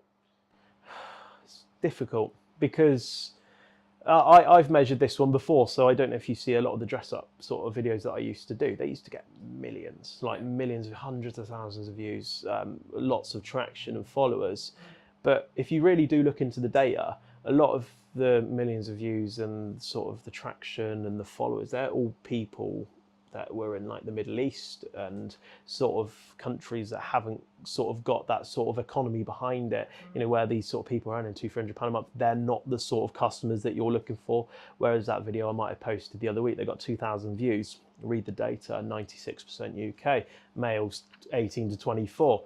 And then you end up making 4 conversions. And that only had, 2,000 views compared to the one that got 1 million views, which got 0. I think I was obsessed with numbers for quite a long time. How many followers have I got? How many likes did that post get? How many views did that video get? And that's not important. It doesn't matter. If I only got 2,000 views and 10% of people converted on that, that's 200 people. That's amazing. That's people would dream to have that. Whereas if I get 1 million and I got 0 conversions, but a lot of people would look at that and think, oh, that video is better because it got 1 million views, but that's not always necessarily the case. Yeah, and I don't think it's just as simple as like more views is better, but also I don't think it's actually necessarily less views if they're the right views are better either. I think this is where your data has to come in and you have to actually know, to an extent, you kind of need to know your shit. Because, like, I'll give you an example. I track every month, what is the overall views that all of the videos, all the posts, everything that I've done in 4 weeks got. What's that currently last 28-day number? And what was the last 28-day number? Now, if you're following that logic, Cartman cares about views. Okay, but then the next metric I track is how many sales have I made related to that jump, right? So, or how many potential deals or conversations have I had that could lead on to pipeline deals, right? And it's like, actually, then when you look at it that way, you're tracking all three metrics that matter. And I think sometimes, especially when people start on social, they just want the million views. They just want the 10 million views. They just want the, I'm going to gain all the followers in the world, blah, blah, blah. I mean, looking at just interest-based graphs, followers are becoming more and more irrelevant, to be honest. Sorry to say. But they are, because you'll be served content you enjoy. Simple as that, really. Right now, there's a difference between having an email list, because there you kind of own that data, right? And that's, I guess, the benefit of doing email. But we touched on live streaming, and I'm going to sort of tackle it as a live streaming element as a whole. I mean, because I'm looking to live stream the show, right? The podcast in the next couple of weeks at the time of filming. What benefit do you gain from live? So I tackled live stream shopping a couple of years ago, and obviously live stream shopping for people back in the day, maybe if you were born in the 90s or early 2000s, was all tele shopping. And I got introduced to this idea in April of 2023, and I kind of visioned it as in, this idea isn't very modern, if that makes sense. I kind of visioned it as a tele shopping thing, something that's gone out of fashion.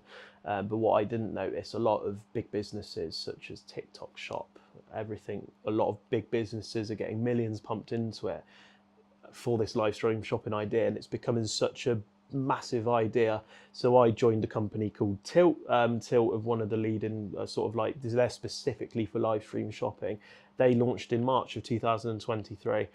And I joined in April of 2023, and I've built a lot of my business off of live stream shopping. It was actually at the point where my website was doing zero, because I was so focused and driven off of the live stream shopping, and that was more than paying all my bills every month, etc., that I just kind of lost interest and focus on the website, which is my long-term sort of plan. So probably maybe like a year and a half or 2 years ago, my website just plummeted. Everything I worked for, earning these 5-figure months, just went down to $1,000 a month. It literally just went to zero.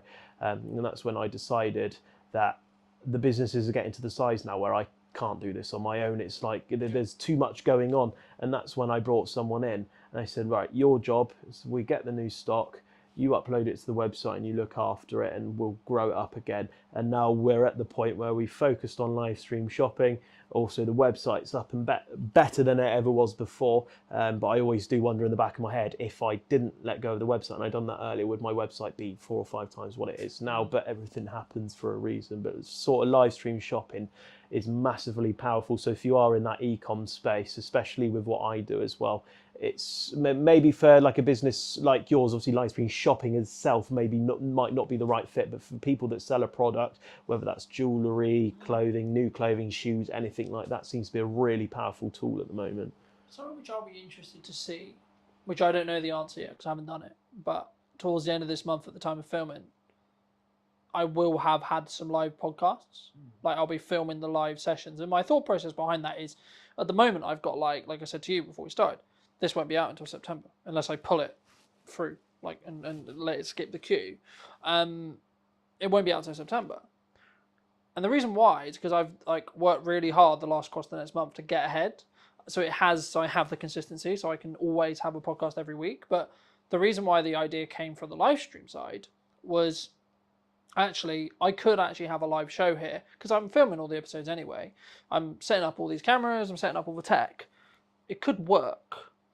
And actually there might be and purely from one of my growth plans is to build the YouTube channel so it can become its own revenue stream.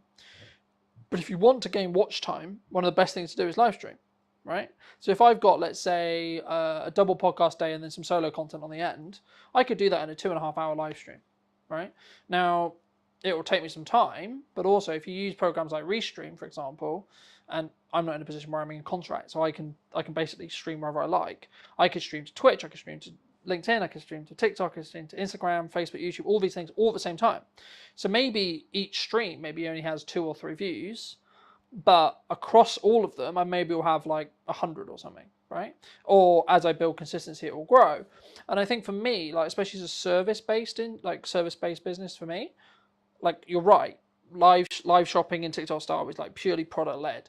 But the thing which I think people maybe misunderstand or misappreciate about service is how you show up, and being the expert will be the reason why you will choose to work with me, will be the reason why the next client will choose to work with me, etc. And how much is that lifetime value of the client going to be potentially? Actually, it could be pretty significant when you think about it that way. So actually spending the time, energy, resource, and potential money to upscale what you're doing with your content could be the reason why someone chooses you over choosing someone else. But before we move too far away from like your live sales, live product sales, would you say, if you're happy to share, like what is your percentage between your revenue from a website versus the live side? Well, I don't mind going too much into numbers about it because I think with the way HMRC is going now, it's going to be all on there anyways at some point. But we're kind of averaging on year. We're looking at doing about $250,000 on just live stream shopping itself, and that's every year, which is still going up. So I think this year we're looking at doing closer to 400,000-500,000 sort of on that live stream shopping, and that's a massive amount of money to, commit into. Maybe I think we probably do about 10 hours a week on live stream shopping. We don't even do that much. There's a lot of big businesses now that they specifically hire people to go 8 hours a day on these live stream shoppings, and I personally myself know they must be bringing in absolutely millions. So where the website is now, I would say that they're going to be quite level. I think the website's just beneath it where it is at the moment, but with the website and the momentum, because this was all organic. But once the sort of like the meta ads are completely perfect, the retention marketing's big, the email list is going to grow, it's going to end up being up there. But then that's not to say that live stream shopping could evolve even more and grow.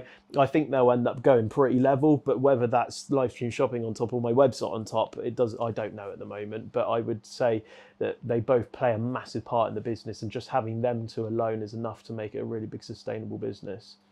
Do you think, because obviously in your own right, you're clearly successful, right? I don't know whether you count yourself as successful, but like to the people watching, they would see you as someone who's successful, I would hope, right?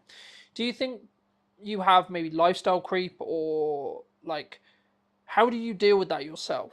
Because I think younger entrepreneurs who have seen success, whether that's the definition of you have freedom over your time, you make good money, you're making the money that you want to make or more, or etc., you've got the office, you've got the staff, whatever your definition is, do you think it can go to people's heads sometimes? Yeah, I think it can create an ego problem with some people, where a lot of influencers start to flash their lifestyles and nice It's like, look at me cars. with my Rolex, look at me with my car, look at me with my house, etc. That's the direction I never want to go in. I never want to be flashy. I never want to kind of like rub it in people's faces. I struggle with this kind of it's called imposter syndrome. If you wanted to Google it, it's basically where you don't feel like what you've achieved you deserve it, sort of thing. I feel like as a 22-year-old, I should kind of be just starting out in a career as opposed to doing what I do.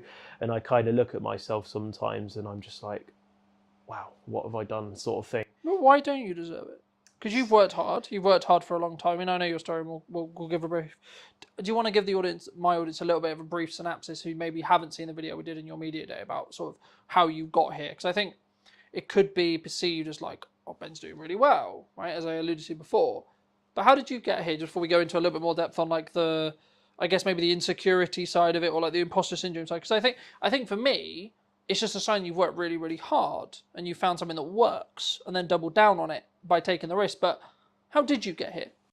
So it all started back in lockdown of 2020. I think that's where a lot of kind of online e-com businesses started to really sort of like kind of drive to an extreme level, because no one could go out shopping. The rise of everyone being locked in a house. Yeah, I mean, you can go to the pub. That's a lot of where people spend their money, and people had a lot of disposable income, so they're spending on these stores.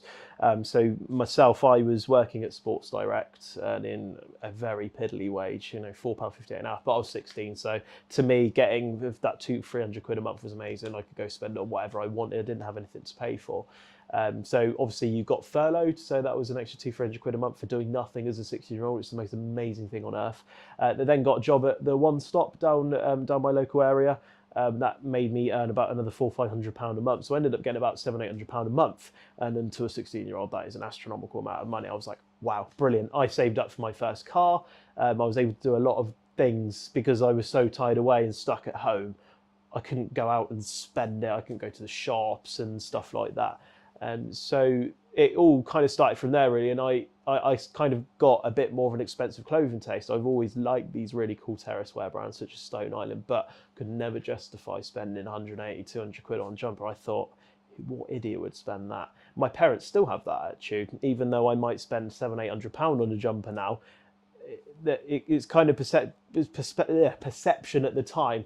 That was a lot of money, and that what drove me to start looking on places such as eBay and Depop. The Vinted was in sort of like the horizon at the time, but it hadn't really grew to what it was today because their business model was amazing. They started doing buyer fees as opposed to seller fees, which drove a lot more people to sell on there. And therefore, a lot more people went on to there. But that's obviously another conversation. But I started shopping on there, and that £200 jumper that I was looking at, I could get it for £80, and I was like, amazing. So even though I was earning better money for my age, I was still being quite sensible with it. I think that's what I've always been quite lucky with, is spending money, but spending it in a sensible way. So if I am going to spend a lot of money, I need to make sure if I spend that 500 quid, I'm going to be spending that 500 quid in the most sensible way possible. And I picked up my first Stone Island jumper, and it was a worn navy Stone Island jumper. The badge had been through a wash a few times, but I picked it up for 70 quid.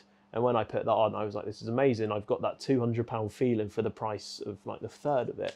And that same jumper, I sold it a couple of months later, even though I must have worn it to death, spilled so much stuff down it, all that sort of stuff. I sold it for 100 quid, and I ended up making 30 quid whilst wearing something that I felt that I got that same experience with. And that led to one another. I bought another jumper. I paid another £70 for it. I sold it for 100 quid again. And that's when I got the bright idea of I'm possibly going to start buying stuff specifically to sell it. And instead, with the profits that I made, instead of wasting it like most 16-year-olds do, I was building up just a bigger pool of money, spending a little bit more. My parents were very controlling over this because they wanted me to save up, to put money away for when I want to move out when I'm older. So they were like, right, 4 or 5 items at a time. Don't buy any more. If you buy any more, we're going to kill you, basically. So I kept doing that, kept buying, making a bit of money, selling, and it wasn't all plain sailing. There was a couple of times where I lost money, but that's just part of the business, and that's where you kind of just learn and develop over time. And then fast forward 5 years later, we're here somehow. Just all happened really quickly. Do you think, like you mentioned the spending a lot of money, do you think like people maybe worry that you're spending, like, let's just use the example that you gave, like 500 quid, right? But they're coming at it from the perspective of, shit, that's like 20% of my monthly income, for example. Right now, but if your monthly income and you're in a fortunate position where you build a business where actually let's just use a number for the sake of it, of like 10 grand is your monthly income, then actually spending 500 quid is like, meh. You know what I mean? Like because it's less of your monthly income, it becomes, I hate to say less important because I'm aware of the climate, right? But it's like in context, right? Someone who makes £1,000, that's 50% of your monthly income. But if you make 10 grand, that's like around 5, maybe less, And I think for me, it's like actually, especially if you're then going to make money from it, or like you see it as an investment, or you can actually justify, or it is an investment in respect to it. The implication is you're going to spend this money. I'm going to spend this £1,000, £100, whatever it is, and I'm going to get 10x. I'm going to get 5x. I'm going to get etc. Do you think that's the reason why? Like your parents or like your friends may be like, oh, don't spend this money? Yeah, I think going early days, for me to spend £400-500 was a massive deal. That's a massive amount of money. But as you say, as you grow and develop, the more money you earn, that 400-500 quid becomes less and less. And it doesn't matter as much as how humble people stay. Your perception of money seems to kind of go out the window a little bit. For me, for example, in the most nice way, humble way possible in front of the camera, for me to spend £1,000 on a new fridge for the office isn't very much of a big deal to me as it was when I would be 16 years old. And that, I think, regardless of how humble you are, wherever your beginnings were, I think that's always something that it's just going to naturally happen. Do you think that also comes because, we've spoken about it before, but I think it's I guess in some ways a lack of understanding that there's an abundance of work. Because like in my industry, people have said to me, the creative industry is really hard. But I'm in a position where I'm like, how do I say this nicely? No. No, it's not. And I'm very cautious when I say that, because for me, I'm aware that it's because of the output. It's aware because of the work that I'm doing. But it's also because, for me, to an extent, it's like, I know what works with marketing now, and I'm clearly doing something right. So it's like, let's just keep doing that. But also, as I win more work and as I have more cash, then the pressure comes off a little bit. So I think, I mean, is it just a perception thing? And is it just, because I've always said to people who are like, oh, it's really hard or things are really difficult. I'm like, yeah, but when did you last market? And they're like, oh, 6 months ago. I'm like, wow. Yeah. Hate to point the finger, but no shit. Yeah, You know? Do you think it's just a perception thing? Yeah, perception. It's just kind of because I know now that if I want to spend 50 grand a month on stock, to the average sort of like person, they're going to be like, oh my God, if you spend 50, what if you lose that money? But I know now if I invest that money, I know what I'm going to get back out of it. And I think that's just something that you learn over time in business. So if you have a service business, if you spend X amount in marketing on ads, for example, you know that for that investment, you're going to get X amount of revenue back from it. And if you get that perception over that sort of thing, then you kind of relax a lot more.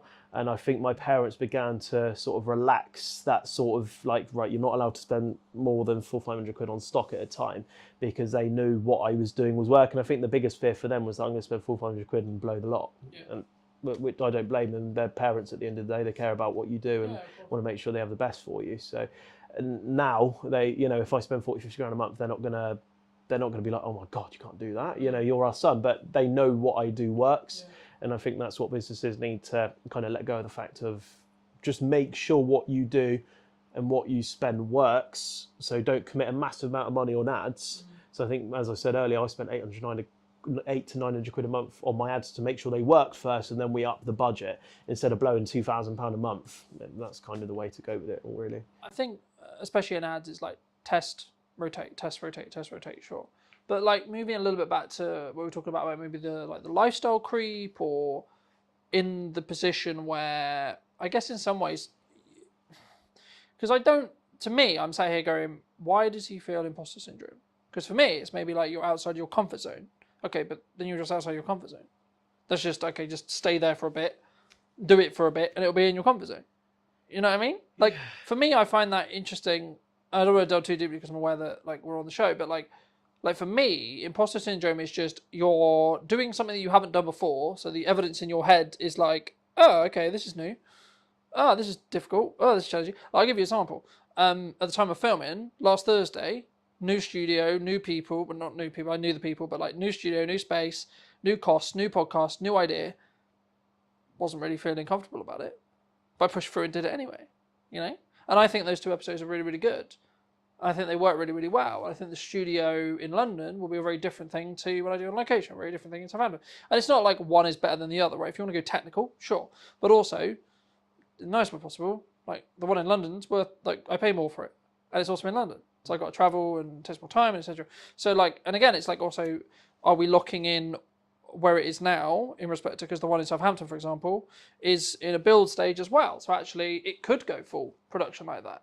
And actually then they would be on the same level. So I think for me, imperfect action is what matters. And I think that once you gain some momentum and you have some success, you could say, I mean, we were talking about when you were driving me back from the media day about like looking at a car as like maybe not a great investment, but actually it's the context in which you apply to it, right? Like for me, if you enjoy that car and that's your like treat to yourself that allows you to keep working hard and keep making, let's just put a number on it, an extra £50,000 a year, £100,000 a year, whatever it ends up, wherever your number is, then actually why shouldn't you spend that money on the car? You know what I mean? Because if it's at what point, I think sometimes as business owners, we don't, for a very long time, I was like, yes, I won, and then straight on to the next thing.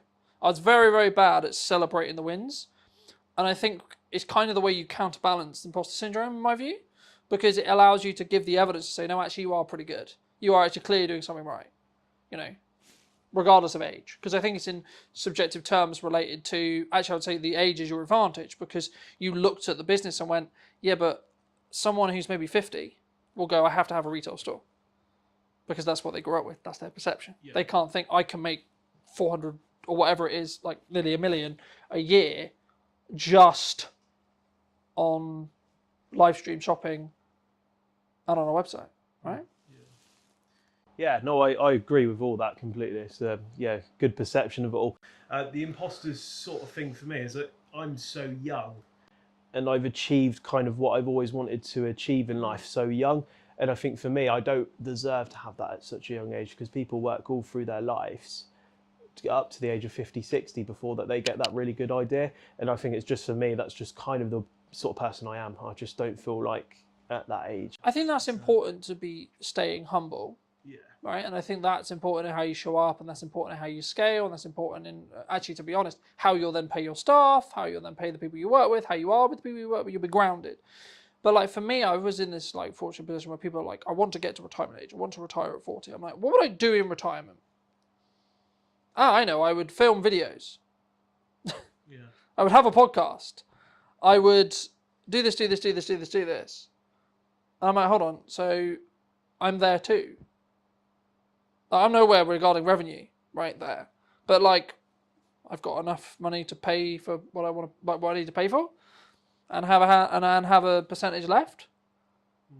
Put enough aside to keep for rainy days, and put some in investments, and happy days, And then I can save towards a goal of, okay, I want to buy a new camera, or etc. So for me, it's all a perception. Yeah. For me, it's actually control over time, control over what I can do every day, control over who I spend my time with, what clients I have to say I can say yes or no to. So I think for me, I get to an extent why someone in your position or someone listening would potentially feel concerned, imposter syndrome, etc. But for me, that's a sign of growth. Like I was talking to my partner about this and a good friend of his this morning. It was like, the things that used to piss me off a year ago, they don't even scratch the surface now. I was like, that's a sign of growth. That's a sign I've grown. And I think it'll be interesting to see where we both are, but just looking at me personally, where I'm going to be in a year to two's time. Like the things I worry about now, are they even going to be things that I worry about? Probably not, right? But what would you say to people who are maybe on the fence about, they've got that idea, like you had, right? And they're like, yeah, but it's not safe. There's no 100% guarantee the business is going to work. Should they make the leap? Yeah, absolutely. Because let's say the business idea, costs $5,000. You need to put £5,000 in for it to give it a chance to work. But you'll spend $5,000, and that to everyone, that's a lot of money, isn't it? To spend $5,000 on an idea. That's $5,000 to $5,000. But people will go and spend £400-500 a month at the pub, and that accumulates over a year as £5,000. So if you save that, stop going to the pub for a year, to people, that's what they enjoy doing. But let's say if you cut that out, put it in a pot, and then at the end of the year, try that idea. And then you'll be able, and if that idea works, you'll be able to do that business, plus go to the pub and still have money left over. So I think try it. But at the end of the day, for businesses to work, you've got to take risks, and take risks important. If you lose £5,000, make that £5,000 back again and try the idea and do something a bit different. Do you think it's worth the lessons that you might learn in that though? Yeah, lessons are like they're priceless. Because like, even if you fail, the way I've looked at it for a long time is like you either are successful or you gain some lessons. You don't really fail. You're like, oh, don't do that again. Yeah, that's it. Yeah, those lessons are priceless for everyone. At the end of the day, if you spend £5,000 in that sort of idea and it doesn't work, you can use that to work out exactly what didn't work. So if you do want to try it again, you make sure you put those things right and see what happens. At the end of the day, not all businesses are going to succeed, and that's just a part of life. If 100% of businesses succeeded, the whole business industry, in every single industry, it would be overwhelmed. It would be like there'll be too many, and there'll be so many around. Like if you look at the odds, whether it's like gut, whether it's work, whether it's this, whether it's that, whether it's just managing cash flow, managing money, whatever, I think it's like the current statistics, roughly when I last checked, was like 97 to 95%, depending on where you look, of businesses are going to fail, right? So it's like, yeah, the odds are against you, but actually, if you extrapolate that out to the world, 17 billion people, actually, the odds that you win there are pretty fucking high, right? Now, yeah, maybe the numbers, like, in comparison to 17 billion people, quite low, but it's still going to be a couple of million people who win, you know? Yeah. And that's in the lower scale of that. Let's say we go 1%, you're still looking at close to just under 1 billion, right, of people who will still win. The question I guess I would have for the audience is, do you want to be in that 1 billion who has the freedom and the time and the ability to be able to be, quote, extraordinary, or do you want to climb the corporate ladder? Do you want to have the job, right, and then the 3 holidays, the 4 holidays, live for the weekend, live for the holiday, or have the freedom over your lifetime energy, resources, etc. Yeah, for me, the sort of like the only worry that I have about running a business, and at the moment it's working brilliantly. It's on like 180% trajectory this year. We want to up it. One thing that's always in the back of my head is like, what if it fails tomorrow? But that's when you sort of put these sort of like data analyst things in place where you can read this data, and if it does start to But you'll see it beforehand. That's it. Yeah, I think that's what people worry about, is the fact that you'll be able to tell that these things are going wrong, and you can always put it right. So long as you have a good structure in place for if it does start to go on a bit of a downhill, you can just pull a lever and it will just go straight back up again. That's it. For people who want to connect with seeing some of the content you do, check out what you do a little bit more, where's best for people to reach out to you? Instagram, also on my website as well. You can have a look. You can fill out a form, chat to me. We've got a landline number as well if you want to chat to me on the phone. More than happy to chat to you on the phone. But yeah, my Instagram is Heat from the Spire. It's HEATFRM, all in one word. And obviously on the website, and everything's the same across all platforms as well. But best place to go is Instagram and my website for sure. If you were going to talk to that 16-year-old who just flipped his first product, made a little bit of money, maybe a little bit insecure, what advice would you give him now? I would tell him to keep going, reinvest wisely. I would say, in a sense, don't listen to everyone around you, because if I listened to absolutely everything anyone ever said to me, for example, my parents wanted me to stay in a full-time work. If I listened to that, I might still be laying bricks, and I wouldn't even have this place. I wouldn't have, a nice car that I have and stuff like that. And I would say just be wise about who you listen to. And if you want to take a risk at a young age, absolutely do it, because that is the best time in your life. You don't have a mortgage, you might not have kids and a lot of stuff. So the time to take risks is when you're in your teen years or when you're still living at home. So that's the best time to start a business idea, because it's really hard to maintain and sustain a business, especially when you might be in your mid-20s, you have a mortgage, you have 4 kids, you're getting married next year, a lot of bills going flying out, expensive partners as well that might want to. So yeah, I would say absolutely go for it. And if anyone is young that does watch your videos or watches this from my page, just reach out and I could give you some advice.